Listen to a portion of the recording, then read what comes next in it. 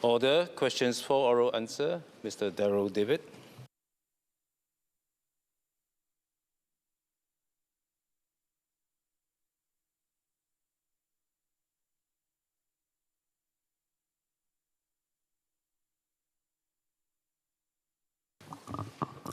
Mr. Speaker, with your permission, my response will cover oral question numbers 1 and 2 on today's order paper, and will also address a related question filed by Ms. Hanny So for a later sitting.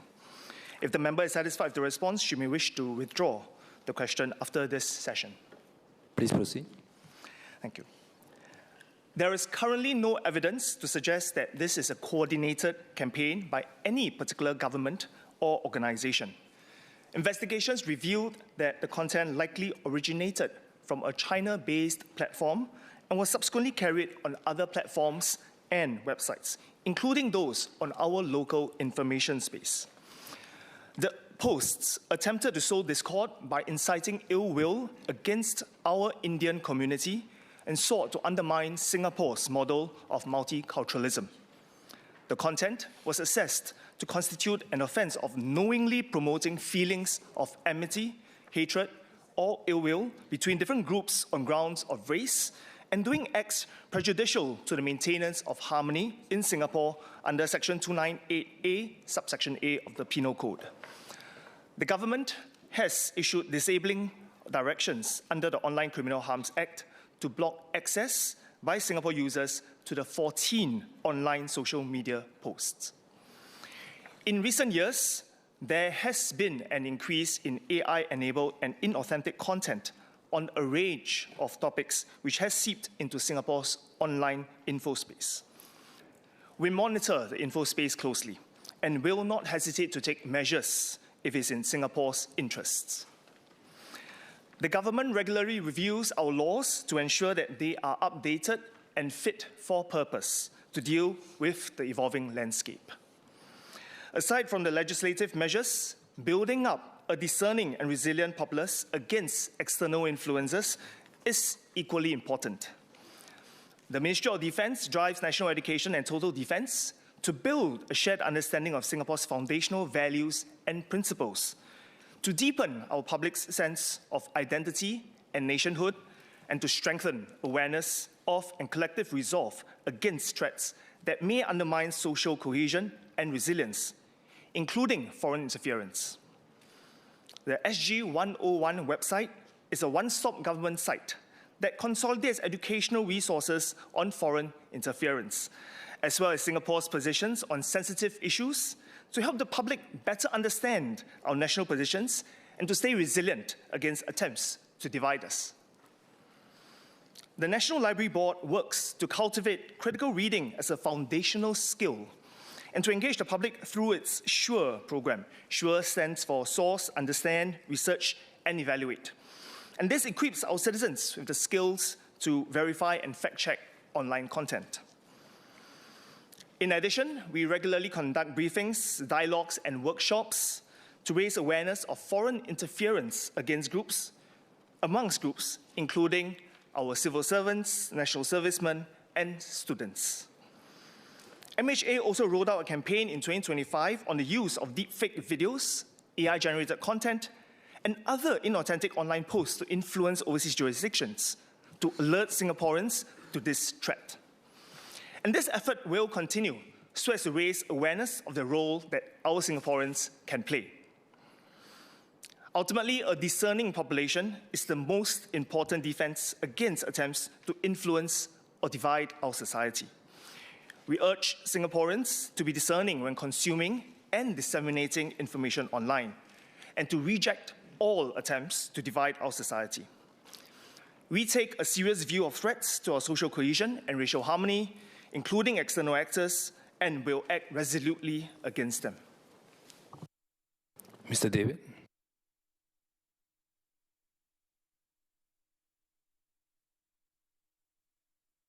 Speakers, just two supplementary questions. While it's heartening to know that there have been no evidence of external influence in this case, I would like to ask if the government does indeed keep track of possible cases that show the possible coordinated efforts of organizations and agencies that may not be made so public?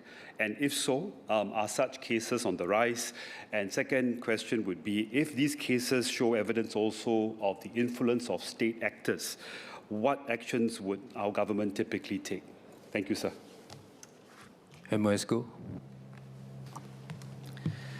I'd like to thank the member for his question. Specifically, we have, like I said in my response earlier, we've noticed an increase in the number of such posts, especially given the use of AI enabling the creation of such posts. So we do see an increase, and we do track very carefully every single case, including investigating whether there are possibly state actors behind the posts. Of course, some of this information we may not find that it's suitable to release to the public, but we do look at every single case. We track the data over time to ensure that there's no coordinated campaign. And more importantly, we will not hesitate to take action if there's a need to protect Singapore's interests. I think ultimately we hold the view that any country out there would agree with us that we are just safeguarding our information space, and if you're interested in protecting our social cohesion, and we are, they will agree with us that such content is unacceptable and that the stance that we have taken is totally understandable. Dr. Neo.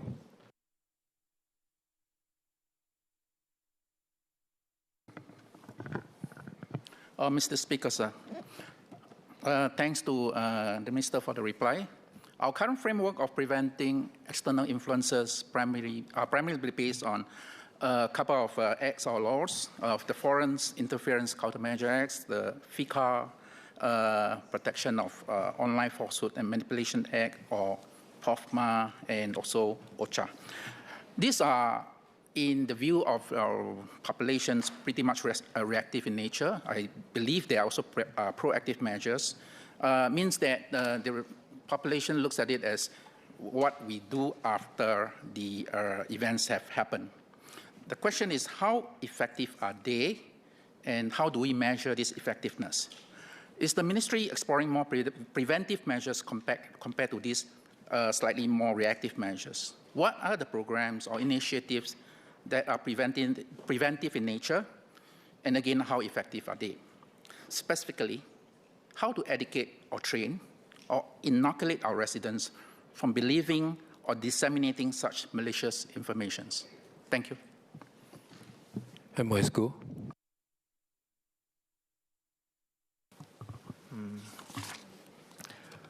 Mr. Speaker, allow me to reiterate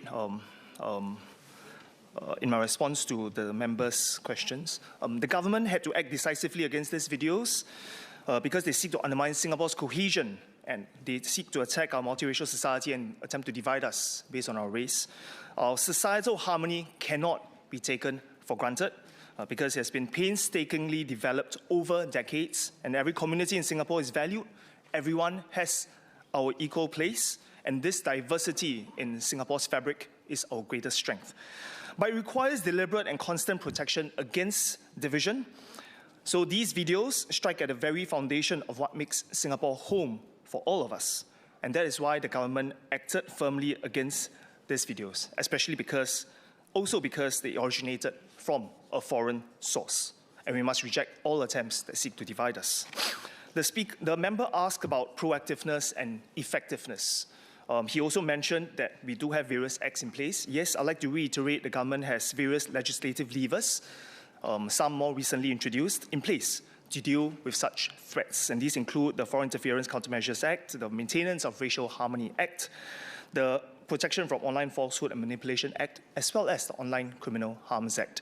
And these are a range of levers that allow us to be able to act decisively should any such narrative or attempt to divide us arise.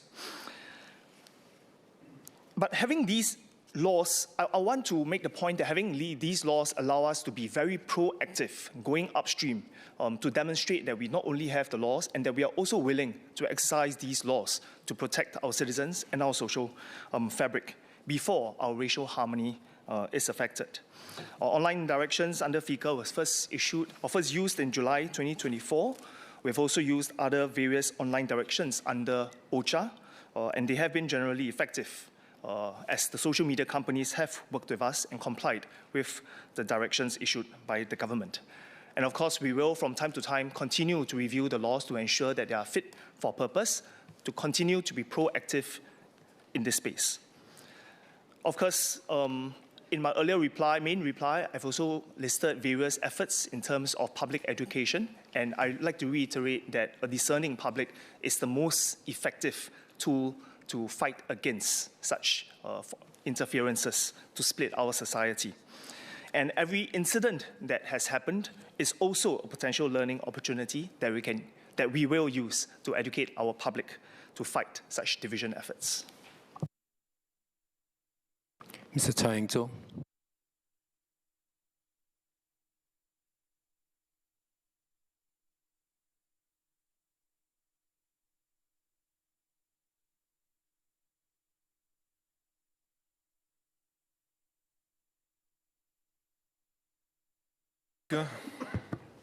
Mr. Speaker, my response will address questions 3 to 5 by Mr. Cha Eng-cho and Ms. Eileen Chong, Pei Shan on the Speak Mandarin campaign in today's order paper.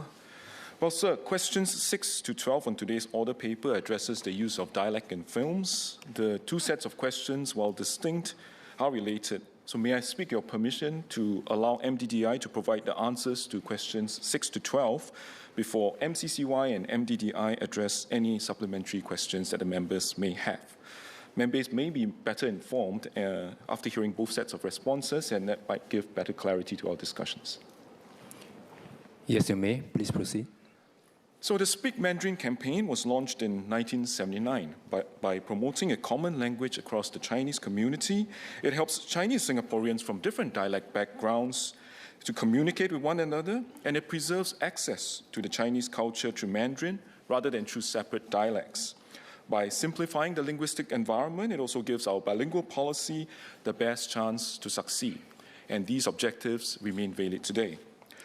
The Promote Mandarin Council, which comprises distinguished private and public individuals across all different sectors who are volunteers, regularly reviews the campaign to keep its framing, approach, and objectives relevant and meaningful in Singapore's multicultural context. Well, it's important to do so as the language environment continues to evolve. Singapore families are using English more at home, and much as our young want to be better at Mandarin, the opportunities to do so may be insufficient. So hence, the campaign has evolved from promoting Mandarin as a common language to strengthening the appreciation for our Singapore Chinese cultural identity and making the learning of Mandarin fun and enjoyable. Its current tagline, 讲华语我也可以, or Speak Mandarin, Yes I Can, encourages everyone to learn Mandarin even as English becomes more dominant in daily life. In education, MSF and MOE are setting aside more curriculum time to expose young Chinese students to Mandarin. For older students, we provide opportunities to those with the aptitude and interest to develop into bicultural talents. It's a challenging task, and our Chinese teachers are working very hard, and we'll continue to do our best to continue to uphold the bilingual policy. As the use of English continues to displace mother tongues, the use of dialects in Singapore has continued to decline. And we increasingly see dialect artistic materials not as competing against the use of Mandarin, but as part of our heritage and cultural practices that deepens Singaporeans' appreciation of our cultural heritage. Hence, the National Arts Council supports art groups that practices traditional forms of dialect cultures, such as the Siong Ling Musical Association, which preserves Nanyin, and Nam Hua Opera, the Teochew Opera Group. The National Heritage Board recognizes and supports practitioners and groups that transmit Chinese dialect culture. Clan associations such as the Singapore Hokkien Hui Guan or the Teochew Poyip Hui Guan and Hainan Hui Guan also conduct regular dialect classes for interested Singaporeans. Our linguistic diversity and heritage are distinctive parts of Singapore Chinese culture. The government welcomes ideas to preserve dialect cultures while upholding the importance of Mandarin. We will continue to take in feedback and will work with the community to consider carefully what further steps are appropriate to support and to promote our distinctive Singapore Chinese culture within our multicultural society. SMS done. You will be taking questions 6 to 12, right? Please proceed.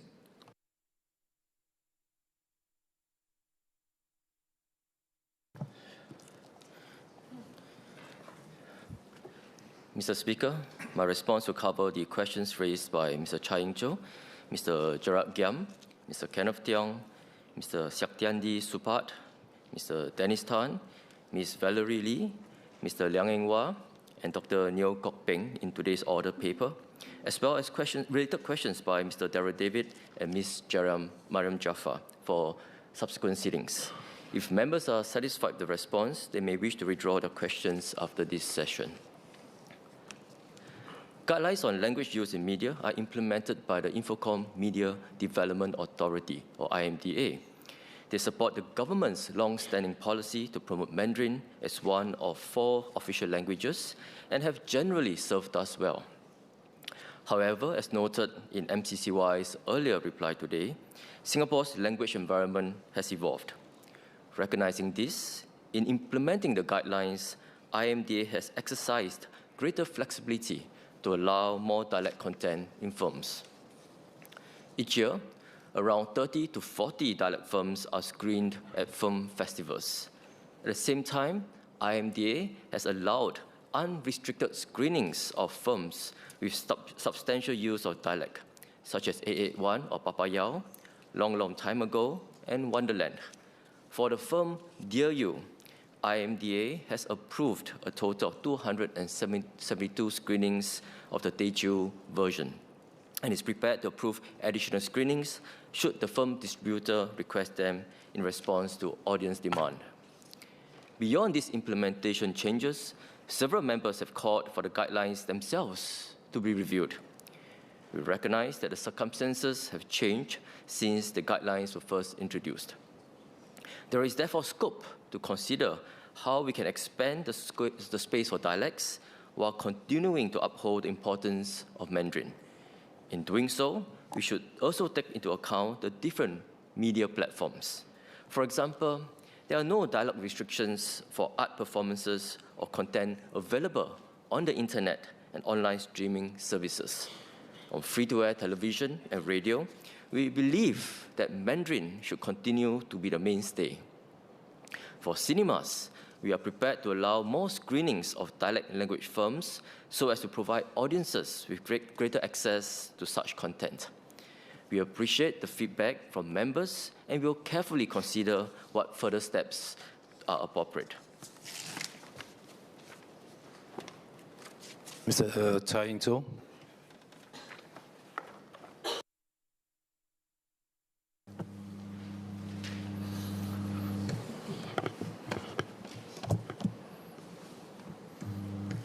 Thank you. Thank you, Speaker.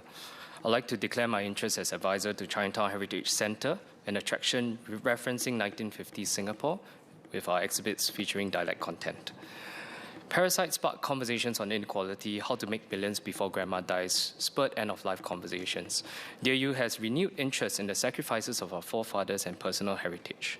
Locally, Parasite screened close to 12,000 sessions, How to Make Millions Before Grandma Dies around 5,000, Dear You in Mandarin 2,570, while its Teochew version, the original, a mere 126 screenings, public screenings as of early July.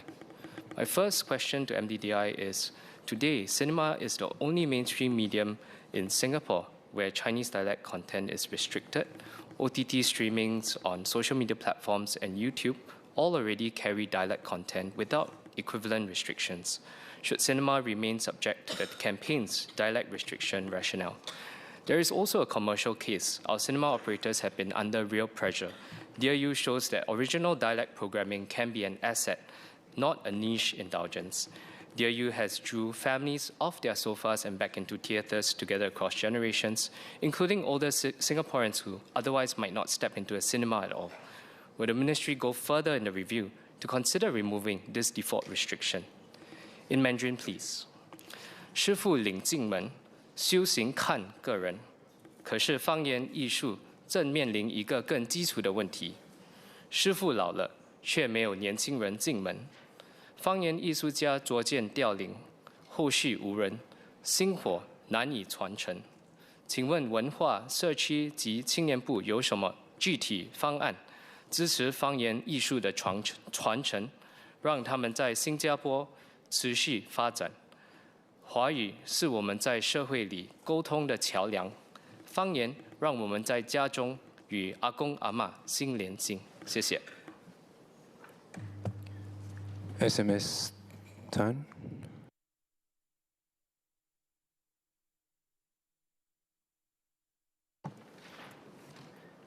So I thank the member for his clarifications on the review of the use of dialect in cinemas and films.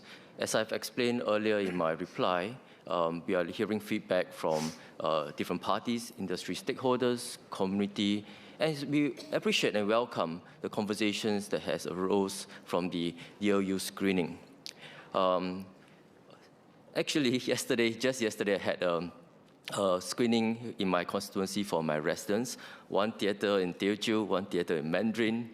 I went by, speak to my residents before my MPS sessions. It's very interesting. For the Teochew hall, almost all seniors, maybe some of the middle-aged people like me were there. Some were there because they wanted to hear the original Teochew dialect movie. Some watched the Mandarin one and wanted to hear the Teochew one. But when I went to the Mandarin hall, it was very interesting. Some will actually watch the Teochew one and wanted to watch the Mandarin one because they really couldn't quite understand the Teochew dialect, especially for non-Teochew speaking or native Teochew speaking individuals. But in addition to seniors, I was very pleasantly surprised to see many young people, children, secondary school, even primary school. They were there accompanying their grandparents, their parents, and it was very good to see a family affair. And the young people, when I spoke to them, wanted to understand more about the environment in which your great-grandparents or grandparents had lived through in the early days of independence. So, although the member talked about a Teochew screening of the original Teochew dialect of the film being popular, and we have already said that we will provide flexibility, and we're continuing to provide flexibility. In fact, the number that the member cited has been updated in my reply. I said 272, if the member listened correctly just now, carefully just now. And the film distributor knows that we continue to provide flexibility. So in practice, if the film distributor feels that audience demand is there for the Teochew original film, we will provide flexibility. But more importantly, having a Mandarin version creates a bigger access to many more audiences in Singapore, not just those who are speaking the dialect, especially our young people. So there is value in having a Mandarin version of the film, in addition to being aligned with our broader language policy. The member mentioned a little bit about OTT, over-the-top platforms, internet streaming, for example. Different platforms have historically been regulated differently based on different reach of audiences. Cinemas, being a publicly regulated exhibition space in Singapore, ought to be seen closer to mainstream media. Having said that, as I explained in my reply, we appreciate that the language environment has changed and are prepared to see how we can expand access to dialect movies as we take our review. So I'll just add on finally to say that over the years, it's not as if our guidelines have been static. We have been updating it, refining it, adapting them, for example, providing more flexibility of dialect use in films, and even some of the mainstream radio stations and TV channels. So our policy was remaining true to the policy intent of the larger language policy in Singapore. The implementation of it has evolved, have been flexible, have been pragmatic, taking into consideration the environment, the language environment. And I mentioned earlier in my reply, some of the local movies like Papayao, Wanderlust, substantive dialect content in the film. But look at the historical context, look at heritage value, and reflects Singapore stories. And IMDA has taken a flexible, pragmatic approach, and will continue to do so. Ms. Eileen Chong. Oh, sorry, Minister David Teo.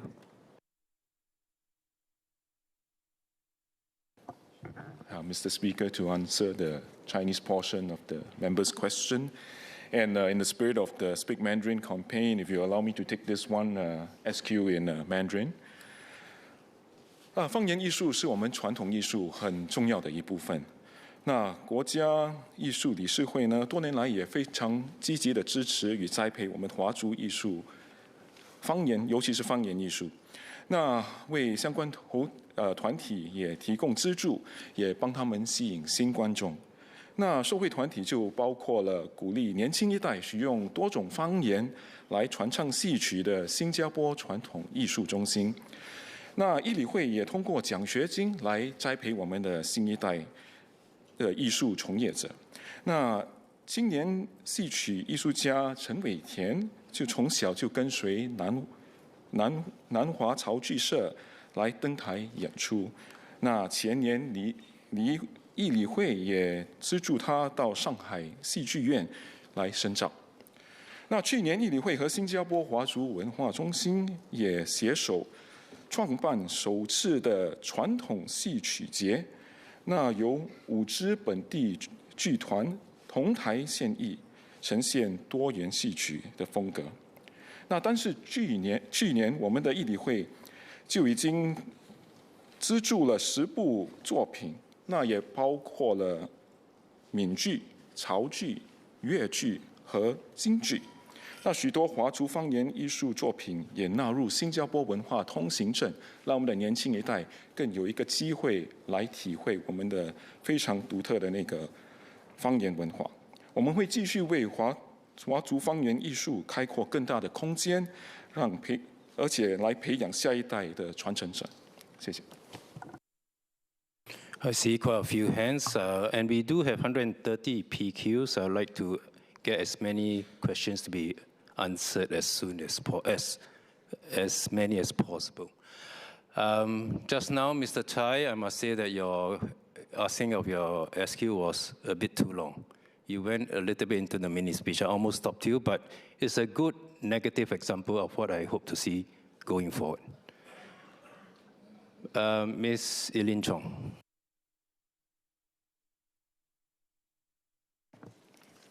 Thank you, Mr. Speaker. I'm very heartened to hear SMS Tan confirm that IMDA is indeed looking to expand space for dialects while upholding Mandarin. I'm also very heartened to hear Minister Neo actually then respond to this by saying that actually dialects are no longer seen in competition with Mandarin, right? In fact, they play a role in deepening cultural appreciation of our Chinese heritage. So I would like to actually echo the Promote Mandarin Council's position that we actually do not need to pick sides between Mandarin and dialects. So I would like to ask whether MCCY will be working with IMDA to review the relevance of the policy which still requires permission for us to screen dialect films. Instead of trying to see where we can exercise more flexibility, why not consider offering, the freedom of simply just screening these dialect films? Because if dialect is always the one that requires permission, then have we not already chosen a side? Thank you. Minister David Neo.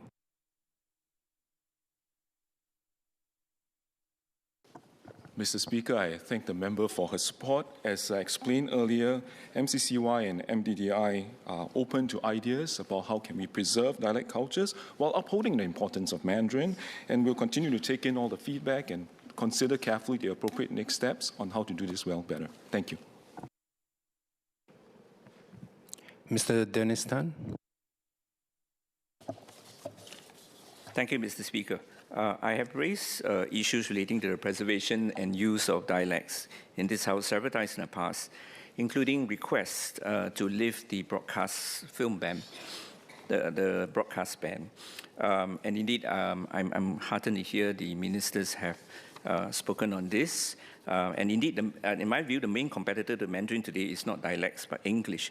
I would like to ask the government, given that the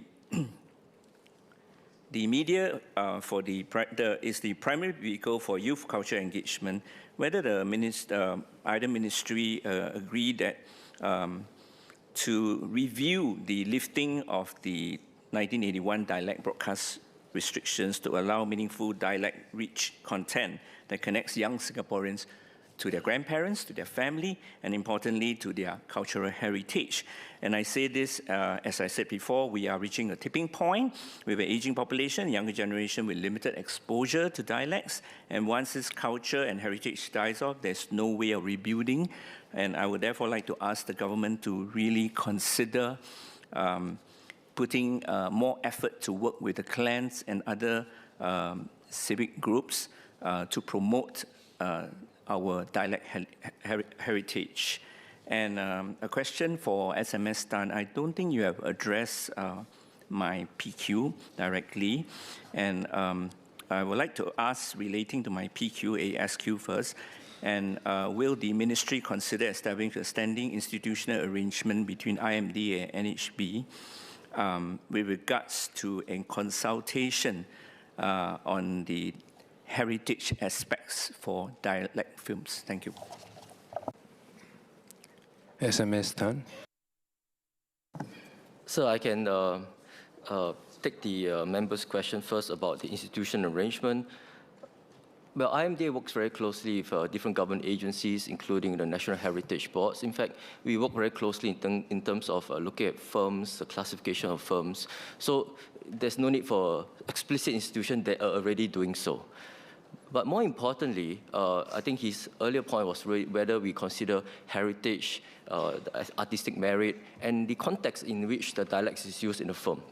And I'd like to reply in the affirmative, as I explained earlier in my reply, and I gave some examples of some of the locally made films like Papayao, long time ago, and many others. We do consider the context in which the dialect is used in the film, whether it's appropriate, reflects the cultural context of the milieu of that time. For example, Papaya was telling about a story about the Ge-Tai culture, and some of it, the nuances of it, the texture of it requires the dialect to be used. So we do consider. So just want to assure the member that we do so. Ms. Valerie Lee. Thank you, Speaker. I have two SQs, one for MCCY. So with fewer Singaporeans speaking dialects reach heritage tied to these dialects risk being lost, what steps are MCCY taking to ensure that Chinese dialect cultures are being systematically documented, preserved, and transmitted, particularly to younger Singaporeans? The second SQ is for MDDI. Will the ministry publish clearer guidelines incorporating the said flexibility for dialect general screenings and share them in advance so that film distributors will know what criteria will apply to these films? Thank you. Minister David Neo.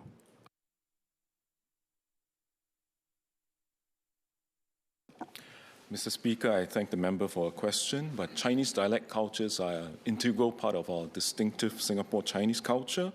When it comes to documentation, the NHB works very closely with heritage practitioners, clan associations, and all who are keen to, and they fund them as well, to research and to document our dialects and cultural heritage. So one example is in Singapore Amoy Association recently published an article or book on the essays on Hokkien culture in Singapore. Well, another example is Singapore Chinese Cultural Centre's Culturepedia. Well, that's a repository on Singapore Chinese culture, and it has documented specific aspects of the Chinese dialect cultures with articles ranging from languages all the way to music. When it comes to transmission and education, we also safeguard and we expand the space for our dialect cultures through initiatives such as the Stewards for the Intangible Culture Heritage Award. So I think the member was also with me last year at this award, but these awards are to recognize individuals and organizations who take on a strong role in promoting dialects within our context. So I'm also very glad to note that one of the winners of the Youth Award is Mr. Adrian Ong, who practices and promotes Hokkien string and glove puppetry. So we'll continue to work with all our clan associations, heritage practitioners, and all who are keen to document and to expand the space for our Singapore Chinese dialect cultures. Mr. Gerald Giam.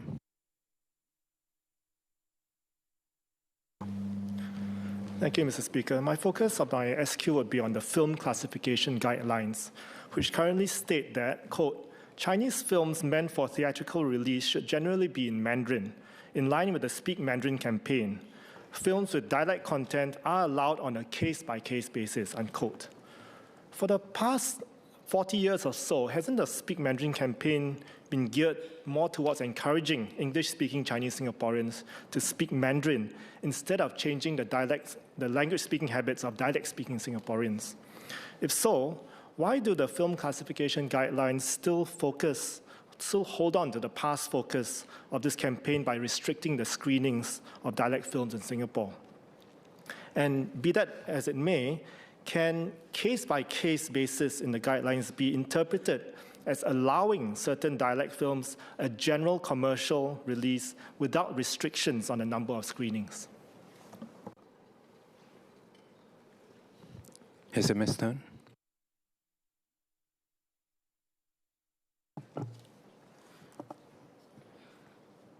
So, let me take a step back and answer Mr. Giam's question. As earlier articulated by Minister for MCCY or the broader language policy, Mandarin is one of the 4 official languages in Singapore and is a mainstay. And the historic context of Speak Mandarin campaign is about promoting the use of Mandarin. At that point in time, the language environment was different. And because it succeeded, that's why the language environment here today is different. Our young people are proficient, competent with English and many with Mandarin as well. So it's a success. The policy objectives still remain because it's important, as articulated by MCCY earlier. But our implementation of the guidelines, of the regulations, have evolved with a changing language environment. And I gave many examples earlier. And today's conversation or debate here in the Parliament around DLU is a step in that direction. And I said earlier, we welcome views from stakeholders, industry members, community partners, people who are enthusiastic about dialect culture, enthusiastic about trying to understand their roots, identity, including younger ones, and welcome it as part of a conversation.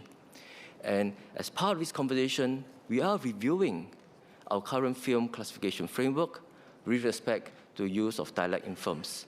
And we will take some time to do so because it's an evolution, it's a thoughtful approach, speaking to people, making adjustments, not abrupt changes, like all good policies are. So I want to assure Mr. Giam that for DLU, we have given flexibility. The film distributor knows we're giving him flexibility. And I earlier mentioned we approved another 100 screenings today. That's why bringing up the screenings to 272. And if there's more demand, we'll discuss with the film distributor and see how we can provide additional flexibility.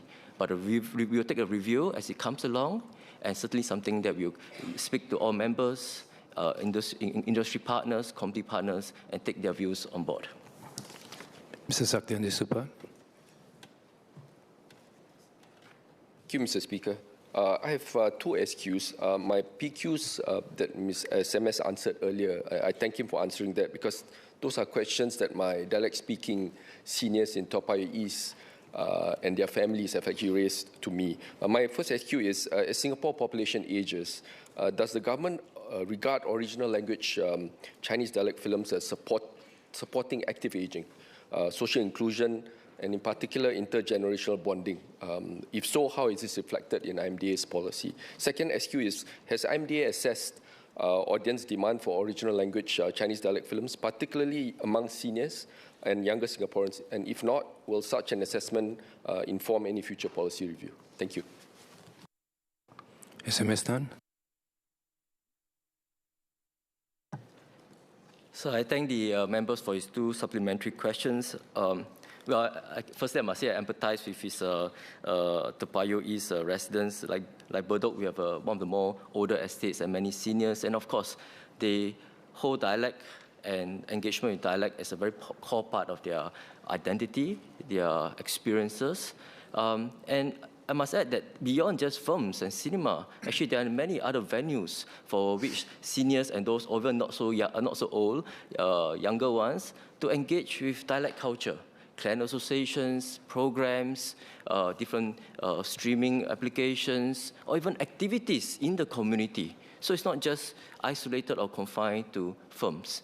Ironically, as I mentioned earlier in my reply, when I visited the Mandarin theater, theater that screened the Mandarin version of the Dear You show, there were actually more young people, more intergenerational engagements, because the grandchildren, the children came together with their parents and grandparents.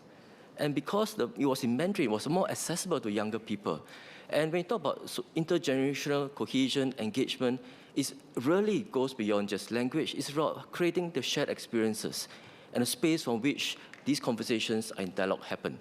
So we will certainly consider the different inputs as part of the review, but rest assured to the member that there are many other options and venues for seniors or younger ones to get engaged with dialogue culture. Mr. Kenneth Tiong.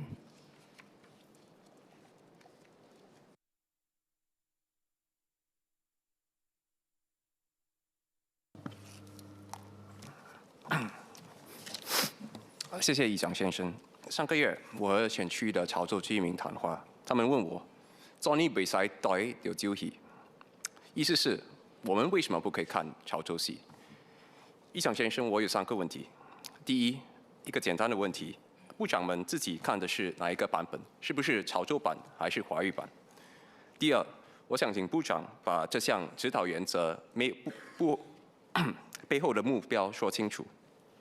政府的目标是推广华语还是限制方言？如果是推广华语，这和限制方言是2件事。那政府会不会检讨所有纯粹为了限制方言而存在的措施，包括电影和广播，把没有必要的限制去除掉？第3个问题，对 MCCY 部长，方言会馆举办的方言课程目前仅限本方言群体成员参加，政府会不会扩大招生范围？谢谢。Who wants to go first? Minister David Niu. 首先，部长没有时间看电影。But to the members, the question about the Hokkien classes, I think we work with the clan associations all the time, and they are very interested in promoting the dialects as well as our respective cultures, because, like I said, they contribute very distinctively towards our Singapore Chinese culture. And if there's a demand, I think they will be more than happy to kind of extend the classes to more people. SMS Tan. So I thank the member for his excuse in Mandarin. Please allow me to reply in Mandarin as well. 议长先生，我在英语演讲谈到了我国针对方言电影的措施，我用华语总结一下。这部电影感动人心，在本地反应热烈，片中人物讲的潮州话也让许多人，尤其是我们的阿公阿嬷倍感亲切。很多国人也因此讨论起方言电影的放映限制。我们听到了各方的看法，也感谢大家提出的意见。事实上，随着我国语言环境的改变，政府时不时关注方言电影，配合需求，适当的让电影呈现更多方言内容。我们会继续认真聆听大家的意见，仔细探讨是否进一步放宽限制，增加方言电影的放映场次，让本地观众有更多机会接触和欣赏方言电影。Last SQ, Mr. Liang Eng Hoa. Thank you, sir. In Mandarin, please. 首先，我要感谢资讯通信媒体发展局处理这个给阿嬷的情书的潮语版，展现的整个安排展现了灵活性，并批准加印，回应公众对这部电影的需求。然后这部电影的反响，也反映了不少国人都希望通过方言电影接触和传承自己的文化记忆。所以刚才听到部长说，会检讨这个方言电影的政策，我感到非常欣慰。所以在这里想追问部长一下，在这个方言政策的检讨的期间呢，对于接下来类似的这个方言电影，资媒局是否会以一个更开放、更清晰、更透明度的方式来处理方言电影的要求？谢谢。SMS Tan. Sir, allow me to also reply in Mandarin. 继续吧。感谢议长先生。刚才所说的，我们这个政策的目标，讲华语政策目标，这几年来的目标不忘初心，一直是为这个目标上下一心，齐同协力。可是，在措施方面，怎么有灵活性的去针对电影放言电影的措施，我们都一直都有抱着一个非常务实、非常有灵活性的态度。比如说，刚才我在回应其他的国会议员所说的提出的疑问的时候，我们新加坡也本地很多制作，比如说881是很多不同的制作，虽然电影的内容方言比较多，可是我们也是有灵活性的去看法、去针对，而且比较通融的去让它去播放。所以这次给阿嬷的情书也得到很多国人的热烈响应。我们会继续以灵活性的态度去看这部电影。如果真的有需求还可以去批出更多的潮州语版本的电影。所以给一个Mr. 梁先生一个安心，我们会有灵活性去有个态度去务实的和灵活性的态度去看这些电影。可是最重要的还是要以抱着不忘初心的态度，以我们讲华语的目标前进。谢谢。Okay, one last SQ, Dr. Neo. 谢谢议长先生。今天我们很多人都谈电影，我想谈电台 （radio station）。当我们步入这个比较老年化的那个社会的时候呢，我们的这些年长的居民是需要一些，他们听很多歌，不同的歌。不过我们现在有限制的是没有办法听方言的歌，所以我想我能不能够在我们现有的6个中文平台电台的广播上，有一个特别的一个广播电台是针对比较老旧的歌，那种黄金年华的歌，跟可能50%是中文的，另外50%是方言的，可以照顾这些我们年老的长辈，让他们有可以在闲余的时间呢，能够享受多一点他们喜欢的歌，可能我现在不听了，谢谢。SMS Tan, the old days of redifusion. Sir, in respect to the Mandarin supplementary question, let me also try to address it in Mandarin. Mr. Gong, 你刚才说到的是不只是电影，而是电台还有电视。其实这方面，我们首先认为，华语应该是主流，华语应该是主流。我们讲华语的一个行动，最重要还是讲华语为主。其实我们看这几十年来，我们的语言的环境都非常的不一样了。我记得小时候学华文的时候非常辛苦，因为其实不同方言这跟华语的腔调有点一样。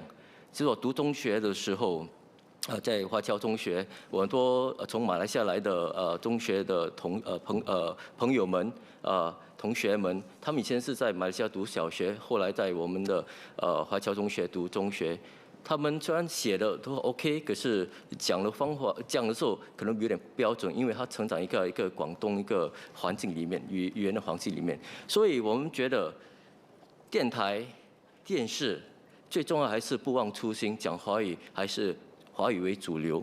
可是在这方面，我们有灵活性和务实性的去有点变通。比如说我们8频道Channel 8他们有一个时间段是拜五早上时间段，也是放方言，尤其是新闻内容。我们的958频道也是在不同的时间，比如说早上10点半、11点半和12点半，用不同的方言，广东啊、福建啊不同的方言有新闻的报道。所以这方面我们也了解到，我们年长者也需要有点空间了解他们新闻还有不同的报道。所以我们这方面已经有了灵活性的变通。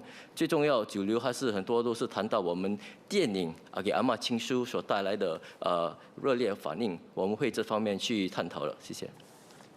Mr. Louis Chua. Question 13.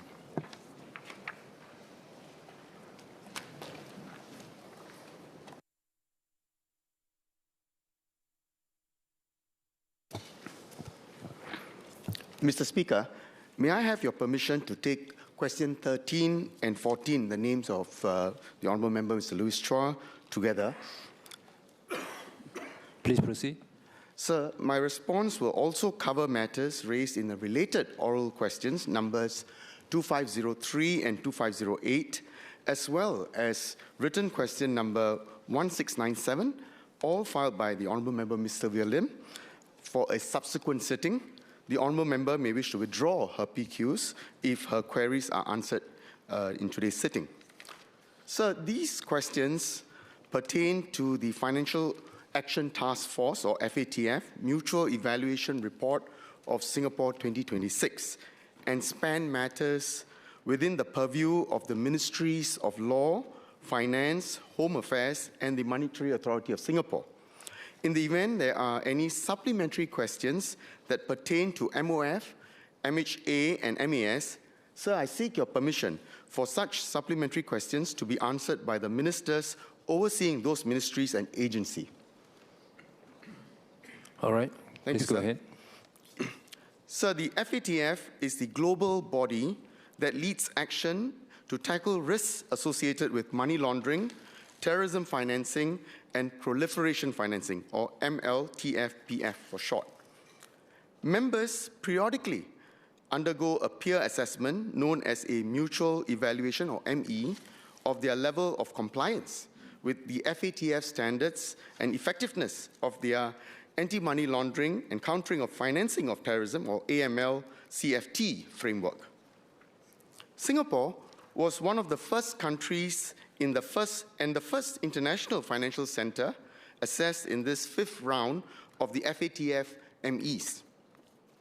As with other international financial centers, business and trading hubs, Singapore is inherently exposed to transnational MLTF-PF risks and is expected to maintain strong defenses against them. Since the last round of MEs, higher standards have also been introduced by the FATF. Against this context, Singapore performed credibly and achieved better overall results than we did in the 4th round. In recognition of this, the FATF has placed Singapore on regular follow-up, which is the category for countries that have been assessed to have performed well. Every FATF ME report for every country identifies both strengths and recommendations for further enhancements. Where the FATF has made recommendations to strengthen certain aspects of our framework, the government will carefully study them. We will develop action plans that are risk proportionate and suited to Singapore's context, ensuring that our financial and business ecosystem continues to grow in a trusted environment and create good jobs for Singaporeans. With that, let me now cover the 4 areas raised in the PQs. On international cooperation, the FATF found Singapore provides timely, quality, and constructive assistance to our foreign counterparts. Straightforward requests are executed in as little as 3 days, while complex requests are executed within an average of about 10 weeks. We note the feedback that some requests have taken a longer time to execute. This is often because further factual clarification is required or our legal requirements are not met. We will continue to strengthen our cooperation with foreign counterparts, including better explaining our requirements for assistance, and this will cover cooperation channels and asset recovery as well. Moving on to beneficial ownership. Regarding beneficial ownership or BO transparency, the FATF does not prescribe a singular approach for BO transparency. Rather, each jurisdiction is expected to adopt measures appropriate to its own risks and context. The FATF then assesses whether a jurisdiction has an effective framework to ensure that accurate BO information is available to the competent authorities in a timely manner when needed. Against this standard, the FATF acknowledged that Singapore has taken significant steps to prevent the misuse of legal persons and legal arrangements. First, we have a central BO registry for all companies and limited liability partnerships, or LLPs. They are required to verify the BO information periodically, while corporate service providers are also required to check on BO of their clients as part of customer due diligence. The information is further validated through risk-based audits by ACRA. This is supplemented by ownership information captured by public agencies. For instance, for landed residential properties, the Singapore Land Authority will conduct checks on the identity and the citizenship of the ultimate beneficial owner. Thus, the identity of the ultimate beneficial owner of any trust which seeks to purchase landed residential properties will have to be disclosed to the government. Second, AML-CFT obligated entities such as banks are required to conduct customer due diligence checks when dealing with their customers, which includes unregistered foreign companies and trusts. Checks include verifying BO information, including the ultimate beneficial owner, and reporting suspicious activities. Third, BO information obtained by AML-CFT obligated entities are readily available to law enforcement agencies in a timely manner. These measures have enabled Singapore to establish an effective BO regime that supports investigations and enforcement. Nevertheless, we will carefully study the FATF's recommendations and consider further enhancements, whether further enhancements will be needed to strengthen our framework while remaining appropriate for Singapore's risk profile. Let me now turn to the matter of financial penalties against financial institutions, or FIs, and virtual asset service providers, or VASPs. The FATF has acknowledged Singapore's stepped-up sanctions against FIs and VASPs for AML-CFT purposes. For example, the maximum financial penalties imposed on FIs and VASPs increased from $800,000 in the previous ME to $5.8 million this round. Beyond financial penalties, we have taken other firm measures against FIs and VASPs, including the revocation of licenses in egregious cases and holding responsible individuals accountable for lapses. These actions are also published for deterrence and to increase industry awareness. MAS closely monitors the implementation and completion of FIs and VASP's remedial measures. Our overall approach is effective and has led to positive behavioral changes in the industry, such as stronger compliance culture amongst FIs and VASPs and improvements in the AML-CFT controls. These improvements have been acknowledged by FATF. The FATF has recommended us to review the dissuasiveness and proportionality of our financial penalties. We will consider the recommendation, bearing in mind the specific details of each individual case and the range of enforcement levers available. Moving to countering proliferation financing. Countering financing of proliferation of weapons of mass destruction has been a key area of focus for Singapore. The FATF has found that Singapore has a robust countering proliferation financing legal framework and a strong coordination and cooperation among Singapore authorities. Singapore's FIs, such as banks and VASPs, have a good understanding of their countering proliferation financing obligations and implemented risk-based mitigation measures. The FATF has recommended a deepening of our proliferation financing, or PF, risk understanding, and strengthening the risk mitigation measures, particularly for the higher risk sectors. We will continue to improve our risks as PF risks change and evolve. We will also step up engagements with non-AML CFT obligated entities to raise awareness. In conclusion, Singapore has performed credibly in this latest round of MEs and has been placed in the same category as countries that have been assessed to have performed well. Where the FATF has made recommendations to strengthen certain aspects of our framework, the government will carefully study them and develop action plans that are risk proportionate and suited to Singapore's context. Mr. Louis Chua.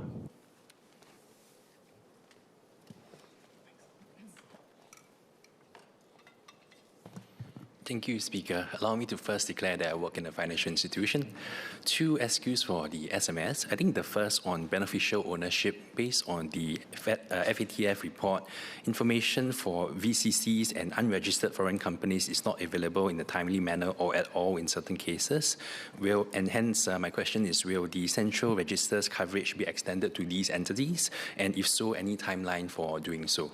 And the second question is in relation to the FATF report, again on the point that Singapore makes 4 times fewer MLA requests than it receives, despite acknowledging that its primary risks lie abroad, and that Singapore has sent a very modest number of MLAs to recover assets. So my question is, how does the ministry intend to increase the use of MLAs, or whether it's other formal or informal forms of cooperation channels, especially when it relates to scams? So as we all know, if you look at 2025, 913 million was lost to scams, and only about 15% of it was recovered.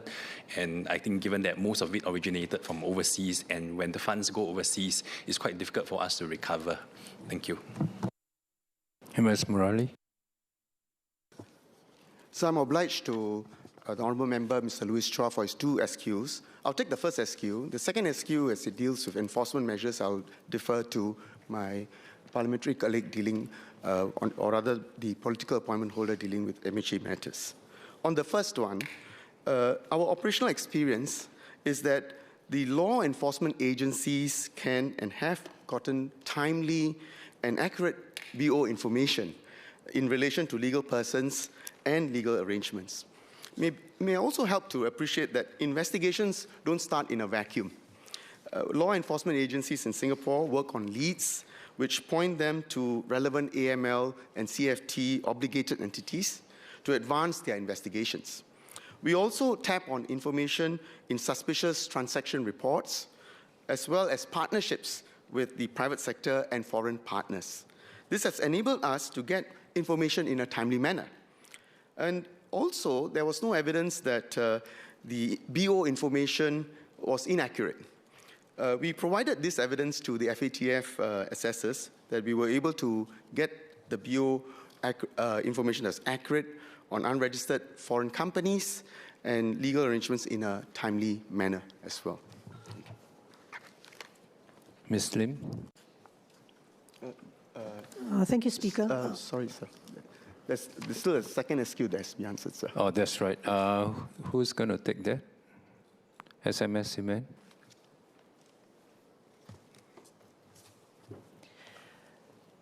Sir, given the increasingly transnational nature of crime and the rapid advancement of digital finance, international cooperation is indeed key. Singapore will continue to issue MLAs where it is appropriate, but also pursue international cooperation in informal manner. This applies not just to anti-money laundering, counter proliferation financing or terrorism financing, but also to scams. Ms. Lim. Thank you, Speaker. I have a supplementary question for Senior Minister of State on proliferation financing. It was pointed out in the FATF report that representatives of foreign flag states have a very low understanding of their proliferation financing obligations, and I think our own national risk assessment says that ship-to-ship transfers are quite a key vector and in a sense a potential for proliferation financing to go through such routes. So in terms of action to be taken, it was stated that we will conduct more outreach to these entities, but is that enough? I mean, what else is the government going to do about the maritime sector? SMS Murali. Oh, sorry, Minister Chi.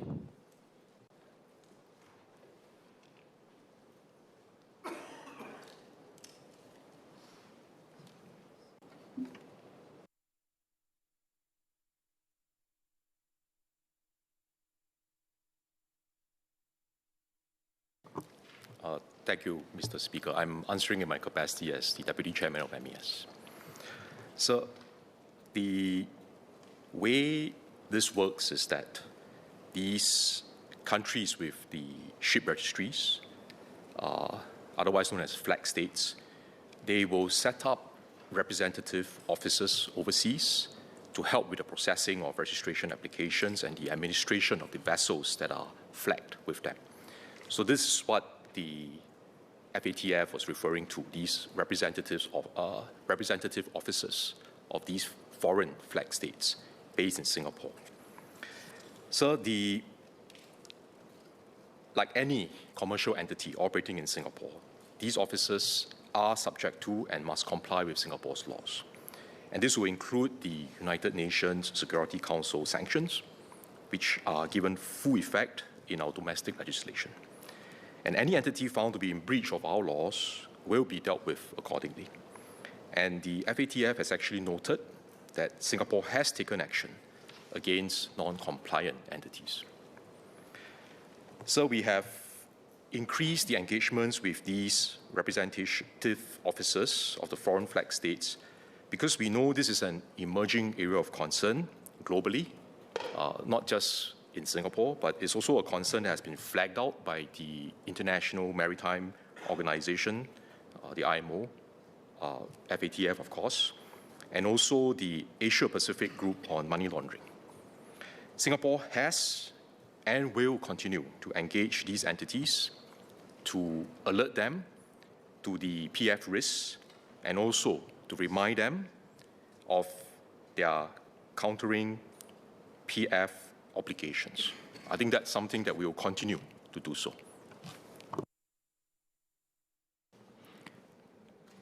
Ms. Polisan.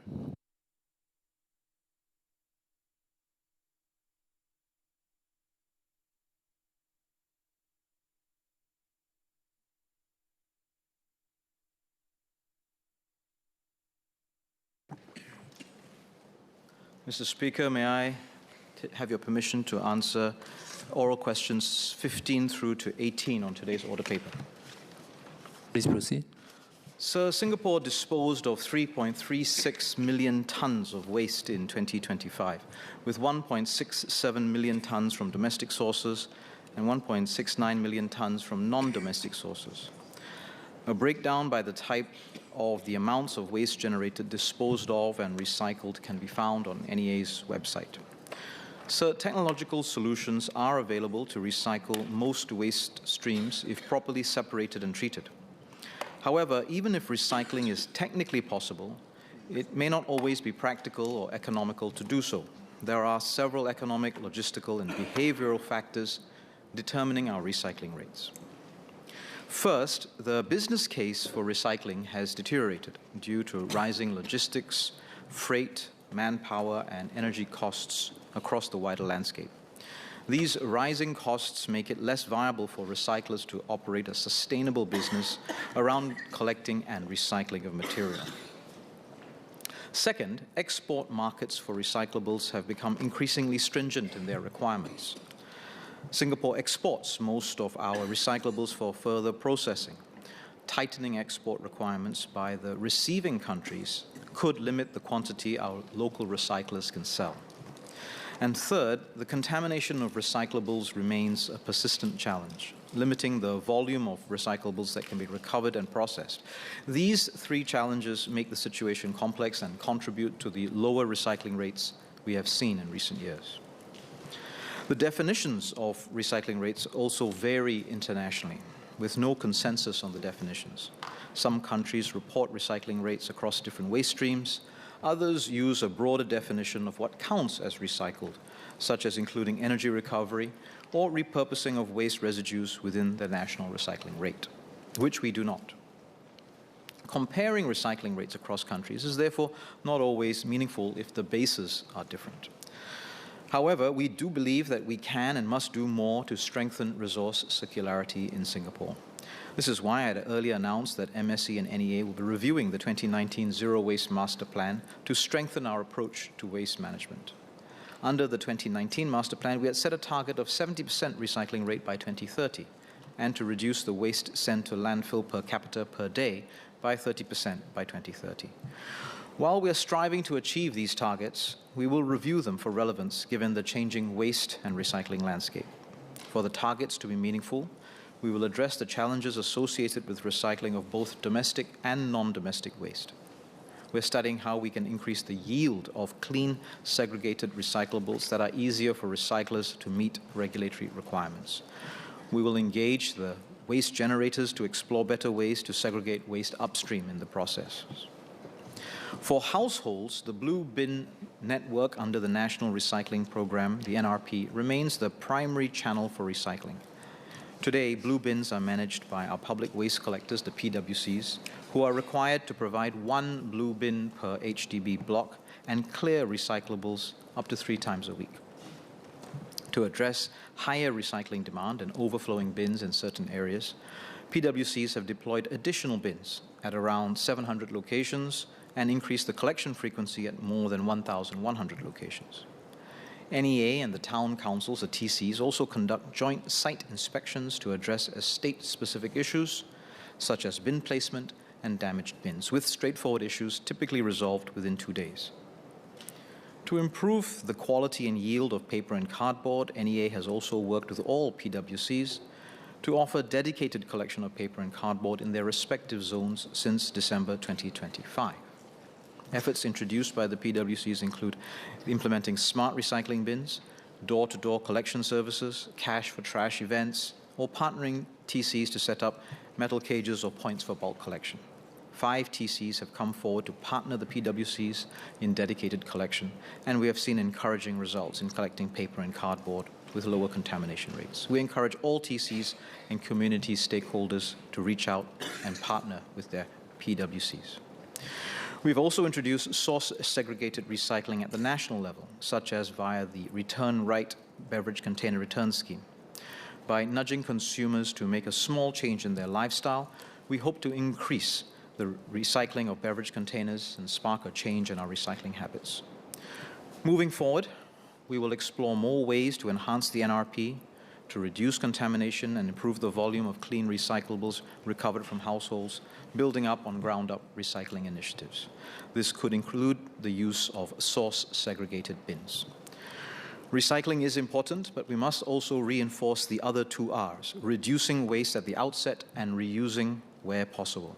We have seen some encouraging progress on this front. Domestic waste generated per capita has fallen by 21% over the past decade, and non-domestic waste generated per unit GDP has dropped by more than 30% over the same period. We will explore how we can better support efforts to shape consumption patterns and the growth of more sustainable business models. Another strategy that we're embarking on is the strengthening of the reuse of waste residue and treated toxic industrial waste before and after they are landfilled. The recently launched Towards Resource Efficiency and Sustainability for Urban Environments Treasures Center will focus on building the technologies and the risk assessment frameworks for this purpose. It will work with industry partners to reduce the risk and uncertainty of commercial use of waste residue and allow us to close our resource loops. I thank members for their interest in the Zero Waste Master Plan review and for their questions on how we can better strengthen recycling and resource circularity in Singapore. The work on this is still ongoing. We will engage the public and industry as part of the review process and share more details in due course. Ms. Po.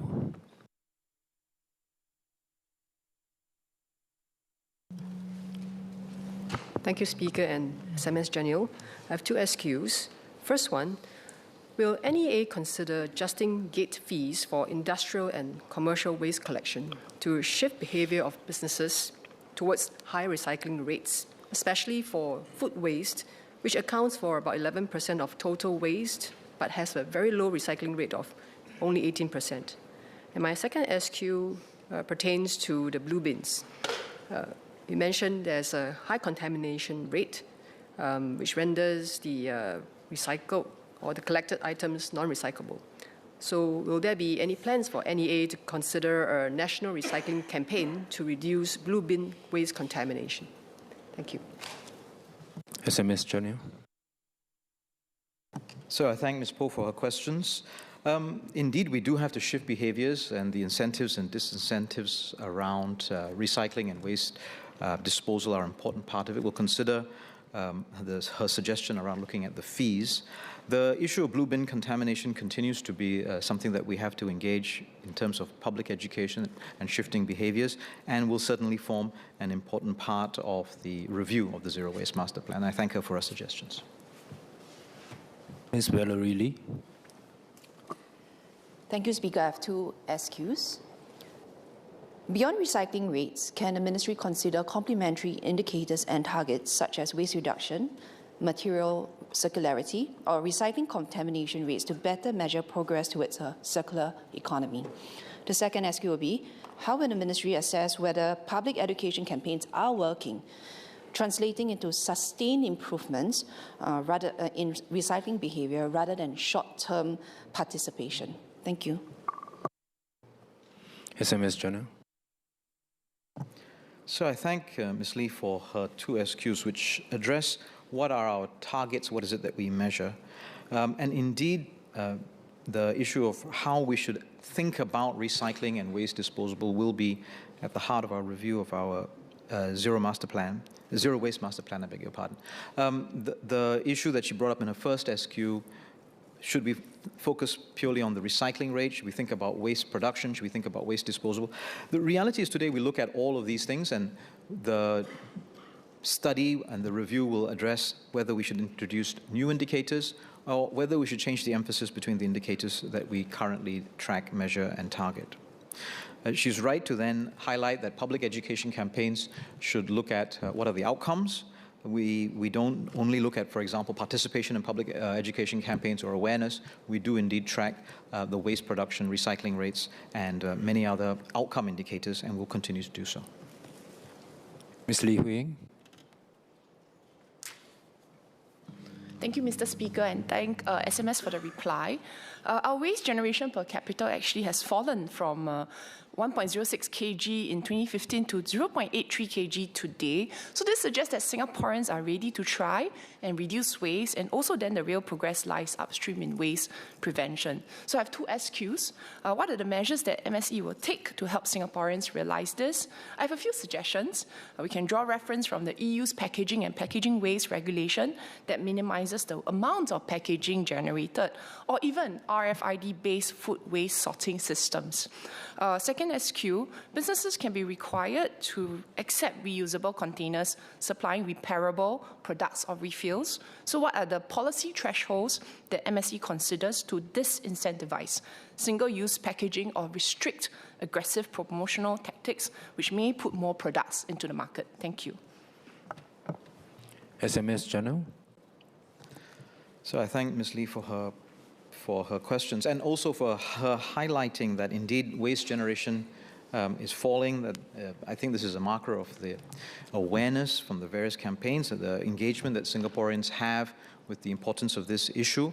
And indeed, it gives us the foundation then to think about how we might take the next steps in terms of our Zero Waste Master Plan and achieve the very important outcomes around reducing waste that is diverted towards Semakau landfill. The suggestions that she has made around EU's packaging regulations and potentially RFID-based sorting of food waste, these are all things that we can look at and we can consider. Indeed, we actually have a number of pilots and studies, stakeholders that are looking at many of these measures.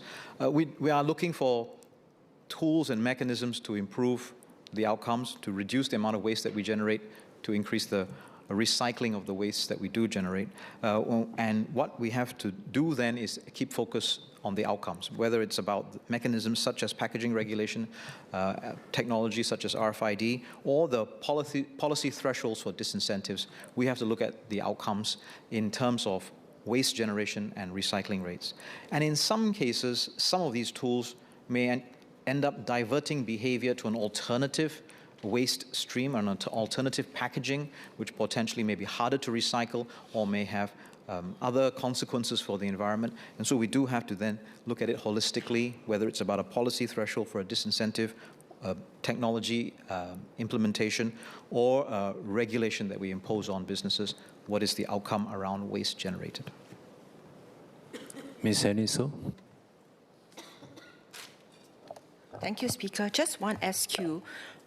Whether there are any recycling plans in the pipeline for collaborations with our partners in the region or globally, or for a start, coming up with a common framework in terms of recycling across our ASEAN region. SMS Janil. Sir, about half of our recycling material is exported. It's processed overseas. And so there are business arrangements between businesses here in Singapore and businesses in the region overseas to be able to handle the recycling of waste and recycling of material, whether domestic or non-domestic, already today. And so those arrangements allow for businesses to then address a larger market, potentially reap economies of scale, and become sustainable as a commercial interest, which gives us the opportunity to then have the capacity to further recycle. We'll continue to work with stakeholders and partners on making sure that this is a viable process. Moving on, Mr. Fadli Fauzi. Question 19.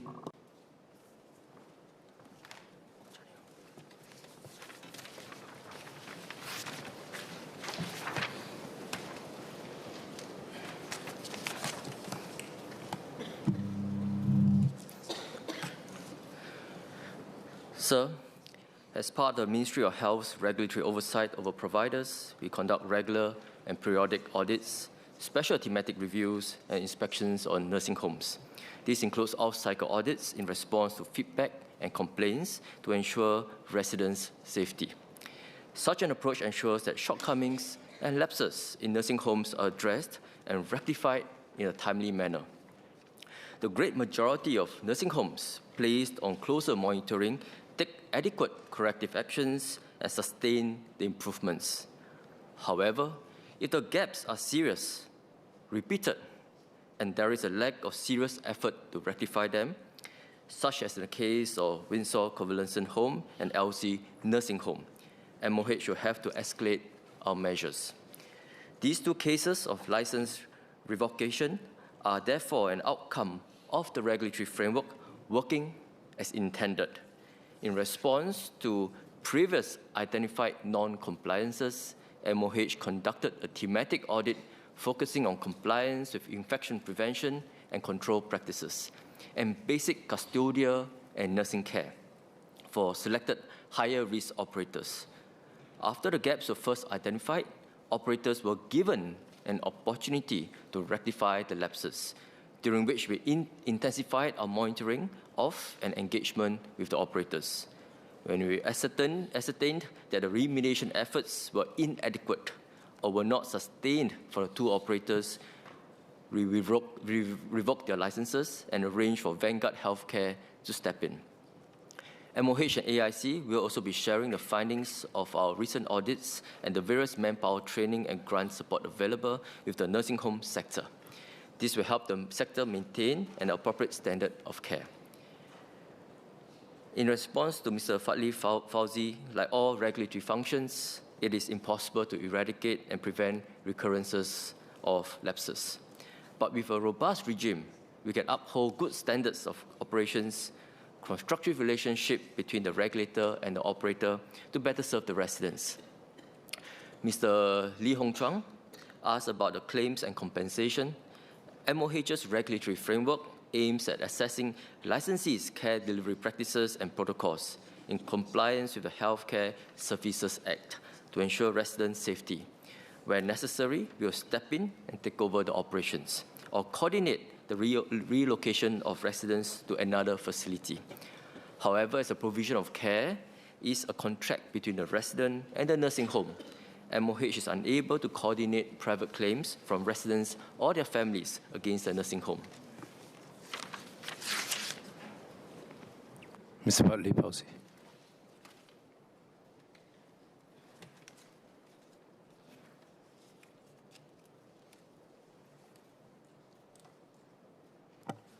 Thank you, Mr. Speaker. I have 3 SQs. Firstly, are there any other nursing homes that have been found to have significant lapses in an initial audit, similar to Windsor Convalescent Home and LC Nursing Home, but have been given the opportunity to rectify these lapses and are still being monitored by MOH? And if so, how many? My second question is, will MOH consider providing smaller nursing home operators with greater support, for example, through a review of foreign manpower requirements? And my third question is, from the transparency and welfare of residents, will MOH reconsider its stance of not informing residents and their family about audit findings before any regulatory action is confirmed? Thank you. SMS Tan. So, first and foremost, I'd like to assure members and members of the public that MOH has a robust regime, audit, thematic audits, off-cycle audits, in making sure that our nursing home operators maintain good standard of care, good clinical procedures, and to make sure the resident safety and welfare are taken care of from healthcare medical point of view. So this is already in place. And the audit findings for these 2 nursing homes are a feature, not a bug, of our regulatory framework. And as mentioned earlier in my reply, a large majority of the nursing homes with identified areas of improvement have taken steps to rectify them and sustain the improvements over time. In cases where we believe that they have not done so, and after repeated engagements with them, we take the extreme step of revoking license and making sure that we take care of the residents who are in their care. So this is a feature, not a bug. And to his point about supporting nursing homes, we do support all nursing homes through different support, from manpower training grants to different other supports for nursing homes, raising the collective standard of care and professionalism across the whole nursing home sector. So this is something we have been doing and will continue to do. Thirdly, on informing the family members, well, MOH first priority is to make sure those improvements are done, lapses are rectified, and make sure nothing endangers the residents' safety. And that is our first priority. And if really things don't improve, then we take extreme step of engaging the licensed operators. And in this case, two cases of nursing homes, we have to revoke license and make arrangements for residents to be taken care of in another facility. So these are the primary objectives. But we'll continue to see how we can think about meaningful information for family members. I know family members, when they put their loved ones in nursing homes, there's a range of factors they consider. Of course, first and foremost will be the safety, the health and welfare of the resident in the nursing home. But other factors include affordability, including different kind of considerations, vicinity to homes, etc. There are different variables in terms of considerations, and which continue looking at how we can provide meaningful information for caregivers and family members to make a decision. I think I'll squeeze in one last PQ, Mr. Pritam Singh.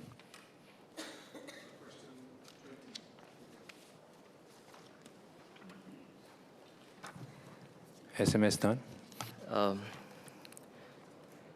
Sir, from time to time, the Communicable Diseases Agency, or CDA, will need to conduct ground operations to contain disease outbreaks, such as the tuberculosis screening exercise that was carried out in Bedok recently. A key success factor for such operations is clear communications with residents, notwithstanding that residents were largely very appreciative of the efforts to keep them safe. This is because, in the absence of authoritative information, rumors were spread. Hence, in this case, the public will need to know exactly what to expect from the screening, the details and locations of the clusters, and be assured that the risk of TB transmission through casual visits or sharing a meal was low. Further, measures will need to be taken to minimize disruptions to businesses and the community. Hence, eligible hawkers and tenants also received rental and service and conservancy charge rebates to mitigate the temporary impact on their businesses. Finally, partnerships within CDA, community stakeholders, and grassroots organizations are critical. This ensures that public health measures are coordinated with community engagement and that any concerns are addressed promptly. I'll allow a short SQ. Mr. Singh. Obliged, Speaker. I'd like to thank the SMS for the reply. I refer to the notice that was released by CDC on the 30th of April, where it said that the mandatory screening exercise would take place over 3 days, 4th to the 7th of May. This was the original timeline. And the impression that was created, in my view, suggested one of urgency and criticality. But the very act which triggered the exercise, the identification of 13 cases with genetic similarities, occurred between a period of 3 years, from January 2023 to February 2026. So would the SMS not agree that in future, perhaps a longer timeline for a screening exercise or a differentiated regime for hawkers on the one hand and residents who may have transited through those areas where there is concern about a TB outbreak could be considered? Because that would reduce the anxiety faced by some of the hawkers, as SMS is aware. He was on the ground, I think, every day. In that regard, you would also, in my view, have a more accurate reflection of the urgency of the problem and what is being done to resolve it. SMS Tan. So I thank the member for his clarifications and questions. First, like I said in my earlier reply, CDA will have to do such precautionary screenings, in this case for TB, on a regular basis where needed. This is really part of a more proactive sentinel surveillance stance to minimize outbreaks of infectious diseases. So that's one. So we do so where we believe there's a case where we can take early action, intervene early to prevent future outbreaks. When future outbreaks happen, the cost of doing so and cost of intervening will be much higher, especially for individuals and the community. The second, the reason why I explained, well, you can refer to my social media post as well. I've done quite a fair bit, and I'm glad the member has so noted it when he came to visit me at Habib Bedok. CDA has also explained that the 13 cases were a period of 3 years, but with recent developments in whole genome sequencing, WGS capabilities, they were able to track that the tuberculosis TB bacteria was genetically linked across the 13 individuals, although none of them were from hawkers or merchants or people working at Habib Bedok or in the Bedok town. They were frequented the place, perhaps have a meal or used some of the facilities. But as a matter of precaution, we wanted to make sure we test everyone there, those who are working there, and those who frequent the facilities often, to really make sure that everyone is safe. And we try to explain it. And there are many learning points of how we could have explained it better, as a member has pointed out, and we take those learnings to heart, and CDA will see how better to improve the public communications to assure people. Right? So these are lessons that we have learned, and we will make sure that those lessons will be incorporated in our SOPs, standard operating procedures, and our approach next time. Lastly, I just want to thank the member for coming by at least a few times to my constituency to speak to my merchants, the hawkers, the residents. Thank you for your care and concern. And certainly, if that happens in our unit, I'll make sure my colleagues will make sure that we also return the favor and the care and concern for show care and concern to your residents. Thank you very much. Order. End of question time. Clarification by Minister Indrani Raja.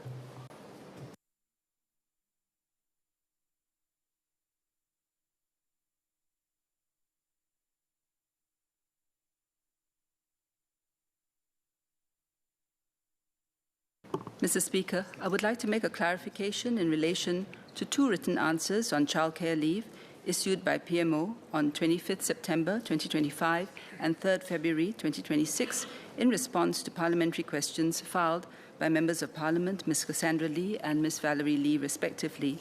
The answers cited the 2023 take-up rate of childcare leave by mothers as 58%. The correct figure ought to be 59%. I would therefore like to make this clarification to correct the record. Thank you. Order. Ministerial statement. Leader of the House.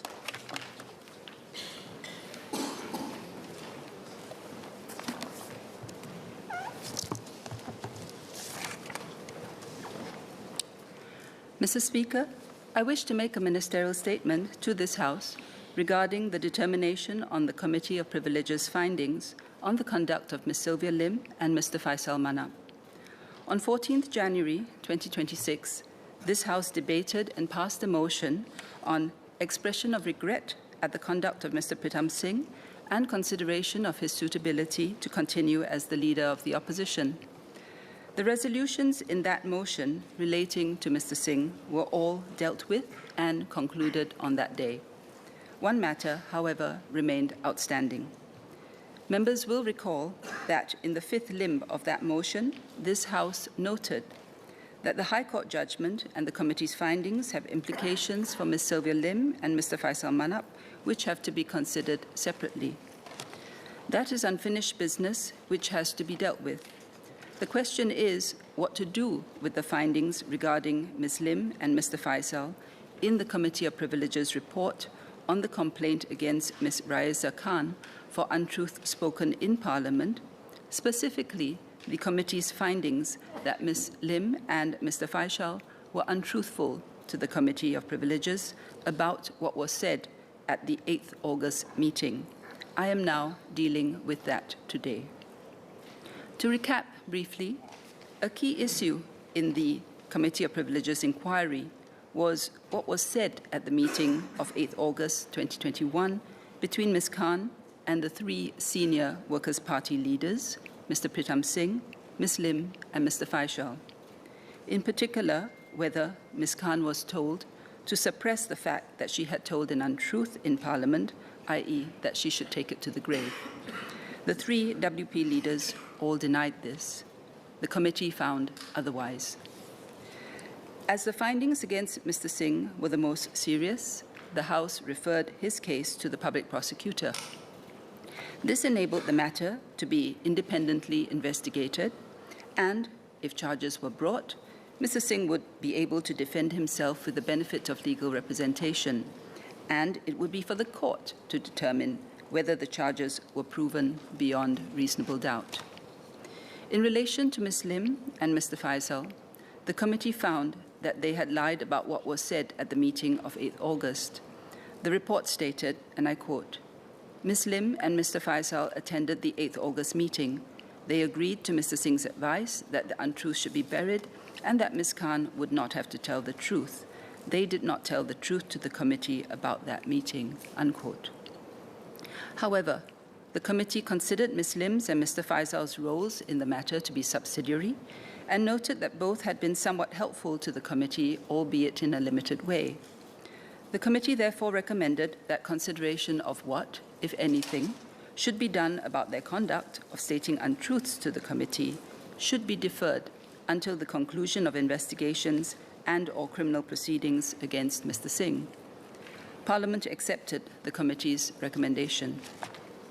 This was done to be fair to Ms. Lim and Mr. Faisal. If the investigations or court proceedings produced evidence inconsistent with the committee's findings, Parliament could take that into account before deciding what, if any, action should be taken. Pending that process, Ms. Lim and Mr. Faisal were given the benefit of the doubt.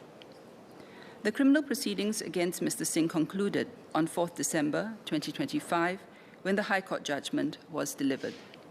On 14th January 2026, Parliament passed a resolution noting that the High Court judgment and the committee's findings had implications for Ms. Lim and Mr. Faisal. Let me explain why.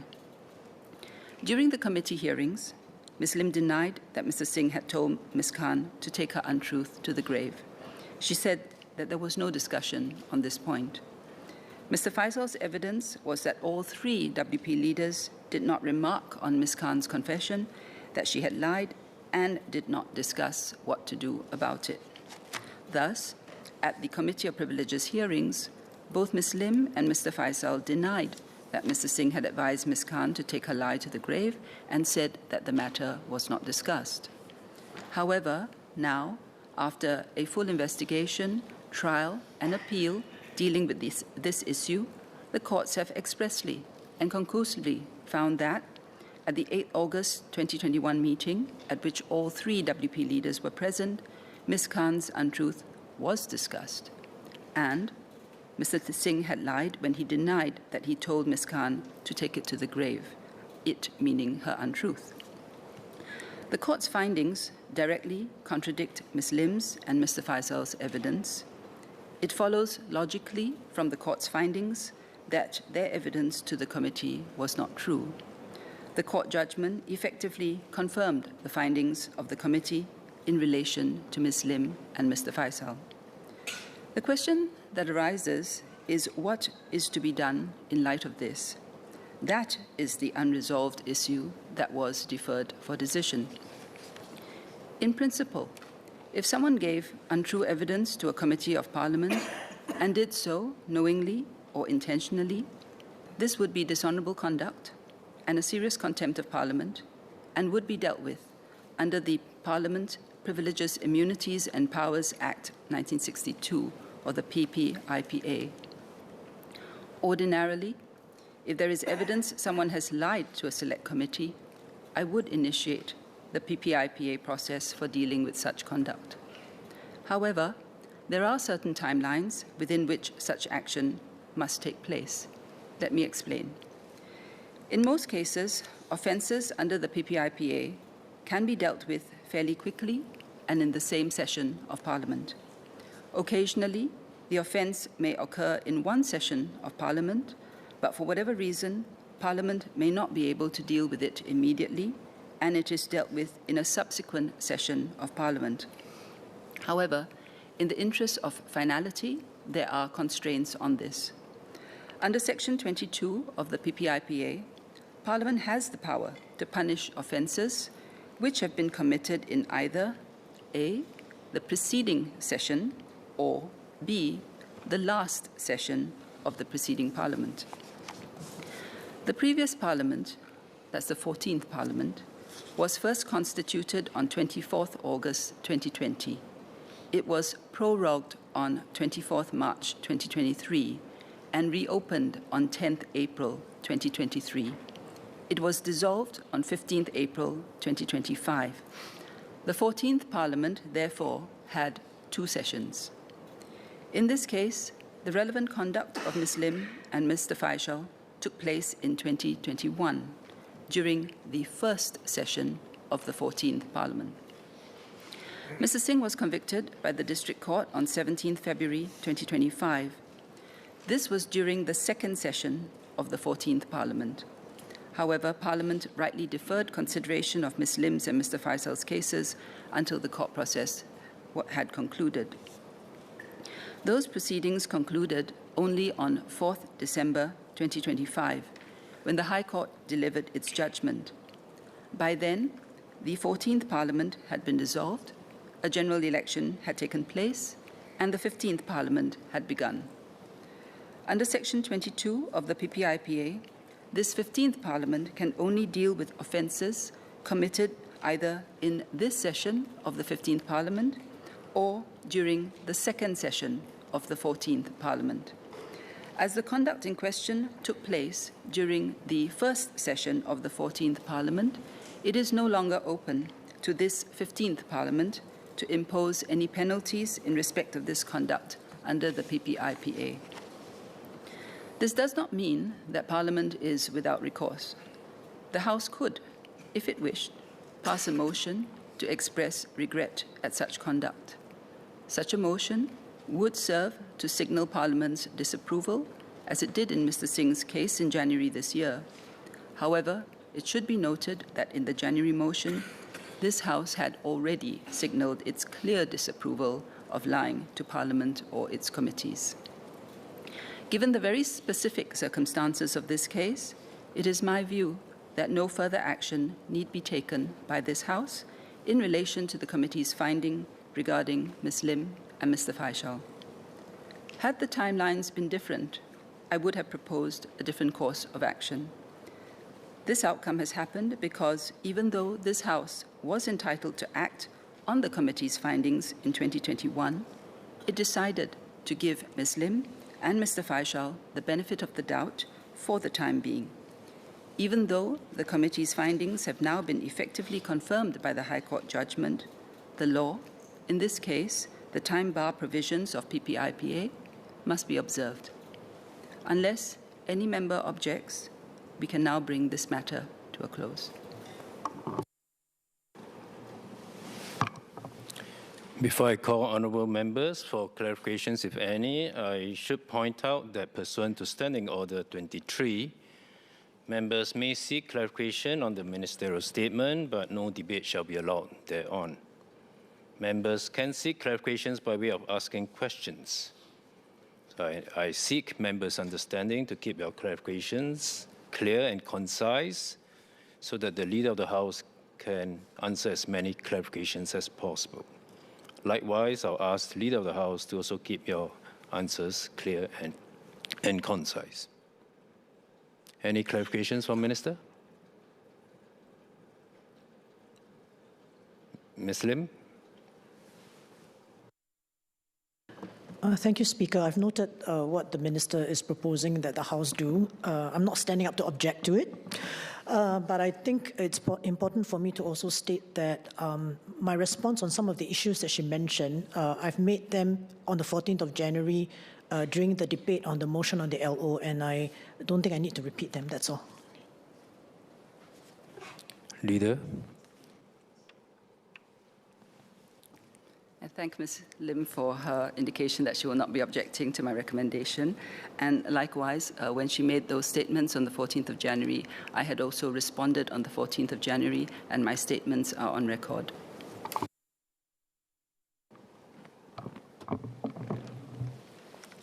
Order. End of ministerial statement. Introduction of government bill. Coordinating Minister for National Security and Minister for Home Affairs.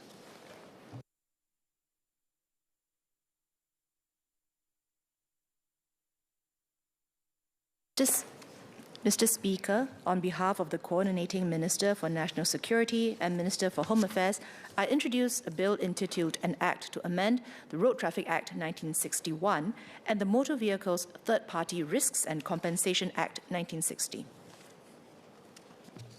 Second reading what day? At the next available sitting. So be it.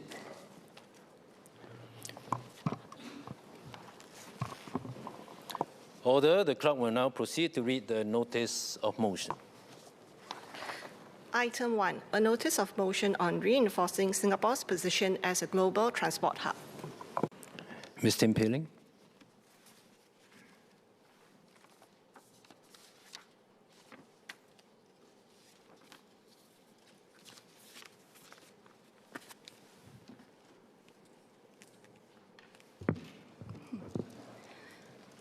Mr. Speaker, I move that this House affirms the importance of strengthening Singapore's long-term economic competitiveness by leveraging international cooperation, frontier technology, and world-class infrastructure to reinforce Singapore's position as a globally connected aviation, maritime, and logistics hub, and to anchor good jobs in Singapore.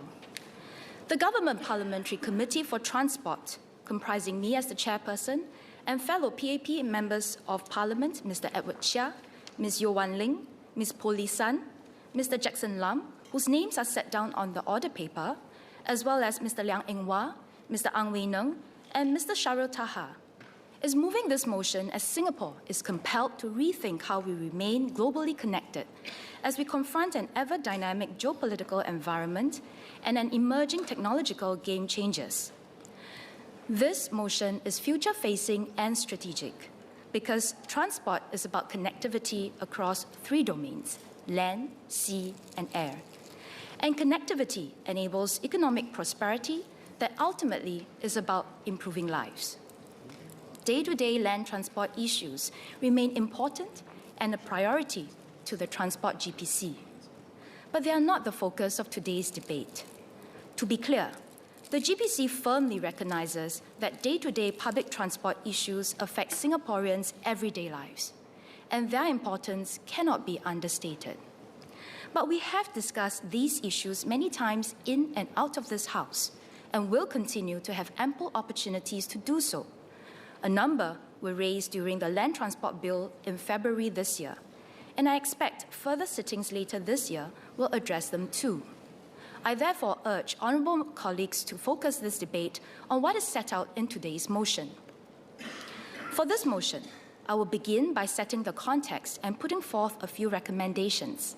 My GPC colleagues will in turn address the different tenets of the statement in greater detail. And I welcome more perspectives and ideas from other honourable colleagues speaking today. I would also like to take this chance to thank our Transport GPC resource panel, who took time to share their experiences and suggestions, which offered us different perspectives to consider when preparing for this debate. Connectivity is destiny. History offers no clearer proof of transport infrastructure as destiny than the railway age. Albuquerque in New Mexico is a good example. In 1880, the first train pulled in, connecting the town to major cities and trade networks, bringing a wave of opportunities that transformed it almost overnight. Around the new station, hotels, cafes, warehouses, and small factories flourished, creating opportunities for workers and entrepreneurs alike. At sea and in the air, Dubai tells the same story. Jebel Ali Port, built in the 1970s to serve a modest emirate, became the gravitational center that pulled in manufacturing, logistics, finance, and tourism. That maritime foundation then enabled something larger. Today, Jebel Ali Port, its adjacent free zone, and Al Maktoum Airport together form the Dubai Logistics Corridor, linking sea, land, and air across 200 square kilometers, connecting more than 6,500 companies with a 30-minute link between port and airport. A fishing village became a global hub by treating each node of connectivity as a building block for the next. Singapore is the clearest demonstration of all 3 modes working together across 2 centuries. It began with sea connectivity. We became a free port, and our population grew from 1,000 in 1819 to more than 10,000 in 1825, with trade volume reaching $22 million. By the 1830s, Singapore overtook Batavia as the center of regional trade, linking the Chinese, Southeast Asian, and European Indian Ocean trading networks. One decision to be a free port turned a fishing settlement into a regional emporium within a generation. Singapore then turned to the air. By 1980, Paya Lebar Airport was handling over 7 million passengers a year, far beyond what the site could accommodate. The government built Changi, which opened in 1981, and in its first year, handled 12.1 million passengers and close to 200,000 tons of air freight. Today, it connects over 170 cities, anchoring Singapore's position as a logistics and business hub entirely disproportionate to our size. Why this matters now? Global connectivity is existential for Singapore. Ensuring multi-route and multimodal connectivity matters more than ever in today's uncertain geopolitical climate. Because in an uncertain world, resilience isn't measured by size. It's measured by how many ways we have to get through. First, a small country like ours needs to have strong, multiple connections as the foundation of our national resilience. Global geopolitical shocks have always had an impact on Singapore, but increasingly so. The Russia-Ukraine war caused supply chain disruption, energy crunch, and inflation. US tariffs disrupted our export-oriented economy as MNCs reconfigured their supply chains. And most recently, the conflict affecting the Strait of Hormuz triggered energy price spikes, regional port congestion, and inflated marine insurance costs.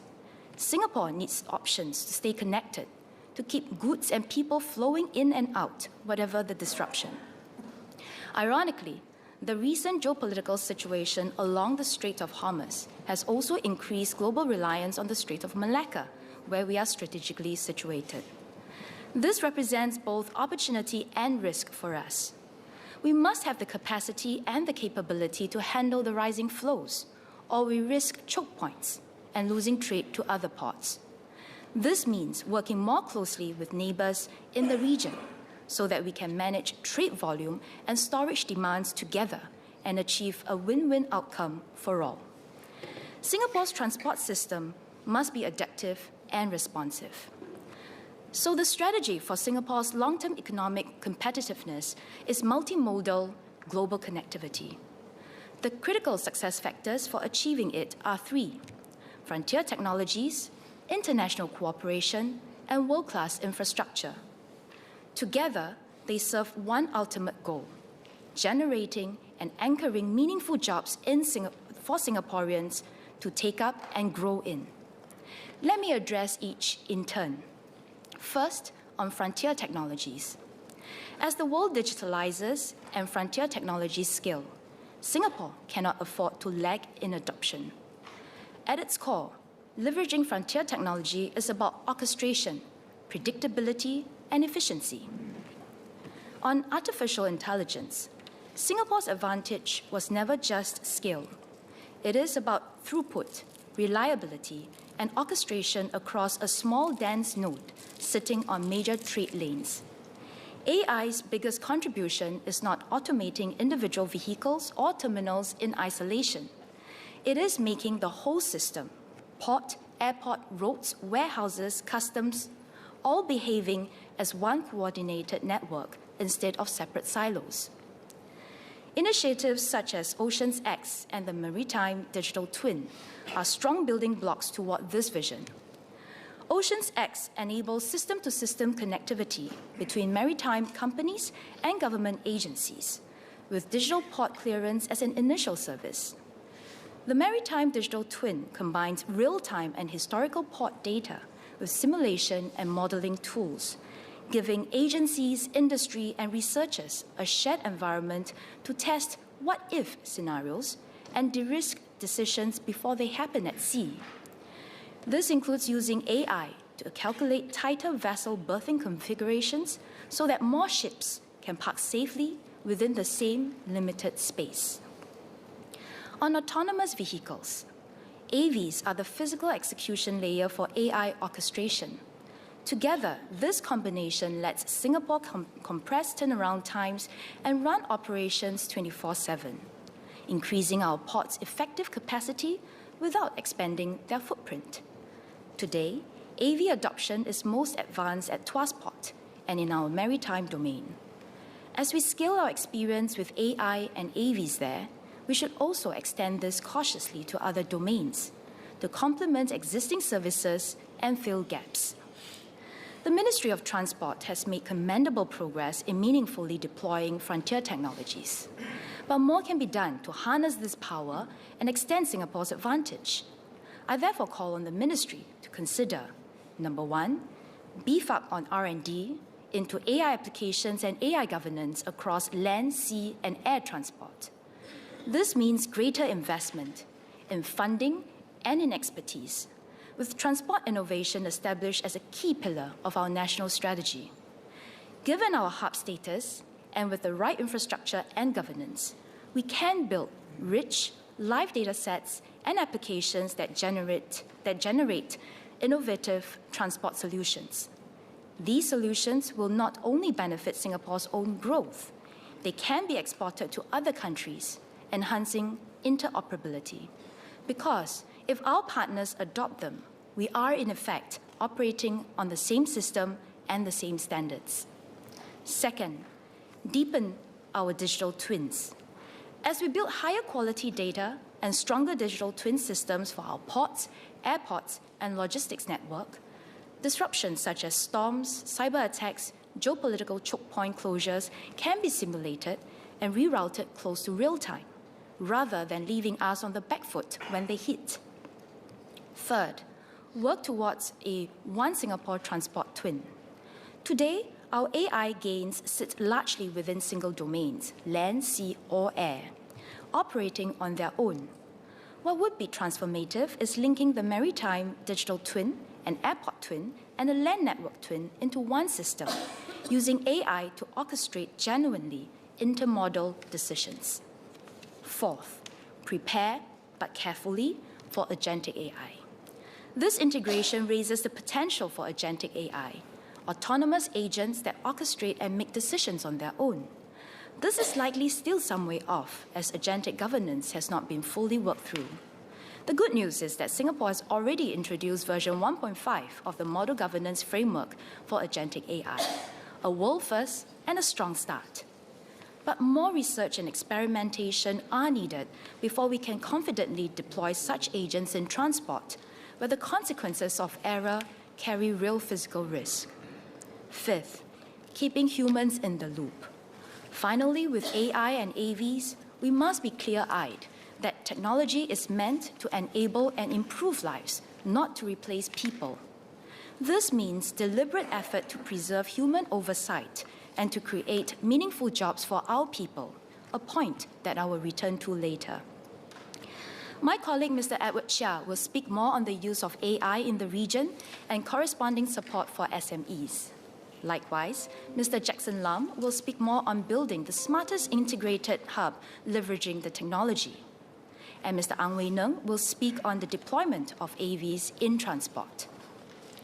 Now I move on to international cooperation.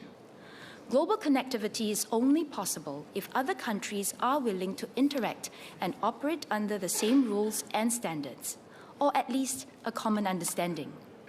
This is what instills confidence and delivers efficiency. Common standards enable interoperability, and interoperability delivers efficiency. But a ship, an aircraft, or a container only benefits from Singapore's efficiency if the country on the other end recognizes our clearances, honors the same safety standards, and trusts that any dispute arising here will be resolved fairly. On this front, the Ministry of Transport has served Singapore excellently, playing an influential role and negotiating favorable terms at the IMO under UNCLOS, at the ICAO, and other platforms. Many agreements and technical standards covering safety and operations are already in place. But this is continuous work, especially as we digitalize. Data standards, secure cross-border data governance, bridging the uneven maturity of digital trade documents such as the Bill of Lading, and cyber incident reporting specific to transport are examples to name a few. As the world risks fragmenting further, with the US pulling back from multilateral engagement, there is a renewed and urgent imperative for Singapore, alongside other smaller states, to stand together to uphold the rule of law. This demands skilled statecraft and sustained effort to engage and negotiate. But closer to home, we must also ensure our ties and agreements with our neighbours remain strong, because as a regional bloc, we carry far greater global weight together than any of us do alone. Singapore must continue to take the lead in pushing for this. Here, I call on the Ministry to consider, first, pushing harder for international cooperation, especially within ASEAN. As Singapore assumes the ASEAN chairmanship next year, how will the government ensure that land, sea, and air connectivity within the region is a priority on the agenda? What can this House expect to see tabled at the regional meetings? Second, build an ASEAN digital backbone for transport. An ASEAN data lakehouse that allows verifiable data to be accessed securely, and a shared regional infrastructure layer for cross-border, cross-domain orchestration and innovation. Third, putting governance first. For this integration to succeed safely, particularly with AI agents as a possible future feature, we need robust governance, including sovereign data governance, AI governance, and certification standards for autonomous decision-making, developed in step with the technology and in context of transport. My colleague, Mr. Sharil Taha, will speak more on international leadership and standard setting and Singapore as an orchestrator in ASEAN. I move on to infrastructure. Given everything I've said so far, it is clear that infrastructure today cannot be purely physical nor purely digital. We need hybrid infrastructure that integrates digital capability directly into the physical build. Tuas Port and Changi Terminal 5 are the clearest examples of this, both designed with automation and data systems built into the concrete from the outset. New projects will, of course, be hybrid by design, but we must also upgrade our existing infrastructure so that both old and new hard infrastructure can collect data to enable real-time prediction and intervention, so that the digital twins we rely on are not limited to historical data, but stay live to dynamic, real-world conditions as they happen.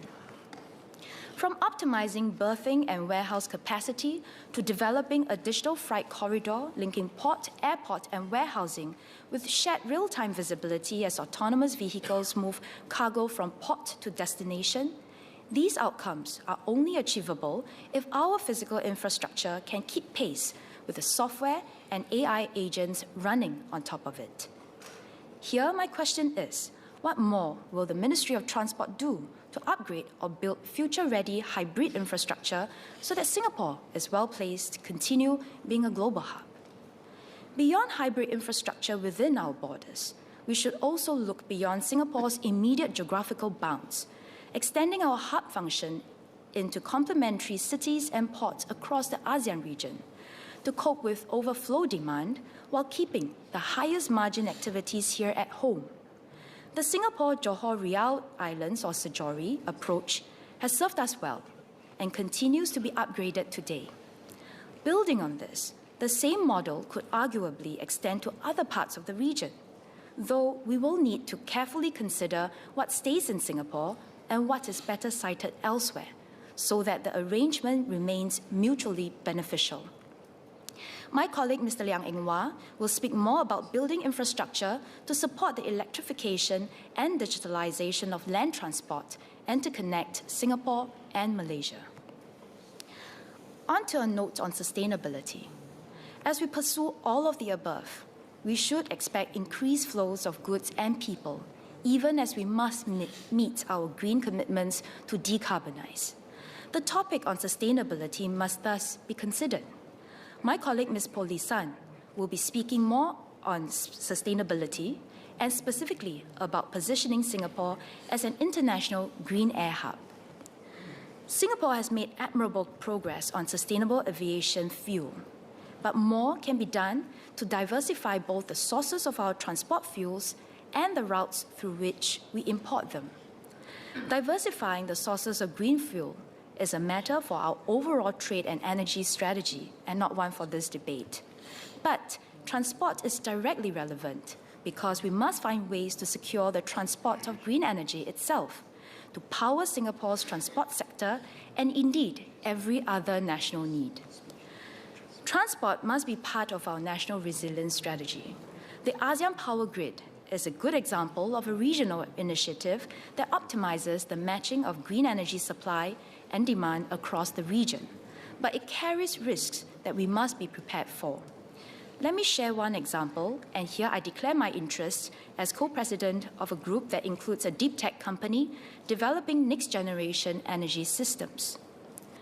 Cambodia and Indonesia have abundant green energy, solar and hydro, but transporting that energy to Singapore through conventional undersea cables, which was the best option we had, leaves us exposed to extrinsic risks such as possible regional conflict and maritime accidents. No legal agreement can fully guard against those risks. We must therefore also develop alternative means of transporting energy, such as shipping energy in the form of hydrogen stored in solid-state containers, so as to ensure our resilience is not dependent on a single physical link. Now, as I said at the outset, all of these efforts to strengthen Singapore's global connectivity in logistics, maritime, and aviation exist to secure our long-term economic competitiveness, which ultimately is about creating good opportunities for Singaporeans. It has to be. My colleague Ms. Yeo Wan Ling will speak more on this. The development of these domains must therefore translate into higher value jobs that Singaporeans can take up competently and confidently. Take our maritime sector as an example.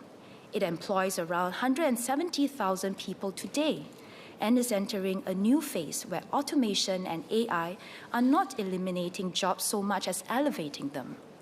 As Tuas Port scales up with automated cranes, AGVs, and remote-controlled operations, PSA has been explicit that this shift is meant to free up resources while creating more higher-value jobs for Singaporeans in remote port operations, systems monitoring, and control center management, moving away from manual yard work.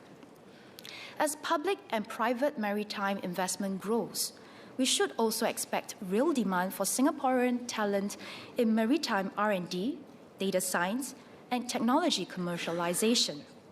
The scaling of AI points to a new generation of maritime careers, higher skilled, better paid, and built around the very technologies reshaping this industry globally. But for this to succeed, we must equip and support current and future workers in land, sea, and air transport with the right skills and training. One of the feedback from our GPC resource panel members was that there are insufficient workers technically trained for the new technologies now being deployed. AVs and smart equipment, for instance, often run on proprietary software or contain parts requiring specialized handling. So, the job opportunities are there, but our workers need to be trained to take them up. We must also do more to attract Singaporeans into these careers, raising awareness in schools and building meaningful career pathways. Private sector players need to work more closely with our schools to ensure skills match market demand, and schools need to adapt their curriculum with agility to keep pace with technological change. AI is a good example of just how fast that pace can be. New models emerge within months, and entire capabilities can shift direction just as quickly. When Anthropic introduced a new feature called Skills for its Claude AI in October 2025, it let AI follow specialized, step-by-step instructions for particular tasks, instead of figuring things out from scratch each time. It sounds like a small change, but it meant these tools could suddenly be trusted to handle more complex work on their own. If our curriculum cannot keep pace with shifts like this, our workers risk being trained for yesterday's technology. A related feedback from our GPC resource panel was the need for competency frameworks and curriculum to be reviewed and refreshed regularly, and to do so without being weighed down by conventional approval processes that could take up to a year. By the time such approval comes through, the technology will already have moved on. Much good work has already been done in manpower development, but in light of these broader trends, I call on the government to consider, firstly, expand existing career conversion and transition programs, as well as other skills future programs, to include updated and specialized tracks that meet the demands of future transport, so that mid-career workers get real support to transition. Second, strengthen public-private partnerships with our institutes of higher learning, so that curriculum stay fit for market in the logistics, maritime, and aviation domains, and explore how these curriculum can be kept alive to the latest technological and industrial developments, rather than fixed at the point of approval. Third, engaging students earlier, so that they are equipped with the right information before they enter our Institute of Higher Learning and choose their course or specialization. Mr. Speaker, allow me to now speak in Mandarin. 议长先生，我们今天辩论的动议旨在探讨如何通过国际合作、前沿技术与搭建世界级基础设施，以巩固新加坡作为全球互联互通的航空、海事与物流枢纽地位，从而强化我国长远经济竞争力，为国人制造更多、更优质的就业机会。面对瞬息万变的地缘政治格局与新兴颠覆性技术的冲击，新加坡必须重新思考如何保持与世界的深度连通。此动议欲以战略式视角来谈涵盖陆、海、空三大领域的交通运输。古云：“以古为镜，可知兴替。”古往今来，城市与国家因通俱富的例子不在少数。就拿司马迁的《史记》为例子，原文中他明确地把临淄、邯郸、皖、洛阳、燕等城市称为都会，并指出其富裕的根源正是地处交通枢纽。邯郸北通燕、涿，南有郑、魏；临淄是海岱之间一都会也。洛阳东古齐、鲁，南古梁、楚。书中进一步解释道：汉兴，海内为一，开关梁，持山泽之境，是以富商大贾周流天下，交易之物莫不通。简言之，国家统一打通关梁阻隔之后，商旅可以自由流通，城市因此而繁荣。除此，大运河如何催生了扬州、淮安、济宁、临清等著名城市，也是个好例子。全球联通关乎新加坡的生存与发展。我们正处于地缘政治充满不确定性的时代，确保多航线、多模式的联通能力比以往任何时候都更重要。作为一个缺乏天然资源的小国，拥有联通全球的稳固而多元渠道，是维持国家韧性的关键。迄今，新加坡在国际合作、新技术采纳与高质量基础设施建设都有值得我们骄傲的地方。然而，放眼未来，我们仍需加倍努力。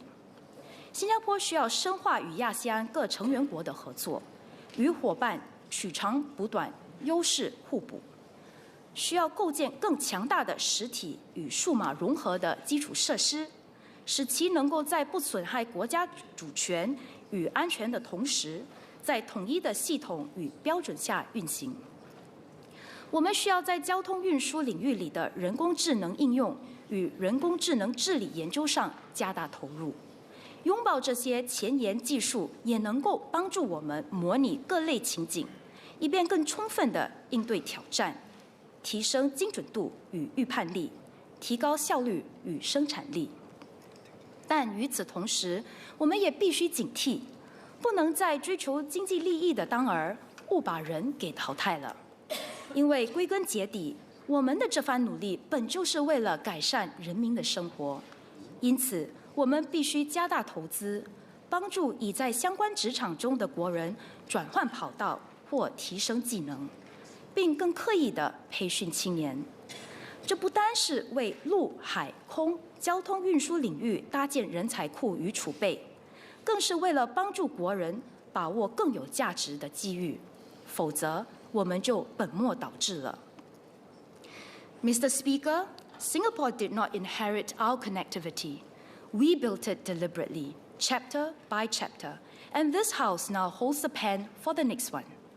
Frontier technology, international cooperation, and world-class infrastructure are the critical success factors that will cement Singapore's position as a global logistics, maritime, and aviation hub, and in turn, determine whether we sustain our economic competitiveness and create good jobs for Singaporeans. I beg to move.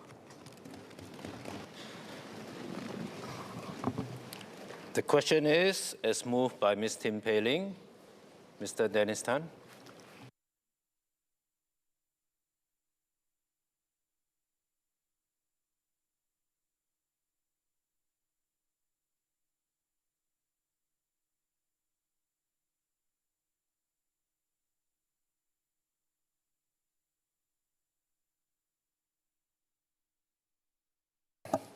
Mr. Speaker, I declare that I'm a consultant in a law firm which services maritime and logistics businesses.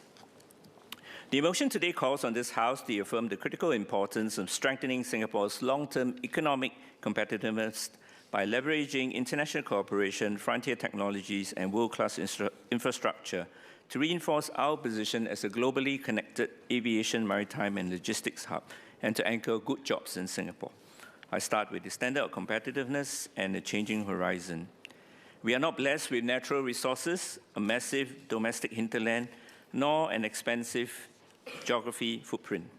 Capitalizing on our geographical position, continuous investments and sustained developmental efforts since independence have allowed us to establish Singapore as both a maritime and an aviation hub. In 2025, the Singapore port handled 44.66 million TEUs of container throughput, while the bunkering sector supplied over 56 million tons of marine fuel. Concurrently, Changi Airport has steadily recovered from the severe travel freezes of the COVID-19 pandemic, returning the high volumes of passenger traffic and air freight processing. We are now working on mega projects such as Tuas Port and Changi Terminal 5.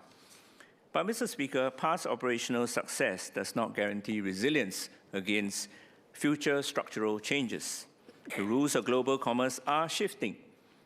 Competition in logistics, aviation, and maritime operations is moving away from purely physical throughput towards ownership of the software data systems and digital platforms that orchestrate these global movements. For example, value is rapidly shifting to the owners of global vessel tracking networks and automated AI logistic platforms rather than the physical ports they connect.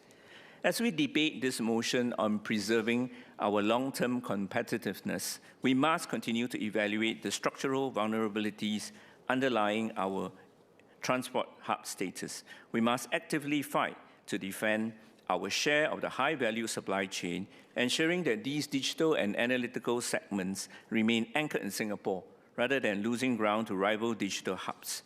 If we focus solely on physical asset efficiency, we risk watching the true values of the global supply chain migrate to digital capitals elsewhere.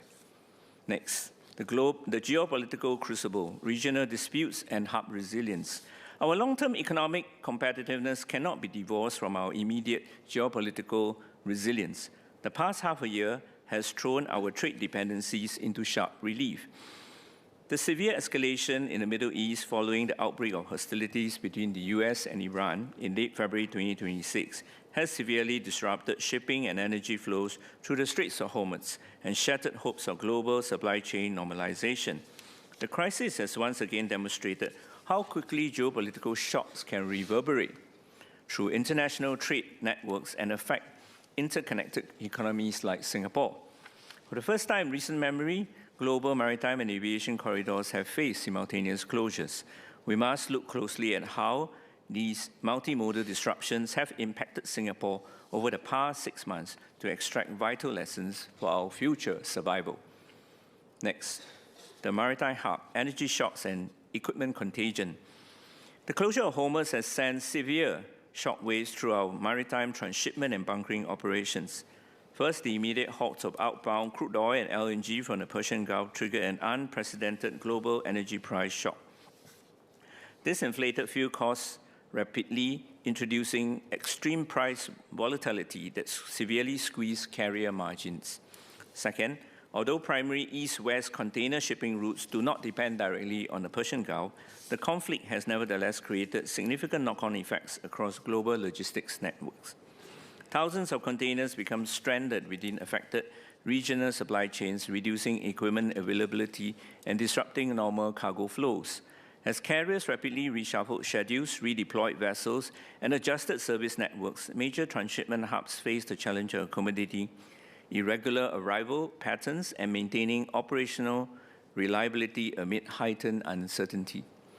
According to the Ministry of Transport, this capacity crunch led to severe vessel bunching at the Port of Singapore as container lines rapidly reshuffled schedules, omitted regional Middle Eastern port calls entirely, and arrived at our berth in unpredictable, highly concentrated clusters. Finally, the crisis has proven that neutral flags are no longer safe. Commercial vessels navigating adjacent routes have faced direct kinetic threats from drone strikes, alongside sophisticated cyber threats like satellite spoofing and GNSS jamming, driving global maritime insurance premiums to punitive highs. This included a Singapore-registered ship, the Ever Lovely, on 25 June 2026. The lesson for Singapore is clear.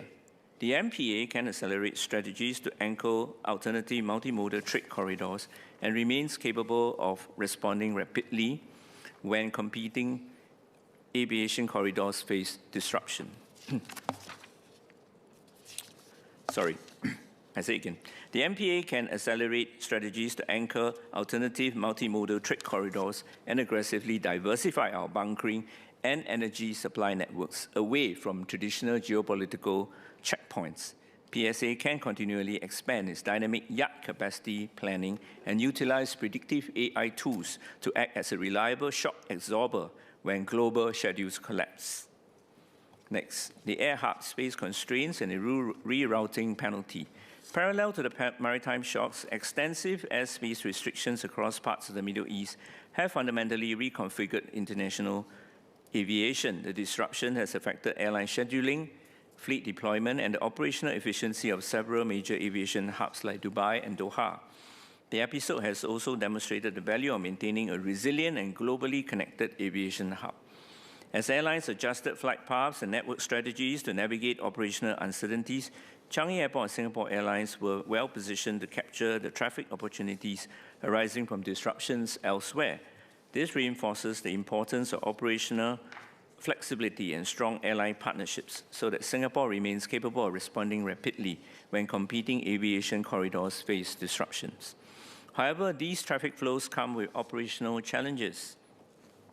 Longer routing patterns around affected airspaces increase flight times, fuel consumption, operating costs, and carbon emissions. While the government's decision to postpone the implementation of the Sustainable Aviation Fuel Levy to January 27 provides airlines with greater flexibility in navigating a volatile operating environment, Singapore must continue balancing sustainability objectives with the need to preserve Changi's competitiveness as a global aviation hub. To strengthen our air hub during periods of crisis, the CAG or MOT can consider targeted support measures to help carriers manage exceptional operational disruptions, while Singapore Airlines can continue maintaining the fleet flexibility necessary to redeploy capacity rapidly across regions as circumstances evolve. For the rest of my speech, I'll be concentrating on certain issues affecting our maritime and logistics hubs. Next, the strategic vulnerability, the adopter versus creator gap. While handling geopolitical crisis requires tactical agility, solving our core structural bottleneck requires a profound policy shift across our maritime and logistics sectors. We are world-class technology adopters. When overseas firms develop advanced cargo hardware or automated systems, Singapore is usually the first to integrate and run them efficiently. Our state-backed operators excel at deploying capital to operationalize foreign innovations. For example, while Tuasport leads the world in automated fleet scale, its heavy autonomous vehicles and high-power charging architectures are built on large-scale procurements from foreign engineering giants like Xiasun and ABB. But let us ask an uncomfortable question. Who owns the core software system? The stark reality is that many local ship managers, airlines, freight forwarders, logistics operators continue to rely heavily on foreign-developed software platforms for critical operational functions. And in shipping, it includes emissions, monitoring and regulatory compliance. Operators rely on European systems like Norway's Kongsberg. The management layer is dominated by Western or North Asian tech conglomerates. Voyage planning and fleet optimization, the industry defaults to platforms like America's Vicent Nautical. Vessel and asset management, and also supply chain visibility and cargo tracking. And in this, the management layer is dominated by Western or North Asian tech conglomerates. Across much of the global transport sector, the highest value software architects, data platforms, and proprietary algorithms remain concentrated in major technology centers outside Singapore. In a modern digital economy, physical assets are increasingly becoming commoditized. High margin value flows to those who own the digital platforms, capture data pipelines, and control proprietary algorithms. If Singapore is contented to be merely an adopter of foreign technology, the intellectual property, if Singapore remains content with being an exceptional adopter of foreign technology, we risk becoming a low-margin highway. The intellectual property and high-value decision-making will increasingly sit somewhere else, such as Silicon Valley, Oslo, or Shanghai. Next, confronting legal models, legacy models, and fragmented data. To bridge this gap, we must examine our underlying operations. Singapore hosts over 200 international shipping groups and thousands of logistics firms, yet day-to-day workflows remain legacy and relationship-driven. For many businesses, including our SMEs or other companies operating and managing ships for Singapore, as an example, when a critical machinery anomaly or cargo delays occur at sea, the current process is still highly manual. The crew logs the issue via email or vessel's planned maintenance system portal, and shore coordinators rely on disconnected spreadsheets or personal networks to source spare parts and reroute assets. This manual approach persists in many SMEs, even though modern ships generate a vast sea of real-time telemetry sensor data every second. Our national research ecosystem, including agencies such as A*STAR, can support SMEs in developing and adopting AI-driven predictive maintenance capabilities that analyze real-time operational telemetry to identify abnormal equipment behavior before failures occur. Such systems could support more efficient spare parts planning, minimize unplanned downtime, and strengthen operational reliability. Over time, more intelligent inventory management may also reduce the need for vessels to carry excessive onboard spare part inventories while maintaining safety and resilience. Next, re-evaluating our innovation and funding frameworks. The government has poured significant resources into these sectors through the Maritime Innovation and Technology Fund, MINT. Successive industry transformation maps have pushed for foundational digital standards, sustainable field test beds, and basic automated systems. However, our funding philosophies remain too cautious, incremental, and focus on short-term software adoption. While existing support schemes have played an important role in accelerating technology adoption and digitalization across the sector, a significant proportion of industry expenditure continues to flow towards commercially available solutions developed overseas. Although these technologies can deliver immediate productive gains, they do not necessarily build Singapore-owned intellectual property or create global exportable platforms. In many cases, we become successful users of technologies whose long-term economic value ultimately accrues elsewhere. To anchor true long-term competitiveness, our funding models can also make a bold shift from subsidizing technology adoption to financing proprietary creation. Next. 3 proposals for technological leadership. To actively transform Singapore from world-class transport operator into a global transport architect, I have 3 suggestions. 1, shift innovation funding to deep tech sovereign IP. We can consider allocating dedicated tranches within the main fund specifically towards the development of exportable Singapore-owned intellectual property alongside existing technology adoption initiatives. These programs can provide deeper co-investment support to consortia comprising of local universities, startup, research institutions, and transport operators working to develop bigger, globally competitive platforms. We must try to fund homegrown AI-driven global fleet analytics and end-to-end multimodal routing architectures coded and owned here. When international retailers look for global supply chain software, they should buy Singapore-made platforms, ensuring licensing revenues flow back into our economy. Next. 2, mandate shared data standards via a national transport data trust. The greatest barrier to developing world-class transport AI is extreme data fragmentation. Every operator guards operational data carefully, often for legitimate commercial reasons. But this limits the ability of researchers and innovators to train powerful predictive models. Singapore successfully demonstrated how trusted data sharing can work through the Singapore Trade Data Exchange, or SG TradeX. We should therefore explore establishing a National Transport Data Trust, a secure, state-backed framework that enables participating operators to share anonymized operational data through common standards while safeguarding commercial sensibilities. Such a clean repository will hopefully attract top global AI talent. 3. Broaden global talent rotation to tech-native tracks. I welcome the Maritime Cluster Fund Global Rotation MCFGR scheme, which co-funds the overseas deployment of local middle managers to build international leadership depth. This excellent initiative should expand across our logistics pillars. But we must ensure these rotation programs include our tech-native talent. We should intentionally allocate global rotation lines to local software engineers and data scientists from our transport agencies or companies, deploying them to global tech hubs like Rotterdam or Silicon Valley. This will cultivate a specialized hybrid workforce that understands both deep code and ship operations. Next. Jobs. This extensive focus on platform architecture is fundamentally about safeguarding and upgrading high-quality jobs for Singaporeans. Singapore continues to face challenges in maintaining a sufficiently deep pipeline of local Singaporean maritime professionals, particularly in specialized seafaring, engineering, and operational roles that underpin our status as a global maritime hub. For over 2 decades, the supply of local Singapore mariners has faced structural pressures as fewer young Singaporeans choose seafaring careers.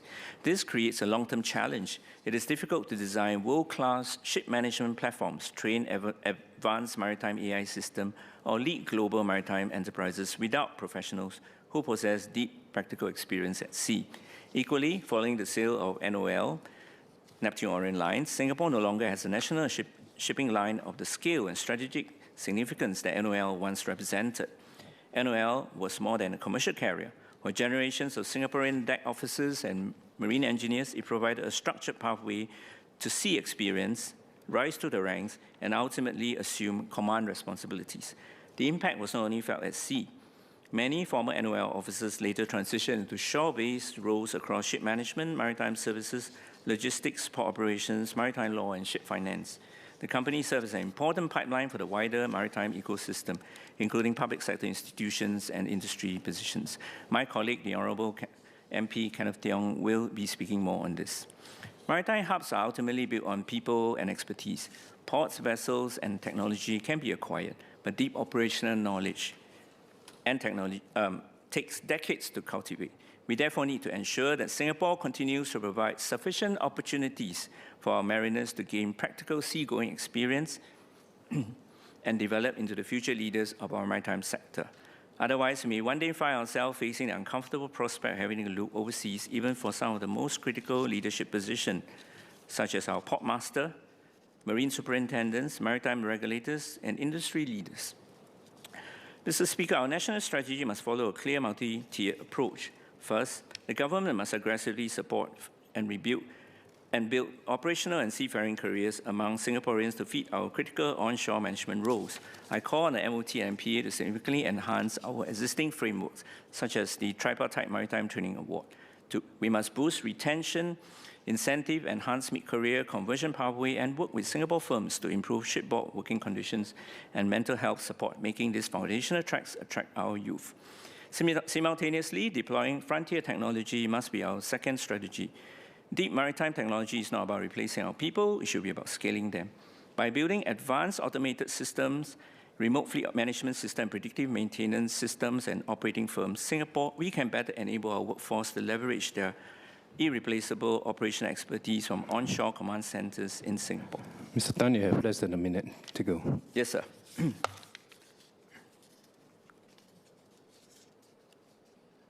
By combining practical experience with advanced analytics, we can transform traditional operational careers into highly productive, technology-enabled professions, ensuring that more high-value decision-making and better-paying jobs remain in Singapore. In conclusion, Mr. Speaker, Singapore has never won by competing on physical size or sheer volume. We win by moving ahead of the curve. Today, the challenge is to master the digital and algorithmic architecture that commands our physical assets, like our ports. We must move decisively from an efficient technological adopter to an aggressive platform creator, shifting from operational excellence to global technological leadership. By capturing sovereign IP, breaking data silos, and building a tech-augmented local workforce, we can reinforce Singapore's position as the indispensable heart for maritime logistics for generations to come. Thank you. Mr. Jackson Lam.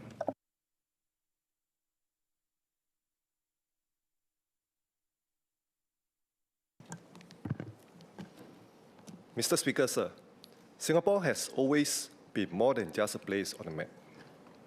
Our success has come from connecting people, businesses, and ideas with the rest of the world. For a small island with no natural resources, connectivity has never simply been about transport. It has been about survival, resilience, and economic competitiveness. Today, this remains just as true. Our aviation sector contributes around 5% of Singapore's GDP and directly employs more than 60,000 people. Our maritime sector is the world's largest container transshipment hub, handling a record of 41.12 million 20-foot equivalent units last year, with around 90% of the containers transshipped through our ports. These figures reflect the confidence the global businesses continue to place in Singapore as a trusted gateway to Asia. But we should never assume this position is guaranteed. Across our region, countries are investing heavily in ports, airports, and logistic infrastructure. Technology is reshaping global supply chains, while geopolitical tensions are making trade routes more uncertain. Businesses today are looking not only for the fastest route, but also for the most reliable and resilient one. In this environment, our future competitiveness will depend not only on the infrastructure we build, but also on how intelligently we use it.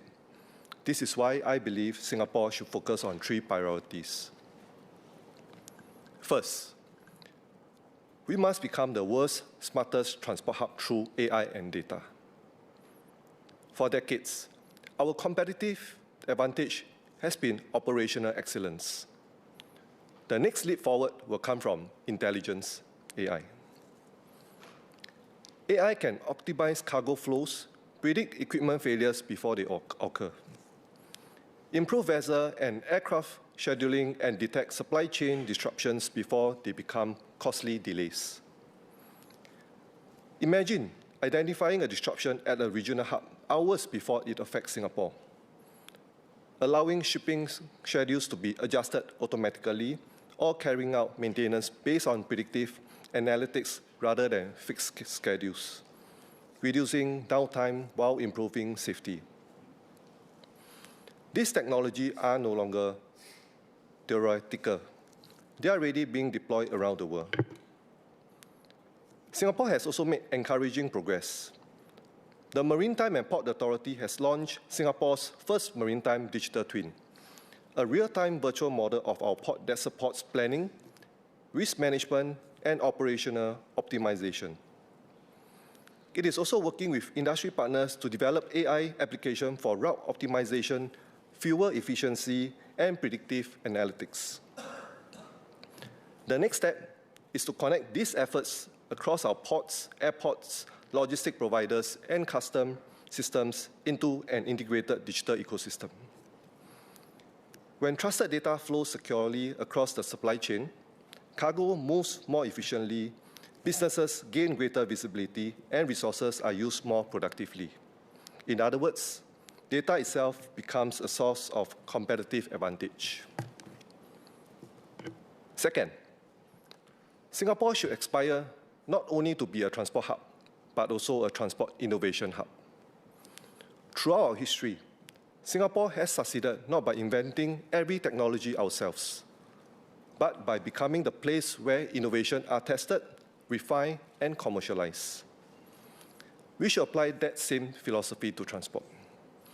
Many promising innovations are emerging from SMEs and startups developing AI-powered logistic platforms autonomous inspection systems, warehouse automation, and digital trade solutions.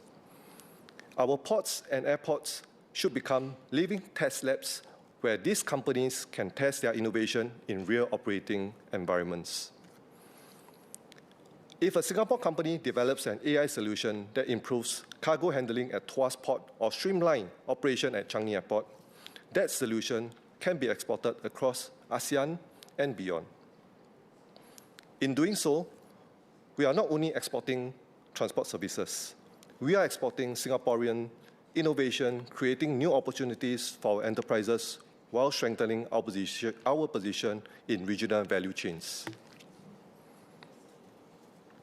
Third, as technology transforms transport, we must invest just as strongly in our people. Whenever new technologies emerge, there are understandable concerns about automation replacing jobs. Technology changes jobs far more often than it eliminates them. The real question is whether workers are given the opportunity to adapt. As AI becomes embedded across our transport ecosystem, demand will grow for data analysts, system engineers, cybersecurity specialists, and digital operation managers. Our challenge is to ensure that Singaporeans are equipped to seize these opportunities. This also means to continue to strengthen our skill future, expanding industry attachment and supporting mid-career workers as they transition into emerging roles. It also means helping SMEs adopt new technologies. Digital transformation should not be something only large multinational companies can afford. If our SMEs can access technology, talent, and financing, they too can become part of Singapore's next growth story. Finally, as we become more digital, we must also become more secure. Transport today depends on data just as much as it depends on roads, ports, and airports. Cybersecurity, trusted digital identities, and secure cross-border data flows are therefore matters of national competitiveness. Businesses choose Singapore because they trust our institution and the reliability of our systems. As our transport system becomes increasingly digital, maintaining that trust will become one of our greatest competitive advantages. Mr. Speaker, sir, Singapore's story has never been one of standing still. Every generation has had to reinvent the foundation of our competitiveness. Today, we face another moment of transformation. Our future will not be determined simply by how many containers pass through our ports or how many passengers travel through our airports. It will be determined by whether Singapore becomes the place where technology, talent, trusted institution, and world-class infrastructure come together to create the transport ecosystem of the future. If we succeed, Singapore will remain not only a leading aviation and maritime hub, but also the world's most intelligent, trusted, and innovative transport hub. Creating better jobs for Singaporeans, strengthening our economic resilience, and reinforcing our position at the heart of global trade. Mr. Speaker, sir, I support the motion. Ms. Hertingru.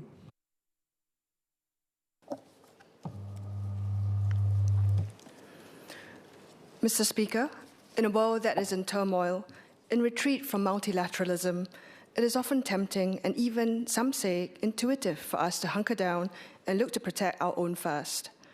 Trump's Liberation Day tariffs, Brexit, the success of the far right in many democratic systems are all reactions to the sense that many across the world have, that globalization has failed, that we must batten down the hatches to ensure we work towards Singapore, whether we or otherwise, first. Yet, I would argue that this worldview risks going down the very same pathways that would further entrench polarization. Competition and remaining competitive may have been Singapore's lifeblood, but I fear that focusing solely on competitiveness and protection would cause us to leave out areas of growth, of potential, that we must keep our sights on as we search to find ways and means in which to build a better future for our economy and our country. it also becomes important to have a hard look at where we stand in the world where truly global supply chains are being unpicked, localized, rewired, where sanctions and trade barriers are being erected and weaponized.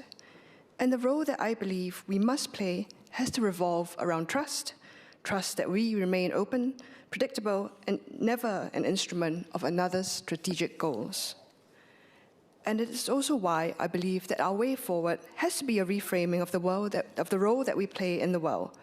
Our foreign service teams and government agencies have done well in promoting and upholding Singapore's role in the international economic order, but more can be done to emphasize Singapore's facilitative approach, that is, to promote Singapore not simply as a competitor, but a connector. We should move away from thinking about how we compete with other great ports of the world, how we capture trade flows at the expense of other hubs, or to chase that higher ranking on a league table of port throughput, of airport connectivity. We should not see our role as accumulating trade flows for ourselves, but instead as a connector through which we make the movement of goods, people, capital, and ideas between other parties smoother, safer, faster, and more reliable. I now turn to our trade infrastructure. Apart from more obvious physical infrastructure such as roads, container ports, and airports, we should stay attentive to the growing importance of digital public infrastructure. This is defined generally as foundational hardware, software, regulatory frameworks, and networks which allow cross-border exchange of digitally ordered or delivered goods and services. Singapore already has an advantage in this area, particularly in terms of digital intensity. An APEC report published in 2024 ranked us among the best performing economies in terms of our overall digital infrastructure and digital governance frameworks. However, the same report shows a dip in Singapore's relative rank in the people pillar, defined as how well the economy's human capital leverages technology. This seems to be borne up by our attempts to digitalize our logistical supply chains. Way back in 2007, Singapore launched Trade Exchange to provide seamless interconnectivity among commercial and regulatory systems for the Singapore trade and logistics community.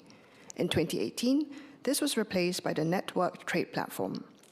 However, this now appears to have been replaced by SG TradeX, the Singapore Trade Data Exchange, launched in June 2022.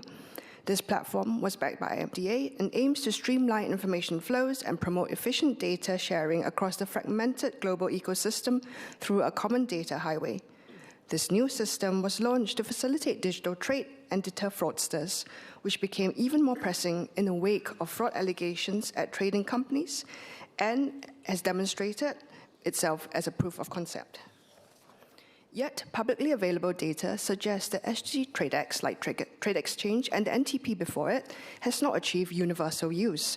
Could the Minister thus clarify what progress had been made in terms of working towards the government's declared adoption and value creation metrics and toward universal usage of the system, and also details of how this platform is used beyond our shores? Additionally, what were the learning points taken on board from the previous attempts in the attempted rollouts of preceding platforms? More broadly, Singapore plays an important role in shaping the global digital economy, whether through its network of digital economy agreements or by co-convening the Joint Statement Initiative on e-commerce at the WTO. Our agencies deserve commendation for their success in positioning Singapore as a connector despite the highly contested international digital trade landscape. Nonetheless, as Singapore plays this high-level role, we must look beyond the important but ultimately top-line questions of Singapore's competitiveness in such frameworks. Instead, we must pay more attention to whether such initiatives actually better the lives of our residents and generate value for our businesses. In particular, we must go beyond helping SMEs digitalize and instead equip them to take advantage of internationalization in the digital economy so that they are not just moving more effectively digitalizing their business as businesses, but evolving to become more valuable in the digital economy. That Singapore is seen as relatively weaker in the people pillar of the digital economy could mean that there is room for improvement. It suggests that Singaporeans and Singaporean companies are benefiting less from the digital economy when compared to those in other economies. We must also concern ourselves with the possibility of large multinational corporations dominating high-value ecosystems, while local enterprises take up low-value, low-margin activities. Thus, could the Minister provide more details on our efforts thus far in countering economic enclaving and on our plans to enable SMEs to continue playing their part in building Singapore's role as a connector? In view of this, we should think carefully about the apparent gap between our government's efforts, whether domestic or international, and the actual benefits felt by our people and companies. While we were recently told that median household market incomes for residents crossed the $12,000 mark, many Singaporeans still worry about wages relative to housing, transport, caregiving, and the assorted costs of living. There is a sense that even Singaporeans earning decent wages cannot feel secure, particularly when contrasted against job security in an age of AI and digitalization, and the safety nets available if they are rendered irrelevant by a fast-changing and cutthroat economy. Our SMEs, too, may struggle to see how the high-level agreements signed by our governments have helped them, if the value of any unlocked opportunities are snapped up by larger players, and they remain confined to an ever smaller margin. Could the Minister therefore share how the government assesses whether our digital economy and connectivity strategies are translating into tangible gains for the average Singaporean and Singaporean firms, not only in aggregate data, but in an economy clearly oriented towards better jobs, stronger local enterprises, greater SME participation, and a clear pathway for ordinary citizens to benefit from the future phases of growth? Any discussion about our role in global trade will not be complete without taking into account geopolitical complexities. Singapore needs the free flow of goods, people, and data to survive as an island and prosper as a trade-dependent economy. This reality makes us susceptible to geopolitical upheavals, major power rivalries, and conflicts, even those far beyond our borders and control. But none of this implies that Singapore cannot and should not do more to mitigate the transportation and connectivity risks we face. We cannot overstate how exposed Singapore is. News reports and government data suggest that shipping, maritime, aviation, and related industries account for around 12% of Singapore's GDP. For Singapore's trade flows, which are about 3 times our GDP, 90% depends on sea lanes. Furthermore, we continue to rely on imports to meet our energy needs and our nutritional needs, especially given our move away from the 30 by 30 sufficiency goal. If Singapore's connectivity with the world is disrupted, we will find it hard to make a living, to keep the lights on, or even to put food on the table. Conflicts in Europe and the Middle East have directly affected everyday activity in Singapore, and we continue to feel the consequence today when we pay our utilities bills, fill our gas tanks, or shop for daily groceries. The expansion of modern conflict to include attacks on critical infrastructure, such as damage to submarine cables around the Baltics, Taiwan, and the Red Sea, or the use of economic coercion and other grey zone tactics, whether these are blockades or disinformation campaigns, underscore how Singapore and Singaporeans may bear the brunt and costs of these apparently faraway developments, even if we are not direct parties to the conflict.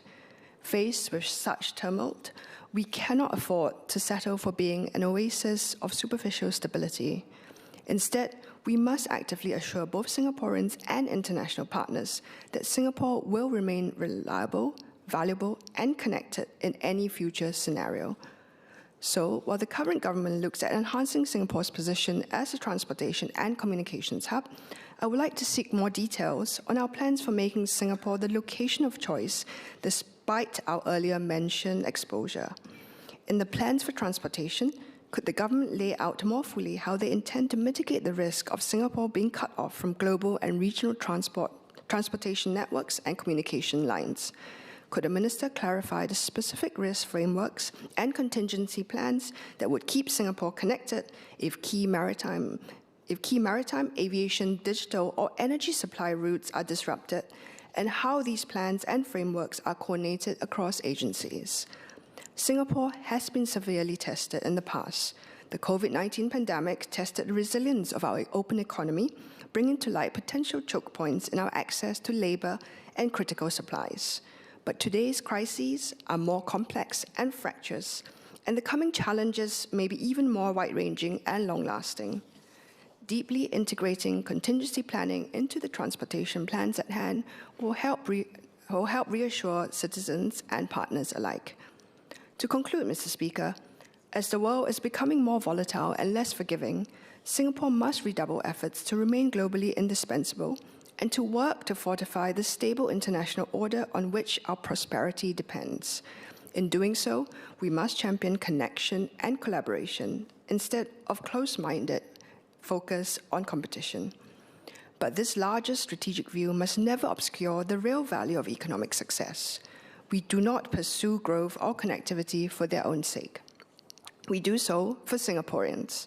We must pay closer attention to whether our policies are really helping our workers, households, and businesses feel that our lives are getting better and that we are equipped to face the future economy. Even as we continue deepening our connections with the world, Singaporeans rightly want to know how we are buffering ourselves, how we ensure sufficiency of food and essential supplies, how we strengthen resilience in transport and logistics, and whether we have baked contingency planning into our economy and infrastructure. Singapore's development story, the role that we play in connecting the world, has never been just a once-off miracle. Instead, ours is a story of constant adaptation, renewal, and resolve. We have to prove that our small, open country can remain deeply connected to the world while retaining a fair, inclusive, and ultimately resilient economy. Thank you. Ms. Paulison.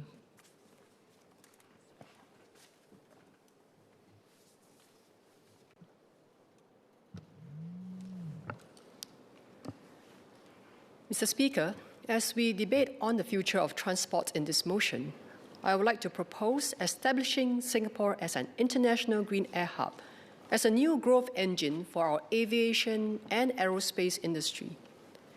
In relation to the language in the motion proposed, I will focus on 2 points: frontier technologies and good jobs in Singapore. I hereby declare my interest as an employee in the aviation sector. We are at a critical juncture today.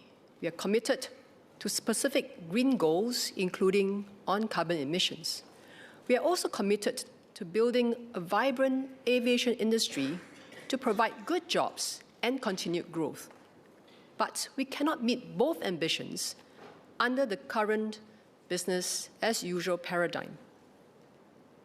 We need a leap of imagination and technology, a completely new way of doing things. It is a risky move, but we have made decisive breaks before. 5 decades ago, we made a big bet to move our airport from Paya Lebar to Changi. We put in place attractive air hub policies, made concerted efforts to grow airlines, airport and ground handling capabilities. Today, we have a successful and multiple award-winning Changi Airport and Singapore Airlines. Changi Airport is now ranked 4th busiest airport in international passenger traffic, and SIA has clinched the world's best airline successively. Changi Airport is also one of the world's largest air cargo transshipment hubs. Today, the aviation industry accounts for 5% of Singapore's GDP, or around $30 billion. Planning and construction for Terminal 5 is currently underway to create future capacity to handle up to 140 million passengers per annum, and Singapore Airlines currently has 164 aircraft in its fleet, with another 49 aircraft on its order books. The aerospace and MRO industry houses regional headquarters for more than 130 companies, including leading ones such as Airbus, Boeing, Rolls-Royce, Pratt & Whitney, etc. And Singapore's aerospace output exceeded $18 billion in 2024 and accounts for about 10% of global MRO output. This series of successes in our aviation sector are not coincidental. It took many years of long-term planning, significant investment, systematic development, and well-coordinated implementation. The same big leap to create our new and next competitive advantage must begin now. Our Singaporean psyche of never rest on our laurels and plan for rainy days will keep us thinking of how do we stay ahead of competition, not just by doing more of what we excel in, but to identify critical weaknesses and develop new competitive advantages. In key air hubs around the world, there are 3 constraints limiting growth.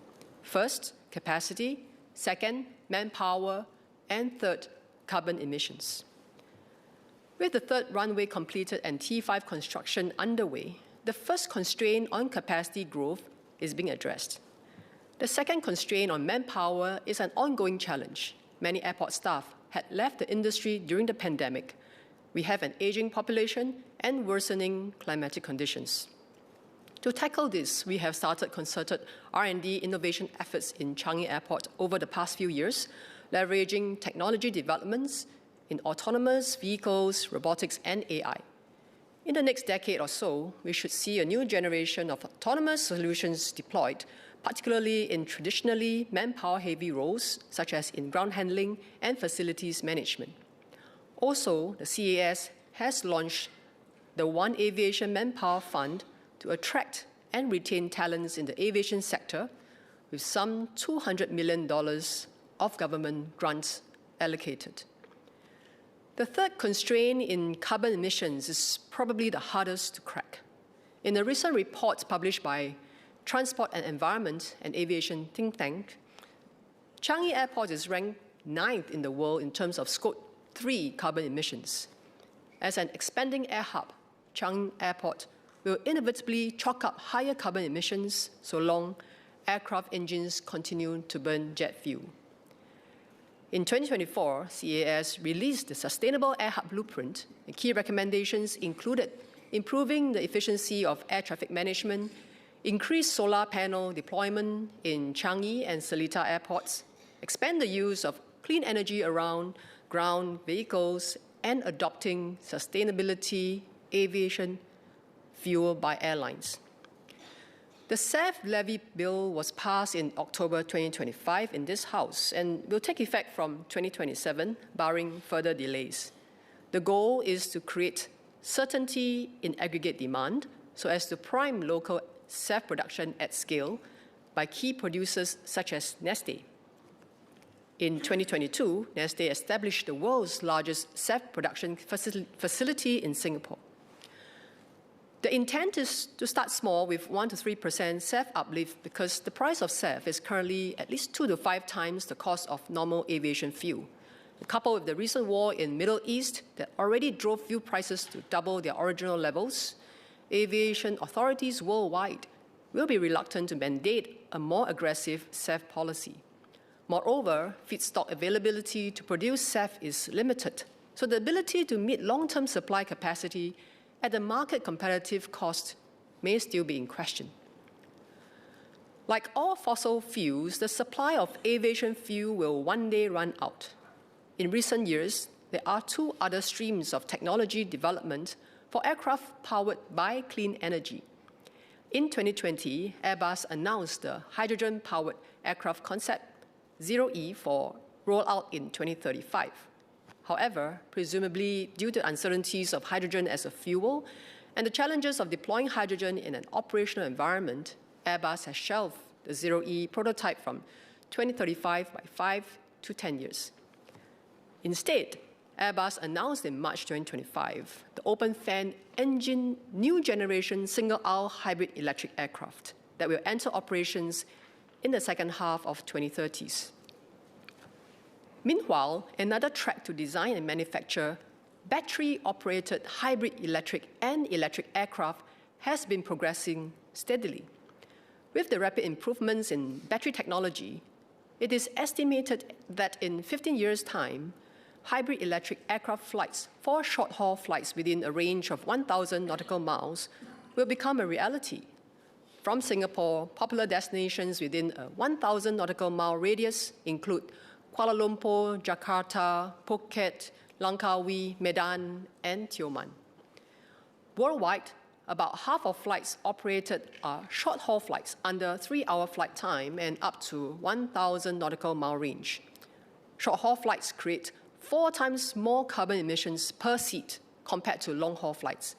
Hence, decarbonization of short-haul flights should be prioritized.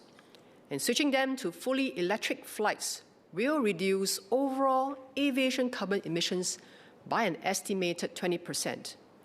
As battery technology developments have been making rapid progress, hybrid electric and eventually fully electric aircraft could replace the conventional aircraft for these routes.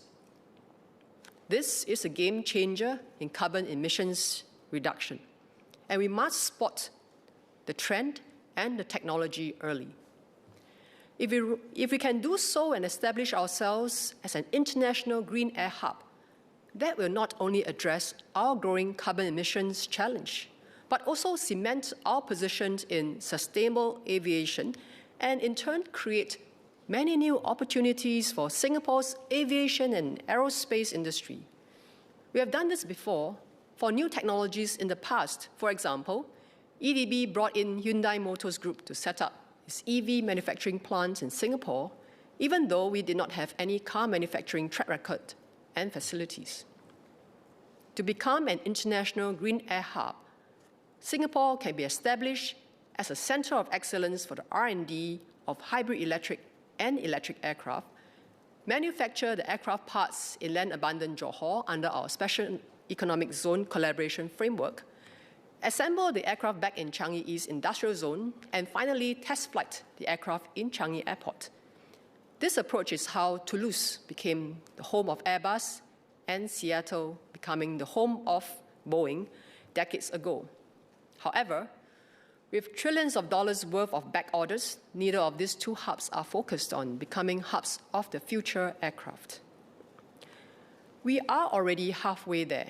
We are an established international aviation and aerospace hub with a mature and thriving ecosystem of aviation OEMs, MRO facilities, IHLs training aerospace engineers and technicians, 80 airlines, 3 runways, and we'll have 5 terminals and a new aviation industrial zone.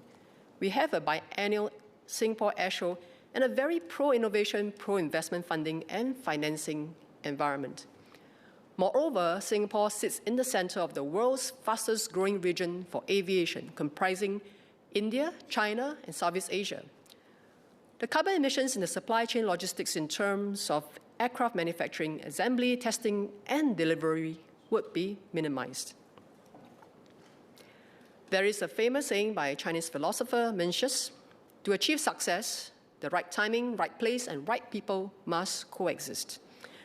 Now is the time, Singapore is the place. What is needed to turn us into an international green air hub is the right partners who share this ambition and are willing to work together to realize this vision.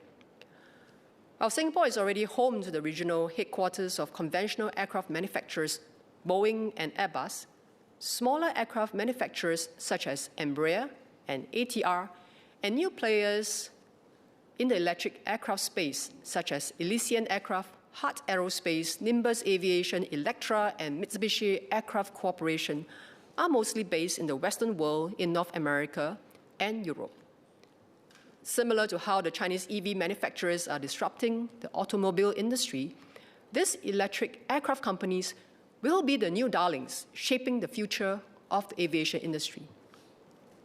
The first step is to attract these disruptors, electric aircraft manufacturers, to set up base in Singapore for R&D. Next is to connect them with funding platforms such as NRF and EDB, as well as the private and institutional investors and banking sector financiers. Under RIE 2025, significant R&D funding for aviation sector for manufacturing, trade, and connectivity purposes has been set aside. And finally, to connect the electric aircraft manufacturers with their potential customers, namely major airlines operating short-haul routes in the region, such as Singapore Airlines, Scoot, Lion Air, AirAsia Group, and Vietjet. The value we bring as an established international air hub to these electric aircraft manufacturers is invaluable because they can immediately plug into a robust and ready machinery and fulfill fast-growing aggregated demand financed by low-cost and abundant funding. The aircraft manufacturers can stay focused on their niche expertise and bring product to market in the shortest time. Finally, what is all this for? An international green air hub does not just benefit the aviation industry, it is an asset for all Singaporeans. We will be an R&D centre of excellence for the IHLs and young aerospace engineers for the long term. Currently, NUS and NTU both offer undergraduate courses in aerospace engineering. Graduates may join MRO companies like ST Aerospace or aircraft engine companies like Rolls-Royce, but doing mostly maintenance work. One of my young residents, and 18 years old, is an aspiring final year student at Ngee Ann Polytechnic studying aerospace engineering. She is mulling over whether she should continue to pursue a university degree in aerospace engineering or a more traditional engineering degree in mechanical engineering. She shared that if there are more exciting R&D opportunities in aerospace like designing and manufacturing an aircraft, her decision would have been very clear.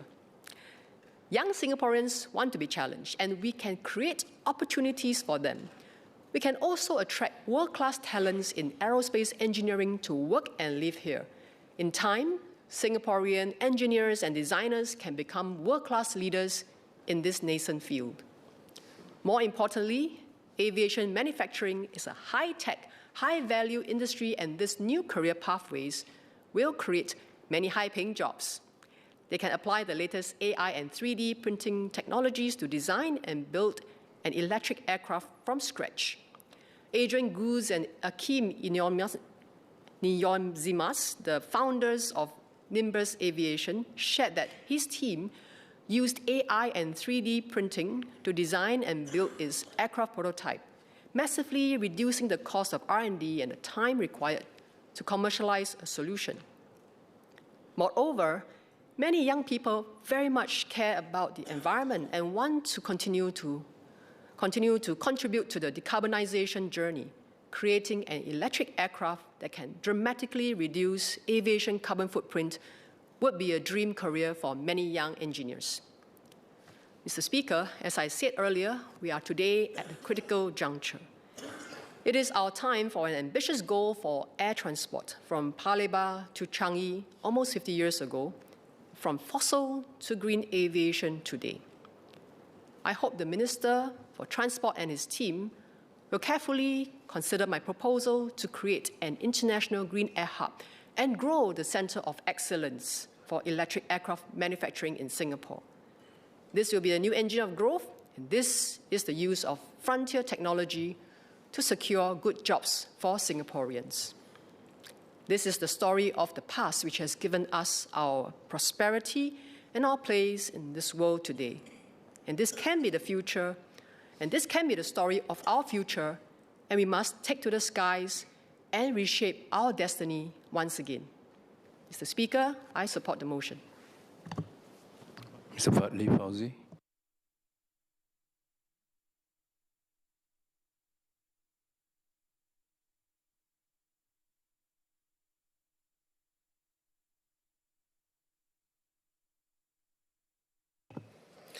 Mr. Speaker, hardly anyone in the House will disagree that our openness to the world and our world-class infrastructure are key reasons for Singapore's prosperity.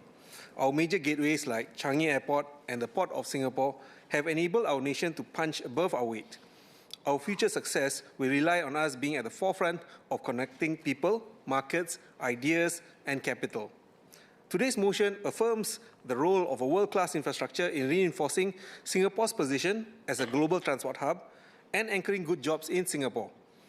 All of us here can appreciate how and why this is important.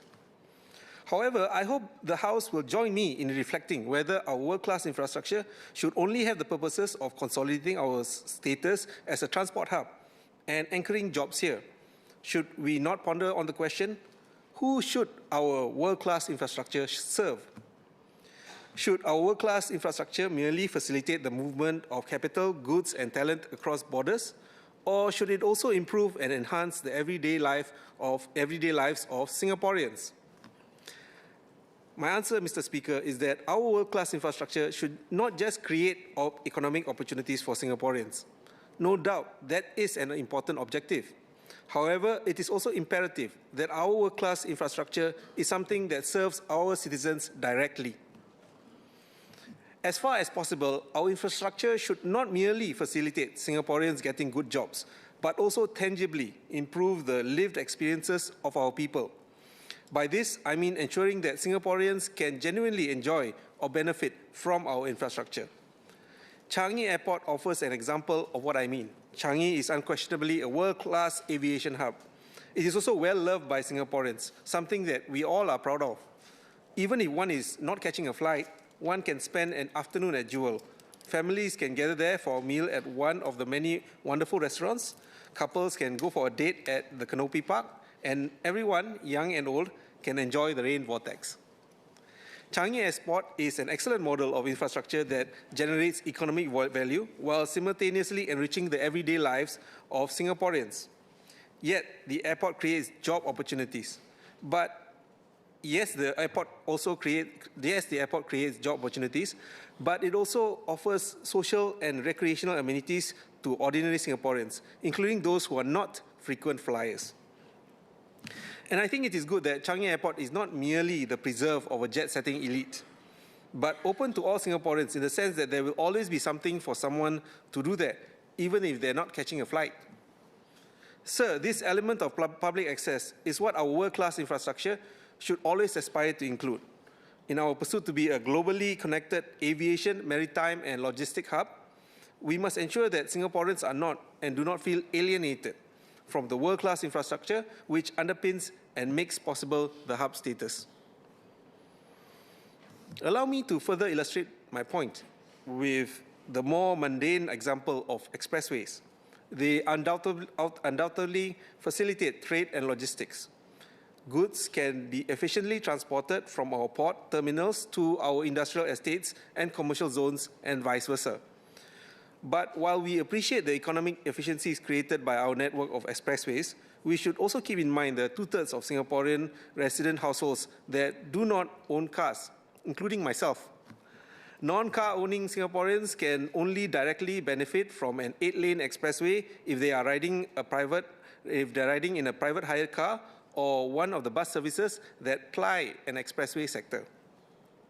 It is just heartening that the upcoming North-South corridor is designed to be multimodal with dedicated bus lanes and cycling paths to allow as many ordinary Singaporeans, including those who don't own cars, to directly use and benefit from the new expressway. These two examples of our airport and our expressways hopefully clarify my point, that our infrastructure should be designed with public access in mind. Our people should be able to use our world-class infrastructure to enhance our immediate quality of life. Sir, while we are on the topic of public access to our world-class infrastructure, I want to reiterate the Workers' Party's call for public transport to be made free for seniors and people with disabilities during off-peak periods. I have previously raised in this House that the Freedom Pass in London is a worthy model to consider emulating. The Freedom Pass is given to London residents above the age of 66 and those with eligible disabilities to freely travel across the Transport for London network. There are, however, peak hour restrictions on weekday mornings for holders of the Older Persons Freedom Pass. There is a study on the Freedom Pass which was published in 2014, and I hope to read part of the abstract into the record. In their article, More Than A to B, the role of free bus travel for the mobility and well-being of older citizens in London. The author stated that traveling by bus provided opportunities for meaningful social interaction. Traveling as part of the general public provided a sense of belonging and visibility in the public arena, a socially acceptable way of tackling chronic loneliness. The Freedom Pass was described not only as providing access to essential goods and services, but also a widely prized mechanism for participation in the life of the city. What the research suggests is that providing free travel on public transport helps with seniors' well-being and enables their civic participation. Crucially, it makes senior citizens feel like they belong and have a place in society. This comes back to my earlier point that Singaporeans must not feel alienated from our world-class infrastructure. Singaporeans, regardless of age or means, must be able to use that infrastructure, not merely benefit economically from them. I should acknowledge that my honourable friend from Sengkang, Associate Professor James Lim, had also called for off-peak public transport to be made free for seniors and persons with disabilities during the 14th Parliament. The then Minister for Transport, S. Iswaran, rebuffed this proposal with the warning that the ensuing financial burden is by no means insignificant. The Workers' Party has consistently argued that public transport should be viewed primarily as a public service rather than a profit centre. Especially for our seniors, public transport helps to fulfill important non-material needs, such as for companionship, community, and belonging. These are sometimes overlooked when we consider the matter only in terms of dollars and cents. Sir, the Freedom Pass has demonstrated its value for the senior citizens of London. As Singapore becomes a super-aged society, I believe that our senior citizens here similarly deserve their own Merdeka Pass.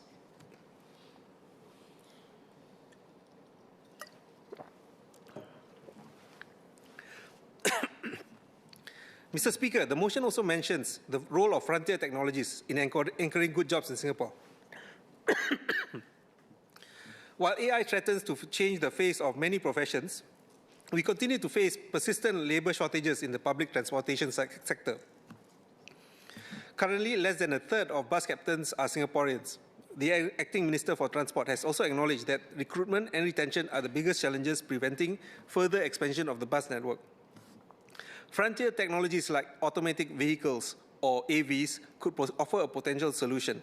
AVs have already been trialled in Punggol to ply short fixed route services, and self-driving public bus services will also be piloted on in Marina Bay and One North from the second half of 2026. Should the self-driving public bus service pilots in Marina Bay and One North be successful, I would like to suggest that the LTA next consider deploying self-driving public buses to build a network of night bus services. We could start by running self-driving night buses along existing MRT lines when these lines are closed during the overnight hours. Late-night bus services have in the past suffered from low ridership, and the night rider and night owl services have been discontinued since the COVID-19 pandemic. But even before the pandemic, we never had a proper network of late bus services that replicate, even on a limited basis, the connectivity provided during daylight hours, unlike in other major global cities like London, New York, Hong Kong, or Beijing. The pre-pandemic night rider and night owl services only operated unidirectionally from the city to various housing estates and primarily serviced people having a night out in the city. But a proper network of self-driving late-night bus services running along existing MRT lines would be truly revolutionary for Singapore.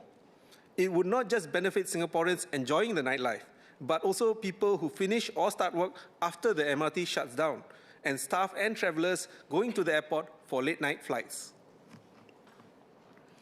Affordable late-night mobility should be part of a vibrant world city like Singapore. And with AVs, what was previously economically and logistically infeasible could become a reality. I urge LTA to seriously consider trialling self-driving buses on bus routes overnight as well, as this is a use case that could benefit many Singaporeans, while traffic levels and any risk posed by the AVs to public safety are also much lower. Eventually, we can even consider expanding AVs to support school bus services, which is another area where a shortage of drivers and rising cost pressures have made it more difficult for school bus operators to sustain operations. For example, AVs could be used to shuttle students who live more than 4 kilometers from their school, since bus operators are now no longer contractually required to serve them. This is not to suggest that automation is not a substitute for valuing human work.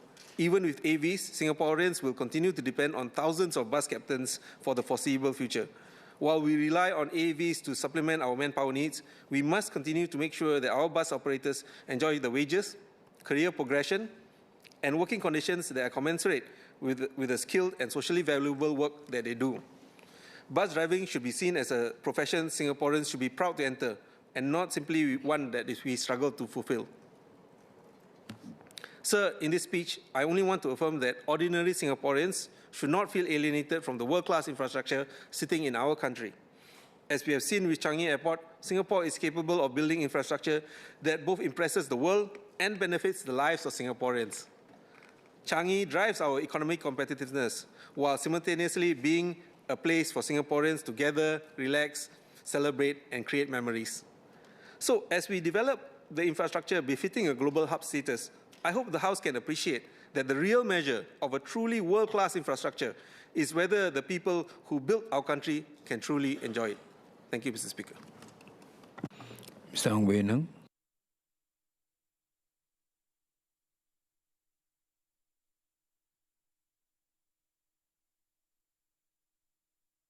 Mr. Speaker, sir, I rise to speak on a future that's no longer a distant scientific movie, but the reality knocking aggressively at our doors, autonomous vehicles or AVs. Before I proceed, I would like to declare my interest as the CEO of Strike Premium, a subsidiary of SMRT. As someone who has been in the transport sector for years, I have watched this space very closely.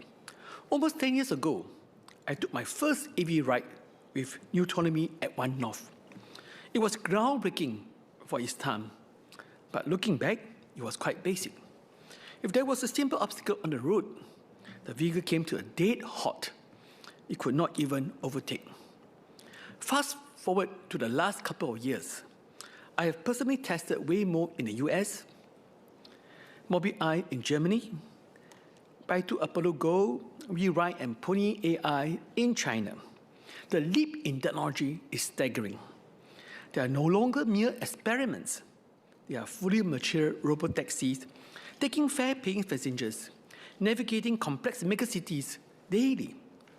Globally, over 10,000 robotaxis are already deployed across the US, China, Europe, and the Middle East. Meanwhile, here at home, we are also conducting localized AV trials in Punggol. Mr. Speaker, the technology is ready, but the critical question is, are our people ready? To understand what is at stake, we must look at the human face of the point-to-point or P2P transport sector. In 2013, before the explosion of private hire cars or PHC, Singapore had over 28,000 taxis. Today, the taxi fleet has shrunk to about 12,000, but we now have over 60,000 PHC drivers. Combined, that is over 70,000 Singaporeans earning a living on our roads. For many of them, driving is a job of the last resort. It is a safety net that keeps their families afloat, bringing home an average of about $3,000 a month. Many have opted these lines of job due to changes in industries. During driving taxi or PHC, for some, is a job of last resort to maintain the average salary. If AVs were to replace just 10% of this fleet, displacing 7,000 drivers, where will they go? It will be an uphill battle for Singapore to find equivalent jobs with similar pay for 7,000 of our fellow citizens. Not all of them will be able to adapt to new jobs associated with our new AI-led economy. We cannot afford to let them become the collateral damage of progress. Therefore, I would like to urge the Ministry of Transport and our tripartite partners to take a proactive, human-centric approach to this transition. I suggest a clear strategic framework to deal with this situation. First, we need to strategically deploy AVs to areas that are currently underserved by our pool of P2P drivers. Every day, passengers struggle to find rides to remote industrial areas like Tuas and Jurong Island, and to some extent, leisure spots like Sentosa and Mandai Wild Reserve, because drivers are reluctant to go there due to the low chance of finding a return passengers. Similarly, finding a ride in the wee hours of the morning remains a challenge for many commuters.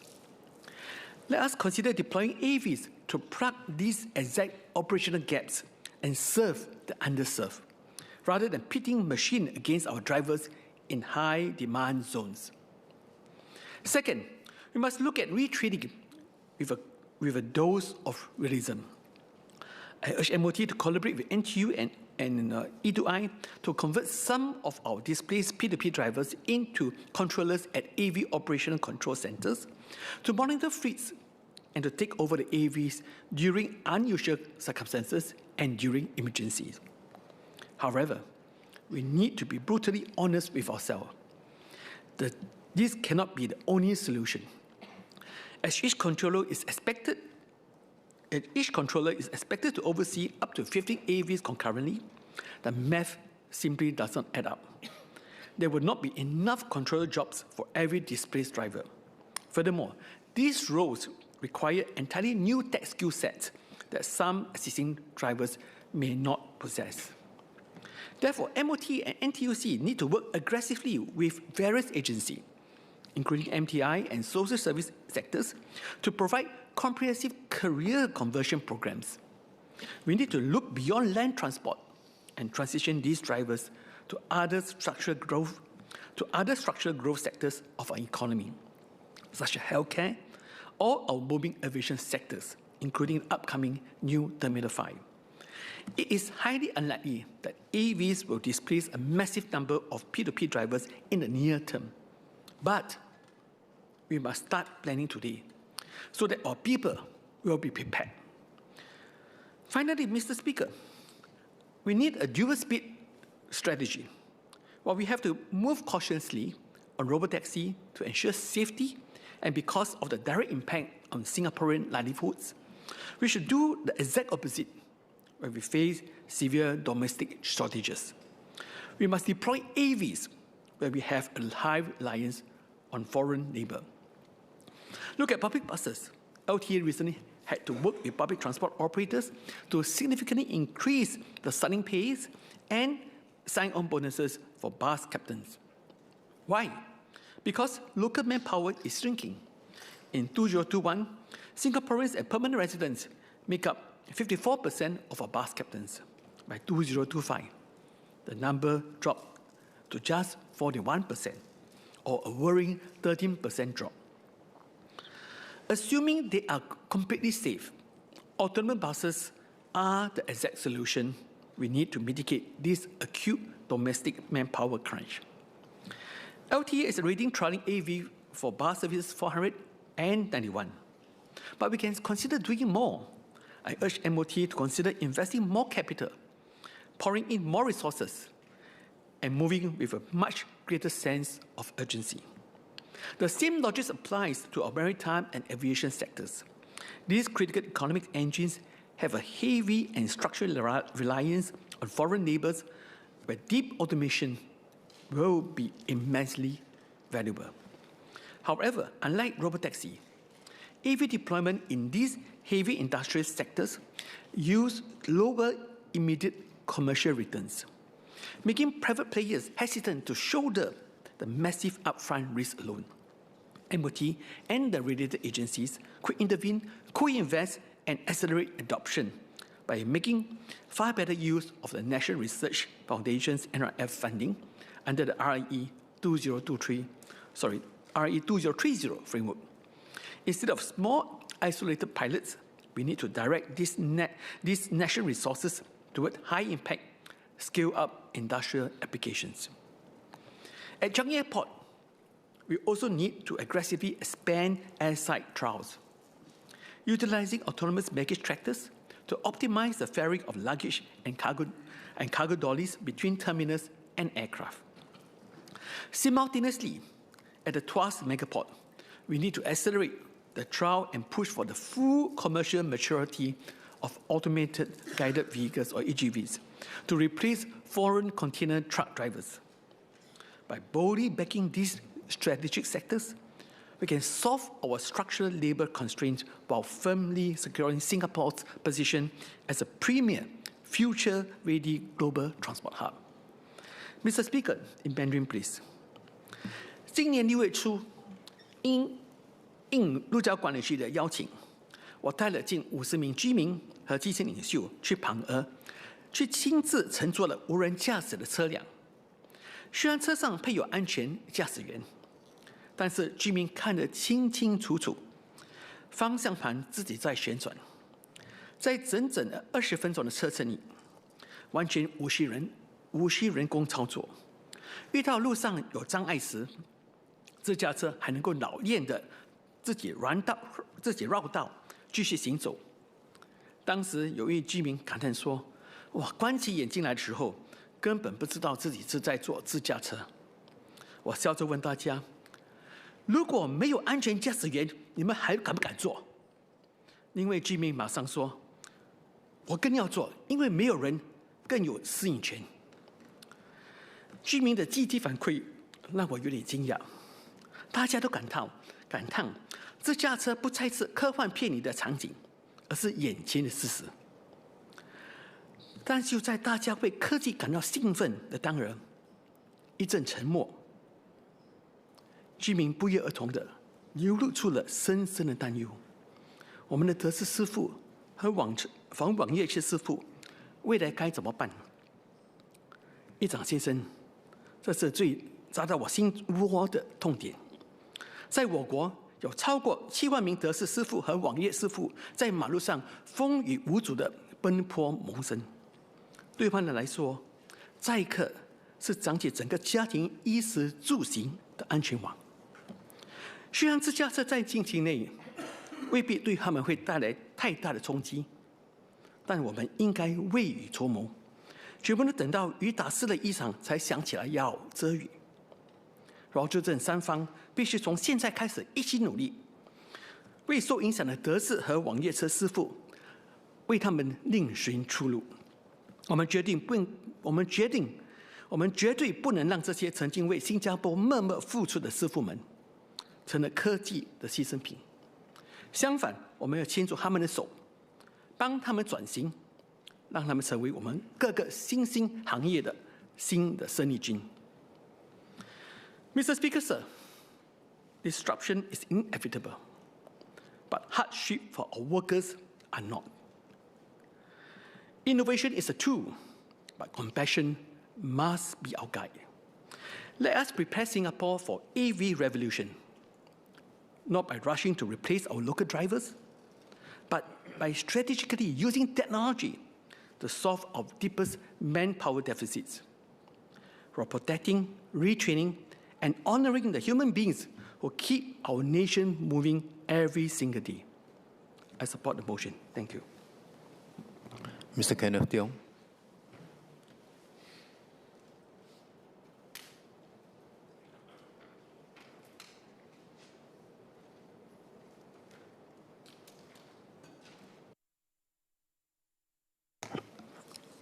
Singapore is a maritime nation in the fullest sense.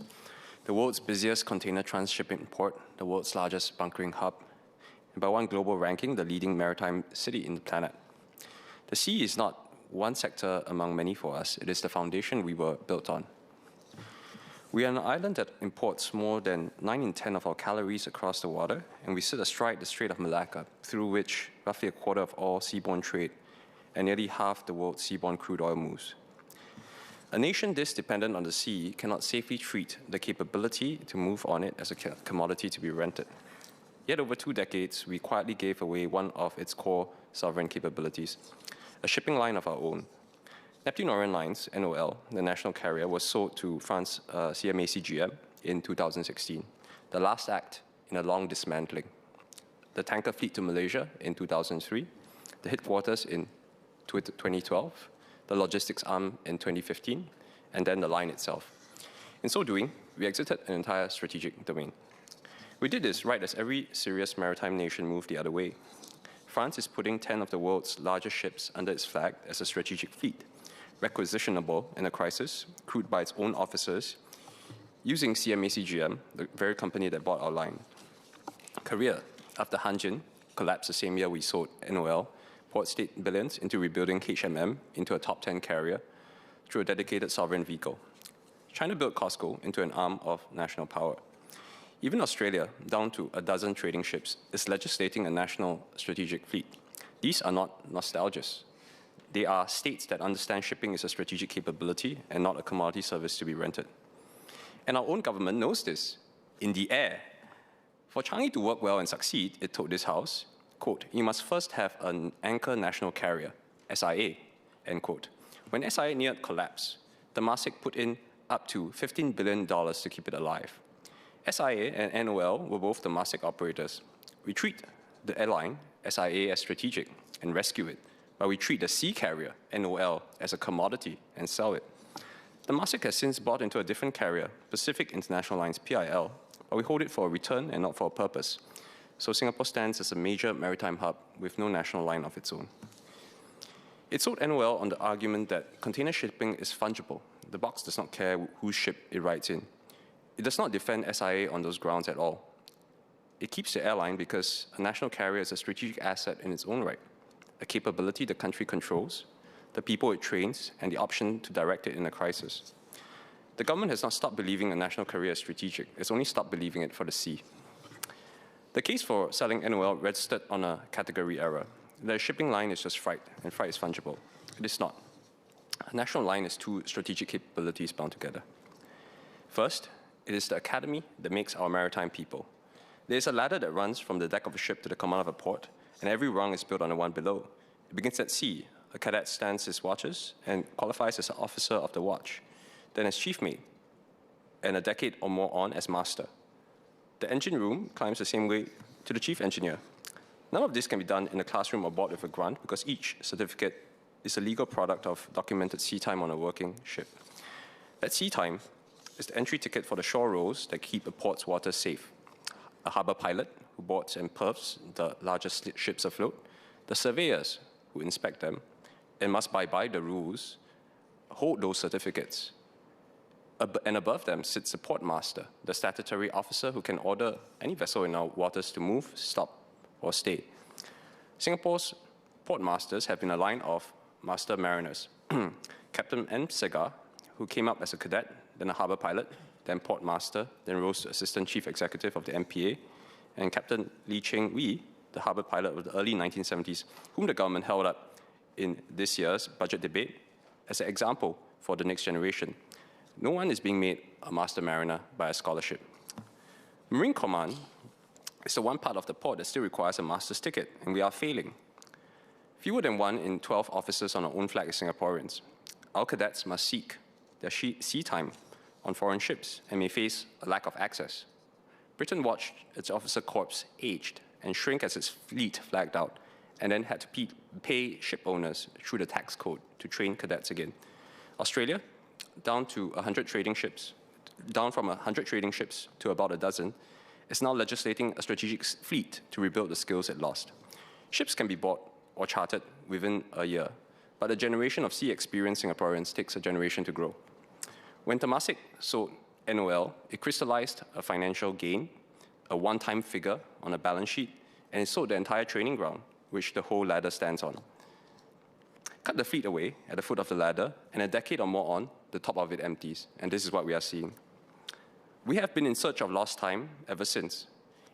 In the long run, the seafaring core of our own port, our harbor pilots and the Marine Command above them cannot be kept Singaporean. It must be staffed, like our own flag already is, by other nations' officers.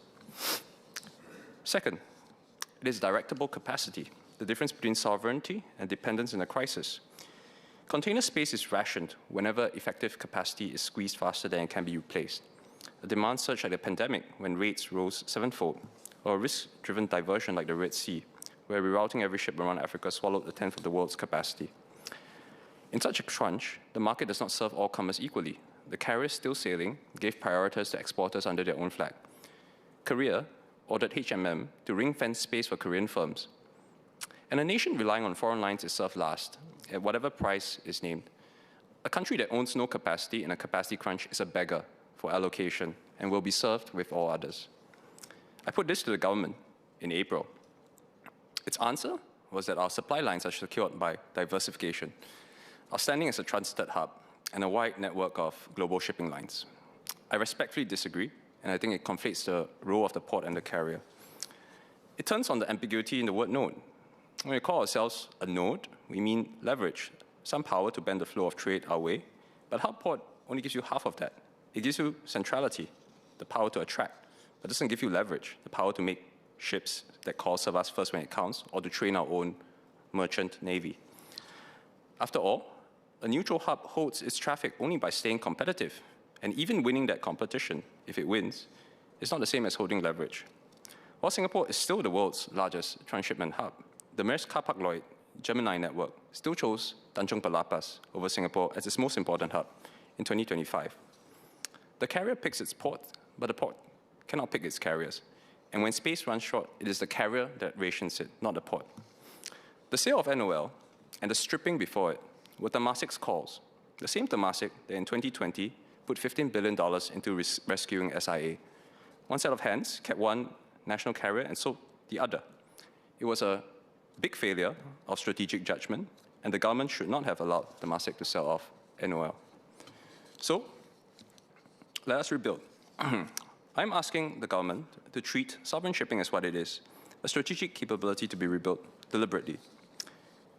If we wanted to rebuild a national carrier, we would not start from zero.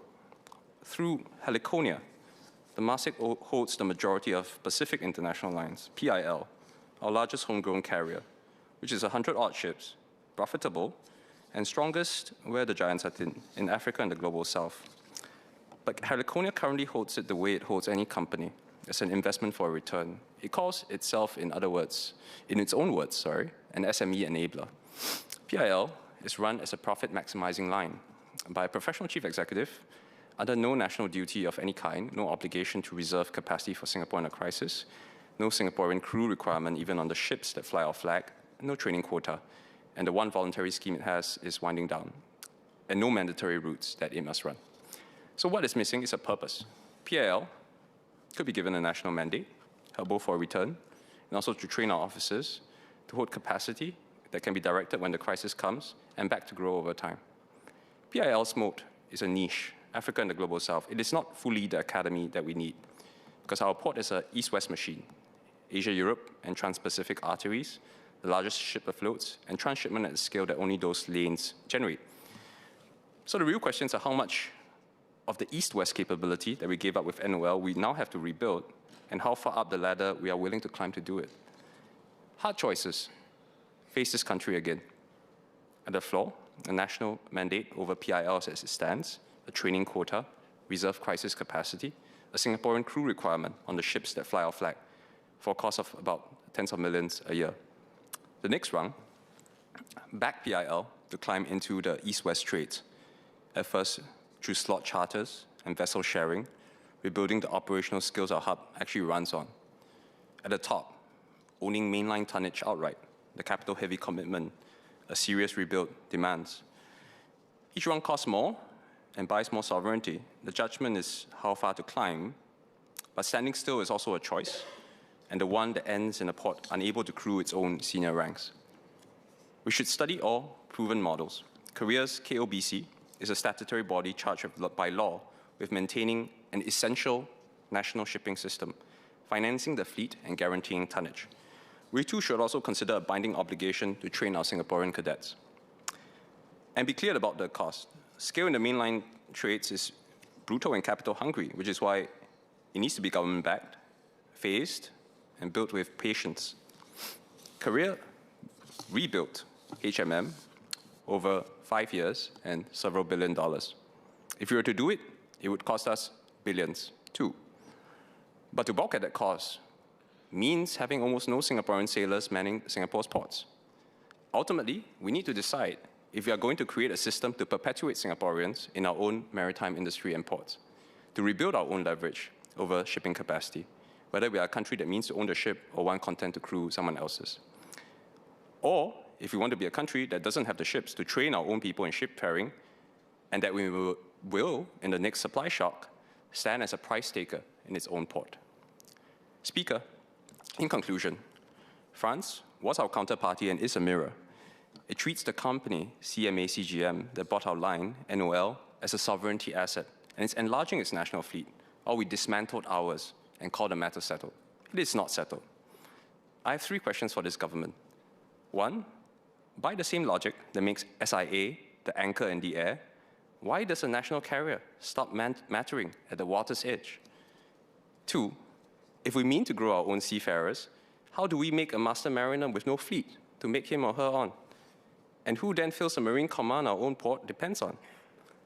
And 3, when shipping space is next rationed, what capacity can Singapore actually direct?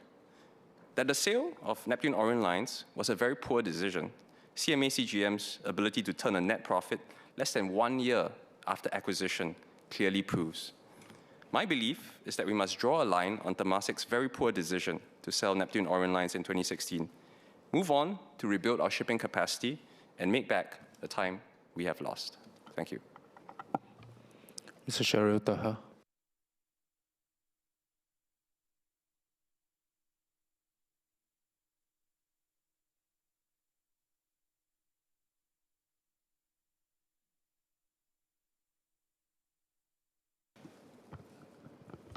Thank you, Mr. Speaker, sir. Mr. Speaker, I declare my interest as I work in the aerospace industry and serve as an authority member of the Civil Aviation Authority of Singapore. I rise in support of the motion tabled by my fellow MOT GPC colleagues. Over the past few months, the GPC has engaged extensively with industry leaders and experts because we believe this is the right time to take a strategic relook of transport in Singapore. While we continue improving our transport system for the daily needs of Singaporeans, we must also recognize transport as a cornerstone of Singapore's long-term economic competitiveness in an increasingly fragmented and uncertain world.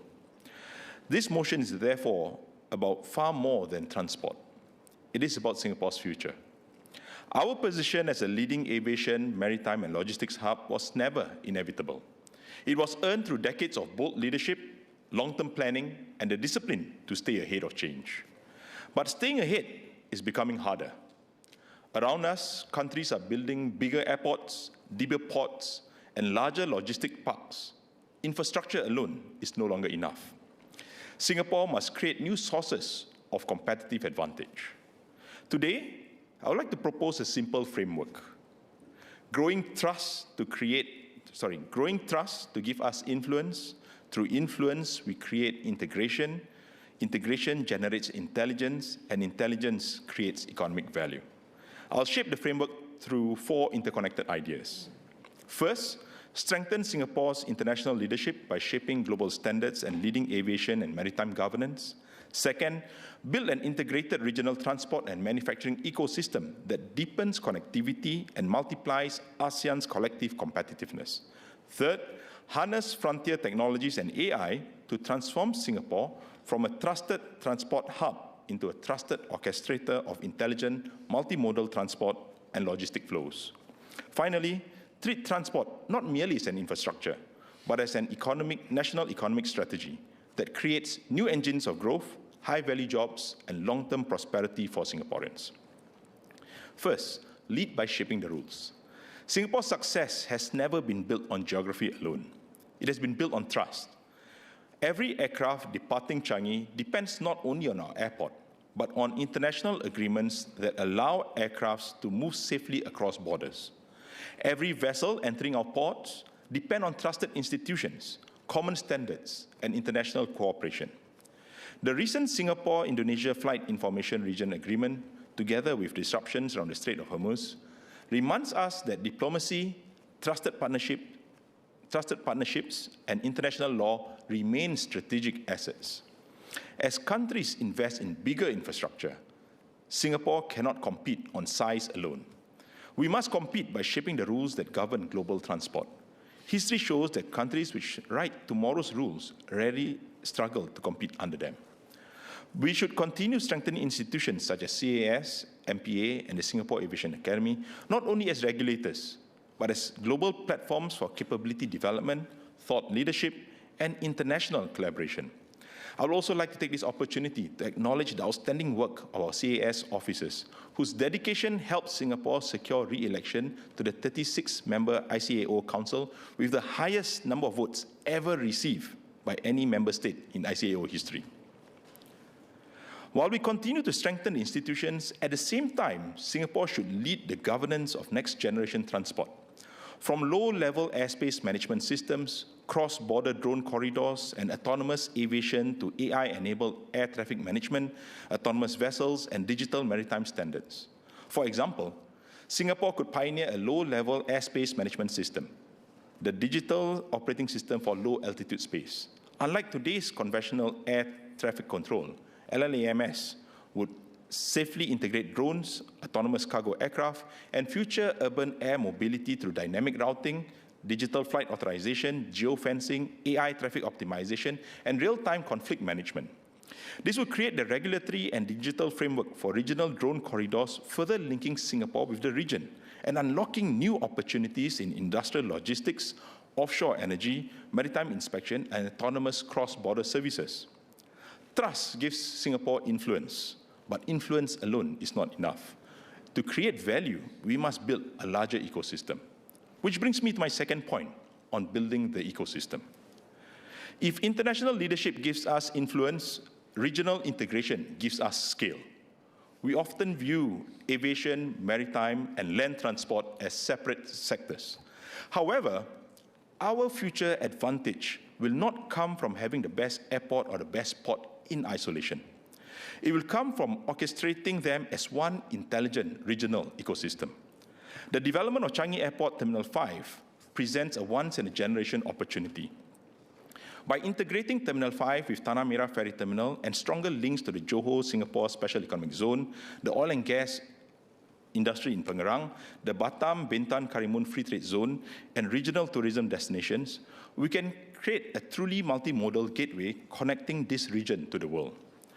But the greater opportunity lies beyond just connectivity. Imagine advanced manufacturing systems manufactured in Changi, with its semiconductor chips living Pasir Ris, with AI-enabled fleet management and autonomous software developed in the Punggol Digital District, with logistics coordinated from our Tampines Logistics Hub, financing arranged in the CBD, and supporting products coming from the Johor SEZ and BKK FTZ, reaching out to global markets, all operating as one intelligent economic system. That is the ecosystem that we should build. I would like to propose to transform Singapore's Eastern Corridor into an integrated economic powerhouse, linking Changi Airport, Tanah Merah Ferry Terminal, Changi's Aerospace MRO ecosystem, Loyang Industrial Estate, Pasir Ris Semiconductor Park, Tampines Logistics Park, Punggol Digital District, Seletar Aerospace Park, through an AI-enabled multimodal network, all connected through our world-class land transport system of expressways and MRT lines, including the new Cross Island Line, linking goods, capital, and our talented workforce. Few countries possess such a dense concentration of aerospace, advanced manufacturing, logistics, digital industries, and transport infrastructure within such a compact footprint. Land made Singapore a port. Trust made us a hub. Intelligence can make us indispensable. Our ambition should not be to compete with our neighbors, but to multiply this region's collective strengths.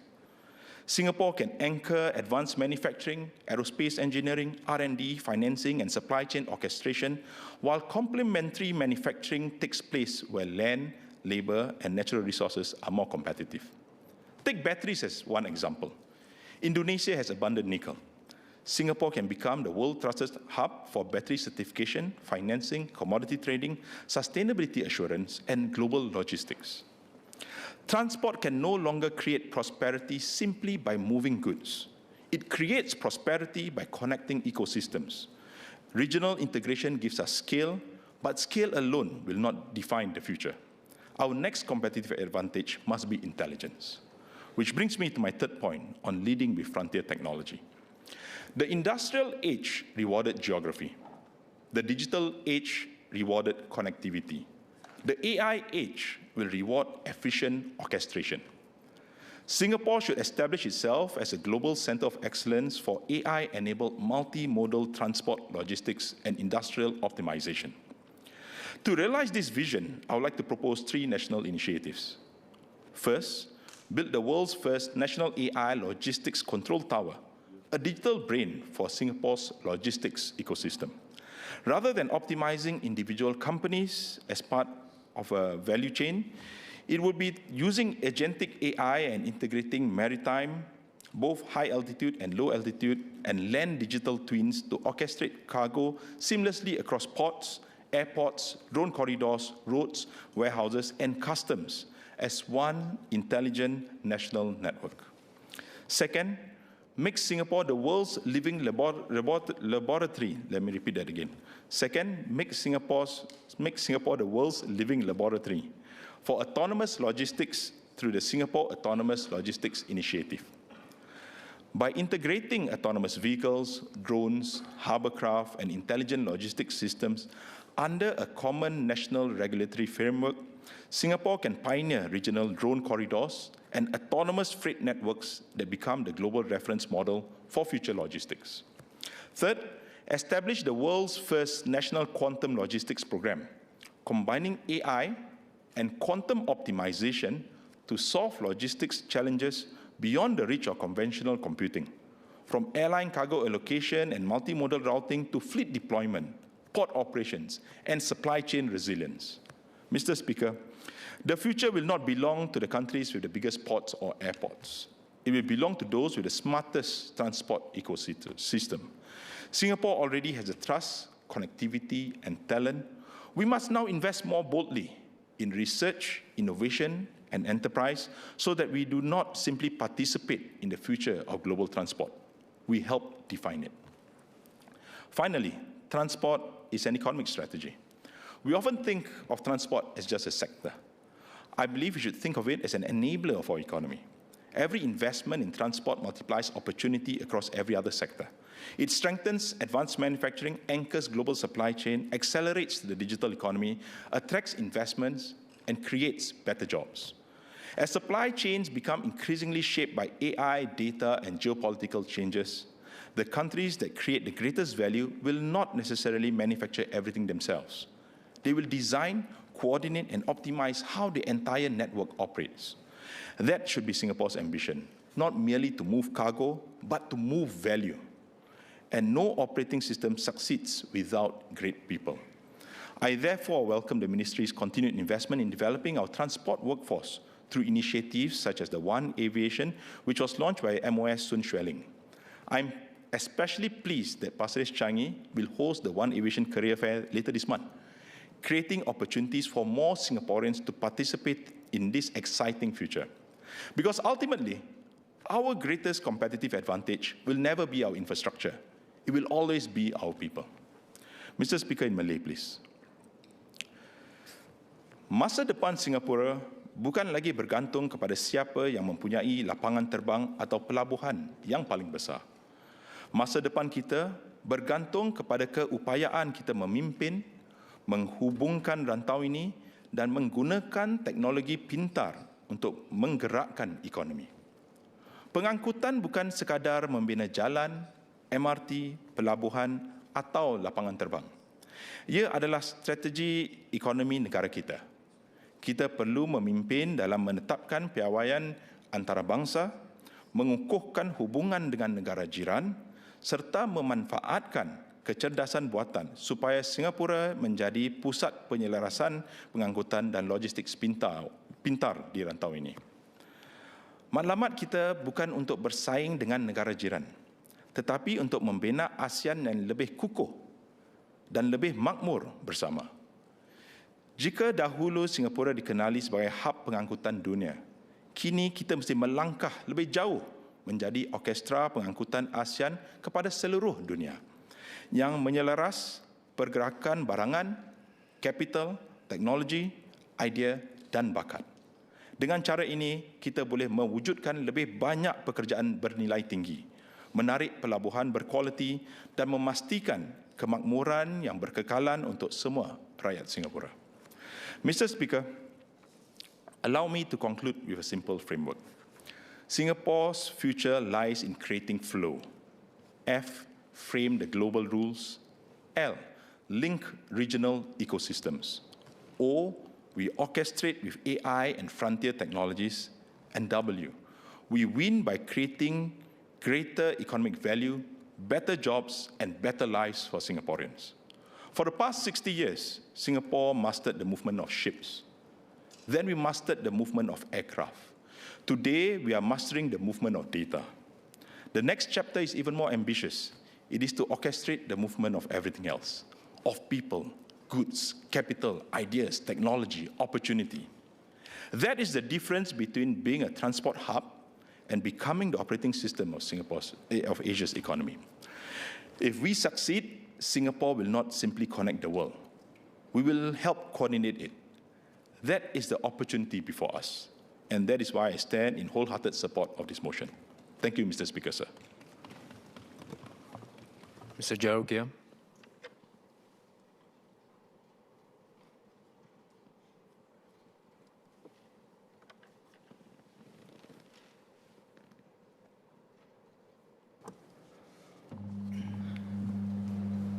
Mr. Speaker, I support the spirit of reinforcing Singapore's long-term economic competitiveness as a globally connected aviation, maritime, and logistics hub. The government's traditional playbook focuses heavily on building world-class infrastructure like Changi Airport, Terminal 5, and the Tuas Next Generation Port. However, focusing too much on physical infrastructure carries structural risks in a changing global economy. As my honourable friend, the MP for Aljunied, Kenneth Tiong, pointed out earlier, a neutral hub port holds traffic only by staying competitive, and a port cannot pick its carriers because carriers pick their ports. We saw the reality of this structural vulnerability when Maersk shifted its transshipment hub to the port of Tanjung Pelapas in the year 2000, and again in 2025 when the Gemini Corporation shifted the bulk of their joint shipping volume to PTP. If we do not own the shipping lines or control the underlying cargo movements, relying solely on massive physical infrastructure leaves our economy exposed to a sunk cost dependency risk. The global trading system is under threat from protectionism and geopolitical rivalries. In addition, there is a possibility that an opening of the Northern Sea route through the Arctic, or the creation of a land bridge across or a canal through the Kra Isthmus will divert maritime traffic away from Singapore. The massive fixed costs of our expanded port may become a fiscal drag if shipping volumes fall short of the government's projections. The long-term justification for Changi Terminal 5's massive capacity relies on historical hub-and-spoke models where long-distance traffic requires consolidated transit nodes. However, next-generation hyper-efficient aircraft, such as a long-range narrow-body Airbus A321XLR, completely disrupt this model. These aircraft allow airlines to establish economically viable long and thin direct routes between secondary cities without requiring physical stopovers or refueling hubs like Singapore. As a result, Changi Airport may face the risk of capital expansions outpacing the growth of traditional transit passengers. To hedge our exposure to physical trade volatility, Singapore must pivot from being just a physical gatekeeper to also becoming the sovereign digital architect of global trade. By anchoring the financial, legal, and operational code of international shipping lines within Singapore's data jurisdiction, we secure a stronger position of leverage.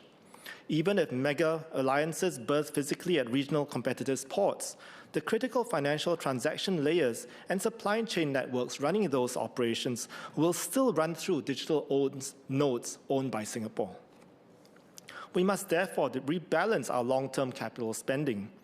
For every dollar spent on pouring physical concrete for Changi T5 or the Tuas berths, a fixed percentage could be redirected towards strategically acquiring, centralizing, and developing next-generation supply chain software patents under Singapore's sovereign control, such as automated customs clearing platforms and predictive route management networks. As my honourable friend, the MP for Hougang, Dennis Tan, highlighted, Singapore must shift from being an outstanding adopter of foreign technology to a creator of our own proprietary systems if we want to capture high margin value. By securing direct ownership of over these foundational digital assets across international trading jurisdictions, we can protect our economic independence and collect licensing rents globally.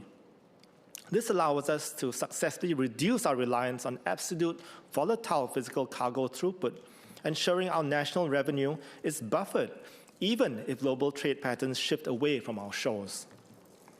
We do not just need a more competitive hub. we need a structurally resilient one that owns the software of global trade rather than just the concrete that sits on it.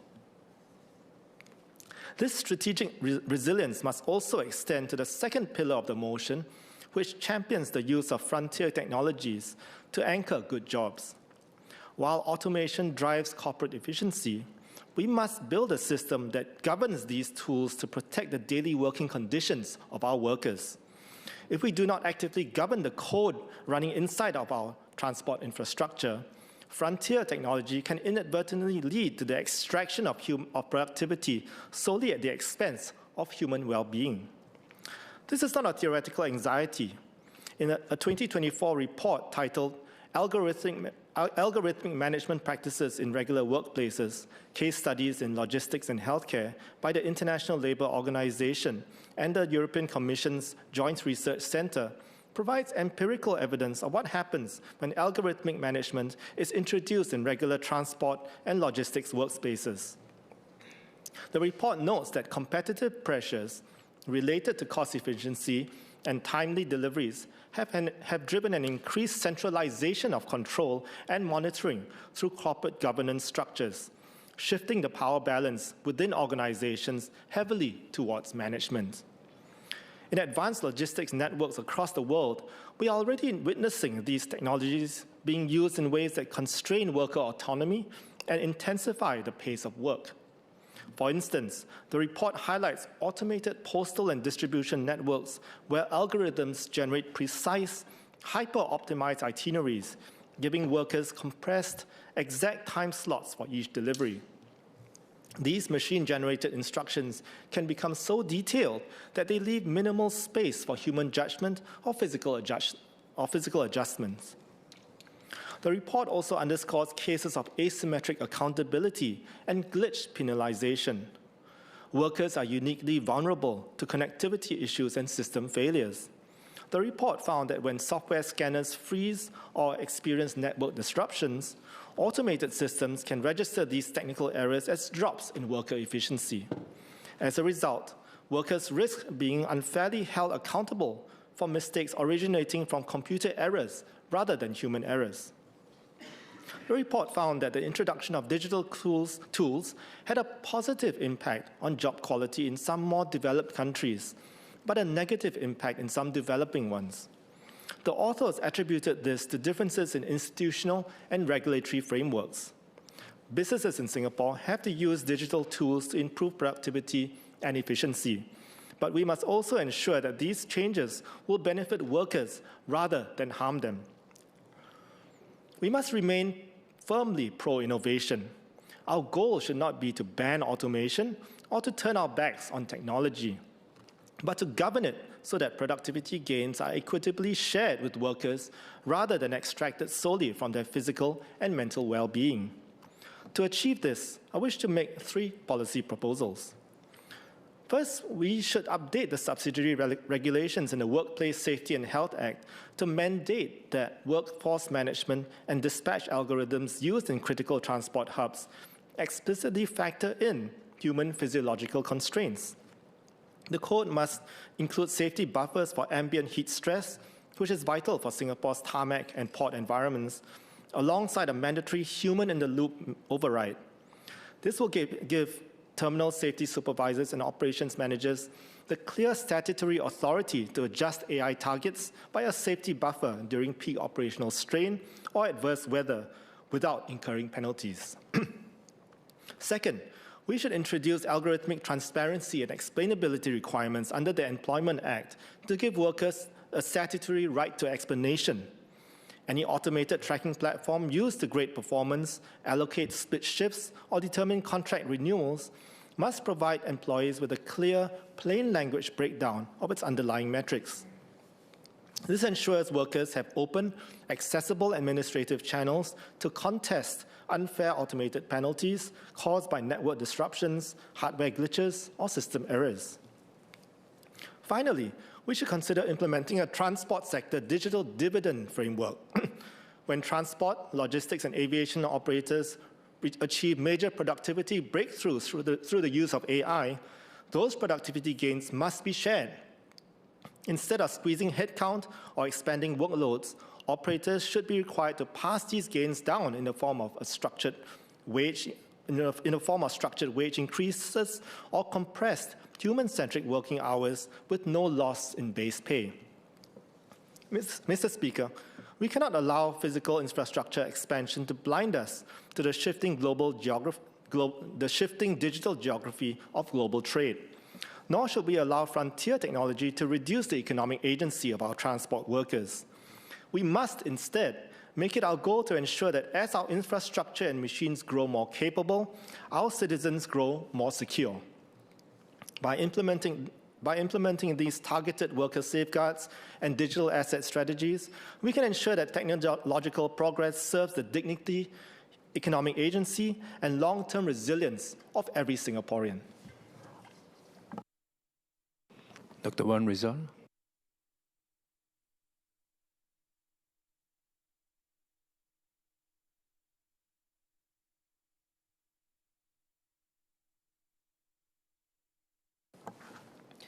Mr. Speaker, as we double down on efforts to boost our status as a global aviation, maritime, and logistics hub, let's also pay equal attention to how these efforts will reshape jobs and impact our workers. Up to 30% of aviation jobs may be redesigned within the next 5 years, and mostly in ground handling, and more preparations are required as Terminal 5 is being constructed. Now, in logistics, new higher-paying roles will be created in PME jobs, including data analysis, supply chain management, and software development. At the same time, some roles will undergo displacement, including operators, storekeepers, and in sales and customer services functions. At our container terminals at Tuas, Pasir Panjang, and cargo terminals at Jurong Port, usage of more automated vehicles and cranes will likely and very much improve productivity and create more higher value jobs. Now, as we build this future, we must also ask, how are we preparing our people for it? Mr. Speaker, I recently had the opportunity to visit China with Assembly and your good self, and we saw ports, logistic facilities, and aviation-related operations. And what struck me most was how rapidly technology is changing transport systems around the world. Across countries and industries, there is a growing push towards automation, digitalization, and new operating models. The lesson I took away was that it reinforced the need for Singapore to continue adapting, innovating, and investing in our people if we are to maintain our position as a leading global transportation hub. Because ultimately, technology can be bought, infrastructure can be built, but it is our workers, their skills, their adaptability, and professionalism that will continue to differentiate Singapore. And that brings us back to the central question: how are we preparing Singaporeans for the future? In my roles as a Labour MP and in my work in MQ+ under Focus Area 4, where we look into employment and employability, the question that many Singaporean workers are most concerned about is, will I have a good job in Singapore's future? So when we adopt more automation, robotics, and AI in our transport sector, let us also ask, how can these technologies help create better jobs for our seafarers, our technicians, our aviation, logistics, and maritime workers, and new roles in transport cybersecurity as our sectors become more digitalized? As our rail network expands with projects like Johor Bahru and Singapore RTS Link, how can we create ladders to help our rail technicians progress further? And as we develop the low-altitude economy, including deploying more drones and also unmanned vessels for surveys, how are we creating more career pathways for Singaporeans? The future of transport must also be a future of career progression, where our workers have the opportunities to become more skilled, more productive, with better wages and better work prospects than before. So today, I would like to speak on how we can create a better future for our young graduates and our existing rank and file workers and technicians. First, our young graduates. In my work as an educator, I've watched many of my young students drawn to delivery, and gig work to pass time, for their flexibility, and probably the chance to earn slightly extra income. I understand the appeal, but the job has its downsides. There is a higher risk of injury. According to MOM's Workplace Safety and Health Report, platform workers suffer fatal major injuries at a rate of 84.6 per 100,000 last year, nearly 5 times higher than the rate of the workforce as a whole. Second, there's also limitation in their progressions in the long run. Our young delivery riders risk becoming entrenched in these jobs. And there are signs of potential disruptions too. Drone deliveries have been on trial for a few years now, over our waters, and more recently across the Kallang River, where my constituency is.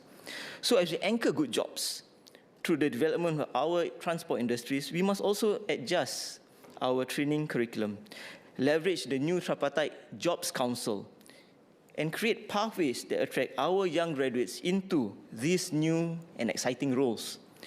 So let's match our young graduates' interests and aptitudes early, where they are still in school, to career ramps available in aviation, logistics, and maritime.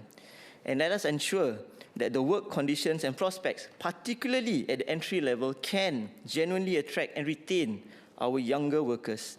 Many of them need to see their future potential beyond the internship and the traineeship period. That if they work hard, there are real prospects for progression to move into higher value roles with better wages, welfare, and work prospects. So let's double down on our efforts so that we can see more young Singaporeans grow and flourish alongside the development of the transport sector.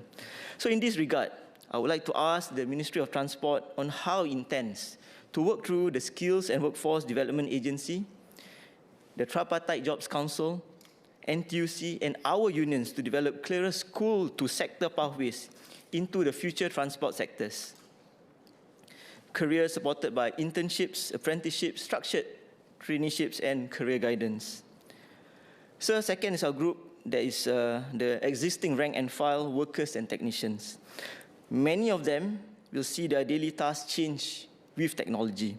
We must identify at-risk roles early, map them to adjacent opportunities, and build career pathways.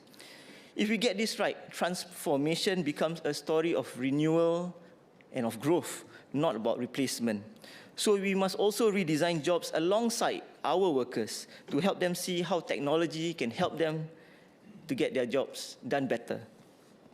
And we must provide our workers the necessary support and training pathways to help them move into higher value, better jobs.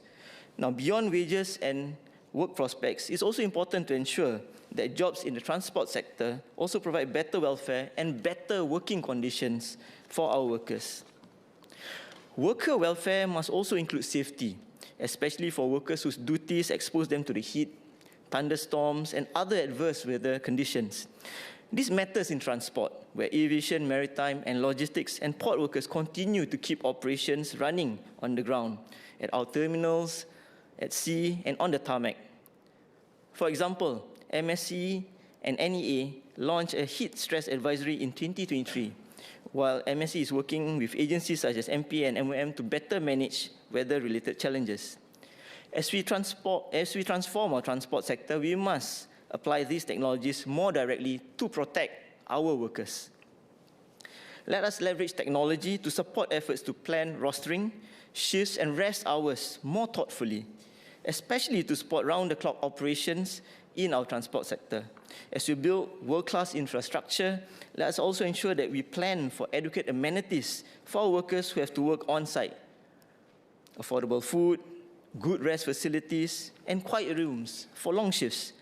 Recently, SBS Transit opened Singapore's first dedicated accommodation for bus drivers at the Sengkang West Depot, with rooms, kitchens, and even a dedicated floor for women drivers. I hope to see more such amenities provided for our workers on site.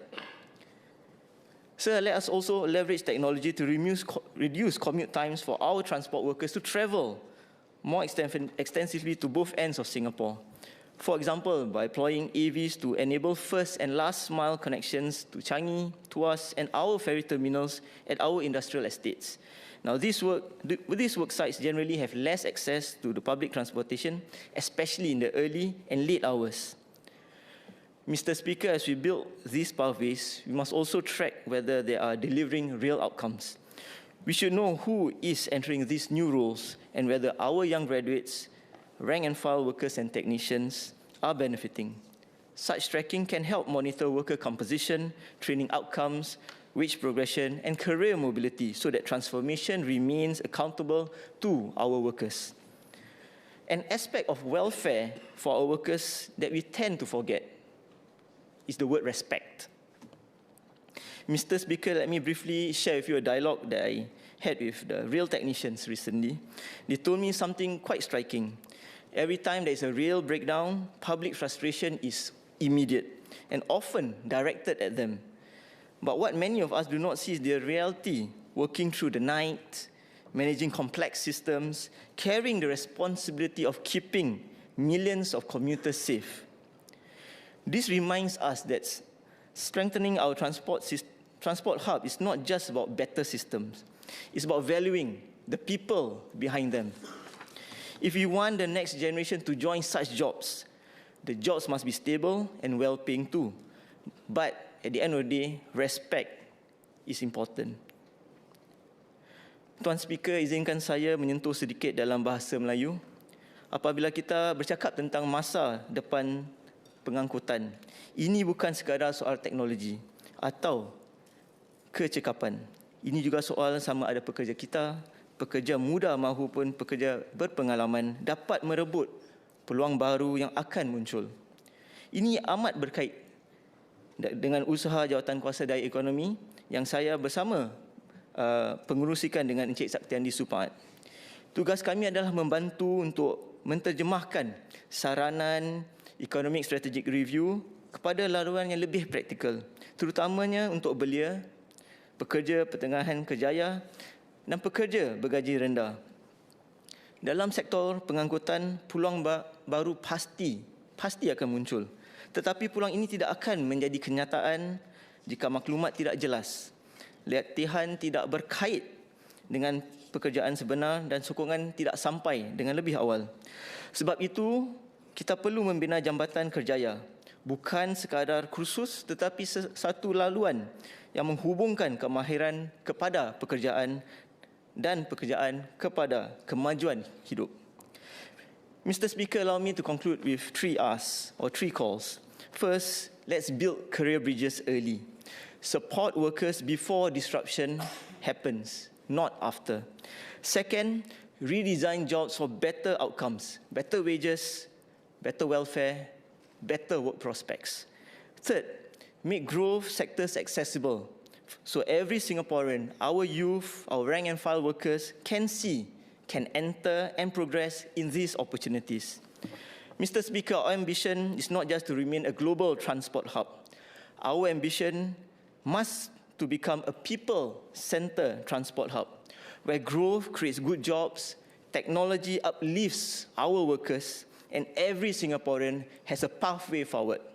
Because in the end, a hub is only as strong as its people. Airports do not connect themselves. Ports do not run themselves too. Logistic networks do not move themselves either. Behind every transport hub are workers whose skills, whose commitment and professionalism keep Singapore moving. And when our workers move forward with confidence, Singapore will continue to move forward too. Thank you. Associate Professor James Lim.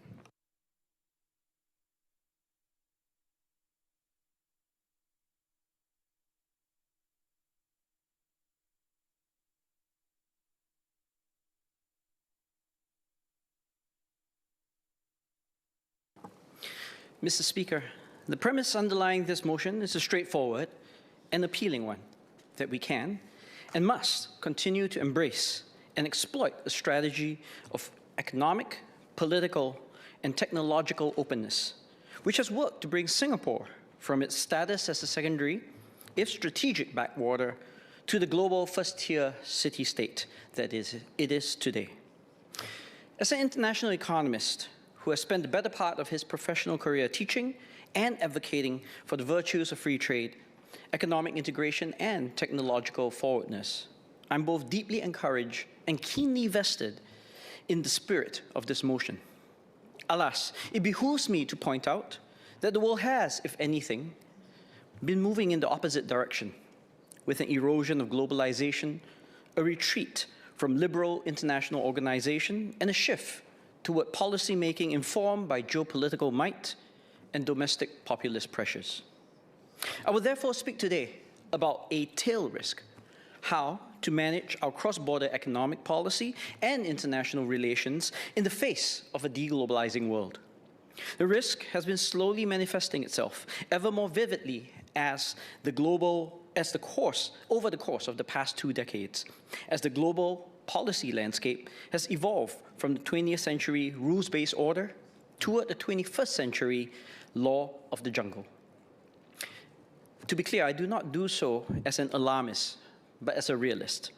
Even if a wholesale move in this direction seems remote, we must gird our collective loins and formulate policy that is grounded in the emerging reality of a world where flows of goods, services, capital, labor, and technology might face ever greater frictions in their movement. Hence, while I support the overall thrust of this motion, I encourage this House to also be clear-eyed about a potential downside scenario. Let me first paint a picture of what I believe this emerging New World Order might look like. Now, to fully understand this, we must look backward to the global financial crisis of 07-08, and more recently to the COVID-19 pandemic. Since the global crisis, flows of international trade have contracted sharply. The drop was so severe in the immediate aftermath of the crisis that economists refer to this phenomenon as the Great Trade Collapse. While the causes are still being debated, the consequences are already clear. Since 2008, the share of imports and exports in global output has gone into retreat, in stark contrast to the decades prior. The capricious deployment of tariffs and other commercial policy instruments have also resulted in a trade map aligned more toward geopolitical affiliation rather than economic logic. Cross-border capital flows have similarly stagnated after the crisis. This reverses the heady times of ever-rising financial integration, which took flight in the 1980s. The slowdown has likewise led some to speculate that we are entering into an era of financial deglobalization, where international finance will become increasingly fragmented and controlled. The trends of friendshoring and rising economic nationalism also suggest that foreign investment will perhaps be far less forthcoming in the future. Through all this, the flow of workers between countries had remained robust. If anything, advances in digital connectivity have flattened the world, promoting the outsourcing of tasks between countries and encouraging the globalization of labor, both unskilled and skilled. Falling transportation costs also spurred an unprecedented rise in tourism. The pandemic, alas, struck the first blow on this front, and while migratory flows have rebounded somewhat, they have been repeatedly threatened by rising geopolitical tensions and global conflict. Some believe that information and communication technologies will allow digital flows to substitute for the decline in these other channels of globalization. Yet, while we are reasonably assured that connectivity will be sustained along this dimension, it has not been unvarnished by geopolitical pressures. The ban on advanced AI hardware by the United States is but one reflection of renewed restrictions, along with the disabling of the most advanced AI models to foreign nationals. Singapore has not been spared, having been degraded to Tier 2 status on suspicions that our transshipment status had been exploited to evade export controls. As the Economic Strategies Review Committee has observed, we also do not possess the capability to build our own foundational AI models. Thus, even as we strengthen our national AI strategy, it is clear that we are vulnerable to being disintermediated in an AI-led world economy in both hardware as well as software. Unfortunately, the decline in international exchange has been accompanied by an erosion of international cooperation. Treaties are being repeatedly renegotiated, and international organizations struggle to retain their traditional voice of authority in global fora. Instead, governance is dominated by fears of political polarization and populist sentiment. The world is becoming increasingly multipolar, and the conduct of international trade and finance appear to be driven much more by politics than economic fundamentals.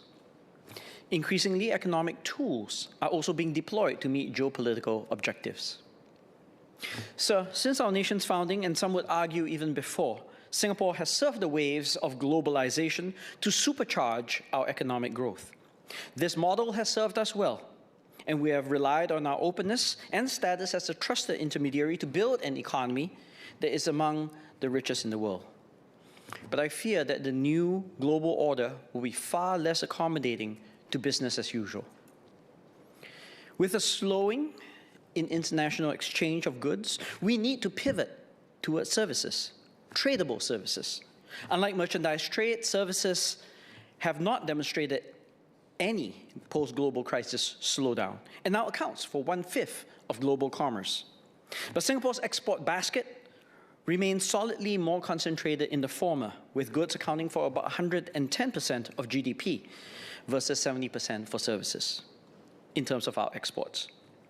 We must foster more growth in tradable services, which has the added benefit that it is also less subject to the need to undervalue our exchange rate as a policy, since services are much more likely to be competitive on the basis of quality and efficiency. And if we are indeed focused on trade and services, we should keep in mind that we export more to the European Union than the United States, and more to ASEAN than to China. We also shouldn't expect our trade orientation to remain global in nature rather than regional. Now, this doesn't mean prematurely surrendering our entrepot status. It does mean taking our economic relationships with our near abroad, Asia in general, and ASEAN in particular, much more seriously. We should regard Southeast Asia as our hinterland, producing for that broader market, and wean ourselves off trade that is focused much more on the West. This will position us better in a world that is more multipolar and regional, as opposed to unipolar and global.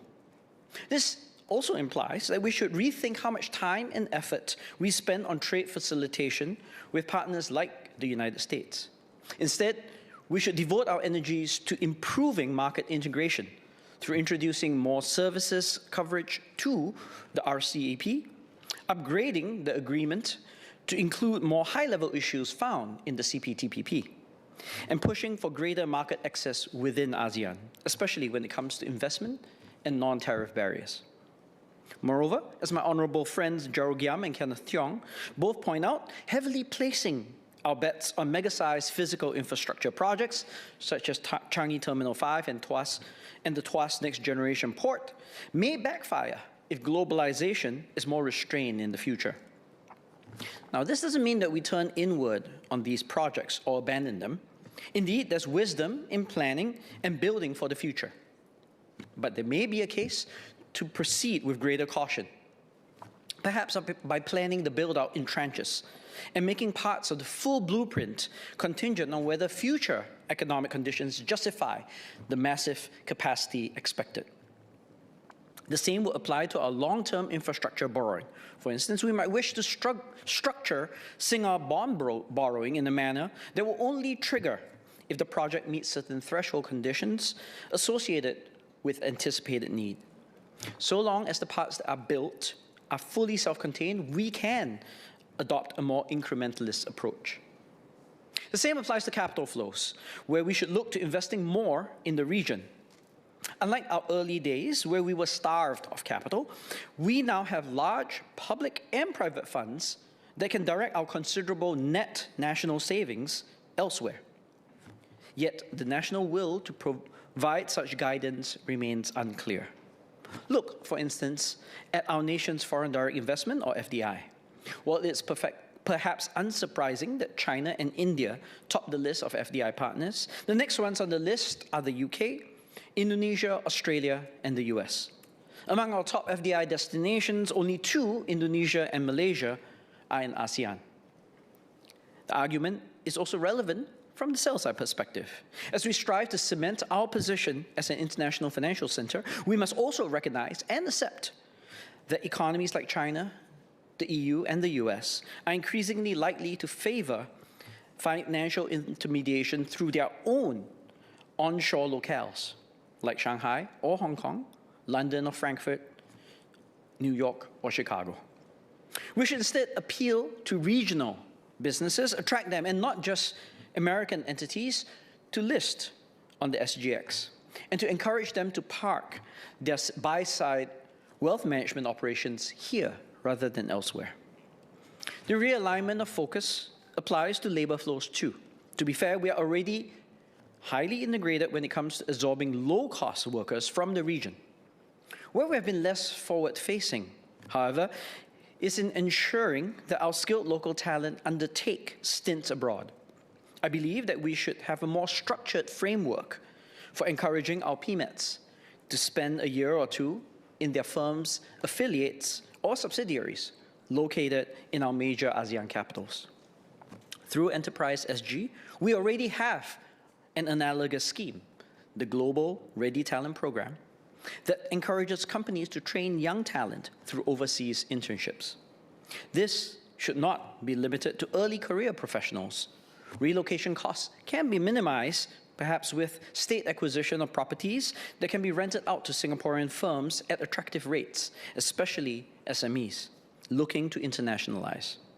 I had also shared that international schools can be made more plug-and-play for relocating families, with subsidized fees similar to what is offered at home, and stronger syllabus coordination to make the return much more seamless.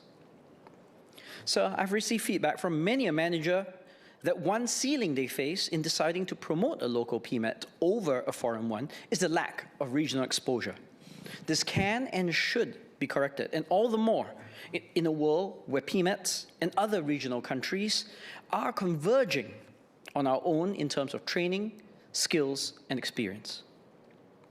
Next, if we accept the premise that digital and virtual exchange will increasingly substitute for the other traditional modes of trade in goods, services, capital, and labor, then the ability to exert control, or at least exert leverage, over access to the underlying technological infrastructure becomes far more critical. This is the case for both hardware, and here I'm thinking about data centers in particular, and software in terms of foundational AI models, whether applied to generative, agentic, or embodied cases. My party colleagues, Dennis Tan and Jarrell Giam, argue in favor of expanding our ownership over these tools to build our nation's digital resilience. Even accepting that we may not build in-house foundational models from the ground up, I would still like to know if this government, through the National AI Council, has already developed a sort of safeguard plan in the event of sudden withdrawal by big tech firms to data center access, AI models, digital platforms, or even APIs. Finally, when we conduct negotiations, we should be cognizant of how it is almost impossible to successfully arrive at terms where positions fall outside of the constraints involved by other nations' domestic politics. This may mean a very narrow set of options. We may choose to hew to ideal principles ourselves, keeping tariffs at zero, maintaining the unclosed right of free passage, or leaving capital largely untaxed. But the rest of the world may not agree. A practically minded foreign service and MFA will have to leave room for occasionally departing from non-core principles. Otherwise, we might find ourselves unable to strike deals at all. So it is World Cup season, so allow me to close with a football analogy. Players and seasoned fans will know that when pressing a counter-attack, one does not pass to where the other players are now, but to where the other players might be going. From my vantage point, on the field's left wing, this is how I believe that our policymakers should adapt. We cannot bet on the ideal world of yesteryear, but should instead align our policy with the likely world of tomorrow. Otherwise, we may find ourselves inadvertently offside, and our economy and society left out in the cold. Order. We've been in the chamber for close to 5 hours, so I propose to take a break now. I suspend the sitting and will take the chair at 3:40 p.m. Order, order.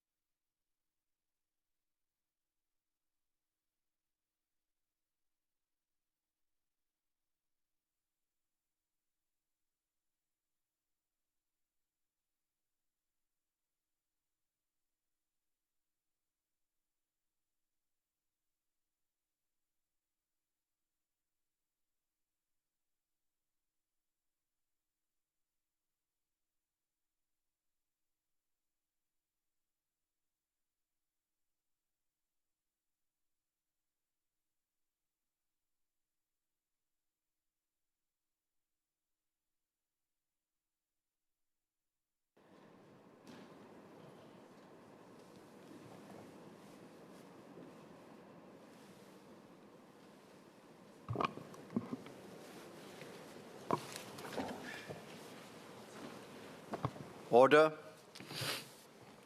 Item 1, resumption of debate on a motion reinforcing Singapore's position as a global transport hub, a motion standing in the name of Ms. Tin Pei Ling. Ms. Lee Hui Ying.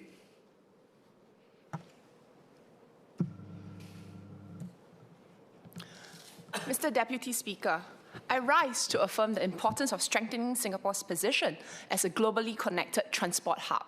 But this position cannot be taken for granted.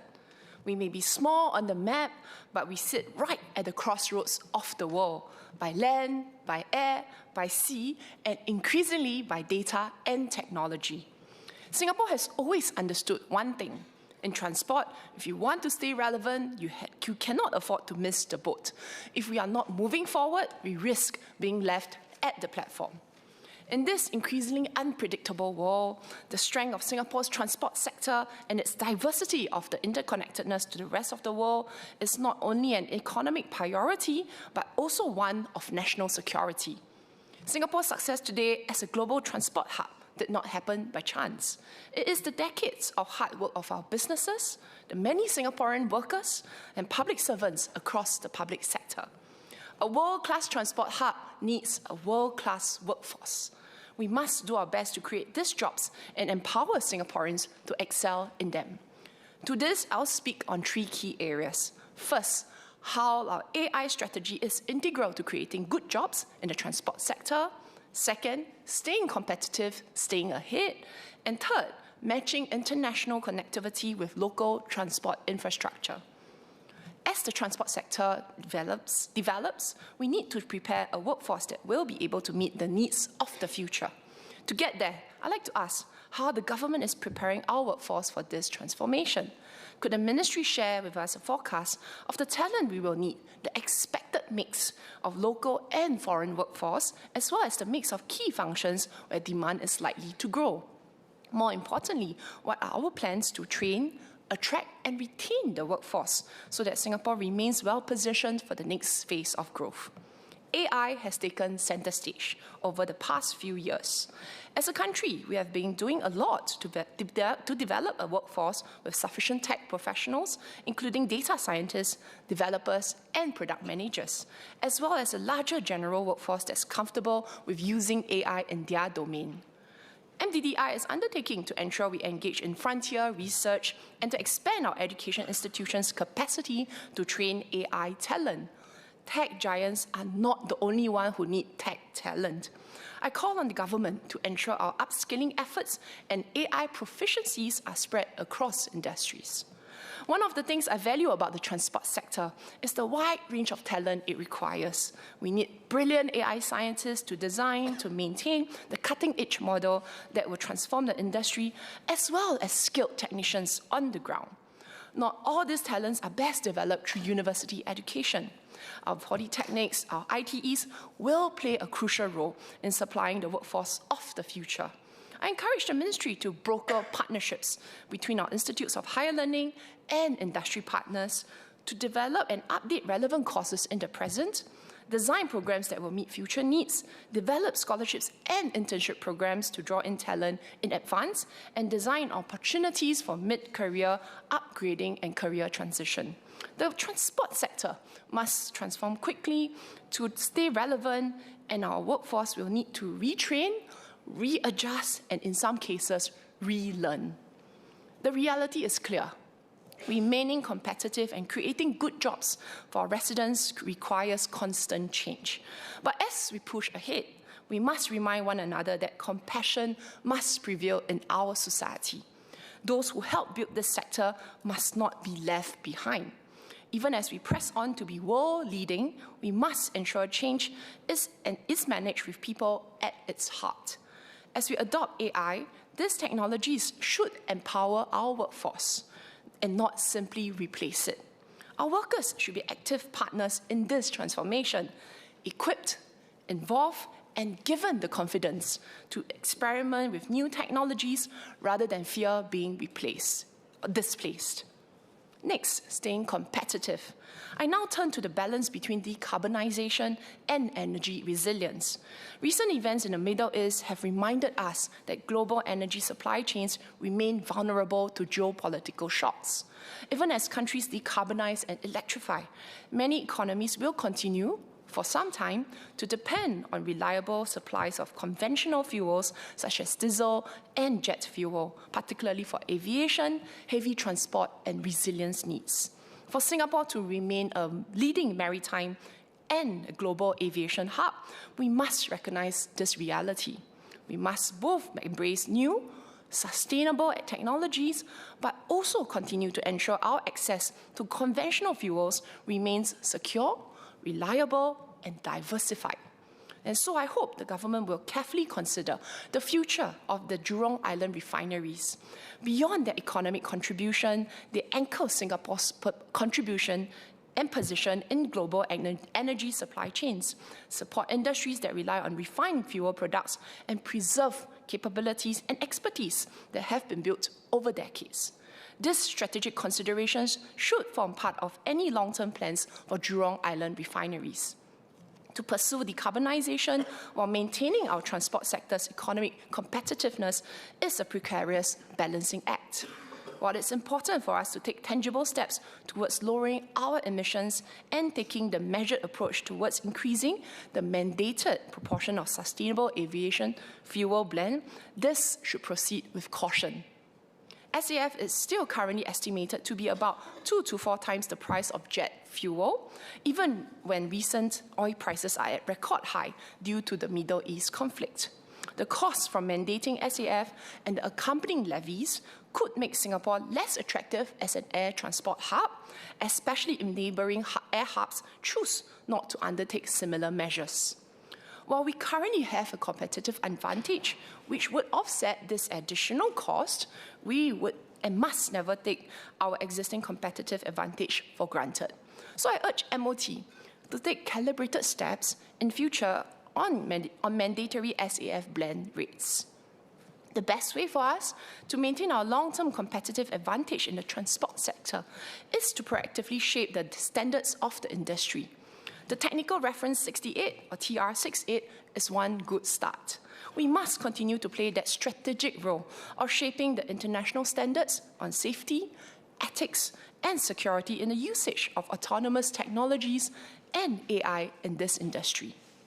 Lastly, Mr. Speaker, sir, I believe our intent to be a global transport hub is not just to create good jobs and pursue economic growth. All these are important, but we also want to be able to deliver to Singaporeans connectivity that improves their lived experiences. In Eastern South, Chencharu is planned to have about 10,000 new homes by 2040. And this means that we can expect around 30,000 new residents to move into this 70-hectare area over the next 15 years, an average of 2,000 residents every year.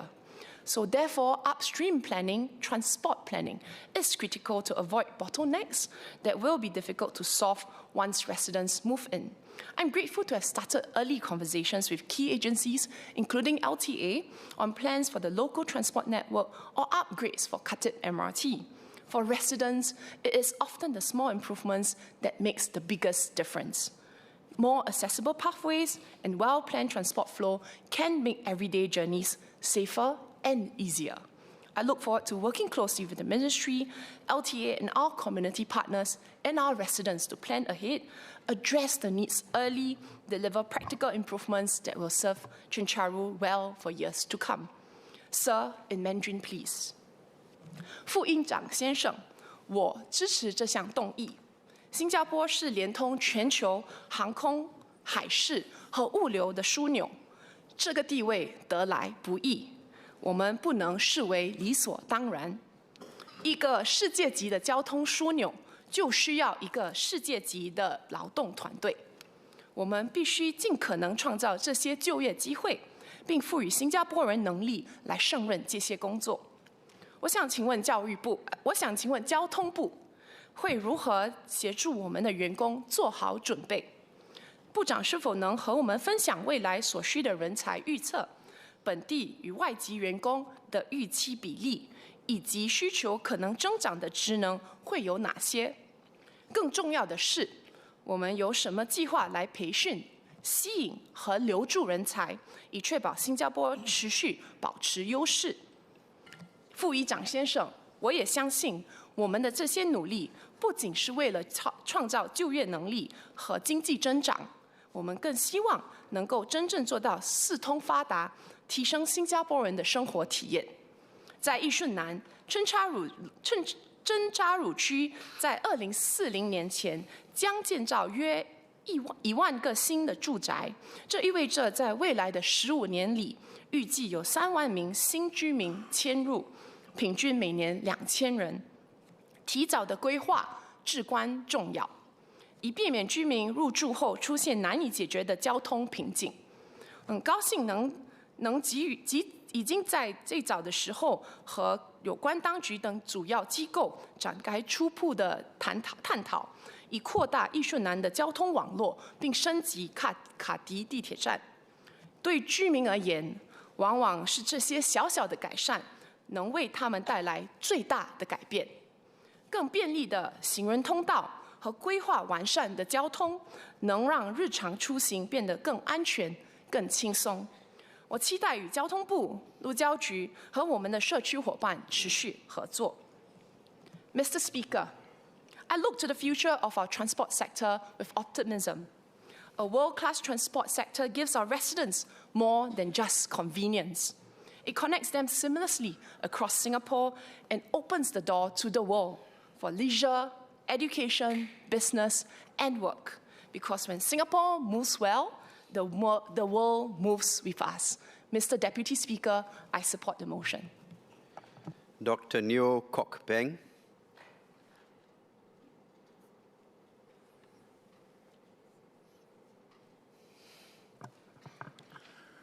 Mr. Deputy Speaker, I declare my interest as a deep tech innovator and entrepreneur. Now, once upon a time, I have a power pressure craft license, a pilot license, and of course a driving license. That doesn't make me a SEAL, but of course it piqued my interest on mobility solutions. And so I spent quite a bit of time working in these sectors. For the Minister of Transport Information, I got my flying license on my very first test, but driving cost me 5 tests, which means our road traffic regulations are very tight. Okay, now, the transportation sector and the mobility sectors, of course, is a very important area or sector or industry for Singapore, right, as a sea hub, air hub. So I would like to focus on innovations and to support the entrepreneurs of deep tech ventures, especially right now where with the advance of AI, autonomous technology, drones, this has become a fertile field for us to create many possibilities for our industries in the mobility sector. Now, but there are actually issues that we face. I noted that WIG craft, or wings and ground, bring in by ST Engineering, known as the airfish, that floats above the surface of the water, is now in operation. But however, it takes quite a bit of time. We know that actually that craft exists for many, many years, but it's being tested overseas. And then after that, once they're ready, and bring back to Singapore. Now, I'd like to compare this against 2 aerospace engineers who are from MIT, America, and they are aerospace engineers trained in drones and trained in autonomous vehicle. And they founded this company called Region Craft, and founded in 2020. And today they have commercial orders of $20 billion. So I think the imaginations and possibilities in the maritime and mobility industries or the transportation industry for our people are infinite. And therefore, we really have to enable them to actually go and find these possibilities. Now, what's the issue then? The issue really is that in Singapore, confined environment, especially LNC, it's very difficult for us to trial or pilot anything that's moving. Well, for good reason, risk management, and also not to affect our normal operations. For example, if you talk about the low-altitude economy, which is the drone or the flying cars, it's actually very difficult to find any place in Singapore for us to do trials. And therefore, it's important for us to actually provide fixed sites, control sites for R&D.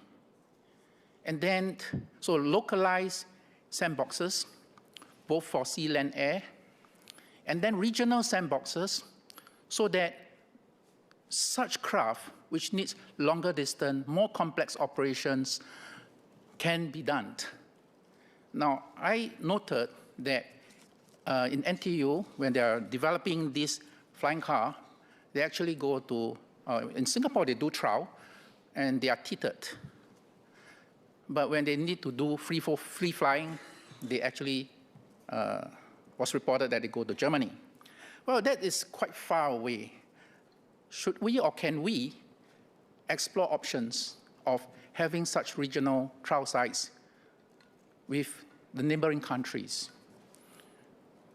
I noted that Malaysia just announced the low-altitude economy plan by the transport minister, by the Malaysia Prime Minister in last week, and that they are also proposing sandboxes, and they have a lot more space. The Indonesia also has a master plan for the other alternative names for low-altitude economy called advanced air mobility, and therefore it is an opportunity for us to partner with them to actually allow or partner such that our companies can go there and do longer distance flight trials or these testing. So I think maybe the Ministry of Transport would like to do that. Now, I also want to comment on let's say, the initiative, the innovation and initiative by, for example, Maritime Port Authority, MPA, which is on Pier 71, which create a lot of innovations. And I think that we should consolidate all this into maybe an agency for innovation within the Ministry of Transport, from air, sea, and land, and then put in aggressive funding and piloting such that this could be a pillar for our economy in the future. I wouldn't suggest a sum, but I think such endeavor needs strong supports, as it will allow us to create a new economy. And so my proposal is actually an integrated innovation agency under the Ministry of Transport with an aggressive funding, aggressive piloting, and collaboration within the region for sandboxes and flight testing. Thank you very much. Mr. Lee Hong Chuang.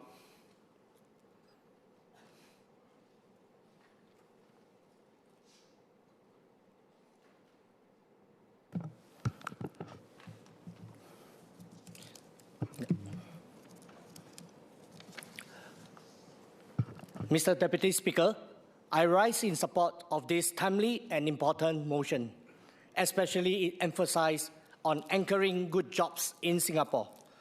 This is not just a transport issue. It's about Singapore's long-term relevancy in the global economy. There's an old saying, ships do not sail because the sea is calm.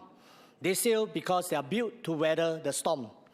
Singapore became a leading aviation, maritime and logistics hub, not because geography favors us, but because we transform opportunity into excellency through vision, trusted institution, and the determination of our people. Today, the world is changing rapidly. Artificial intelligence is reshaping logistics. Supply chains are being redesigned. Businesses are placing greater emphasis not only on efficiency, but also resiliency, sustainability, and trust. The question before us is simple. How do we ensure companies continue to choose Singapore, not just to move goods, but to invest, manage regional operation, and create high-value jobs? When we discuss strengthening Singapore as a global transport hub, we naturally think about airports, ports, and infrastructure. These, no doubt, are important, but equally important are our small and medium enterprises. Our freight workers, custom brokers, engineering firms, logistic technology companies, and service providers are the backbone of our transport ecosystem. Every multinational corporation was once a small business with a big ambition. If Singapore is to remain competitive, we must help today SME become tomorrow regional champions. My first suggestion is to strengthen support for SME digital transformation. Technology is advancing quickly.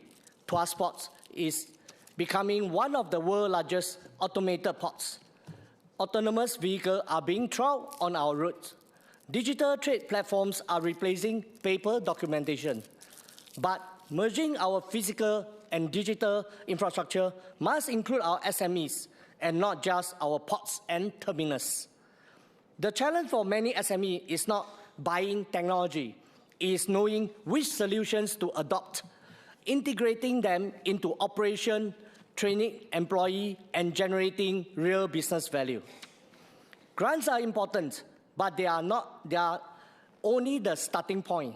The last mile of digital transformation is implementation. I therefore encourage continued efforts to strengthen hands-on implementation support through trusted technology advisor, sector-specific consultancy, and practical guidance that help SME move from grants approval to successful execution. Second, we should continue helping our SME internationalize with confidence. Many businesses need support to navigate overseas regulations, identify reliable partners, and understand emerging markets. Every Singapore enterprise that's successful expand overseas strengthen our economic's resiliency and reinforce Singapore's position as an international global business hub. Third, talent remains our greatest competitive advantage. Technology does not replace people, it transforms jobs. Warehouse assistants become robotics specialists. Dispatch clerks become data-driven fleet coordinators. Custom brokers become digital trade experts. AI can recommend routes, but people make judgment calls. AI can automate processes, but people manage exceptions, build relations, and create trust.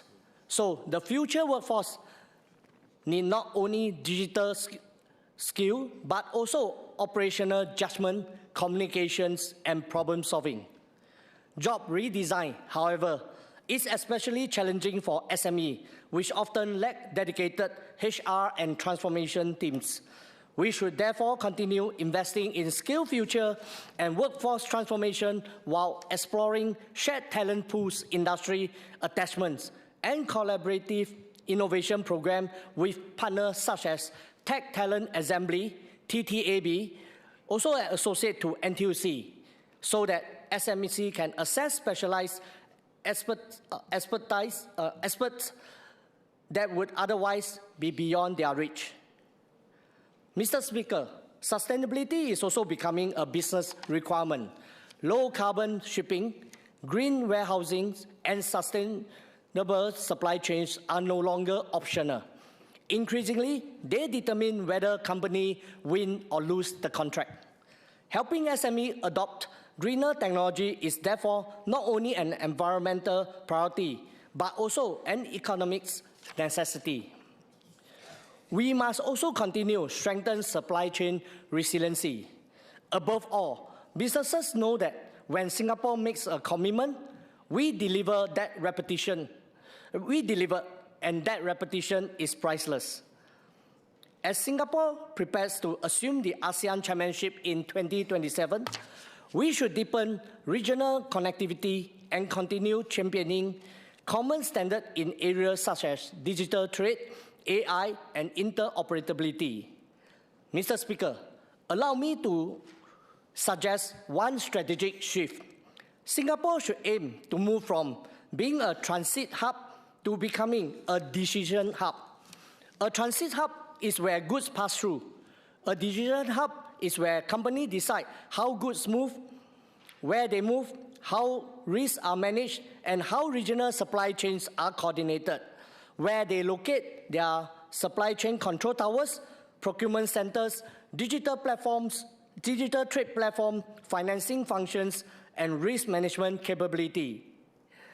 And also, where should they coordinate between air, sea, and land logistics. This is where higher value jobs are created when we are reinforcing Singapore's position as a global transportation hub.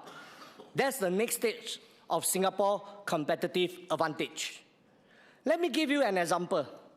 Imagine a visitor arriving in Singapore in the future. The flight lands at Changi Airport. Immigration clearance is fast and largely automated. Luggage is tracked digitally. The traveler may choose for luggage to be transferred securely to the hotel. Transport, hotel, check-in, and payment may be connected more smoothly. By the time the visitor reaches the hotel, the luggage may already be there. But the point is not the luggage. The point is the experience. Technology removes friction, but people create trust. When the visitor reaches the hotel, a human concierge will still welcome him, recommend where to eat, explain what to see, and give the warmth and assurance that technology alone cannot provide. This small example reflects a larger strategy. The future of transport is not only about automation, it's about confidence. It's about how systems, companies, and people come together to deliver one trusted experience. The same applies to businesses. A pharmaceutical company moving temperature-sensitive medicines through Singapore does not only need air cargo. It needs cold chain logistics, digital documentation, cybersecurity, insurance warehousing, onwards delivery, and risk management. The customer does not experience this as separate sectors. The customer experiences them as one Singapore system. Thus, our ambition should be clear. Singapore should not simply be where goods move through. Singapore should be where supply chains are designed, coordinated, and trusted. And this is where everything I have said comes together, become a decision hub, needs capable local partners around it. Helping our SMEs upgrade is therefore not simply an SME policy, it is a national strategy. Mr. Deputy Speaker, ultimately, this motion is not just about ports or airports, it's about people. Behind every shipment is a business. Behind every business is a worker. Behind every worker is a family. As the NTUC slogan says, every worker matters. I believe every SME matters and every family matters too. Singapore has never competed on size. We compete through trust, excellency, and innovation. As our founding Prime Minister, Mr. Lee Kuan Yew, reminded us, if we do not remain relevant to the world will not remain interested in us. Let us continue helping our enterprise innovate, internationalize, and grow. When our SMEs thrive, our workers prosper. When our workers prosper, our economy becomes stronger. And when our economy remains strong, Singapore's future remains secure. Mr. Deputy Speaker, please allow me to end my speech in Mandarin. 未来的新加坡不应是一个让货物快速经过的地方，而应该是一个创造价值、创造知识、创造解决方案的地方。今天世界各地都可以买到先进的科技，也可以建设现代化的港口和机场，但真正难以复制的是一个国家长期建立起来的制度、公信力、专业人才和国际信誉。未来全球企业选择新加坡，不只是因为我们效率高，而是因为他们相信在这里能够安心做出重要决策，管理区域业务，并找到值得信赖的合作伙伴。我认为我们不能只培养几家成功的大企业，而是要打造一个完整的企业生态。大型企业、中小企业、科研机构、高等学府、工会与政府部门都需要形成一个互相支持、共同成长的网络。在一家本地中小企业能够通过创新方案进入国际供应链，它带动的不只是自身的发展，更会创造更多的本地就业机会，培养更多的专业人才，让整个新加坡经济更具有竞争力。这才是真正可持续的发展模式。最后，副议长先生，我想强调一点：未来全球交通枢纽竞争的不是速度，而是信任。科技可以提高效率，人工智能可以优化流程，但诚信无法自动生成，信誉不能依靠演算法建立。国际伙伴最终信任的仍然是新加坡一贯坚持的专业精神、法治制度，以及说到做到的执行力。只要我们继续坚持开放合作，不断的创新培养人才，并与企业和员工携手同行，我相信新加坡不仅能够继续保持全球交通枢纽的领先地位，更能够成为全球企业最值得信赖的决策中心，为新加坡人创造更多优质的就业机会，也为我们的下一代奠定更加稳固的发展基础。Mr. Deputy Speaker, I support the motion. Mr. Sanjeev Tiwari.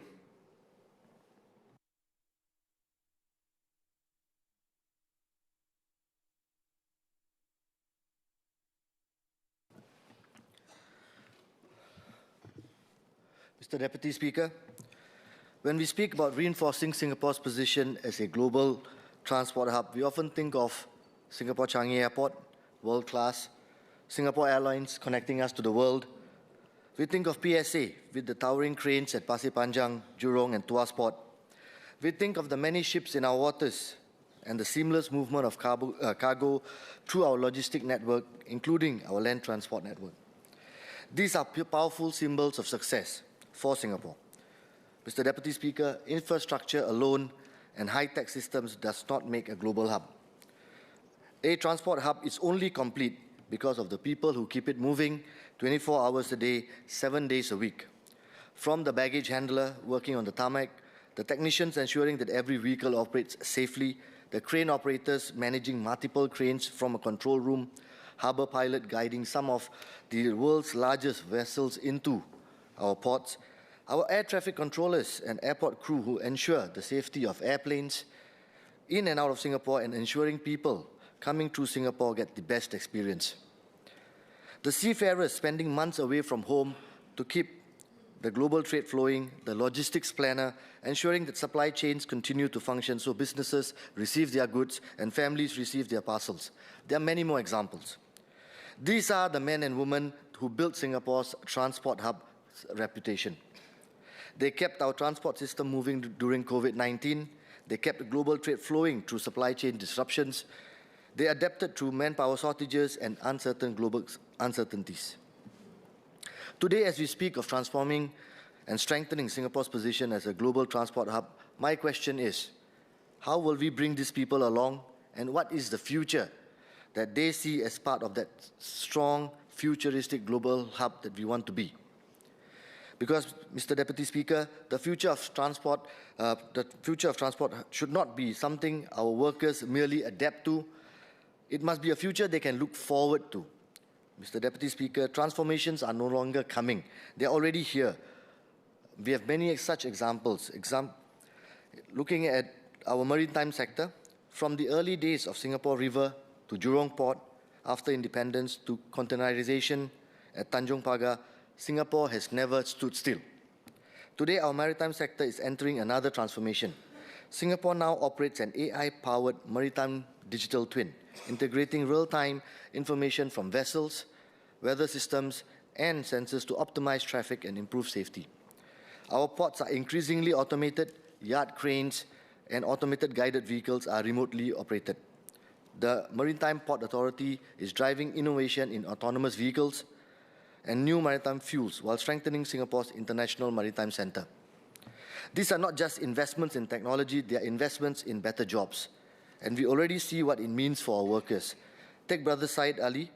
More than 30 years ago, he began as a yard crane operator at PSA. Climbing high into crane cabins every day in the physically demanding work, as technology evolved, so did his career. Today, he's a senior key crane specialist supervising automated operations, mentoring younger colleagues, and leading adoption of new technologies. His career did not end because technology arrived. Technology allowed his career to grow.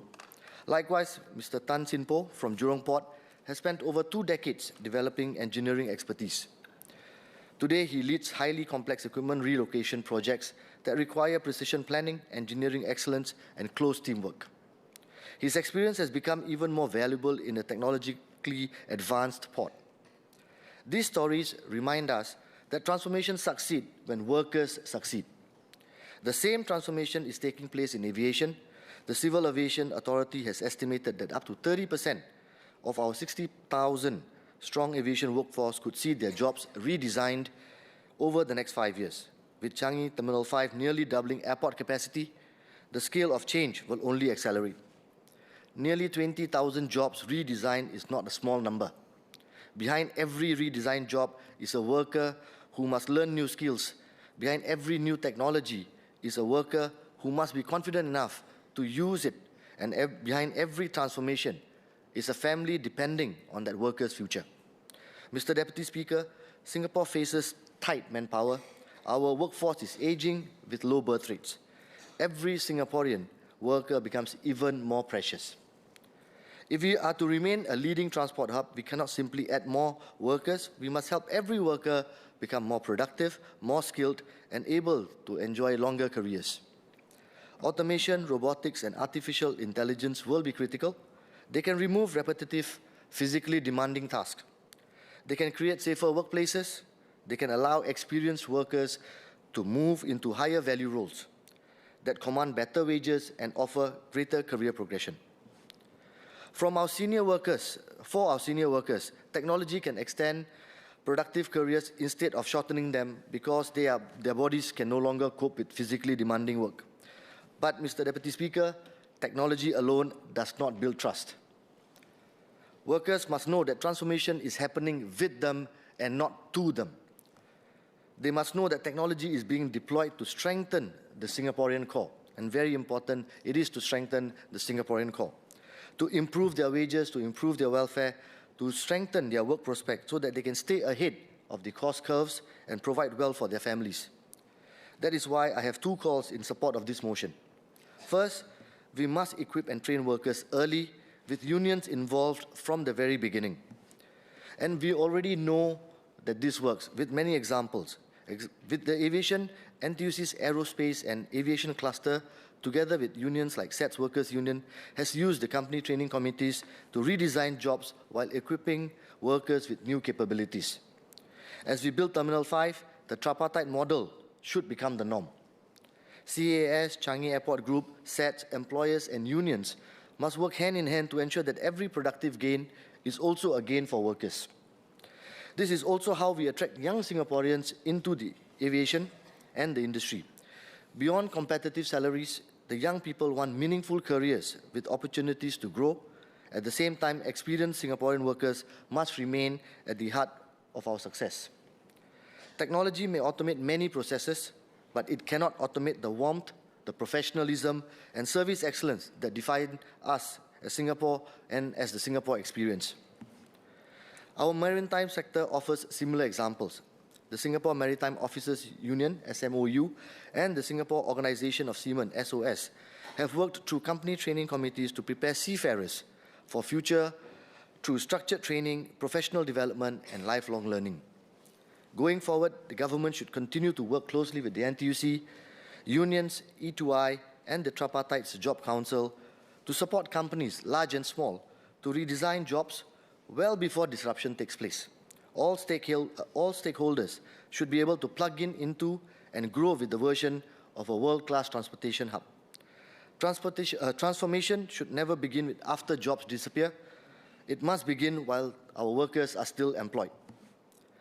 Second, we must ensure that good jobs we create are accessible to every Singaporean. For senior workers and mid-career PMEs, transformation plans must include clear pathways into emerging roles. Where jobs may be affected, companies should work closely with the unions to identify impacted workers early, provide sufficient notice, and ensure adequate training so workers can transition confidently into new opportunities. For our lower wage workers, technology must be a ladder for upward mobility. They should see the gains, they should see an upward growth for themselves and their families. New technology-enabled roles should help workers progress through and beyond the progressive wage model. Transformation should narrow opportunity gaps and not widen them. And let us not forget persons with disabilities. As more transport jobs become digital, remote-enabled, and less physically demanding, new opportunities become possible. I hope MOT can work together with SG Enable, employers and unions to redesign suitable roles so that more persons with disabilities can participate meaningfully in our transport sector. Mr. Deputy Speaker, technology will undoubtedly reshape our transport hubs. The question is not whether transformation will happen. The question is whether every Singaporean worker will benefit from it. Because Singapore's greatest competitive advantage has never been our port, it has never been our airport, it has never been our technology. Our greatest competitive advantage has always been our people. Technology will reshape our hubs, that is much certain, but a highly skilled, adaptable, trusted and resilient Singaporean workforce cannot be replicated easily. By investing in workers' capabilities, career progression, and resilience, Singapore transforms its workforce from a factor of production into a strategic asset. This not only strengthens productivity and service quality, but also reinforces Singapore's reputation as a reliable and future-ready global transport hub. If we continue investing in our workers, developing their skills, and supporting their careers and strengthening the Singaporean core, we will not only reinforce Singapore's position as a global transport hub, we will reinforce Singapore's reputation as a nation that succeeds because we never leave our workers behind. And that is what every Singaporean worker can look into the future with confidence, dignity, and pride, knowing that we have their backs. Mr. Deputy Speaker, I support the mission. Thank you. Ms. Goh Zi Ki. Mr. Deputy Speaker, I declare my interest as a maritime lawyer.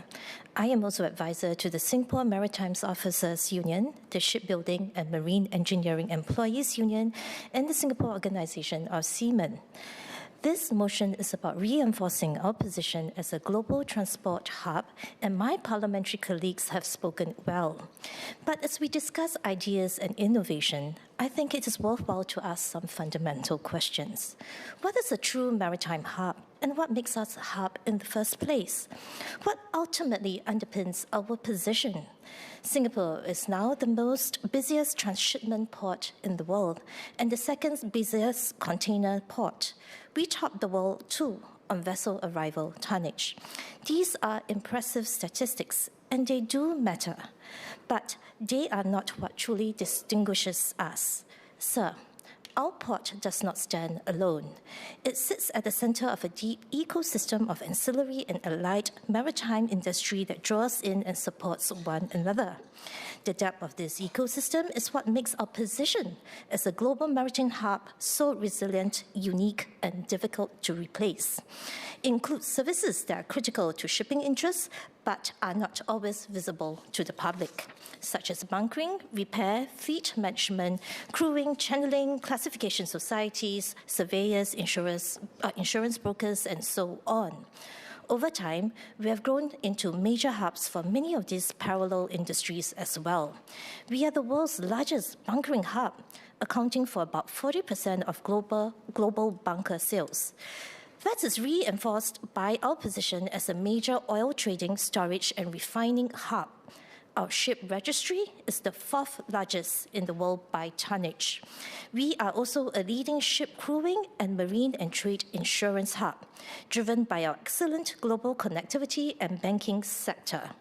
When trade disputes arise, and take it from a lawyer, they always do, Singapore is a globally recognized hub for maritime law and dispute resolution. We are actually the world's 2nd most preferred arbitration seat globally, second only to London and number 1 in Asia. P&I clubs, financiers, classification societies, and fleet managers all cluster here because our legal and financial system is transparent and trusted. As you can see, we are no longer just a port where ships call, but we have evolved into a place where shipping decisions are made, logistics are arranged, risks are managed, disputes are resolved, contracts concluded, and capital deployed. This is what distinguishes us as a real maritime hub from just another successful port. Our integrated maritime ecosystem attracts global players. But what keeps and anchors them here is the trust in the Singapore system. Strip all the physical infrastructure, and trust is what ultimately underpins Singapore's position as a global maritime hub. That trust did not appear overnight. It has been earned over decades through a capable and far-sighted government, our independent judiciary, and the quality and integrity of our public administration. And of course, our unique tripartite partnership between government, employers, and unions that have kept Singapore free from the industrial disruptions seen elsewhere. We may take these things for granted, but they are all factors that global supply chain managers take into account when deciding where to anchor their operation and route their cargo. Taken together, the message to any global operator is simple. Singapore is stable and trustworthy, and you can trust Singapore to deliver. As many players have observed, recent global disruptions have initiated a broader shift in supply chains, from focusing on the cheapest and fastest towards the safest and most trusted. In other words, the winds have been blowing towards us. This is an affirmation of the system we have built. We are well positioned to take advantage of that. But the challenge is always to stay ahead. To this, we must be clear-eyed about what we face. In the sequel to the classic children's novel Alice in Wonderland, there's a well-known scene where the Red Queen tells Alice that in her country, you must run as fast as you can just to stay where you are. Sir, Singapore is that country. The world around us is not standing still. For us, to stand still is to fall behind. Complacency is fatal. We can never rest on our laurels. Consider a few examples. Right next door, within sight of our new Tuas port, the port of Tanjung Pelapas, backed by global giants APM Terminals, is currently expanding. And not far away in North Sumatra, Kuala Tanjung is being developed into Indonesia's largest transshipment port, and it is backed by DP World, PSE's peer competitor in Dubai. And they are not out to complement us, but to compete with us. World-class expertise has quietly arrived at our doorstep. Senior Minister Lee Hsien Loong once said that Singapore must always be exceptional just to survive, and I agree. Larger countries can afford to get some things wrong. They have the natural resources and domestic markets to do so. Singapore cannot. For us, the margin of error is exactly 0. But our answer to this challenge is implicit in my earlier part of my speech. Our playbook is never a secret. Even as we embrace frontier technologies and continue our investments in infrastructure, we must remember that others may embrace the same technologies and build the same world-class infrastructure. They can also hire the world-class expertise that they cannot develop themselves. But it is the intangibles that we have built that is much harder for others to replicate and follow. The brand name reputation that comes with trusted institutions, a strong government with good leadership, strong industrial relations, all tied in an ecosystem in which the whole is worth far more than the sum of its parts. These are Singapore's enduring advantages. They are also our enduring responsibilities. And we must remember that these intangibles were earned over decades and can erode away quickly. Once lost, they are very hard to rebuild. Technology will keep changing. Supply chains will too. Even the international order is changing before our eyes. But for Singapore, certain fundamentals must never change. We must remain trusted. We must remain exceptional, because for Singapore, these are the very conditions for our survival.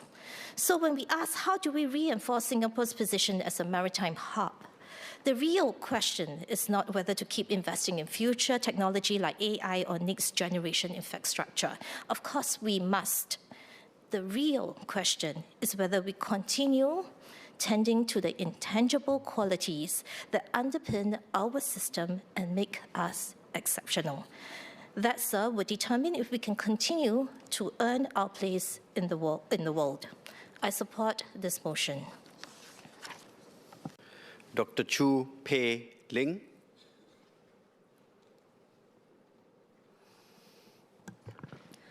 Mr. Deputy Speaker, at first glance, this motion is about transport, but at a deeper level, it is about how Singapore creates value in a changing world.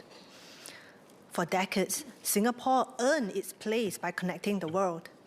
We built one of the world's leading ports, one of the world's best airports, and a logistics network that businesses around the world came to rely on. Although we are a small island with no natural resources, we became relevant because we connected people, markets, and opportunities better than almost anyone else. That strategy transformed Singapore. But every successful strategy must evolve with the world around it. Today, supply chains are being redesigned. Trade patterns are becoming less predictable. Businesses are balancing efficiency with resilience. Technology is changing how goods, services, capital, and information move across borders. In this environment, connectivity remains essential. But connectivity alone is no longer enough. The busiest hub is not always the one that creates the most value. The question is no longer whether goods pass through Singapore. The question is whether the decisions behind those goods are made in Singapore. That, I believe, is Singapore's next opportunity. Increasingly, the greatest value is created long before a container reaches a port or an aircraft leaves the runway. It is created when businesses decide where to source, where to manufacture, where to manage risk, and how to respond when disruption strikes. Those decisions matter more than ever because uncertainty has become a permanent feature of the global economy. Singapore should therefore aspire not only to move trade efficiently, but to become the place where those decisions are made with confidence. Take a company managing operations across Asia. Yesterday, Singapore's role may be to ensure that its cargo moved quickly through our port or airport. Tomorrow, our ambition should be greater. We want its regional operations, supply chain planning, and risk management teams to be based here, not because the cargo stays in Singapore, but because the decisions do. That is a much stronger position to hold. it is also one that cannot be replicated simply by building another port or another airport. Mr. Deputy Speaker, why should those decisions be made here? Because Singapore offers something that has become increasingly valuable in an uncertain world. Trust.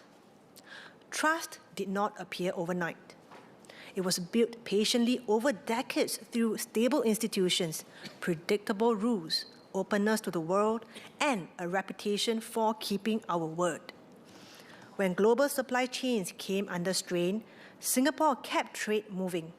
We honored our commitments. We remained a dependable partner when certainty was in short supply. Trust is often spoken of as a virtue. Today, it is also a competitive advantage. When businesses decide where to invest, where to establish regional headquarters, and where to coordinate operations, they are ultimately deciding where they have confidence in the system. Trust has become part of Singapore's economic infrastructure. That is why investments in Tuas Port and Changi Terminal 5 are so important. They are not simply investments in capacity. They are investments in Singapore's relevance for the next generation. But infrastructure alone will not determine our future. Technology will continue to transform aviation, maritime, and logistics. Artificial intelligence, automation, and digital systems will make transport faster, safer, and more efficient. But these technologies will become increasingly available. Judgment will nonetheless remain scarce. Technology can process information. People decide what matters. Technology can recommend options. People weigh competing priorities. Technology can improve efficiency. People decide when resilience is worth the additional cost.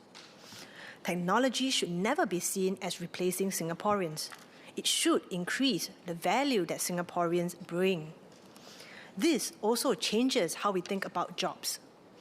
Too often, we ask which jobs technology will replace. Perhaps we should ask a different question. What expertise should Singapore be known for? Our ambition should not simply be to create more jobs in transport. It should be to create the jobs where the most important decisions are made. The jobs that design supply chains rather than merely operate them. The jobs that coordinate regional operations rather than simply execute instructions. The jobs that combine technology with judgment. These are the jobs that will command higher wages because they create greater value. These are the jobs that global companies will choose to anchor here. These are the opportunities we must prepare Singaporeans to seize. Mr. Deputy Speaker, every generation of Singaporeans has had to answer one question. How will Singapore continue to matter to the world? 50 years ago, our answer was connectivity. We connected the world better than almost anyone else. The next answer must be different. In a world that is becoming more uncertain, Singapore must become the place where the world's most important transport and supply chain decisions are made with confidence. That is why we continue to invest in world-class ports and airports. That is why we strengthen international partnerships. That is why we embrace new technologies. But above all, that is why we invest in Singaporeans. Because infrastructure can be replicated, technology can be acquired, but trust must be earned, judgment must be developed, and confidence must be built over time. If Singapore becomes the place where the world chooses to make its most important transport and supply chain decisions, then goods will continue to flow through our ports and airports. More importantly, opportunities will continue to flow to Singaporeans. That is how we reinforce Singapore's position as a global transport hub. Not simply by moving more cargo, but by creating more value. And not simply for the next decade, but for the next generation. I support the motion. Thank you. Ms. Valerie Lee.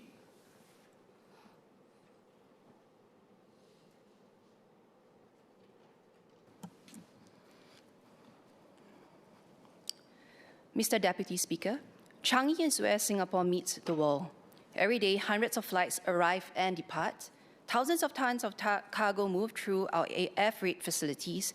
People, goods, and ideas connect Singapore to every corner of the globe. But for many of the residents I represent, Changi is something else. It is where they report to for work. As the MP for Changi and as advisor to the SIA Employees Union and the Supply Chain Employees Union, I have had the privilege of speaking to many Singaporeans whose livelihoods depend on the transport ecosystem.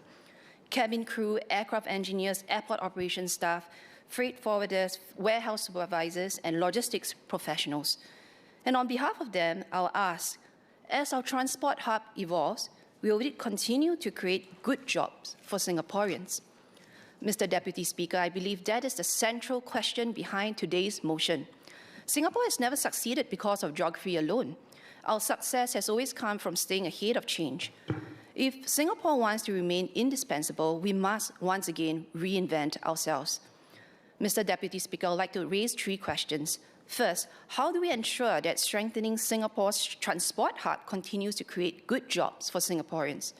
Ultimately, that must remain our measure of success, not simply more passengers, more containers, or more cargo, but better career, higher wages, and meaningful opportunities for all Singaporeans. Technology is already transforming aviation, maritime, and logistics. AI is improving aircraft maintenance, automation is changing airport and port operations, digitalization is reshaping supply chains. Residents understand that change is inevitable. Their concern is whether they will be equipped to succeed in this new environment. I therefore welcome the government's continued investments in workforce transformation, the One Aviation Manpower Fund, and various skills future initiatives.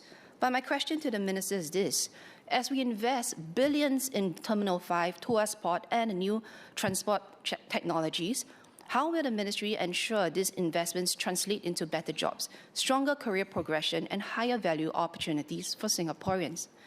Infrastructure alone does not create prosperity. People do. Second, Mr. Deputy Speaker, much has been said about aviation and maritime. I would like to focus on the third pillar of this motion, our logistics hub. When people hear the word logistics, they often think about the action of moving goods from one place to another.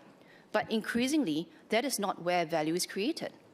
The real value lies in planning, data, visibility, and supply chain resilience, in the ability to anticipate disruptions before they happen, and increasingly in artificial intelligence.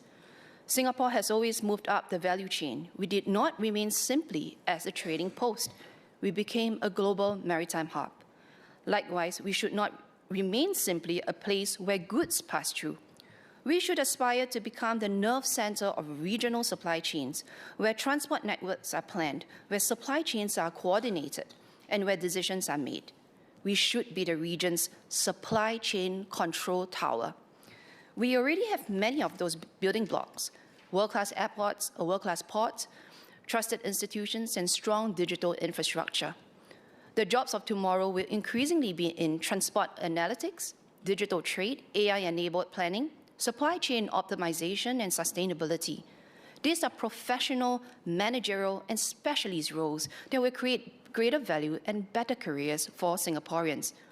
My question to the minister is this: beyond strengthening Singapore's physical connectivity, does the ministry have a long-term strategy to position Singapore as the region's nerve center for transport and supply chain management? How will MOT work with other agencies and our tripartite partners to anchor these higher value activities and the good jobs they create in Singapore? And finally, how do we maximize the opportunities presented by Singapore's Eastern Gateway? An idea my parliamentary and GRC colleague, Mr. Shahriar Taha, is extremely passionate about. Terminal 5 is one of the most significant infrastructure investments in our nation's history. It will strengthen Singapore's aviation hub for decades to come. but perhaps we should be thinking beyond Terminal 5 itself.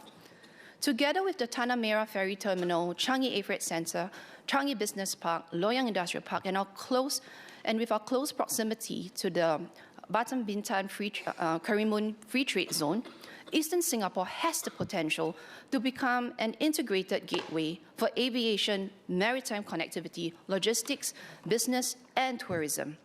Rather than viewing them as separate developments, could we bring them together under one long-term vision? Could stronger integration between Terminal 5 and the Tanah Merah Ferry Terminal create a seamless air-sea connection, making Singapore the preferred gateway for travelers and businesses connecting through the Indonesia-Malaysia-Singapore growth region?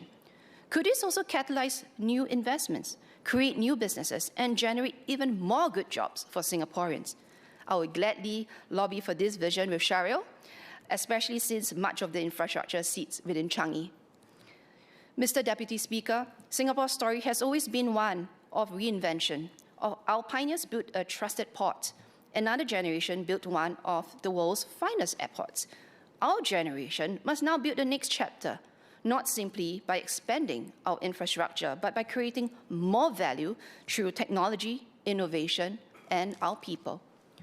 When my residents ask me whether Singapore will continue to create good jobs as our transport hub evolves, I believe our answer must be a resounding yes. That means continuing to invest boldly, embracing new technologies, moving up the value chain, and ensuring that Singaporeans remain at the heart of our transport story. But honestly, Mr. Deputy Speaker, truth be told, besides good jobs, my residents will also greatly appreciate an enhanced bus connectivity to Changi Airport and the cargo centre. But I will save that for another debate. Mr. Deputy Speaker, I support this motion. Dr. Hamid Razak.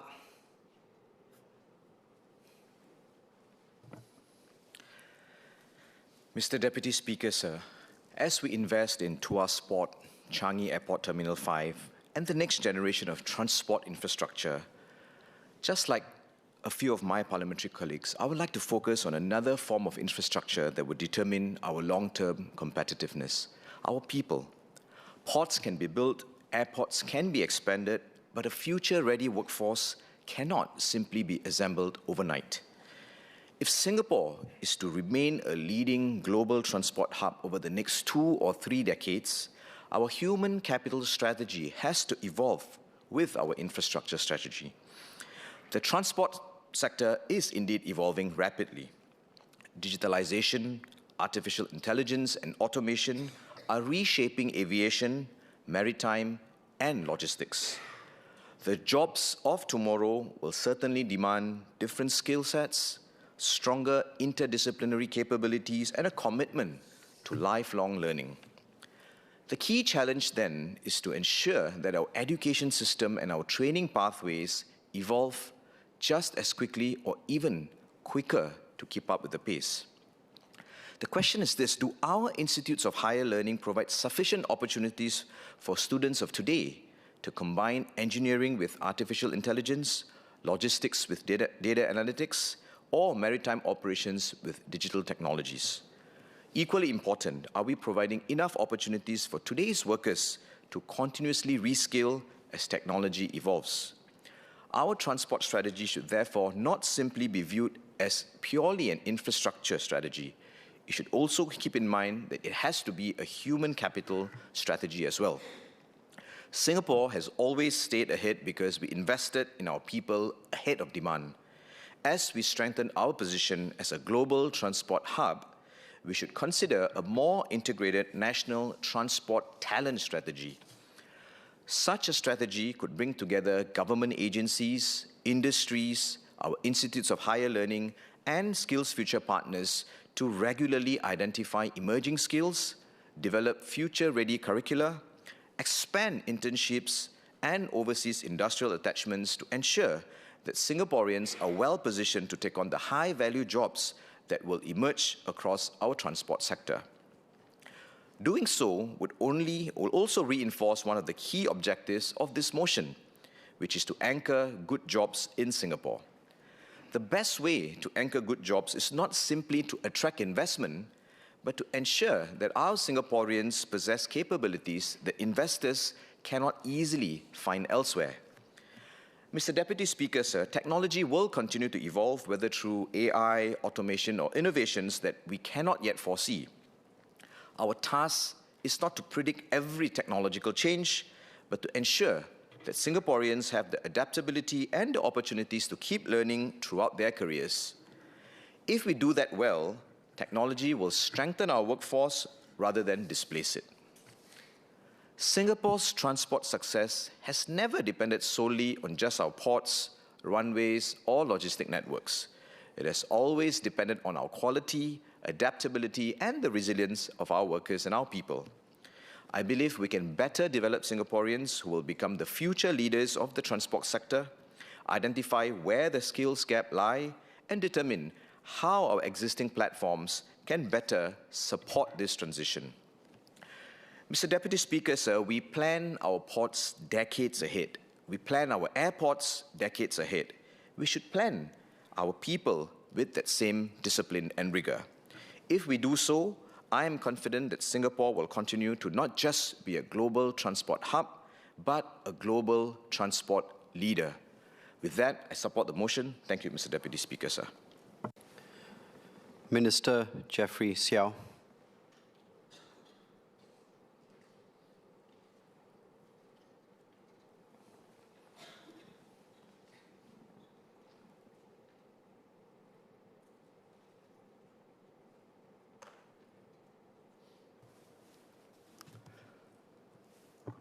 Mr. Deputy Speaker, let me begin by first thanking Ms. Tin Pei Ling and the members of her government's Parliamentary Committee for Transport who have filed this important motion. I also thank members of this chamber who have spoken so far for the wide range of ideas that have been expressed. While I may not be able to respond to every idea individually, the Ministry of Transport will take back all of your suggestions and consider them seriously. Now, typically when I'm at this podium, I'm speaking about local transport issues, and no doubt I will continue to do that, such as the life of the Transport Minister. Local issues are important. We recognize that transport touches the lives of every Singaporean, whether one drives, walks, or cycles, or rides. But today, Ms. Tin and our colleagues are asking us a different question: to consider the economic impact of transport, which cuts to the heart of how our country makes its living in a changed world. Transport is one of the largest economic sectors. It contributes about 1/10 of our GDP and 7% of our jobs. Good, steady, high-paying jobs held by Singaporeans who keep people and goods moving by air, land, and sea every hour, every day. But the worth of this sector goes far beyond GDP and jobs. Transport is the foundation on which our economy is built. Where others might have seen a sleepy fishing village, the British looked at our deep harbour and saw a gateway to seaborne trade. Today, our world-class airport and seaport connect Singapore to every major market on the planet. Through them flows trade, many times the size of our own economy. And this foundation is how Singapore was able to build everything else: an advanced manufacturing base, a high-value services hub, and a young but growing engine for startups and enterprises. At this year's Committee of Supply, I set out 3 directions for our transport sector: to be globally oriented, future-focused, and people-centric. This remains our North Star, and it is how I will frame my response to the motion. I will focus on MOT's overall strategies, and SMS Sun Xueling and MOS Baey Yam Keng will share more details on specific initiatives afterwards. Let me begin with the first direction, that the transport sector must be globally oriented. As more than a few members have already observed, competing in today's world has become far more challenging. Just this year, the Straits of Hormuz was closed for almost 4 months, upending global energy and supply chains. And the disruption is not yet fully behind us. There were even suggestions from others that countries could levy tolls for passage, as though the right of transit passage guaranteed under the UN Convention on the Law of the Sea simply did not exist. For most countries, these are distant headlines. But for Singapore, this is existential. We depend on a rules-based international order, one where every nation, large or small, operates on the same terms. And this is why Singapore spoke up on Hormuz, because if the rules can be broken there, we worry they can be broken in the Straits of Malacca and Singapore too. And what is done on the seas can also be done in the skies above us. For a country that lives by its connections, these rules are a matter of survival. We know the world has changed. In November last year, I was in London for the Assembly of the International Maritime Organization. Meeting after meeting, one topic was raised: the IMO Net Zero Framework. Singapore and many others had labored over this sustainability framework for years, and it originally had the support of the majority. But at the 11th hour, the vote was suddenly derailed by intense lobbying from a small number of countries. What troubled people was not so much the outcome that the vote would be delayed for a year. It was a deeper question. Does might make right? If a few powerful countries could arm twist others and override a deal that was thought to be settled, then what does this mean for the future of the rules-based international order? What does this mean for countries that depend on this to prosper? Now, one might draw from this a bleak conclusion that international organizations like the IMO have lost their relevance. This is not our view. When institutions come under strain, that is precisely the moment that a country like ours must show up to bridge divides and to forge consensus on what matters. Singapore speaks our mind, not only on our own interests, but on what we believe to be right for the world. And other countries listen. In the council elections for the IMO and for the International Civil Aviation Organization last year, Singapore received the highest number of votes in our category. We may be a small country, but we are not a spectator. So I agree with Ms. Tin Pei Ling and Mr. Sharil Taha that we must continue to strengthen Singapore's role as a global thought leader in transport. Singapore must do our part to shape global rules and standards so that they continue to work for small countries like ours. Our presence in international organizations is only one part of our global orientation. Our connections are the other. Singapore has built a web of agreements around the world: air services agreements, green and digital shipping corridors, and many more. These agreements open doors to help explain why our airport has flights to over 170 cities today, and our seaports have connections to more than 600 other locations. This is why our transport companies like PSA, CAG, SATS, and SIA are able to grow overseas and operate global networks. We will deepen these links and build new ones with like-minded partners bilaterally and multilaterally. This includes new initiatives with our ASEAN neighbors to make cross-border travel more seamless, to improve the efficiency and sustainability of our regional ports, and to enhance regional air navigation and liberalize air services within and beyond ASEAN. Next year, when Singapore takes on the ASEAN chairmanship, we will have the opportunity to advance these projects and more to bring our region closer together. Is our current approach for global connectivity enough for this new world? The Economic Strategy Review recently released its recommendations. The Global Competitiveness Committee, which I co-chaired with SMS Loh Yen Ling, concluded that Singapore must further strengthen our role as a connected global hub. Now, you may expect the Transport Minister to say that the answer is to build bigger and better airports and seaports. That is still part of the plan, in case I inadvertently give my colleagues at the Ministry of Finance the wrong impression.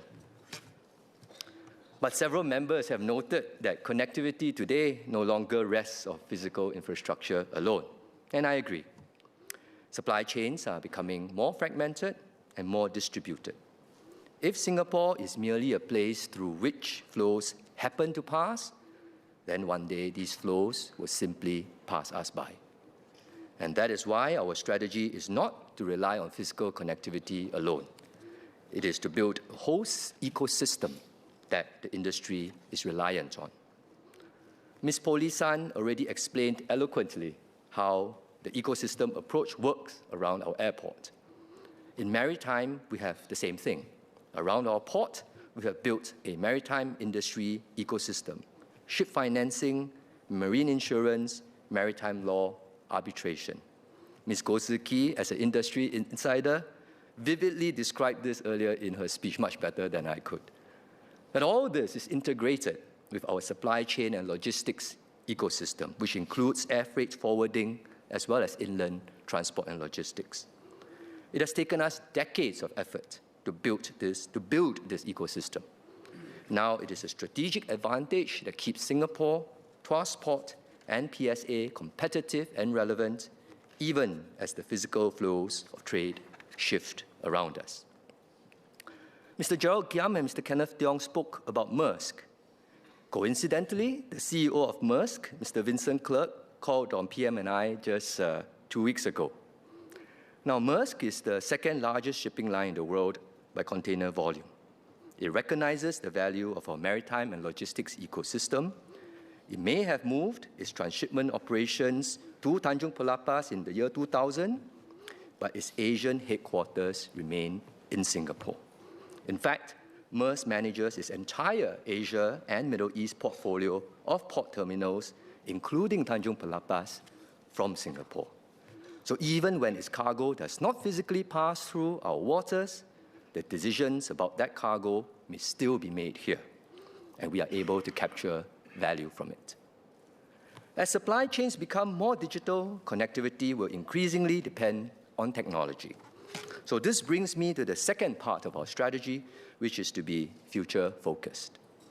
Members have spoken a great deal about frontier technology, including AI. Colleagues are correct to dwell on this topic. AI will profoundly reshape our economy and our society in ways that we cannot yet fully understand or imagine.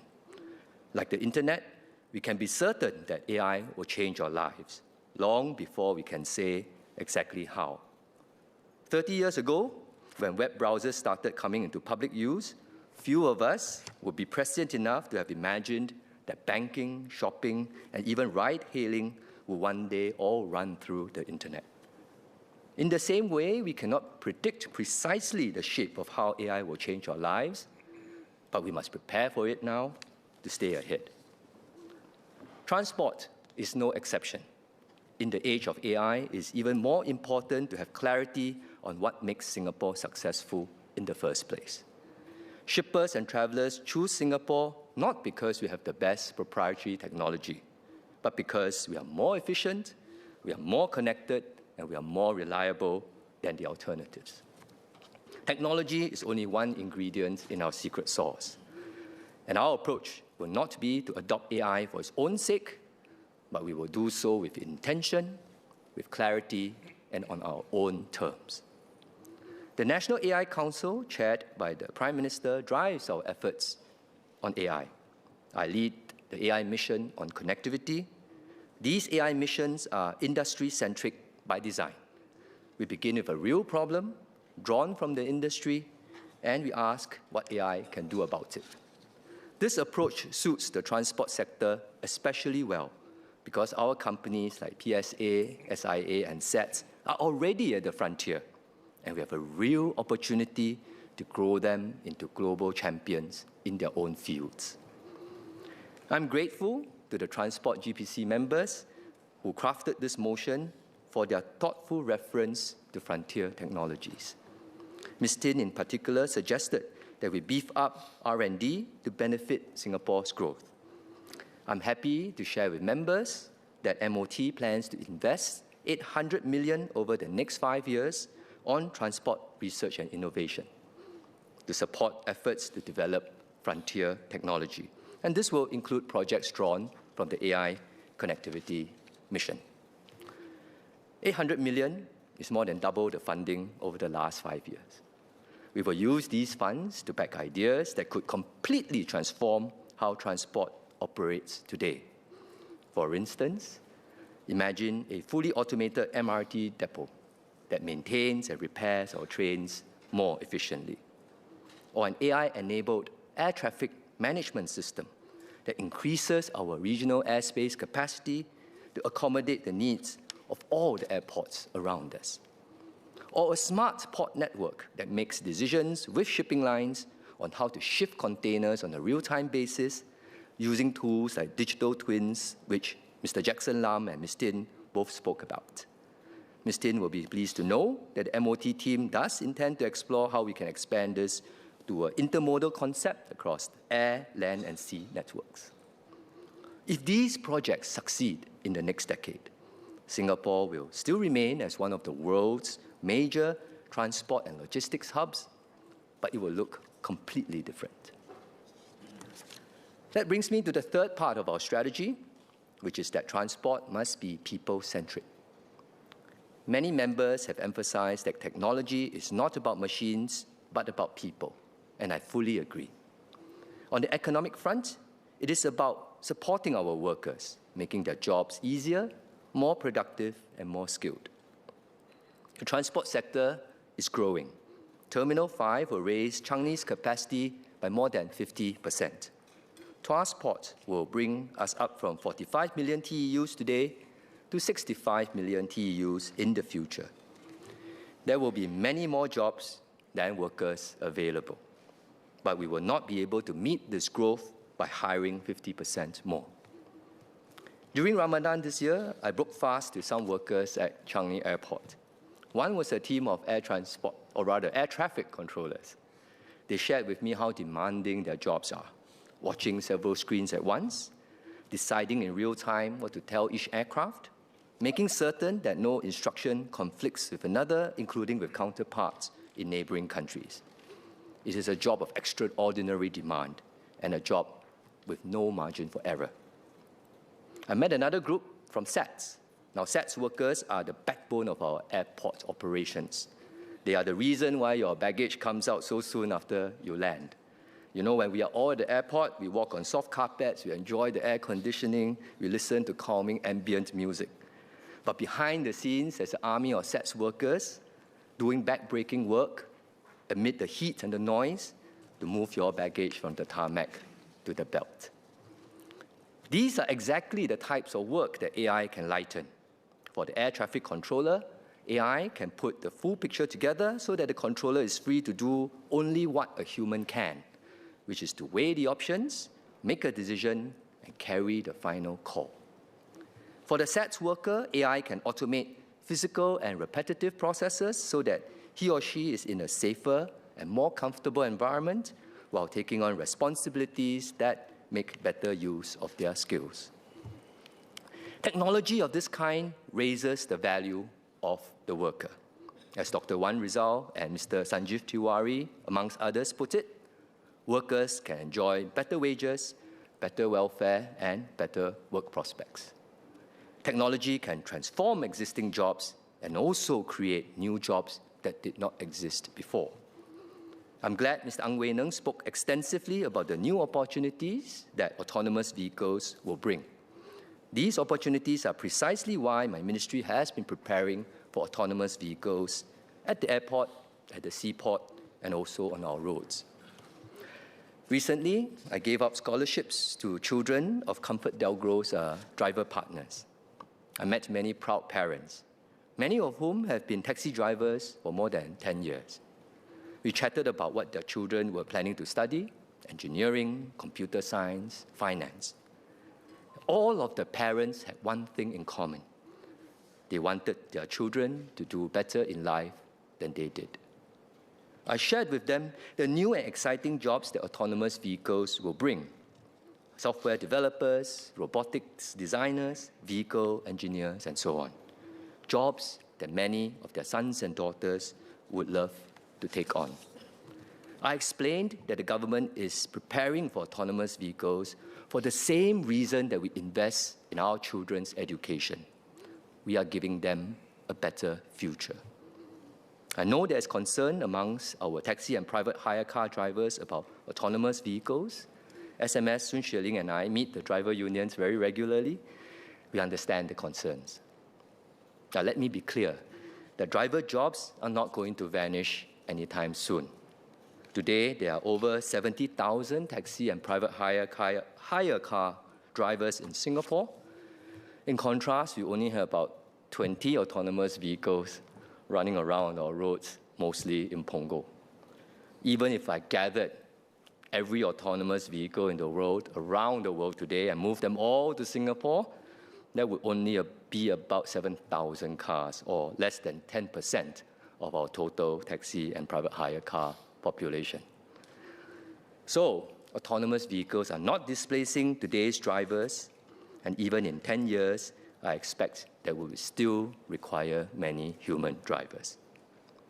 And our plan is indeed to take a proactive approach to support our drivers in any transition.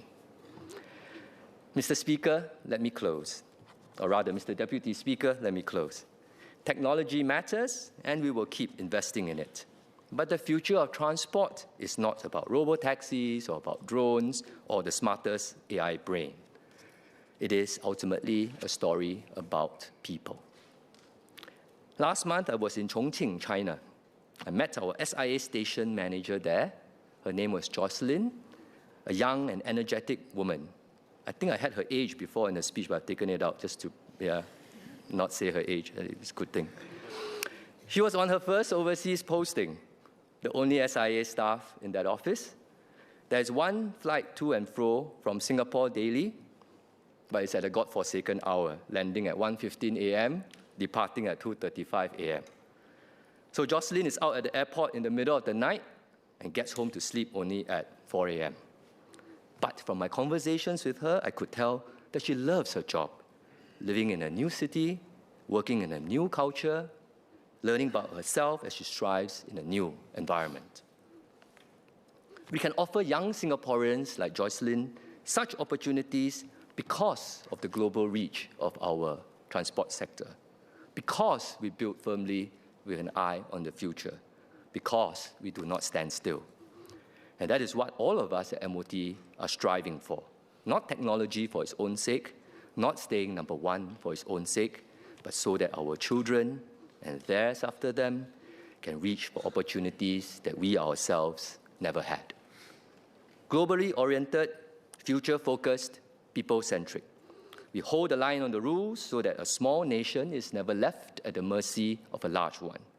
So that we invest in the frontier so that our hard-won lead is not quietly surrendered. When we do it all for one reason and one reason only, for Singaporeans. For the Singaporeans of today and for the Singaporeans of tomorrow, who will one day do things that we in this chamber have not yet imagined. Mr. Deputy Speaker, I support this motion. Thank you.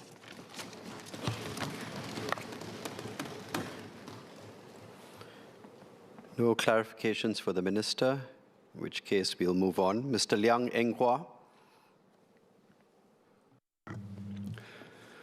Mr. Deputy Speaker, I thank Ms. Ting Pei Ling and the members for this important motion and also giving me the opportunity to raise a couple of topics related to the future development of transport in Singapore.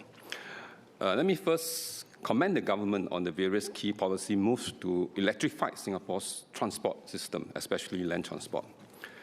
The transition towards electrified mobility is one of the defining shifts in transport today. It's driven by climate imperative, rapid technological progress, improving vehicle economics, and the need for greater energy efficiency. Electric vehicles use energy more efficiently than internal combustion engines, and their wider adoptions can help Singapore reduce emissions, improve local air quality, and build a more sustainable transport system. The government's approach has been comprehensive, reducing upfront ownership costs building charging infrastructure ahead of the demand, introduce appropriate standards and regulations, and progressively transitioning public transport and commercial fleets. The policy direction is clear. From 2030, all new car and taxi registration will be cleaner energy models, supporting Singapore's broader goal for all vehicles to run on cleaner energy by 2040. The government is also working towards deploying 60,000 charging points island-wide by 2030. And as of March 2026, around 30,500 charging points had already been deployed, indicating progress is being made at scale. The growing take-up of electric vehicles demonstrates that the policy framework is beginning to work.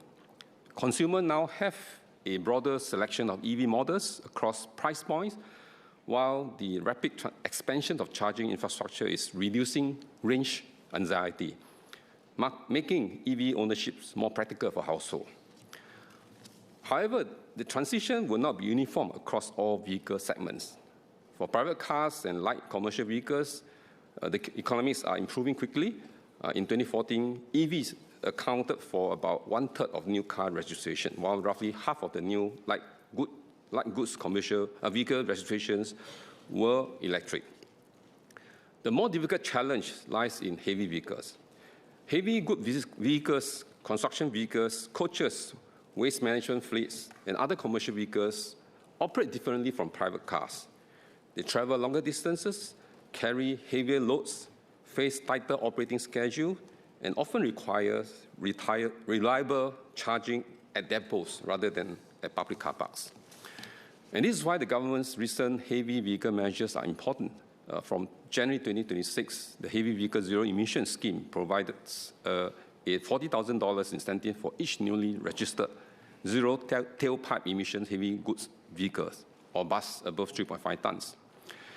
The electric heavy vehicle charger grants also co-funds up to 50% of chargers installation costs, capped at $30,000 per charger for the first 500 chargers.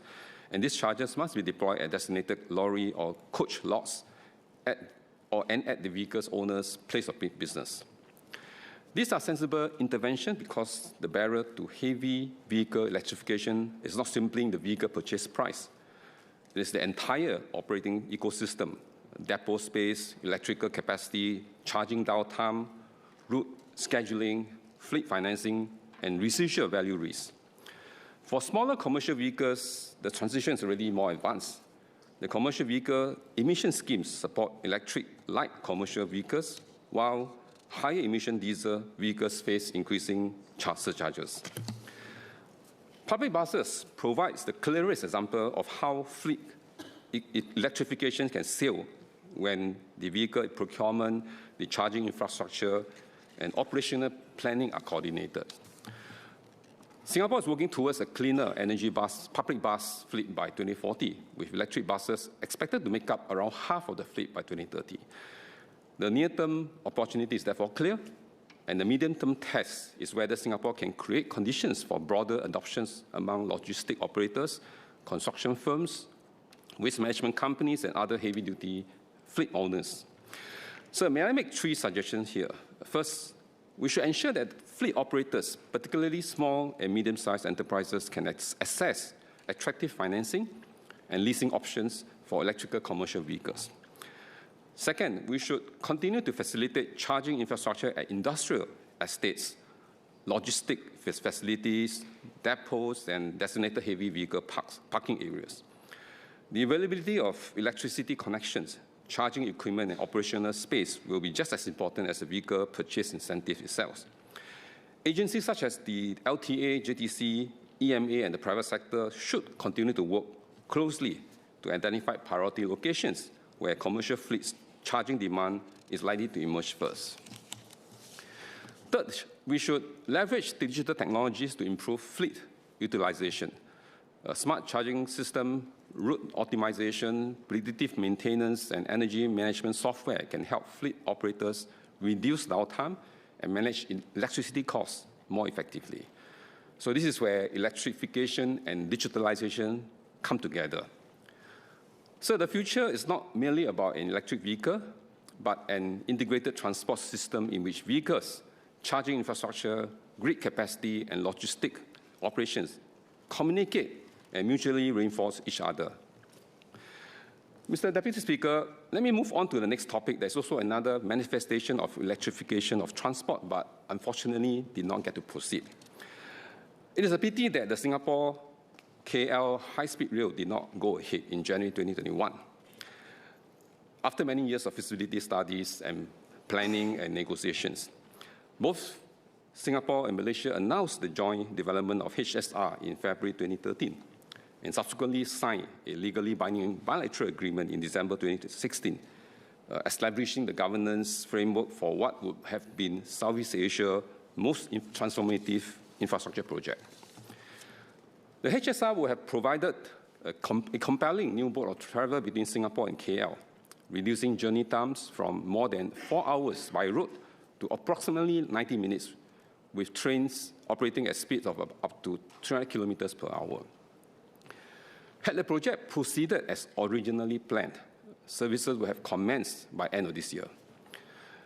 At about 350 kilometers in distance between Singapore and KL, this is a sweet spot for high-speed rail, where it is widely considered to be too far to drive conveniently and too short to fly.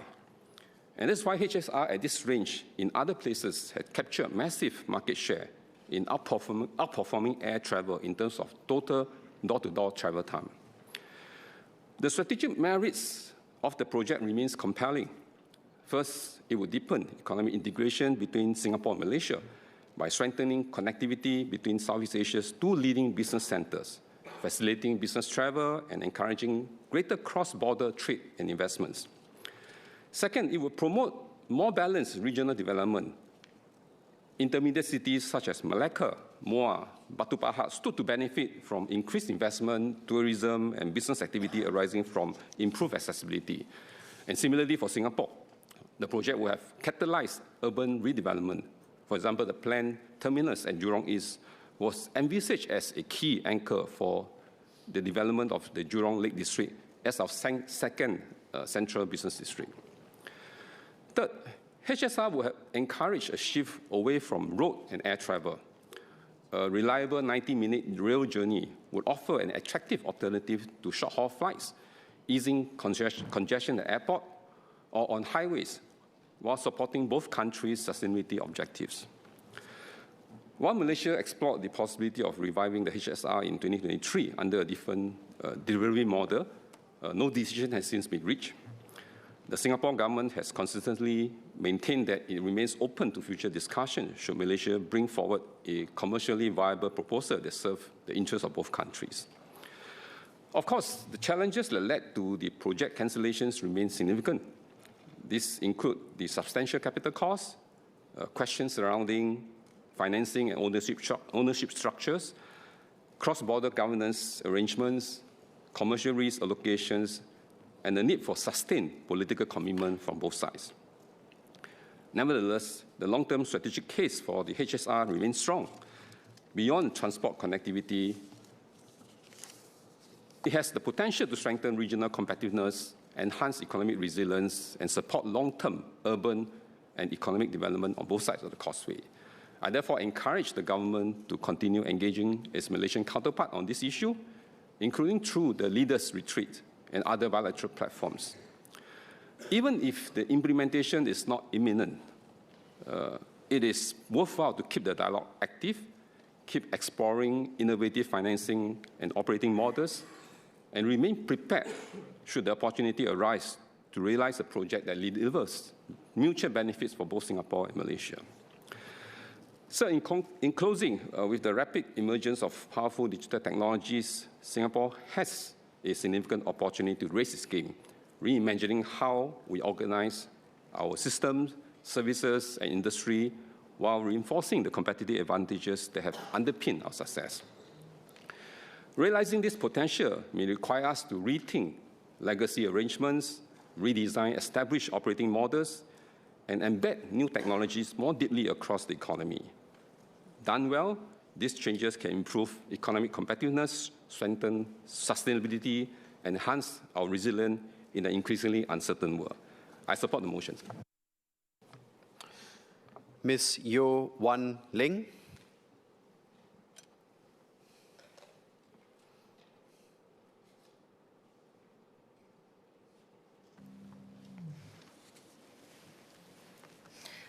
Mr. Deputy Speaker, Singapore has always been a place where the world arrives, connects, and moves on. It is a result of decades of investment, sound policy, and above all, generations of transport workers. Because of my work as the Executive Secretary of the National Transport Workers Union and advisor to the National Taxi Association, the National Private Hire Vehicles Association, I wish to take this opportunity to speak up for our transport workers as we advance Singapore's position as a global transport hub. As we discuss Singapore's future, let us also remember the people who make that future possible every day. The bus captains, rail workers, taxi and private hire drivers, logistics workers, technicians, aircrew, seafarers who keep Singapore moving often long before dawn and long after midnight. They are not simply part of our transport system. They are the reason it works. AI, robotics, and frontier technologies will undoubtedly transform transport. Used wisely, technology can make work safer, more productive, and more meaningful. But if transitions are poorly managed, they can also create uncertainty and definitely anxiety. As we embrace an AI-enabled transport system, especially one of global significance, we must reimagine, with workers at the heart of the process, what jobs, skills, and careers will look like in this future. And this begins with listening. Because when we truly listen to workers, we will stop asking which jobs will disappear, how many jobs will be displaced. Instead, we begin asking better questions. What strengths do our workers already possess so that we can build the future around these strengths? What practical barriers must be removed if we want workers to embrace transformation? And what support must we provide so that no worker is left behind? Over the last few months, together with my union leaders and the NTUC colleagues, I have spent considerable time on the ground through focus groups discussions and individual engagements with our bus captains, taxi drivers, and private hire drivers. Every day, our transport workers witness our transport system transforming right before their eyes. They know AI and new technologies are changing the way we move. They are understandably anxious, but they are also curious. Following the economic strategic review, our workers understand that Singapore must continue to innovate and remain competitive. They are not asking us to slow down, they are asking not to be left behind. Eve has been driving a taxi for the past 12 years. She put it more eloquently than I could ever. 科技发展当然是好事，但在这个过程中，不要忘记我们的司机和车长。大家一定要跟着科技一起进步，一起往前走。Technology must move Singapore forward, but the true measure of progress is whether it brings our people forward with it. Mr. Deputy Speaker, throughout these engagements, one message came through very clearly. Our transport workers are asking a deeply human question. Where do I fit in the future of Singapore as a global transport hub? Our workers want to know what opportunities technology might create, what skills they should begin building today, and how they can continue contributing meaningfully tomorrow. Our workers ask for a fair and thoughtful transition. They want the assurance that they will not be left to navigate this change alone, because the clarity they seek is not simply about jobs. It is about lives. It is about livelihoods. For Mr. Low, a taxi driver in his early 40s, it means having the flexibility to earn a living while caring for his 64-year-old mother and taking her for her medical appointments. For Ellie, who drives a Kombi limo, it means earning enough to provide a better future for her 5 young daughters.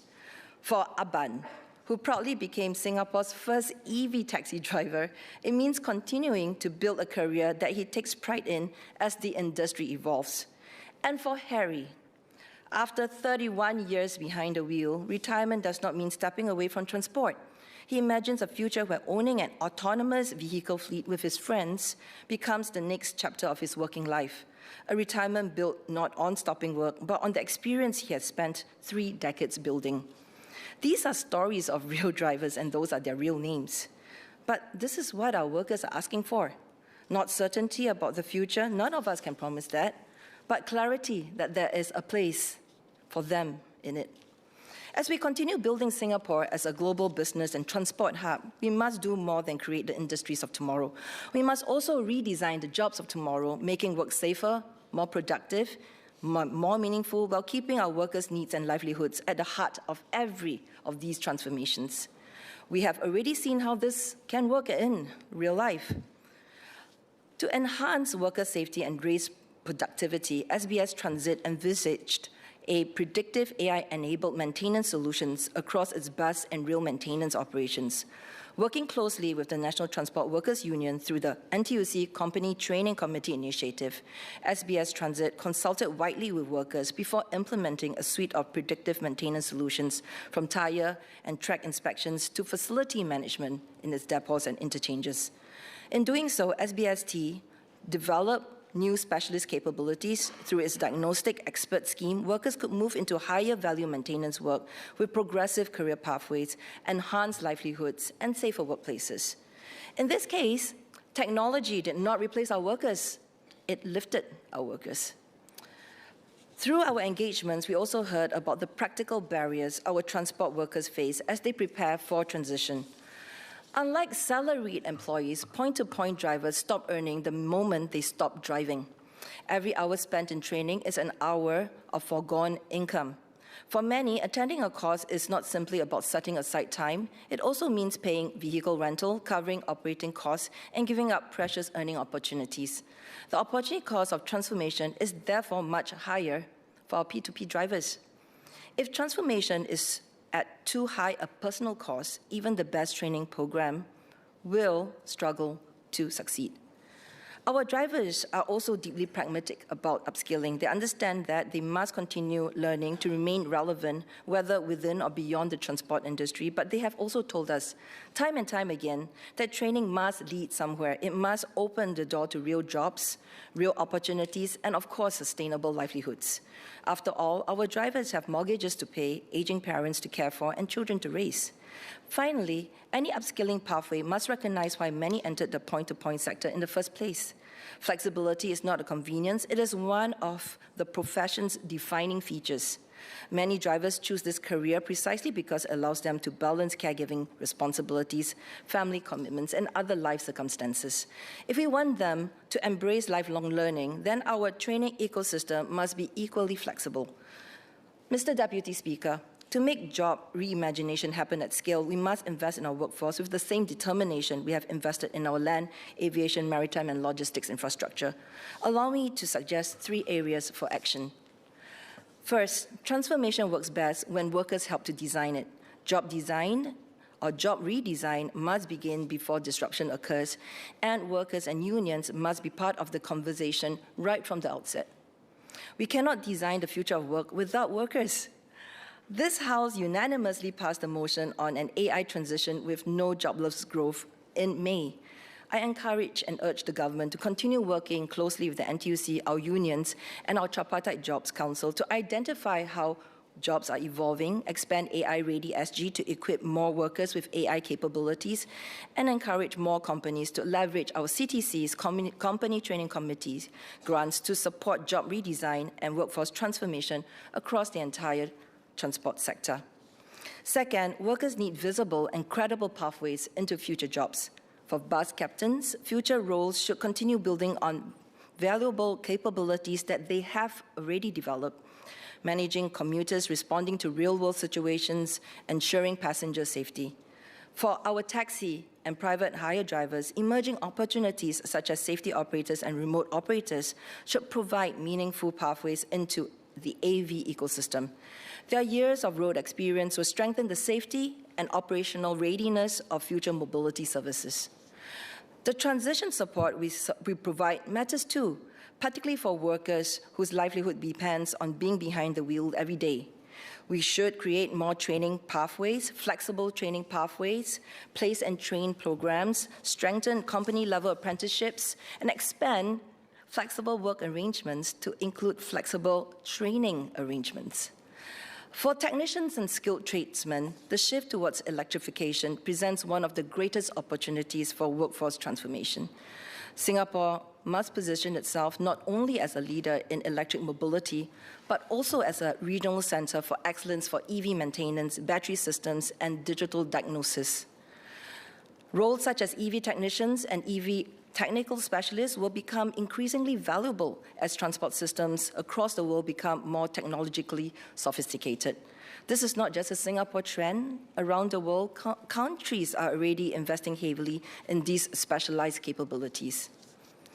Mr. Deputy Speaker, Singapore must seize this opportunity, not only to create better jobs locally, but to equip our workers with skills that are globally recognized, relevant, and obviously desired. They must see how our workers can progress from technician to specialist to diagnostic expert and eventually into engineering, supervisory, and leadership positions. The recently launched Skills Pathway for EV Technical Specialists is an encouraging step in this direction. When workers can clearly see both the skills required and the pathway ahead, they are far more likely to embrace change with confidence. As we transform the transport sector, let us also measure whether transformation is delivering what truly matters. Not simply more technology, but better jobs. One possibility is a sector-level report card within our industry transformation maps that tracks whether new and redesigned jobs are being created, whether these jobs are of good quality, and whether they deliver what the NTUC calls as the 3 Ws: better wages, better welfare, and better work prospects. Third, autonomous vehicles must complement our drivers, not compete against them. The tripartite has already begun important work through various work groups and steering committees to guide Singapore's national AV development. This is a nascent space, and it's important that the labour movement continues to have a seat at the table. We will continue speaking up for workers on deployment concerns, liability and regulatory frameworks, and more importantly, how the AV industry can create good local jobs and build Singaporean capabilities. We look forward to seeing workers' views incorporated into MOT's national AV development plans. An example is that our drivers have also suggested prioritizing AV deployment in areas where connectivity remains challenging or where there are transport gaps. I'm glad this sentiment was also raised earlier by the Honourable Member, Mr. Ang Wei Neng, and his constituents. As a tripartite, we can and we must ensure that autonomous vehicles become another opportunity to strengthen rather than weaken our workers' prospects and livelihoods. Mr. Deputy Speaker, in Mandarin, please.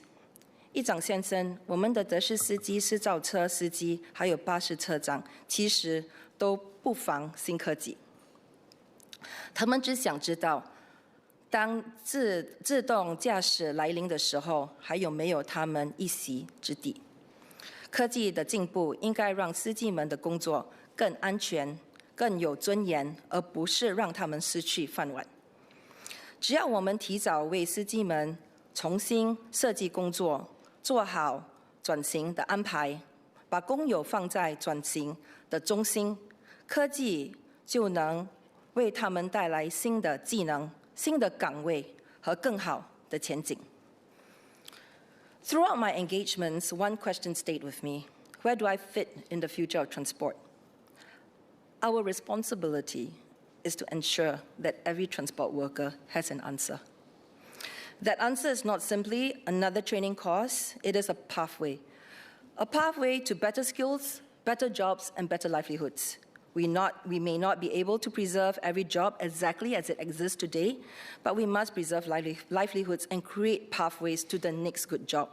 If we get this right, Singapore will not only remain as the world's leading transport hub, we will become something even more important. A transport hub where innovation advances together with workers and where progress is measured not by how far technology takes us, but by how far it brings our people. Mr. Deputy Speaker, I support the motion. Thank you. Mr. Yip Hon Weng.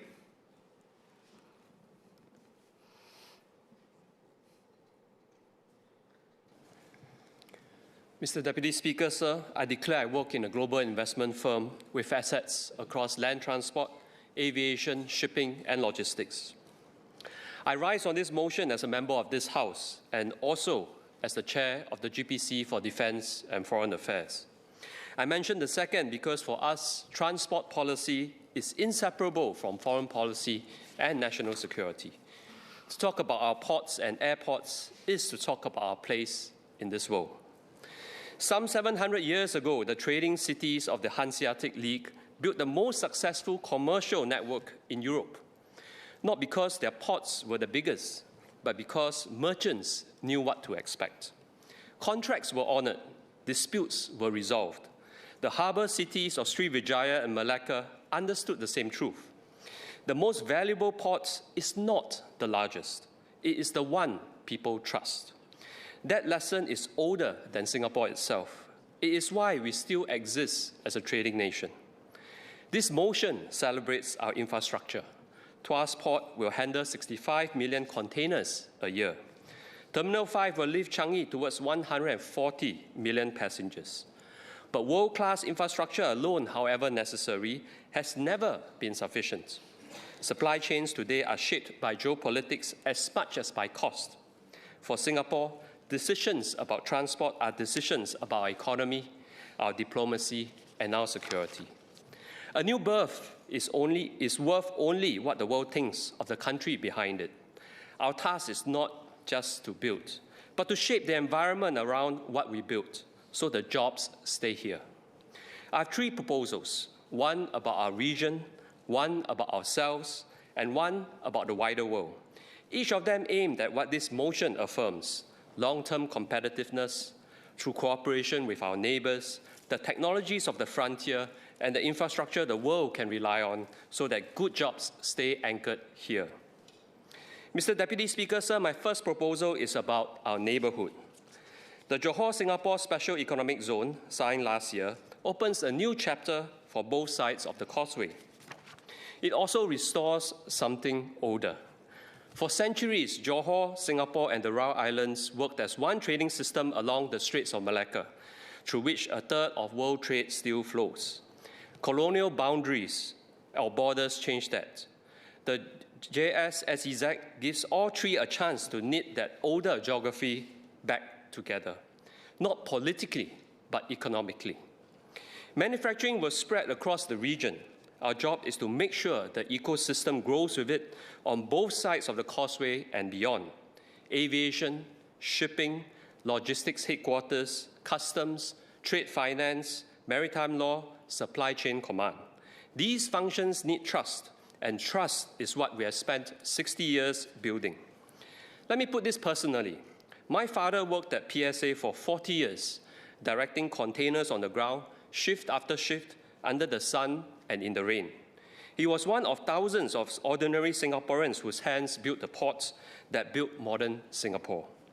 Today at Tuas, some of his successors sit in air-conditioned control rooms and run 20 cranes at once, guided by AI, in a port that is increasingly runs itself. Their work is safer, their pay is better, their skills are sharper. But the reason they exist is the same reason he did. Singapore has to be the place the world can rely on. That is why this motion is really about.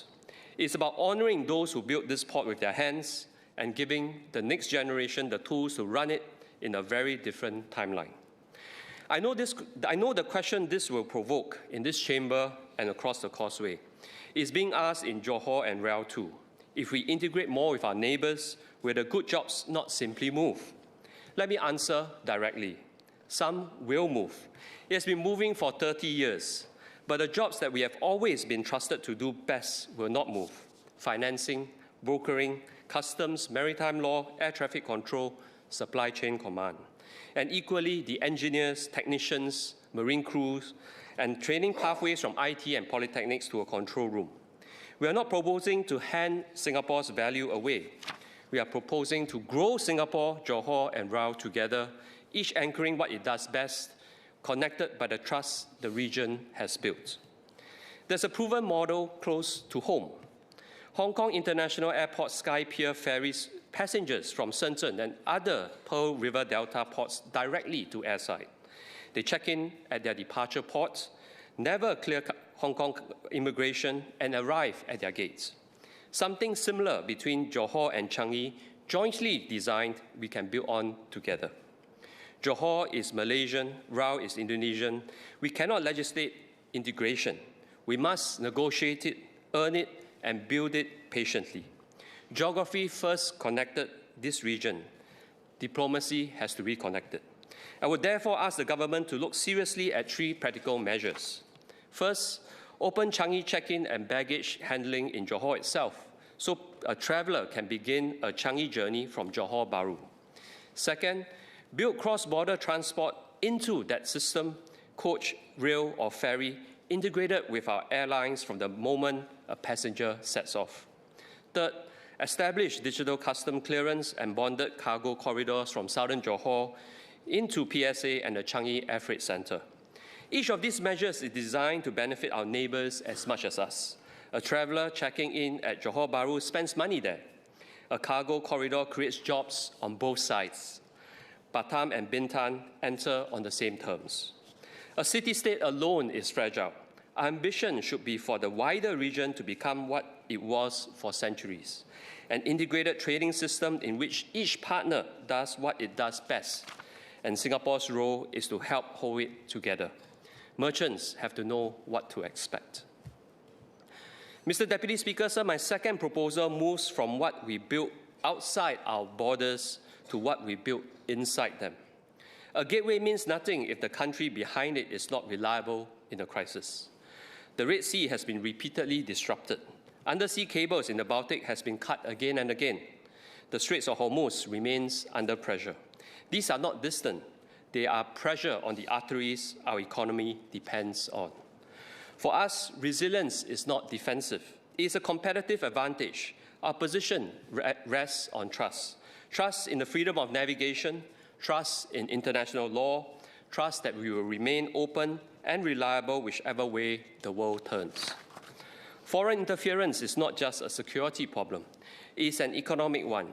If our autonomy is compromised or even seen to be, we lose the confidence that brings people here.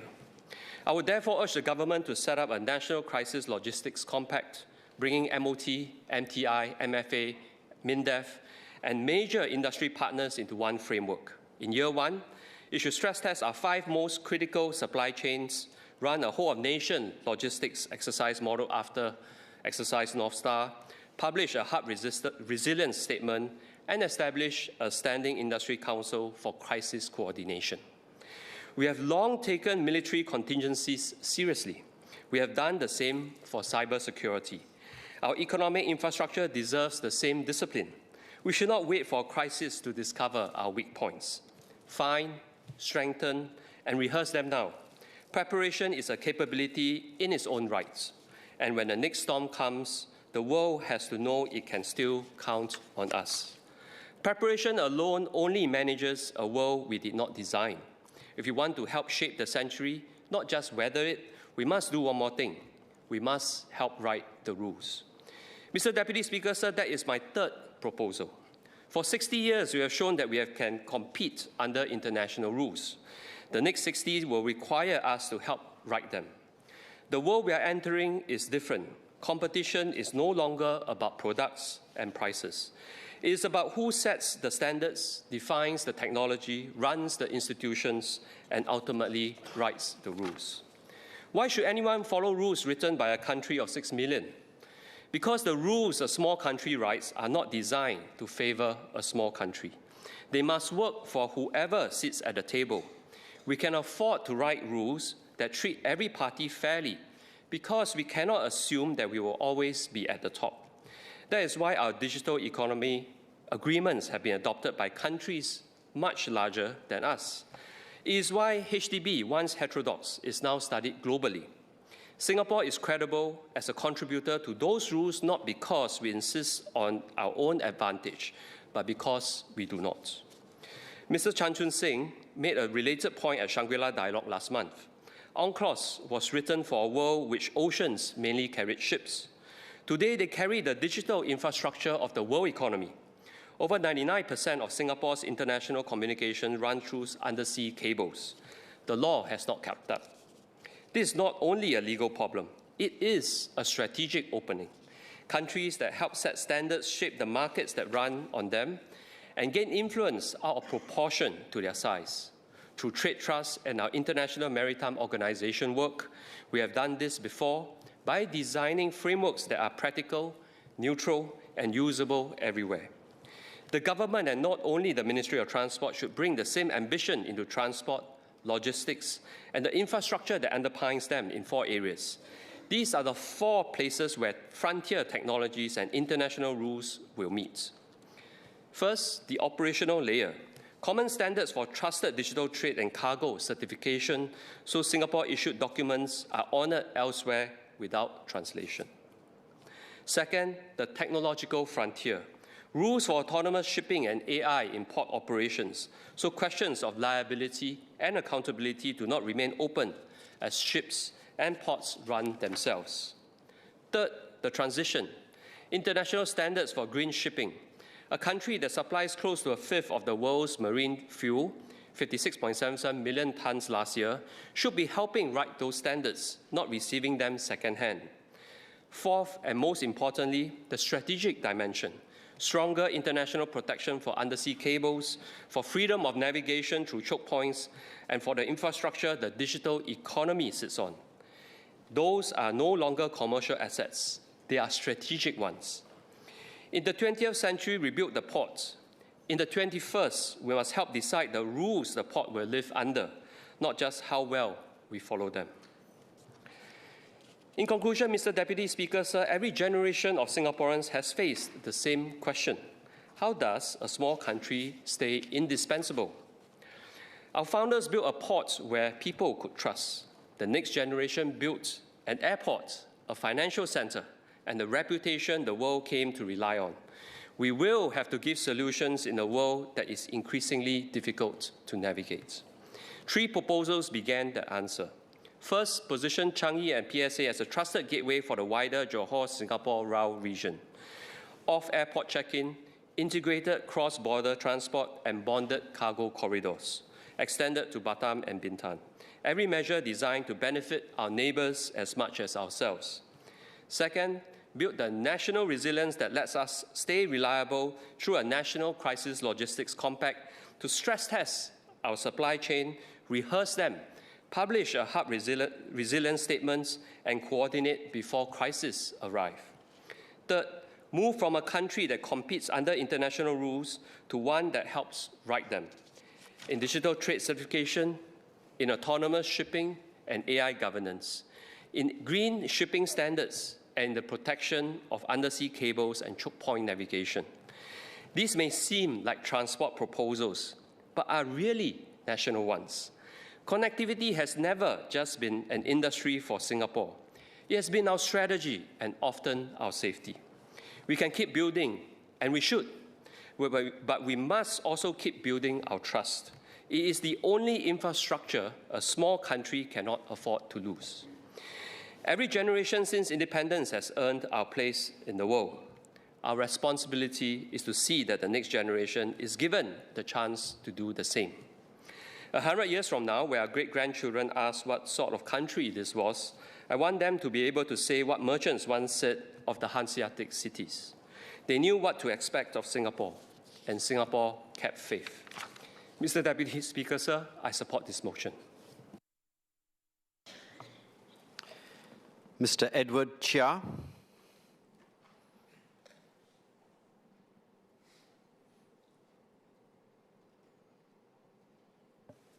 Mr. Deputy Speaker, sir, the motion recognizes that Singapore's long-term competitiveness depends on 3 mutually reinforcing pillars: international cooperation, frontier technologies, and world-class infrastructure.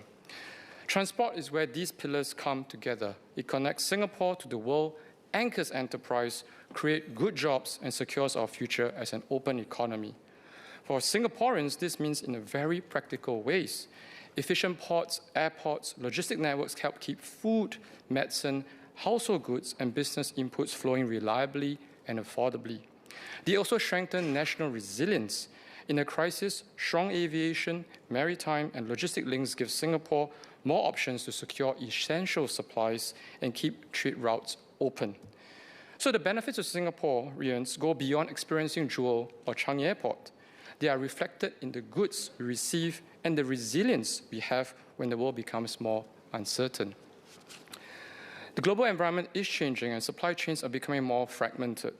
Geopolitical tensions are reshaping trade flows, and businesses are placing greater emphasis on resilience, security, and diversification.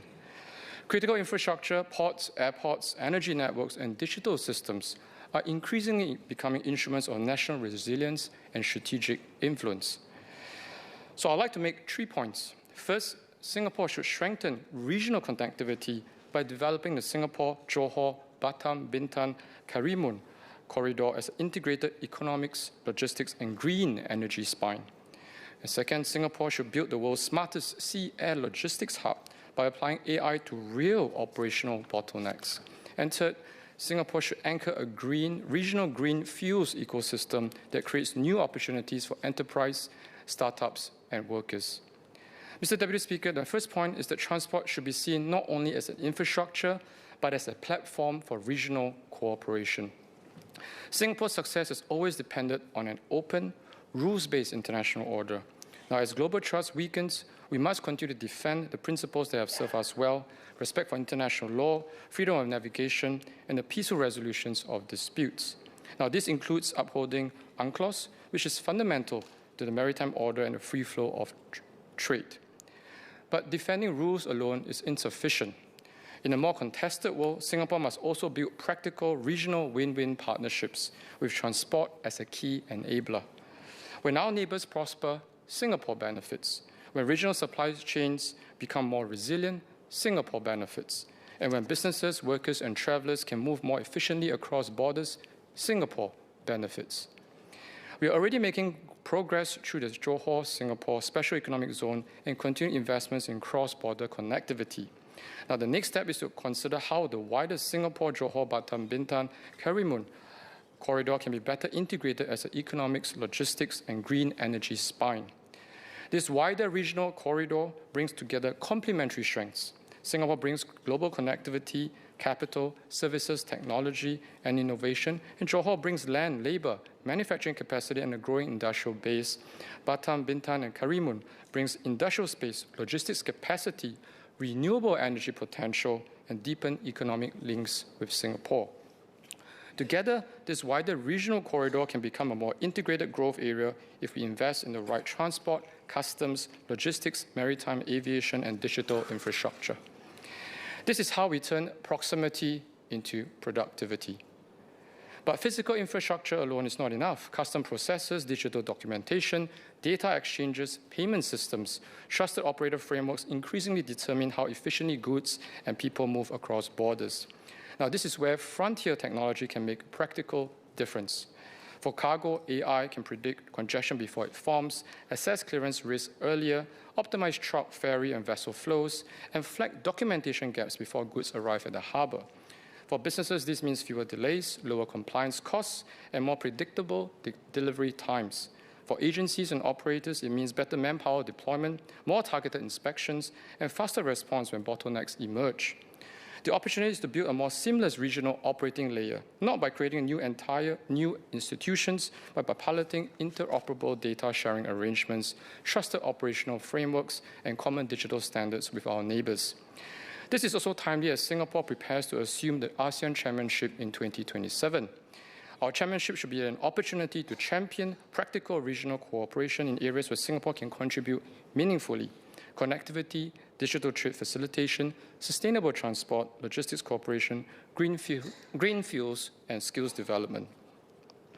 Transport connectivity can reduce friction, strengthen supply chains, support regional production networks, create jobs, and deepen trust among neighbours.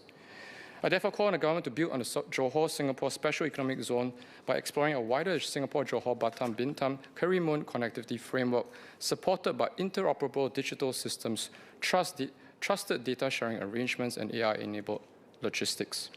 Mr. Deputy Speaker, sir, my second point is that Singapore should build on the world's smartest sea and air logistic hub. Major investments such as the Tuas Megaport and Changi Airport Terminal 5 will underpin Singapore's competitiveness for decades to come. But our advantage will not be determined by capacity alone. It will depend on how intelligently these assets work together. We should aim to become the world's most efficient, trusted sea-air digital logistic hub by strengthening connectivity between Changi, Tuas, free trade zones, logistics parks, and regional distribution centers. In maritime, the strategic question is not whether Singapore owns a national shipping line. It is whether Singapore can continue to anchor the full maritime ecosystem. Shipping lines, ship owners, charterers, insurers, financiers, bunker suppliers, ship managers, classification societies, legal services, MRO players, and maritime technology companies. Singapore has continued to strengthen its maritime hub position through PSA, MPA, bunkering, maritime services, finance, arbitration, logistics, ship management, MRO, digitalization, and green shipping initiative. And Singapore is now the world's largest transshipment and bunkering hub. So for a hub, neutrality is a strength.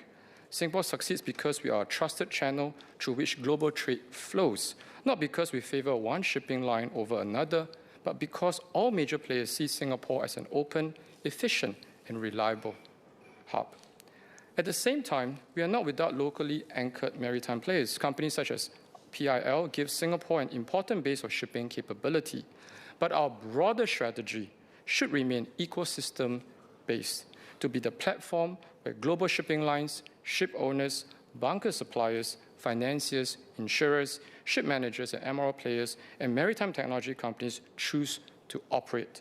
This means deepening our strengths in port efficiency, green fuels, digitalization, finance, insurance, and trusted regulation so that Singapore remains indispensable as a maritime hub. Now, to further anchor Singapore as a maritime hub, AI should be applied to specific operational problems, harmonizing air and sea connectivity. First, Singapore can develop a sea, air, and logistics control tower that gives operators and agencies a clearer real-time picture of cargo flows across Changi, Tuas, and key logistics nodes. A shared operational view supported by AI can forecast cargo demand, optimize routing, recommend lower congestion time windows, improve warehouse allocation, and reduce avoidable delays. Second, we should use digital twins to stress test our logistics system. A digital twin of a key sea-air cargo flows can simulate disruptions before they happen, whether port delays, aviation disruptions, extreme weather, cyber incidents, or supply chain shocks. This allows agencies and operators to test contingency plans, identify weak links, improve resilience before a crisis occurs. And third, AI can strengthen predictive maintenance across critical infrastructure assets. Sensors, operational data can detect early signs of equipment failure in port, cranes, baggage systems, automated warehouses, hovercraft, and aircraft support equipment. These are practical applications. They are about making every piece of infrastructure work harder, smarter, and more reliably. But technology alone will not keep Singapore competitive. We must also address costs and operational bottlenecks. We should take seriously feedback from ship owners and ship suppliers that cost of calling in Singapore has been rising, and that some services may be cheaper in ports such as China. Singapore cannot compete on price alone, but if we are to charge a premium, we must be faster, more reliable, more trusted, and more integrated. We must also take on board feedback on the lack of availability of heavy vehicle parking lots. As we better integrate our port, airport, logistic parks, and warehouses, heavy vehicles remain essential to the transfer of goods across these nodes. If drivers struggle to find suitable parking or staging areas, this adds waiting time, congestion, and operating costs and uncertainty to the logistic chain. Our ports and logistics ecosystem must therefore reduce the total cost of call and movement through shorter turnaround times, better coordination of bunkering and supplies, and digital pre-clearance. AI-enabled scheduling, sufficient heavy vehicle staging and parking capacity, and stronger support for marine service and logistic SMEs. This will allow Singapore to remain the preferred port of call as a trusted and efficient logistic hub. My third point is that Singapore should anchor a regional green fuels ecosystem. For maritime and aviation, sustainable fuels will become increasingly important. Singapore has already taken important steps in this area, and the next step is to bring them together in a broader regional green transport strategy. We need to partner with regional neighbours who have stronger potential renewable resources. Clean fuels, including biofuels, e-fuels, and hydrogen derivatives, should be seen as an ecosystem opportunity. For Singapore, this means becoming a trusted regional hub for clean fuels, aggregating sustainable feedstock, certifying provenance and emissions, and supporting refining, blending, and storage, trading and financing, and supplying aviation and maritime users. This will strengthen our aviation and maritime hub status while creating opportunities for regional partners, fuel traders, refiners, certification providers, engineers, service providers, and SMEs. Now, green ammonia is one example. Renewable energy generated in the region can be used to produce green hydrogen, which can then be converted into green ammonia. Singapore can play the role of an trusted regional hub, certifying, storing, trading, and bunkering green ammonia as a future marine fuel. This could also accelerate regional renewable energy development, instead of relying only on undersea transmission cables, which can be costly and require complex approval. Renewable energy can be converted closer to source into hydrogen or ammonia and then transported and traded as a fuel. This gives regional renewable energy projects another route to market, while helping Singapore and our neighbours reduce exposure to distant fuel disruptions and use Southeast Asia's own renewable resources to support our region's transport and maritime needs. There is also opportunities for marine MRO. When Singapore becomes a future green bunkering hub, vessels must be ready to use new fuels safely. Our marine MRO sector can support vessel retrofitting, fuel systems upgrades, ammonia and methanol readiness, safety certification, and life cycle maintenance. In this way, Singapore can become a regional green vessel transformation hub, connecting fuel supply, bunkering, vessel upgrading, safety standards, and skilled jobs for Singaporeans.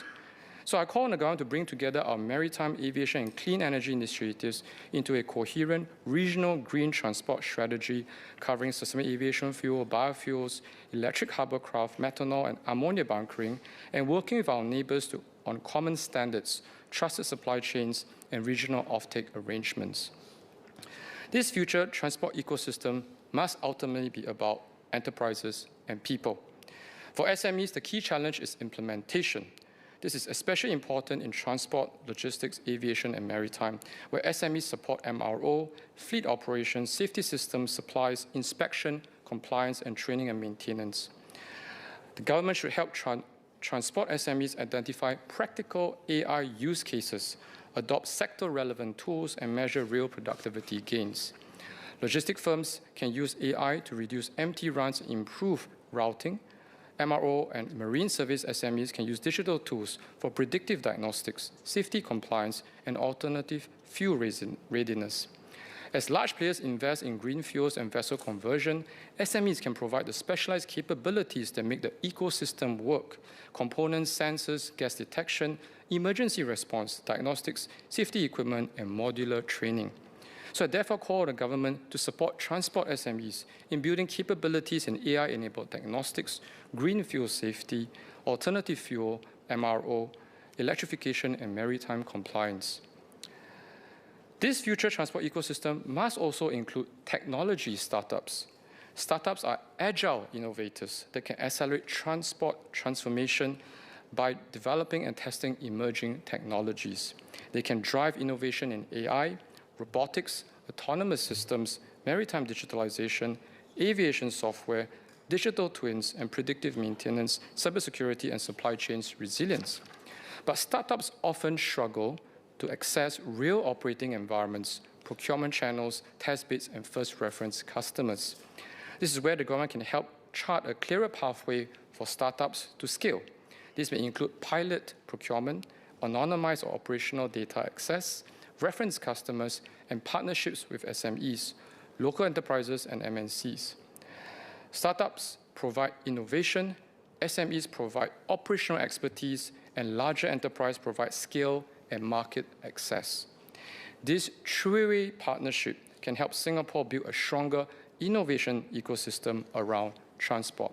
So I call on the government to develop a stronger transport tech startup strategy with clear pathways for startups to partner with SMEs, local enterprises, and MNCs.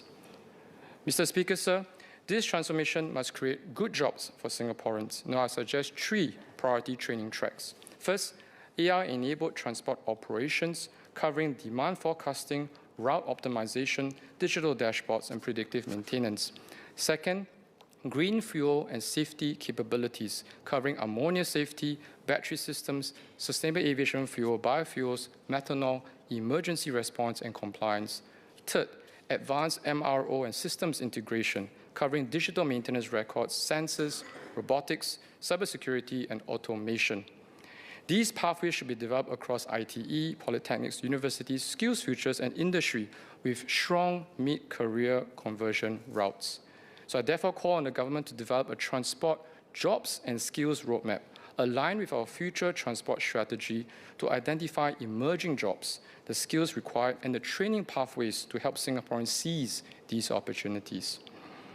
Mr. Speaker, sir, Singapore's success has always depended on our ability to adapt to a changing world. Transport will be central to Singapore's future competitiveness and relevance. Where we execute this well, transport will remain a key pillar of Singapore's competitiveness because we are trusted, innovative, resilient, and able to create good jobs for Singaporeans. I support the motion. Thank you, sir. MOSBMK.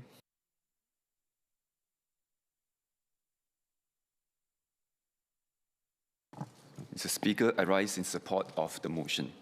Members have spoken about what the future of transport could hold and why we must invest today to capture new opportunities tomorrow and remain competitive globally. I fully agree.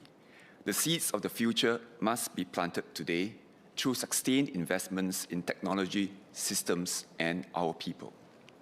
As Acting Minister Jeffrey Seow mentioned, MOT plans to invest $800 million over the next 5 years on transport research and innovation. I will elaborate on how our investments are strengthening our transport system today while preparing Singapore for the future. Transport connects Singapore to the world through our aviation and maritime networks, underpinning our competitiveness as a global hub. We cannot take this for granted. We must continue to plan ahead and invest in the future of transport. I will cover 3 points. First, how our investments are making a difference today. Second, why we must continue to innovate for the future. And thirdly, why we must build the future together with the next generation. Across aviation, maritime, and land transport, our investments are already improving reliability and efficiency today. Given the focus of this motion, I will highlight examples from aviation and maritime. In aviation, CAS invested in next-generation air traffic management concepts and tools to optimize flight operations amidst growing traffic density. One focus area is collaborative decision-making. An example is the Regional Collaboration Platform, which is an experimentation tool that allows air navigation service providers to share information and optimize air traffic flows across the region. In July 2025, CAS and 7 regional partners successfully trialed the automated exchange of simulated flight management information to collaboratively manage flights across the region. Over time, this will lead to more punctual and predictable flights, as well as lower fuel use and emissions. In maritime, similar improvements are taking place. MPA invested in smart port operations and vessel coordination to improve efficiency across port activities. For example, AI-enabled vessel voyage planning helps shipping companies plan more fuel-efficient routes and coordinate vessel arrivals more effectively. Although it is at the prototype stage, simulated trials have shown reduced fuel use, pointing to more efficient scheduling and faster turnaround times. In a major hub like Singapore, this translates to lower costs and smoother, more reliable movement of goods. These examples show how our investments are strengthening reliability and efficiency of our transport system today. While we continue to improve the transport system today, we must also prepare for what lies ahead. We face tightening manpower, limited space, and growing climate challenges. This makes innovation even more critical. Therefore, we will invest $800 million to support research in transport and connectivity, with approximately 2/3 directed towards cross-cutting capabilities in autonomy and digital twins. A key challenge is tightening manpower, even as our transport system becomes more complex. As such, we are investing in autonomy to fundamentally improve how operations are carried out. We will focus on new operating models involving autonomous vehicles, vessels, and robotics across our port, airport, and logistics network. This also builds on the point raised by Mr. Ang Wei Neng on advancing the use of autonomous vehicles in aviation and maritime. This will allow us to handle higher volumes more efficiently and enable workers to focus on tasks that require human judgment and expertise. Once developed, we will pilot these solutions with the industry. With our high volumes of cargo and supportive regulatory environment, Singapore can serve as a real-world living lab to test and deploy these solutions at scale. Once proven here, they can be adopted internationally. This reinforces the point raised by Mr. Jackson Lam that Singapore should not only be a transport hub, but a transport innovation hub. Autonomy alone is not enough. We must also improve how the transport system works as a whole. Therefore, we will invest in digital twins to manage the transport network more intelligently. For example, by integrating data across port, airport, and logistic network, we can track cargo flows in real time, anticipate disruptions, and adjust operations more effectively. This also aligns with Ms. Ting Pei Ling's suggestions to deepen digital twin capabilities alongside proposals by Mr. Shahriar Taha and Mr. Edward Chia to move towards a more integrated sea-air logistics control tower. To build our digital twins, we are strengthening our common digital infrastructure to facilitate sharing. We are leveraging platforms such as the Singapore Trade Data Exchange, or SG TradeX, which Ms. He Ting Lu had raised, to strengthen such sharing and seeking more partners for existing use cases and to drive new ones. At the same time, we will continue to deepen sector-specific capabilities across aviation, maritime, and land transport. I will elaborate on aviation and maritime, which are closely related to this motion. In aviation, we will focus on next-generation air navigation services. As air traffic grows, we need to manage more flights safely and efficiently.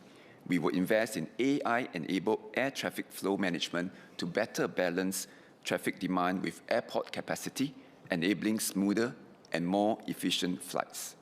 In maritime, we will continue to strengthen our smart maritime operations and services and support the safe use of alternative maritime energy.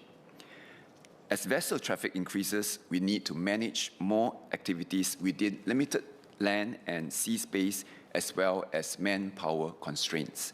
We will invest in AI-enabled port analytics and predictive traffic management to improve efficiency and reduce vessel turnaround times. As the sector transits to alternative fuels to reduce international shipping's carbon footprint, we will also invest in research to ensure that they can be delivered and bunkered safely. Together, these efforts will help us to do more with less. We will make better use of our manpower in a tighter labor environment while using less space and emitting less carbon, so that Singapore remains strong as a global transport and connectivity hub.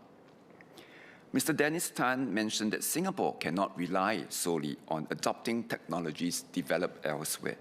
This is why we are building our own capabilities in areas where we have unique strengths and operational advantages. As part of the $800 million investment, we will support our institutes of higher learning, research institutions, and transport companies to develop Singapore-based expertise, generate valuable intellectual property, and export to global markets. Ultimately, the value of innovation depends not just on what we developed, but how it is applied in real operations. Our small and medium enterprises, or SMEs, will play an important role in making this happen. As rightly pointed out by Mr. Jackson Lam, Mr. Edward Chia, and Mr. Lee Hong Chuang, SMEs are a critical part of our transport ecosystem and must be supported to digitalize and remain competitive. Government agencies have worked with the industry to support SMEs in adopting digital solutions. For example, the Sea Transport Industry Digital Plan provides a clear roadmap to guide maritime SMEs in adopting digital solutions at each stage of their growth while building the necessary skills. To complement this, we have also introduced hands-on programs. Under the MPA Singapore Polytechnic Maritime SME Digital Adoption Pilot Program, SMEs gain knowledge on digital technologies and acquire practical experience in applying automation and data analytics to their operations directly.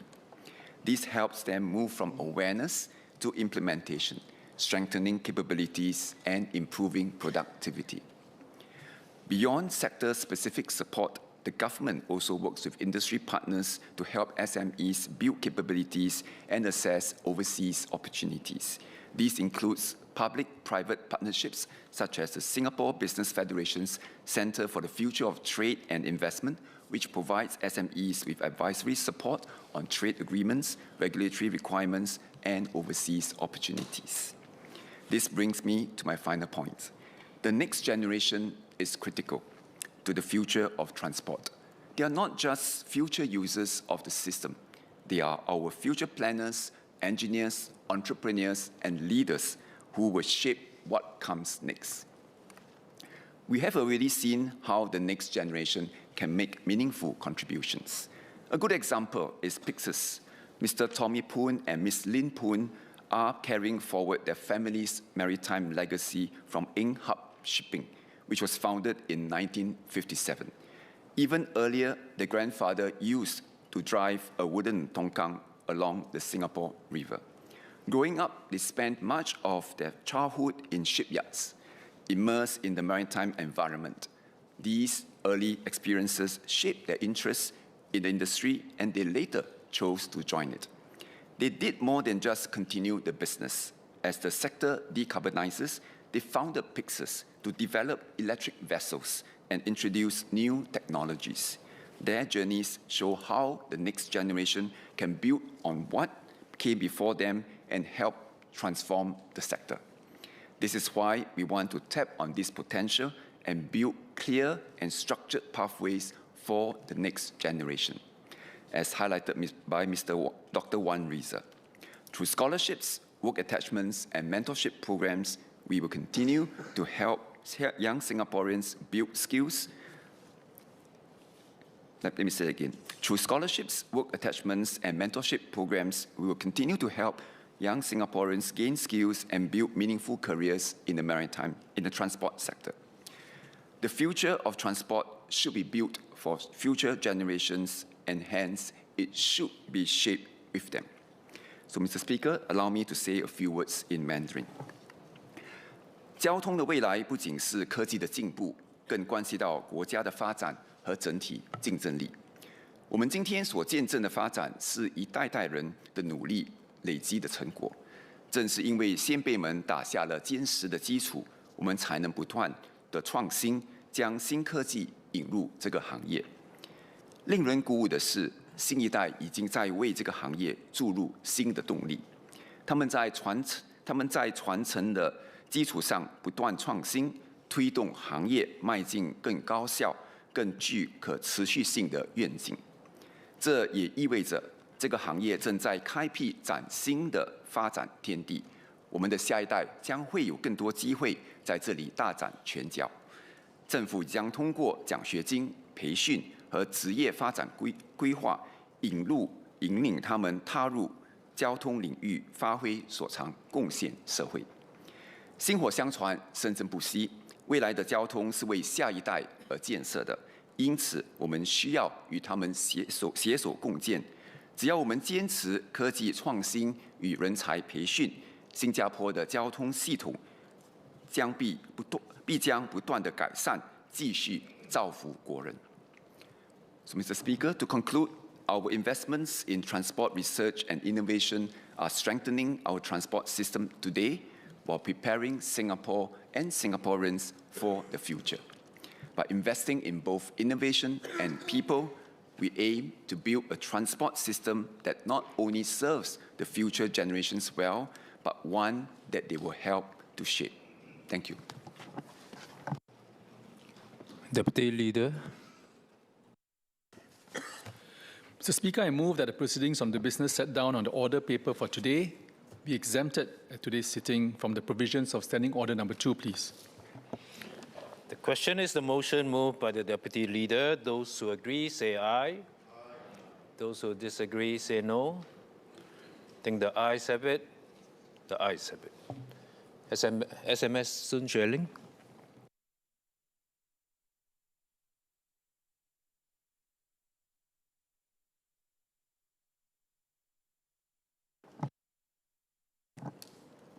Mr. Deputy Speaker, I rise in support of the motion.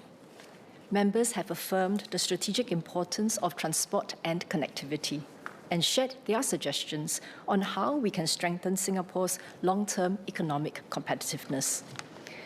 I value their suggestions. Technology is key to realizing these ambitions. If we harness technology early and well to create opportunities and improve lives for our residents and our workers, we can thrive in an increasingly uncertain world. Several members have highlighted that transformation must create good jobs for Singaporeans. We agree. The use of technology helps us solve problems, but people will always remain at the heart of transport. Experience, judgment, professionalism, and care are not replaceable. Our transport workforce will always be at the core of our transport services. As Mr. Sanjeev Kumar and Mr. Wan Rizal have highlighted, we will work closely with tripartite partners to ensure that Singaporeans are well positioned to seize these new opportunities. Last July, I launched the $200 million One Aviation Manpower Fund to support employers, unions, and workers. MOS Bay spoke about the sector-wide One Aviation Early Careers Mentorship Program earlier. CAS and NTUC have also announced a partnership to co-design an AI training roadmap for aviation union leaders. Autonomy and AI are at work across our transport sector. In Tuasport, automation has been built in from the ground up. Automated guided vehicles move containers and cranes are operated remotely, making it one of the most advanced container terminals in the world. Trials for autonomous prime movers are also underway in Pasir Panjang Terminal. I spoke to Mr. Faiz, who works in PSA in Pasir Panjang. He used to drive a prime mover, but has now transited to work in the control room as a remote operator for autonomous prime movers. He said that the workplace is now more comfortable and he's happier with the shift arrangements. We are investing in our maritime workforce just as deliberately across different stages of their career. Seafarers remain the backbone of the industry. The Sail Milestone Achievement Program provides up to $50,000 for local seafarers. Together with our unions and partners, we have also enhanced the Tripartite Maritime Training Award for individuals seeking a seafaring career. On shore, the Career Conversion Program for the sea transport sector reskilled close to 200 mid-career entrants and existing employees last year, equipping them for roles in digitalization, decarbonization, and cybersecurity. New pathways into shore-based roles are opening, such as SMU's Industry Graduate Diploma in Maritime for mid-career transitions. Additionally, as Mr. Dennis Tan mentioned, we want to prepare Singaporeans to take on leadership roles in the maritime sector. As maritime is global in nature, maritime leaders will need to have experience and capabilities running international operations and managing cross-cultural teams. And this is why we have launched a new Maritime Cluster Fund Global Rotation Scheme. The scheme provides grants to companies to co-fund the overseas deployments of local middle managers to equip them with the competencies to take on supervisory roles. On our roads, the deployment of autonomous vehicles, or AVs, can help us meet our connectivity needs, ease manpower constraints in public transport, and improve safety. Grab and ComfortDelGro currently operate 16 fixed-route autonomous shuttles in Pongo. Safety operators are on board to ensure safety in this initial deployment phase. As of June this year, close to 10,000 unique riders have taken the shuttles, and 99% of them surveyed said they felt safe and that they will recommend the ride to others. Riders provided feedback that they would like more destinations, direct connections, and flexible bookings. We will work with the operators to improve the service. We agree with Mr. Ang Wei Neng's suggestion that AVs should first be deployed to serve underserved areas. We will progressively extend AVs to new areas with clear transport needs and are considering areas such as Sentosa, Tuas, and Mandai as possibilities. We are also expanding AV trials to other modes of transport, including public buses. We will begin piloting autonomous buses on 2 public bus services, Service 400 in Marina Bay and Service 191 in One North. However, in response to Mr. Ang Wei Neng's and Mr. Fadli Fauzi's points, further deployment must be realistic. The technology for AV buses is not as mature compared to that of AV cars. Current autonomous bus models also have a smaller passenger capacity compared to our public buses. Public buses also have to meet the needs of different commuters, such as the elderly, parents with children in strollers, and persons with disabilities. Hence, the operational aspects of autonomous public buses have to be worked through to meet the needs of different commuters. That said, we agree that there are good use cases for autonomous buses, such as night bus services, and we will consider it when the technology is more mature. As autonomy grows across our airport, seaport, and roads, new job opportunities will emerge in areas such as fleet management and remote operations, autonomous electric vehicle engineering, as well as business development. We recognize that autonomy and AI, if not managed well, can bring disruption to existing jobs, industries, and business models. The ultimate purpose of using technology is to benefit people, our residents, and our workers. We will not adopt technology blindly. Technology's worth lies in the problems it solves and the lives it improves. We will roll out the use of autonomy and AI at a pace acceptable to residents, commuters, and drivers. As the Acting Minister has mentioned, the introduction of AVs will be a gradual process to give our commuters and drivers time to adapt. Widespread adoption is still some time away. We have been engaging taxi and private hire drivers early as we want to ensure that our drivers are well equipped to seize job opportunities from this transition and that they can stay ahead of this change. I recently met leaders from the National Taxi Association and National Private Hire Vehicles Association again together with Ms. Yeo Wan Ling. The union leaders asked what they can do to equip themselves and their members. Together with our tripartite partners, we have put together a manpower transition package to empower our taxi and private hire car drivers to stay ahead of industry developments and to explore new career options with confidence. This package has 3 parts. First, place and train career conversion programs, or CCPs. This is for drivers looking to transition into new roles that come with up to 90% salary support. The career conversion programs will be launched in Q3 of this year.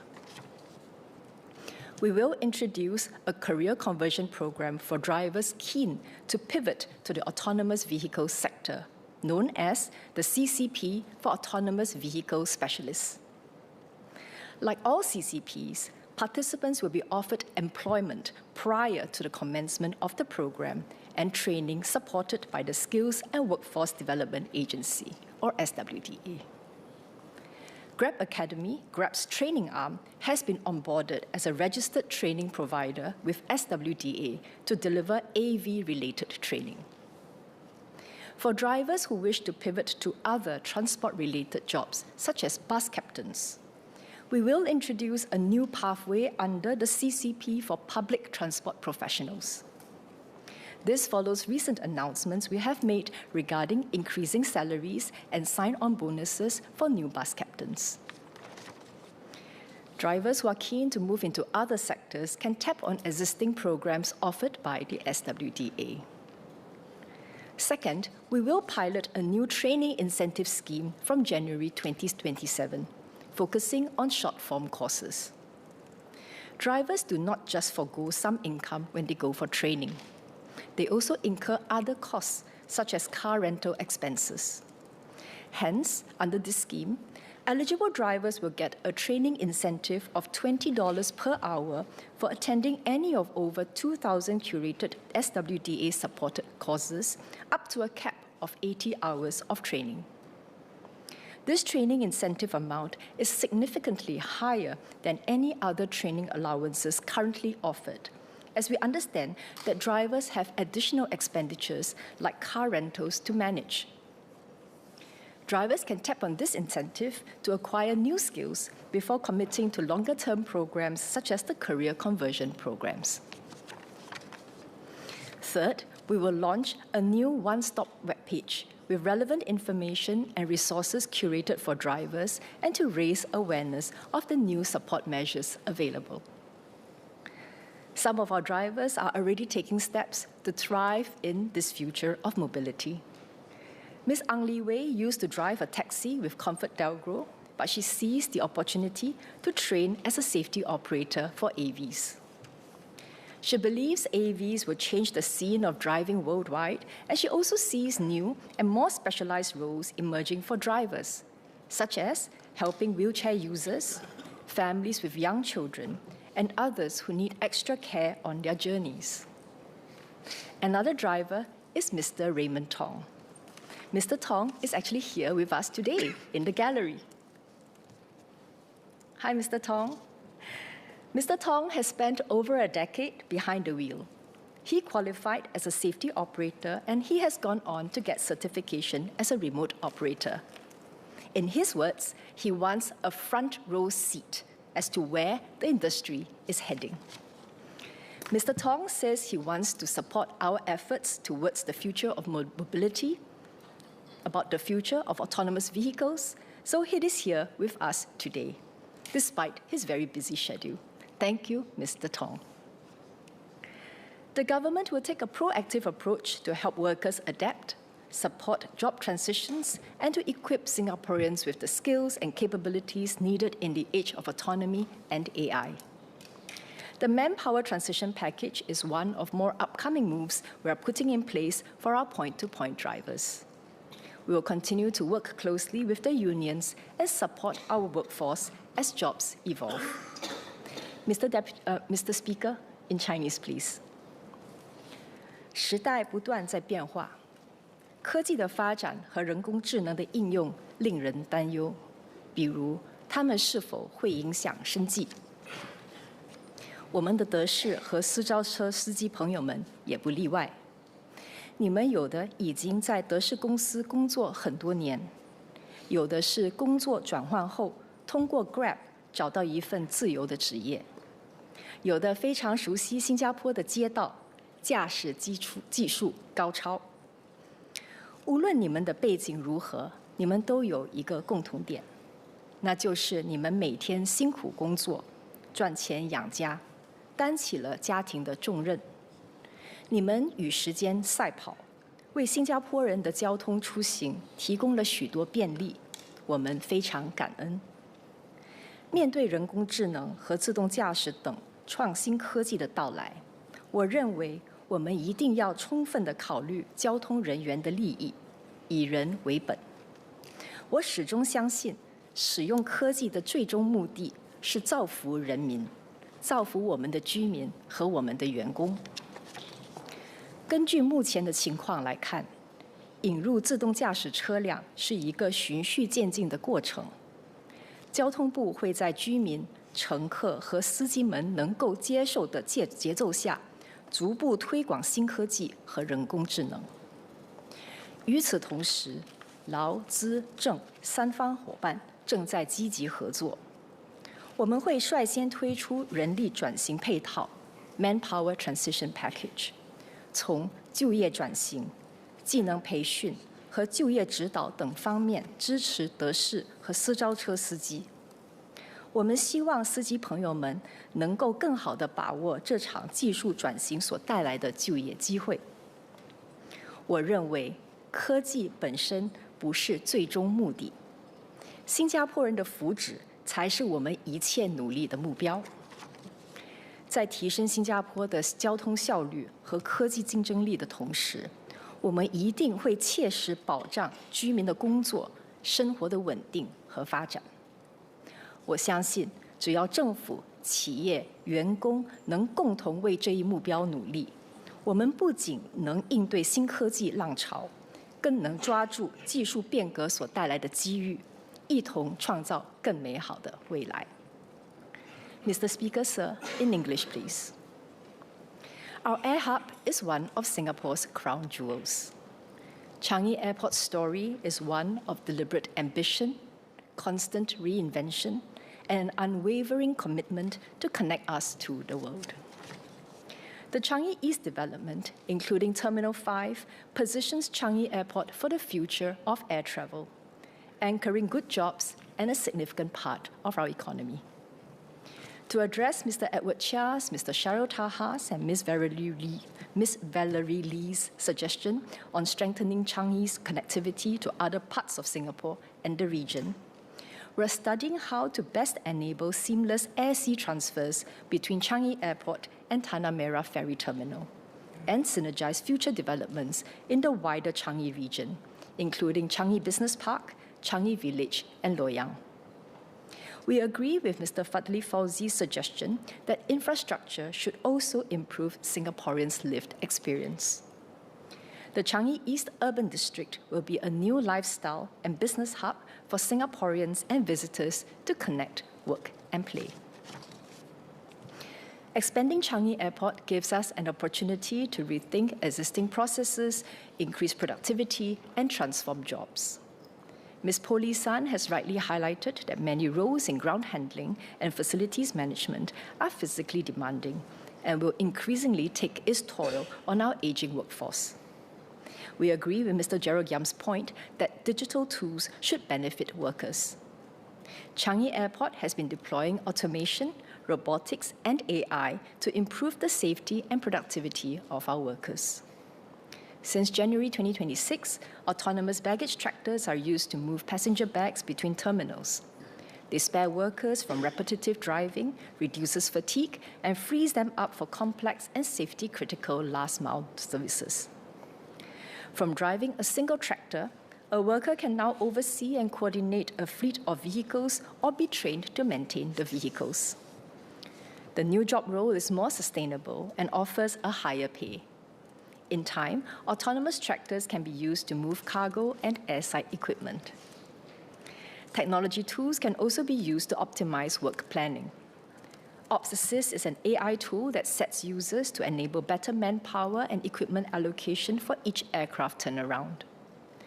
Ops Assist also schedules in breaks for workers to ensure that their well-being is well taken care of. Beyond our air and sea gateways, Mr. Liang Eng-Hwa raised the Kuala Lumpur-Singapore High-Speed Rail project. Such bilateral projects can only proceed if there are mutual interests and benefits. We remain open to discussing new proposals with Malaysia in good faith, starting from a clean slate. Mr. Dennis Tan, Mr. Edward Chia, and Ms. Poli San have highlighted the importance of greening our aviation and maritime sectors. We agree. For aviation, our sustainable air hub blueprint sets the direction. Sustainable aviation fuel will remain our primary lever for cutting emissions across the bulk of our air traffic. Our goal is to start with a 1% SAF uplift, rising to 3 to 5% by 2030, subjected to global developments and a wider availability of SAF. For maritime, the Maritime and Port Authority of Singapore is working closely with the industry to prepare for a multi-fuel future by investing in infrastructure, developing technical standards, and licensing frameworks to ensure that we can handle these fuels safely. These efforts reflect our commitment to position our port to meet the evolving needs of international shipping as it decarbonizes. Mr. Liang Enghua raised suggestions to support the electrification of heavy vehicles. This is indeed our direction. With the adoption and charger incentives for heavy vehicles, registrations of electric heavy vehicles rose from less than 1% of all heavy vehicle registrations last year to around 20% as of May this year. We will continue to monitor take-up and see how best to achieve our electrification targets. We will also continue to study new EV technologies adopted around the world, including smart charging technologies to better optimize the grid, as well as battery energy storage solutions to manage grid capacity constraints during peak hours. Ms. Polisan and Dr. Neo Kok Beng have highlighted the opportunities in electric and hybrid electric aircraft for short-haul routes and drones. I have extensively addressed this topic in my response speech during the adjournment motion on low-altitude economy, building the flying car, air tourism, and drone logistics industry during the 8th of April parliamentary sitting. Electric and hybrid electric aircraft is an emerging technology, but in the short term, they can only complement aircrafts powered by sustainable aviation fuel, as hybrid electric aircraft technology may take time to commercialize and are not yet suitable for deployment. We will be ambitious but pragmatic and keep our options open. There is potential for Singapore to go further as a center of excellence for research into cleaner and greener aircraft, working with partners such as A*STAR and our institutes of higher learning with funding set under RIE 2030. We will study the members' proposal carefully and work with industry partners to take it forward where it plays to our strengths. On drones, they are used across Singapore for a wide variety of functions, from ship-to-shore deliveries at our port to inspections of our rail and road infrastructure and high-rise cleaning. Many of these use cases improve productivity and worker safety, allowing workers to focus on tasks that call for human judgment and expertise. We're carefully studying how drones can be deployed while being mindful of Singapore's dense urban environment, complex airspace, and security needs. We will continue to support responsible innovation through trials, test beds, and regulatory refinement. Sir, I thank the GPC for raising this motion. Our best chance at delivering a good life for our people is to strengthen Singapore's long-term economic competitiveness and anchor good jobs in Singapore. This can be achieved through international cooperation, appropriate use of frontier technologies, and establishing world-class infrastructure to reinforce our position as a globally connected aviation, maritime, and logistics hub. This is how Singapore stays relevant and secures our competitiveness in an uncertain world.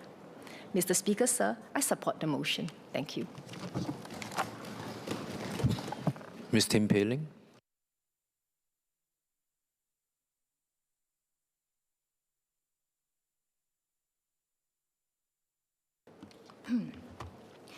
Mr. Speaker, sir, it has been my great privilege to move this debate on how we can reinforce Singapore's position as a globally connected aviation, maritime, and logistics hub, so as to strengthen Singapore's long-term economic competitiveness and ultimately create and anchor good jobs in Singapore. My Transport GPC colleagues, Mr. Edward Chia, Ms. Yeo Wan Ling, Ms. Polisan, Mr. Jackson Lam, Mr. Liang Enghua, Mr. Ang Wei Neng, and Mr. Sharil Taha have taken turns to explain the different tenets of the motion statement, and together with other honourable members of this House, including Ms. Chu Pei-Ling, Ms. Goh Zi-Ki, Ms. Lee Hui-Ying, Ms. Valerie Lee, Mr. Ip Hon Wing, Dr. Wan Rizal, Mr. Lee Hong Chuang, and Dr. Hamid Razak, forth many thoughtful recommendations for the government's consideration. Many thanks to my PAP parliamentary colleagues for working on this debate and for making these recommendations. I also sincerely appreciate the interest and support from the Workers' Party. Mr. Dennis Tan, Ms. He Ting Ru, Mr. Fadli Fauzi, Mr. Kenneth Tiong, Mr. Gerald Giam, and Mr. James Lim, as well as nominated MPs, Mr. Sanjeev Kumar Tiwari and Mr. Neo Kok Beng. I hope I didn't miss out anyone. I'm also especially appreciative of the receptiveness and positive responses from Minister Jeffrey Xiao, Senior Minister of State Sun Xueling, and Minister of State Baey Yam Keng. Thank you for listening to us. We are very excited that some of our suggestions will be accepted by the ministry, and we are also very heartened by the efforts made past and present. Past sittings have seen colleagues from both sides of the aisle raising questions and putting forth suggestions on issues pertaining to Singapore's logistics, maritime, and aviation sectors. I am heartened, therefore, that we have such a robust debate on this motion today. And most of all, I'm heartened by the support from both sides of this House that the Transport GPC has put forth. The big direction is clear. We all want to do good for Singaporeans, creating good job opportunities for them by advancing Singapore's long-term economic interests.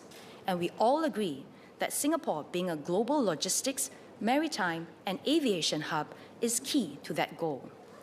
Across this debate, several threads ran consistently through nearly every speech, regardless of who from which party was speaking.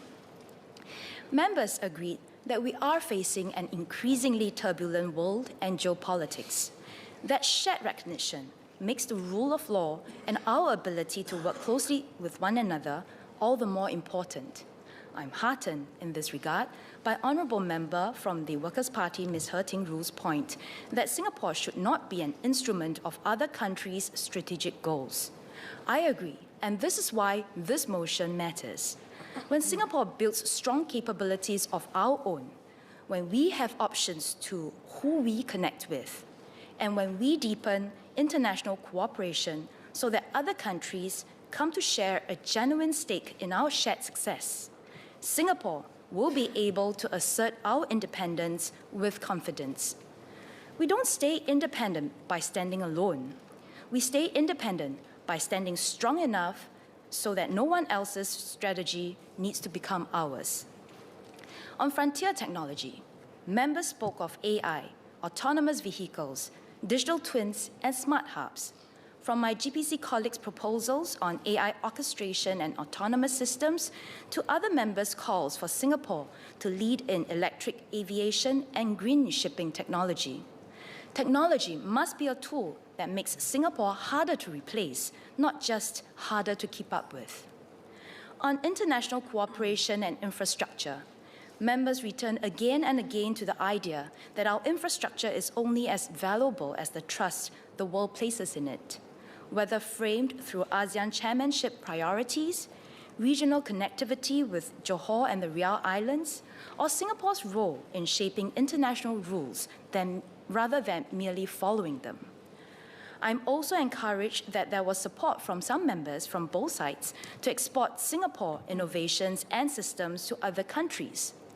Doing so would help set new standards and drive interoperability. To drive greater flows of goods, people, information, and value seamlessly, yet also strengthen Singapore's standing in the region and in the world. We are, in essence, exporting the Singapore model, our special brand of trust. And on our people, nearly every speaker insisted that none of this matters unless it translates into good, better, and more inclusive jobs for Singaporean workers, with real training pathways and real protection for those whose roles will change. Our tripartite model must therefore continue to prevail. So yes, we need to embrace technology, but we must not vibe code the humans out of job. Rather, to make sure that every job that we redesign or create beat to the rhythm of real heartbeats. One member, Honourable Mr. Fadli Fauzi, had understandably raised his concerns about day-to-day public transport matters. These issues matter to Singaporeans' daily lives. As mentioned in my opening, day-to-day land transport issues remain important and a priority to the Transport GPC and indeed for the entire government. We had and we will continue to discuss these issues in and out of this House. But I would like to reiterate that today's motion was deliberately framed to look further out at the strategic long-term question of how Singapore secures our place in the world through global connectivity in logistics, maritime, and aviation. The member would agree that we need these connections for our food, medicine, and other essential supplies to enter Singapore so that Singaporeans can access them easily. Attending to the everyday public transport issues and building for Singapore's global connectivity and future are not competing priorities. Sir, in closing, the big direction remains clear, clearer, in fact, than when we began. We agree that the world has grown more uncertain and that Singapore's independence must be built, not assumed. We agree that technology should make us harder to replace, not just harder to keep pace with. We agree that our infrastructure, physical and digital, poured in concrete and written in code, must be built as one so that it can keep pace with a future that will wait for no one. And we agree that our people must remain at the center of everything we build. When a House this diverse agrees completely on the big one, that is not a coincidence. It is Singapore's direction spoken with one voice across party lines. And with that, thank you all.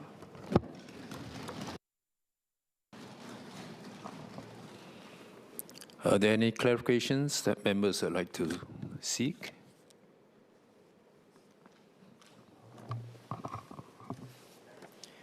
The question is that this House affirms the importance of strengthening Singapore's long-term economic competitiveness by leveraging international cooperation, frontier technologies, and world-class infrastructure to reinforce Singapore's position as a globally connected aviation, maritime, and logistics hub, and to anchor good jobs in Singapore.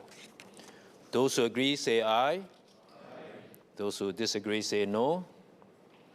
I think the ayes have it. In fact, it's a resounding aye. The ayes have it. Leader.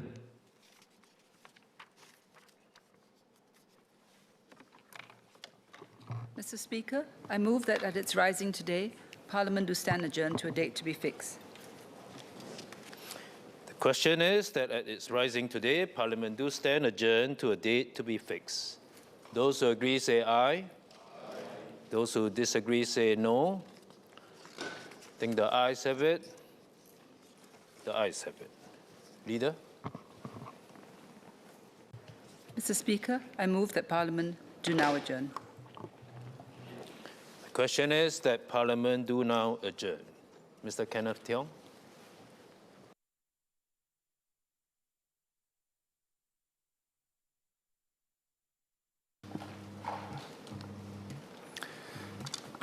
Speaker, Southeast Asia is about 680 million people and a $4 trillion economy.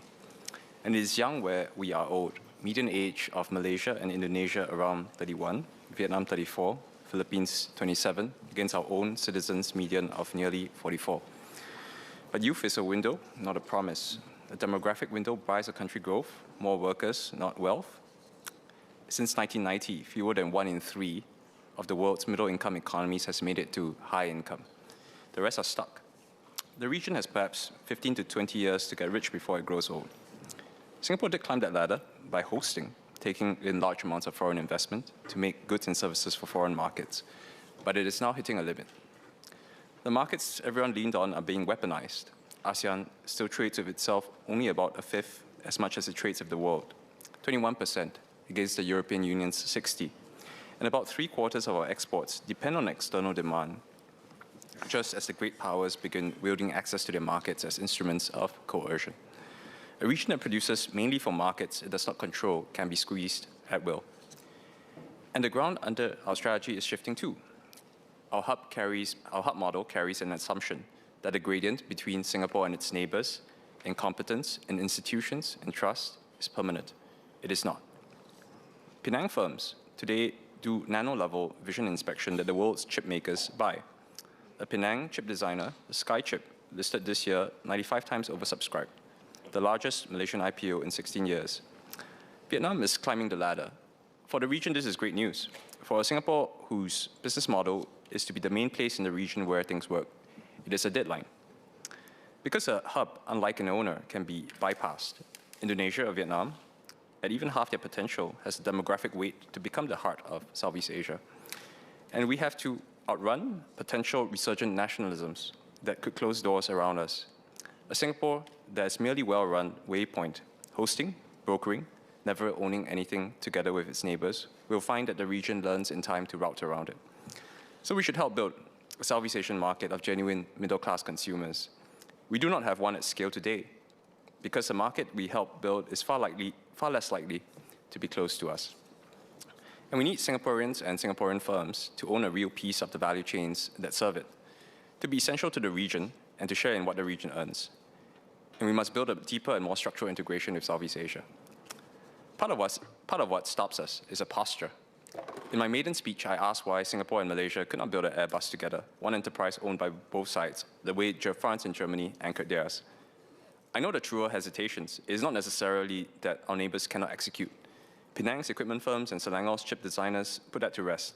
The real reasons are older, memories of past issues, from water to railway lands, a reflex to keep control of anything that matters, and a fear of bets stranded across a border if the politics turns. But if one is skeptical that the gradient between Singapore and its neighbors will last, and I am, then joint industrial policy is what a country should build, while the gradient still favors it. I believe the strongest path to owning things together runs through our closest neighbor, Malaysia. Malaysia's industrial strategy now deliberately targets the design end of semiconductors, setting up the region's first IC design park in Selangor. The integration is happening anyway, by drift.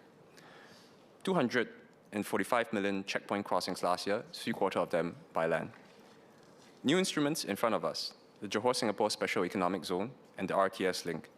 If we can get them right, we can prove a model of structural bilateral integration that we can extend. I will discuss 3 points. First, on the GSSEZ. This economic zone lets two governments run inside a bounded space and experiment. The zone has been a blank slate many have piled their hopes onto. Some ideas put to me were high-tech food-growing zones, an ASEAN Friendship Hospital in Johor, an integrated medical hub on the Shenzhen, Hong Kong model. But hopes need us to bring the zone into greater focus. First, where exactly is the zone? 9 flagship areas have been announced, described at the level of districts, and I have not seen a consolidated boundary map. If one exists, we should publish it. Second, what does a Singapore company receive inside the GSSEZ over and above the new federal baseline? Malaysia's new incentive framework took effect for manufacturing on March 1st. If the federal incentives are as good as the zones, then there is nothing special about the zone. Third, I believe we should soon sort out with our Malaysian counterparts one SOP to enter the zone and one rule book. Right now, there are multiple agencies and points of contact. On the Malaysian side, there is the Iskandar Regional Development Authority, Invest Johor, MIDA, and the Invest Malaysia Facilitation Centre Johor, IMFCJ. On the Singapore side, we have the EDB One-Stop Centre. We need policy clarity and joint rules of the road over how companies can enter the zone, whether from Malaysia or Singapore, so that the private sector can plan for it. With a joint rule book, we should measure joint success. In my view, that means EDB or MTI should be responsible for total KPIs over the GSSEZ, not just the Singapore-originated investments alone. Of course, a large degree of self-interested thinking is inevitable and even desirable. The instinct in parts of our government may be to keep the high-value activity here and let the rest go. This is not wrong. But if we want the unfolding of a richer, more complex, more diverse value chain within a 60-kilometer radius that would currently be possible in 10 and 20 years, then we need to take a more collaborative approach. What gets measured gets managed. I believe we should grade ourselves, EDB and the Ministry, on the SEZ's success. Next, we face a strategic question. If the zone is meant to be more than just a new method of foreign direct investment, but to foster a vibrant set of Singaporean and Malaysian businesses, in pursuit of broadening the middle class, does it actually build on the current set of bilateral strengths? The foremost candidate for such an industrial deepening is semiconductors. But here, using the instrument of the zone may be an impedance mismatch, as in my view, Penang's semiconductor cluster is unlikely to relocate beyond the Klang Valley.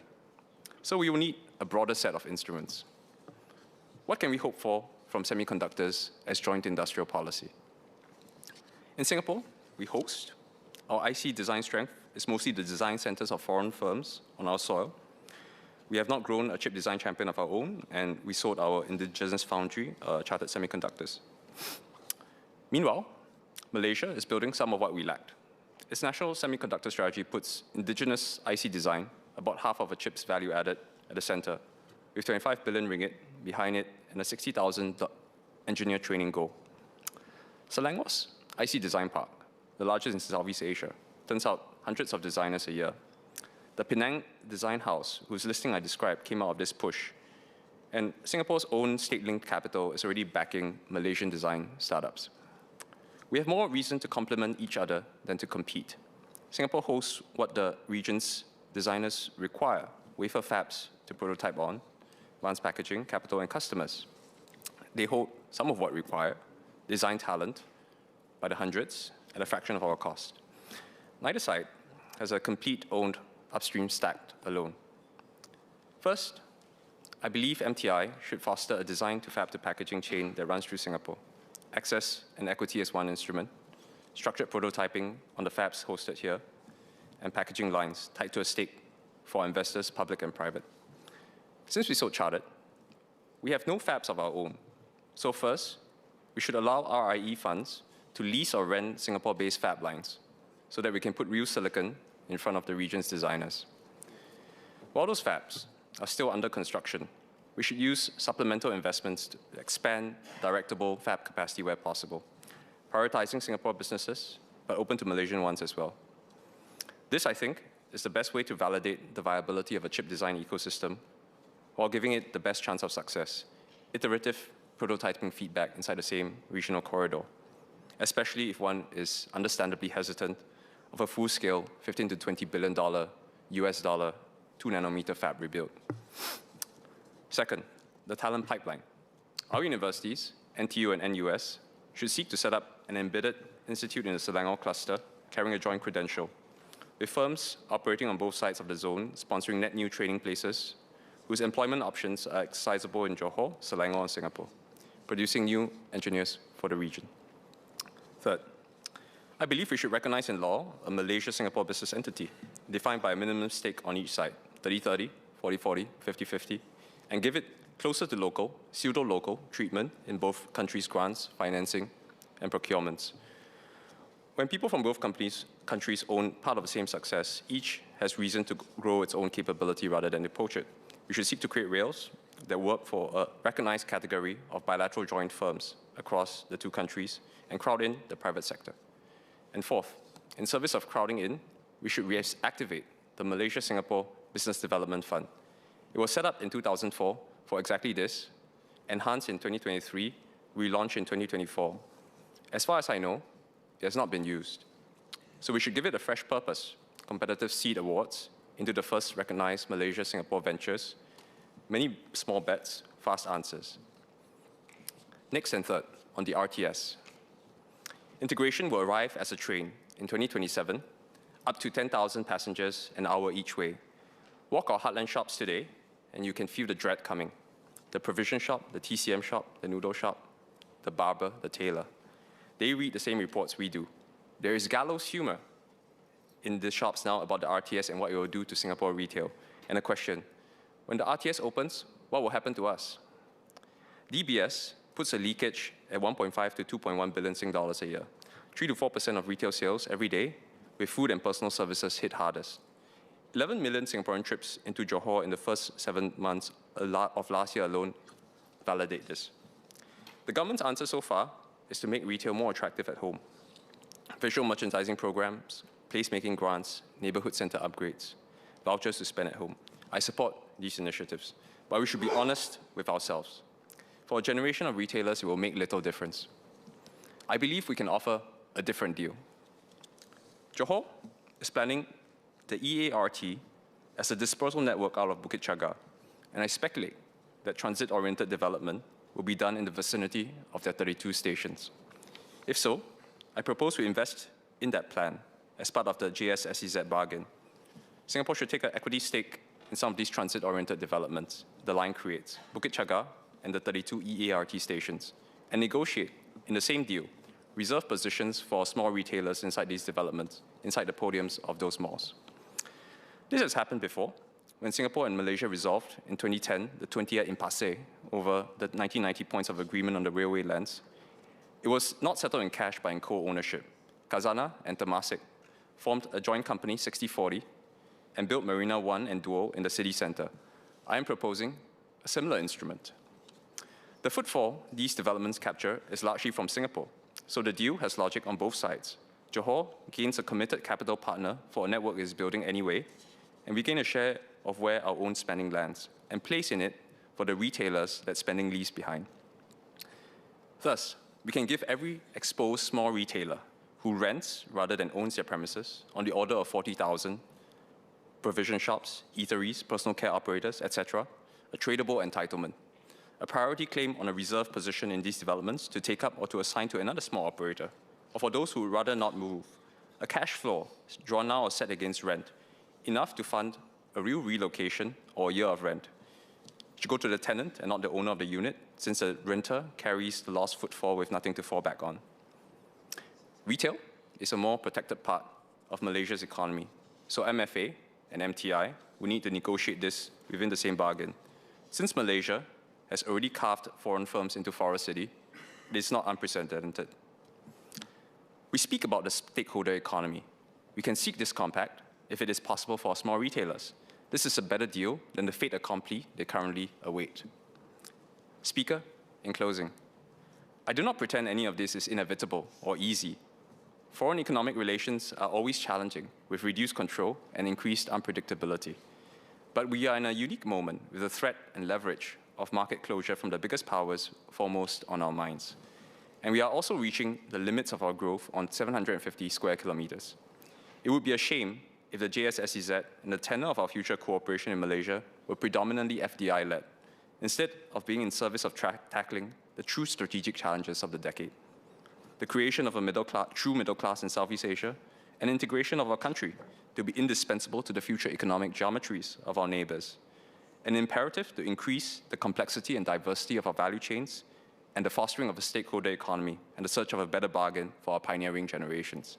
This is the model of integration I believe we should seek with the region, one that best maximizes the 15 to 20 years Southeast Asia has before it ages out of its demographic dividend. Thank you, sir. MOS Alvin Tan.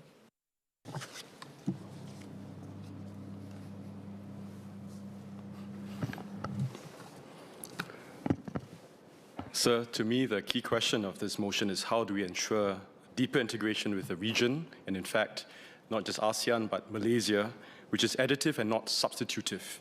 And how do we ensure that integration does not simply move activity from Singapore to somewhere else, but also creates value in Singapore and our partners, which would otherwise not be captured. And Singapore has always been open to the world. I think in the transport motion, many of you have already said that.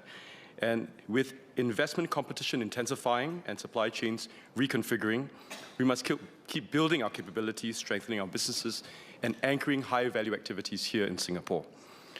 Now, the Johor-Singapore SEZ, the BBK, Batam Bintan, Karimun region, and the Vietnam-Singapore industrial parks are all examples that show how we work with our immediate neighbors to enlarge the economic space for our companies and our workers. This is something that Member Edward Chia had said earlier on in his speech. But let me first give an overview about the Johor-Singapore SEZ. It spans about 3,500 square kilometers, includes Iskandar Development Region and Pengerang. And I wanted to point to the member that, in fact, the boundaries of the JS-SEZ is available online. But the whole point about the JS-SEZ is about creating value together that neither side would have created or captured alone. Singapore has strong connectivity, trusted institutions, deep financing, technology, professional services, HQ functions, and a skilled workforce. Johor, on the other hand, offers land, production capacity, and other complementary strengths. But when we combine these strengths well, the Johor-Singapore region becomes more competitive than either side would be on its own. Member talked about whether there are so many different touch points, but in fact, if you look at it, on the Malaysia side, there is, as he mentioned, the IMFJ, the Invest Malaysia Facilitation Center, which facilitates and supports companies investing in the zone, such as coordinating approvals and applications across Malaysian authorities at the federal, state, and local level.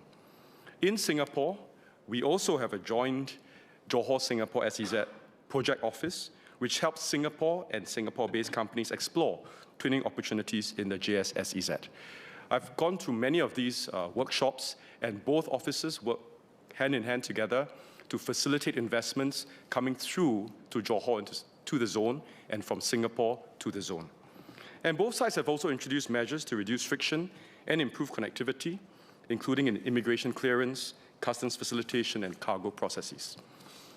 Now, the refreshed Johor-Singapore Cooperation Ministerial Committee, co-chaired by Minister Chee Hong Tat and Malaysian Minister for Economy Akmal Nasrullah, will also provide strategic oversight for broader cooperation, including in the SEZ. On the reason why we are pursuing this and how this is a core strategy in integrating with the region, the Johor-Singapore SEZ is all about tapping our complementary strengths for a win-win outcome. The Johor-Singapore SEZ is focused on the Johor-Singapore corridor and building on the respective incentives and schemes offered by each country. Both countries are working on introducing practical solutions like smoother cross-border flow of goods and people. And in Singapore, for Singapore companies, the true value is able to twin operations, keeping the HQ functions, financing, innovation, branding, and higher value functions in Singapore while using Johor's complementary strengths to scale more competitively.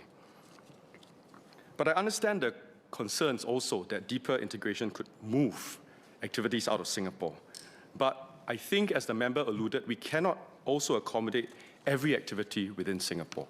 Instead, our approach has and always been to keep Singapore as a keynote while helping our companies scale and build resilience so that they can compete globally.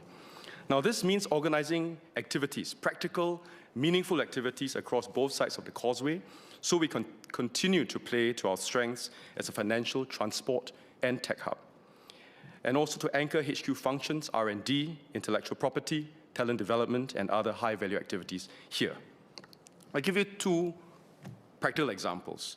Old Chang Kee, which is a food manufacturer in Singapore, has operated a production facility in Geylang Patah since 2016, complementing its Singapore operations and supporting its retail outlets in both markets. South Korea's SPC Group, the parent company of Paris Baguette and Shake Shack, houses its Southeast Asia HQ, Innovation Center, and training centers in Singapore while operating its production base in Johor. And then we move into semiconductors, which the member had talked about quite significantly. Singapore is a key node in the global semiconductor value chain. We account for 1 out of 5 in every semiconductor equipment manufacturing and 1 out of 10 of semiconductor chips. And we will keep strengthening Singapore's position as a keynote in this global semiconductor value chain by attracting quality investments and anchoring higher value activities here. So our strategy is not to replicate what is being done in Johor or Penang, but to work with Malaysia on complementary activities that strengthen the regional ecosystem for semiconductors, which is a very fast and evolving sector. Another example here to illustrate this point is ST Microelectronics, which anchored its APAC HQ and wafer fab operations in Singapore, complemented by assembly and test operations, including high reliability automotive packaging in Johor. Their wafers fabricated in Singapore directly feed into packaging and qualification in Malaysia, enabling ST Microelectronics to bring products to markets faster. Member also talked about how we measure these investments, or what are the key KPIs for the Johor-Singapore SEZ. Well, the Johor-Singapore SEZ must deliver real investments, business activity, and jobs. Singapore and Malaysia have jointly agreed to attract 50 projects in 5 years and 100 projects in 10 years. It's so far garnered significant and strong business interest. Last year, Johor recorded its highest ever approved investments, with over 70% of those investments attributed to the zone. And since signing the MOU in January 2024, Singapore and Singapore-based companies have committed over $5.5 billion in investments into Johor. So we're not just focused on the headline investment numbers, but whether the SEZ expands the overall pie for the region and for Singapore and Johor together competing for investments. On the RTS link, I chair the RTS link task force to help Singaporeans and businesses benefit from the RTS link. And we've been widely engaging residents, merchants, trade associations, landlords, and other stakeholders. Now, based on the feedback we received, we are working on measures to further rejuvenate our heartlands, help our businesses become more competitive, transform, pivot, and work with the private sector to promote businesses and commerce on both sides. Some of the work has already begun on the ground. We've spoken to the private sector players on both sides, and I think this is something which we can promote further to ensure that commerce flows on both sides. We will be sharing our findings and recommendations later this year. But I think we should be clear about the broader point. The way to respond to greater connectivity is not to retreat from competition, as the member had alluded to, but to help our businesses to compete more effectively. Competition doesn't just come across from the causeway. It already comes from digital platforms, international brands, AI-enabled services, e-commerce, and changing consumer preferences. On his suggestions about these different deals with the Malaysians, I think it's within their jurisdiction. I think we do what we can under the auspices of the GSSEZ to ensure that our companies can invest there confidently and also anchor strong and high-value activities here, complementing both Singapore and Malaysia, Singapore and Johor. So the issue that we talked about this entire day, in fact, is not whether we should integrate with the region, but how we integrate with the region. And the test is not whether every activity must be located here. Of course, that would be unrealistic with our constraints, but whether Singapore remains where the highest value functions are anchored and where important decisions are made, where we can build capabilities and where we ultimately can create good jobs for Singaporeans. And if a company does choose the Johor-Singapore region instead of another location elsewhere in Asia and anchors its HQ functions, financing, innovation, and R&D activities in Singapore, then I think that's additive integration. And if our companies can use Johor as a complementary base to scale, serve larger markets, and strengthen their regional competitiveness while retaining their core capabilities here, that's also additive integration. And if our region as a whole becomes more attractive to global investors and Singapore captures the higher value parts of that value chain, that's also additive integration. And this is the approach, Mr. Speaker, that we are taking to ensure that regional integration benefits Singapore and Singaporeans. Thank you.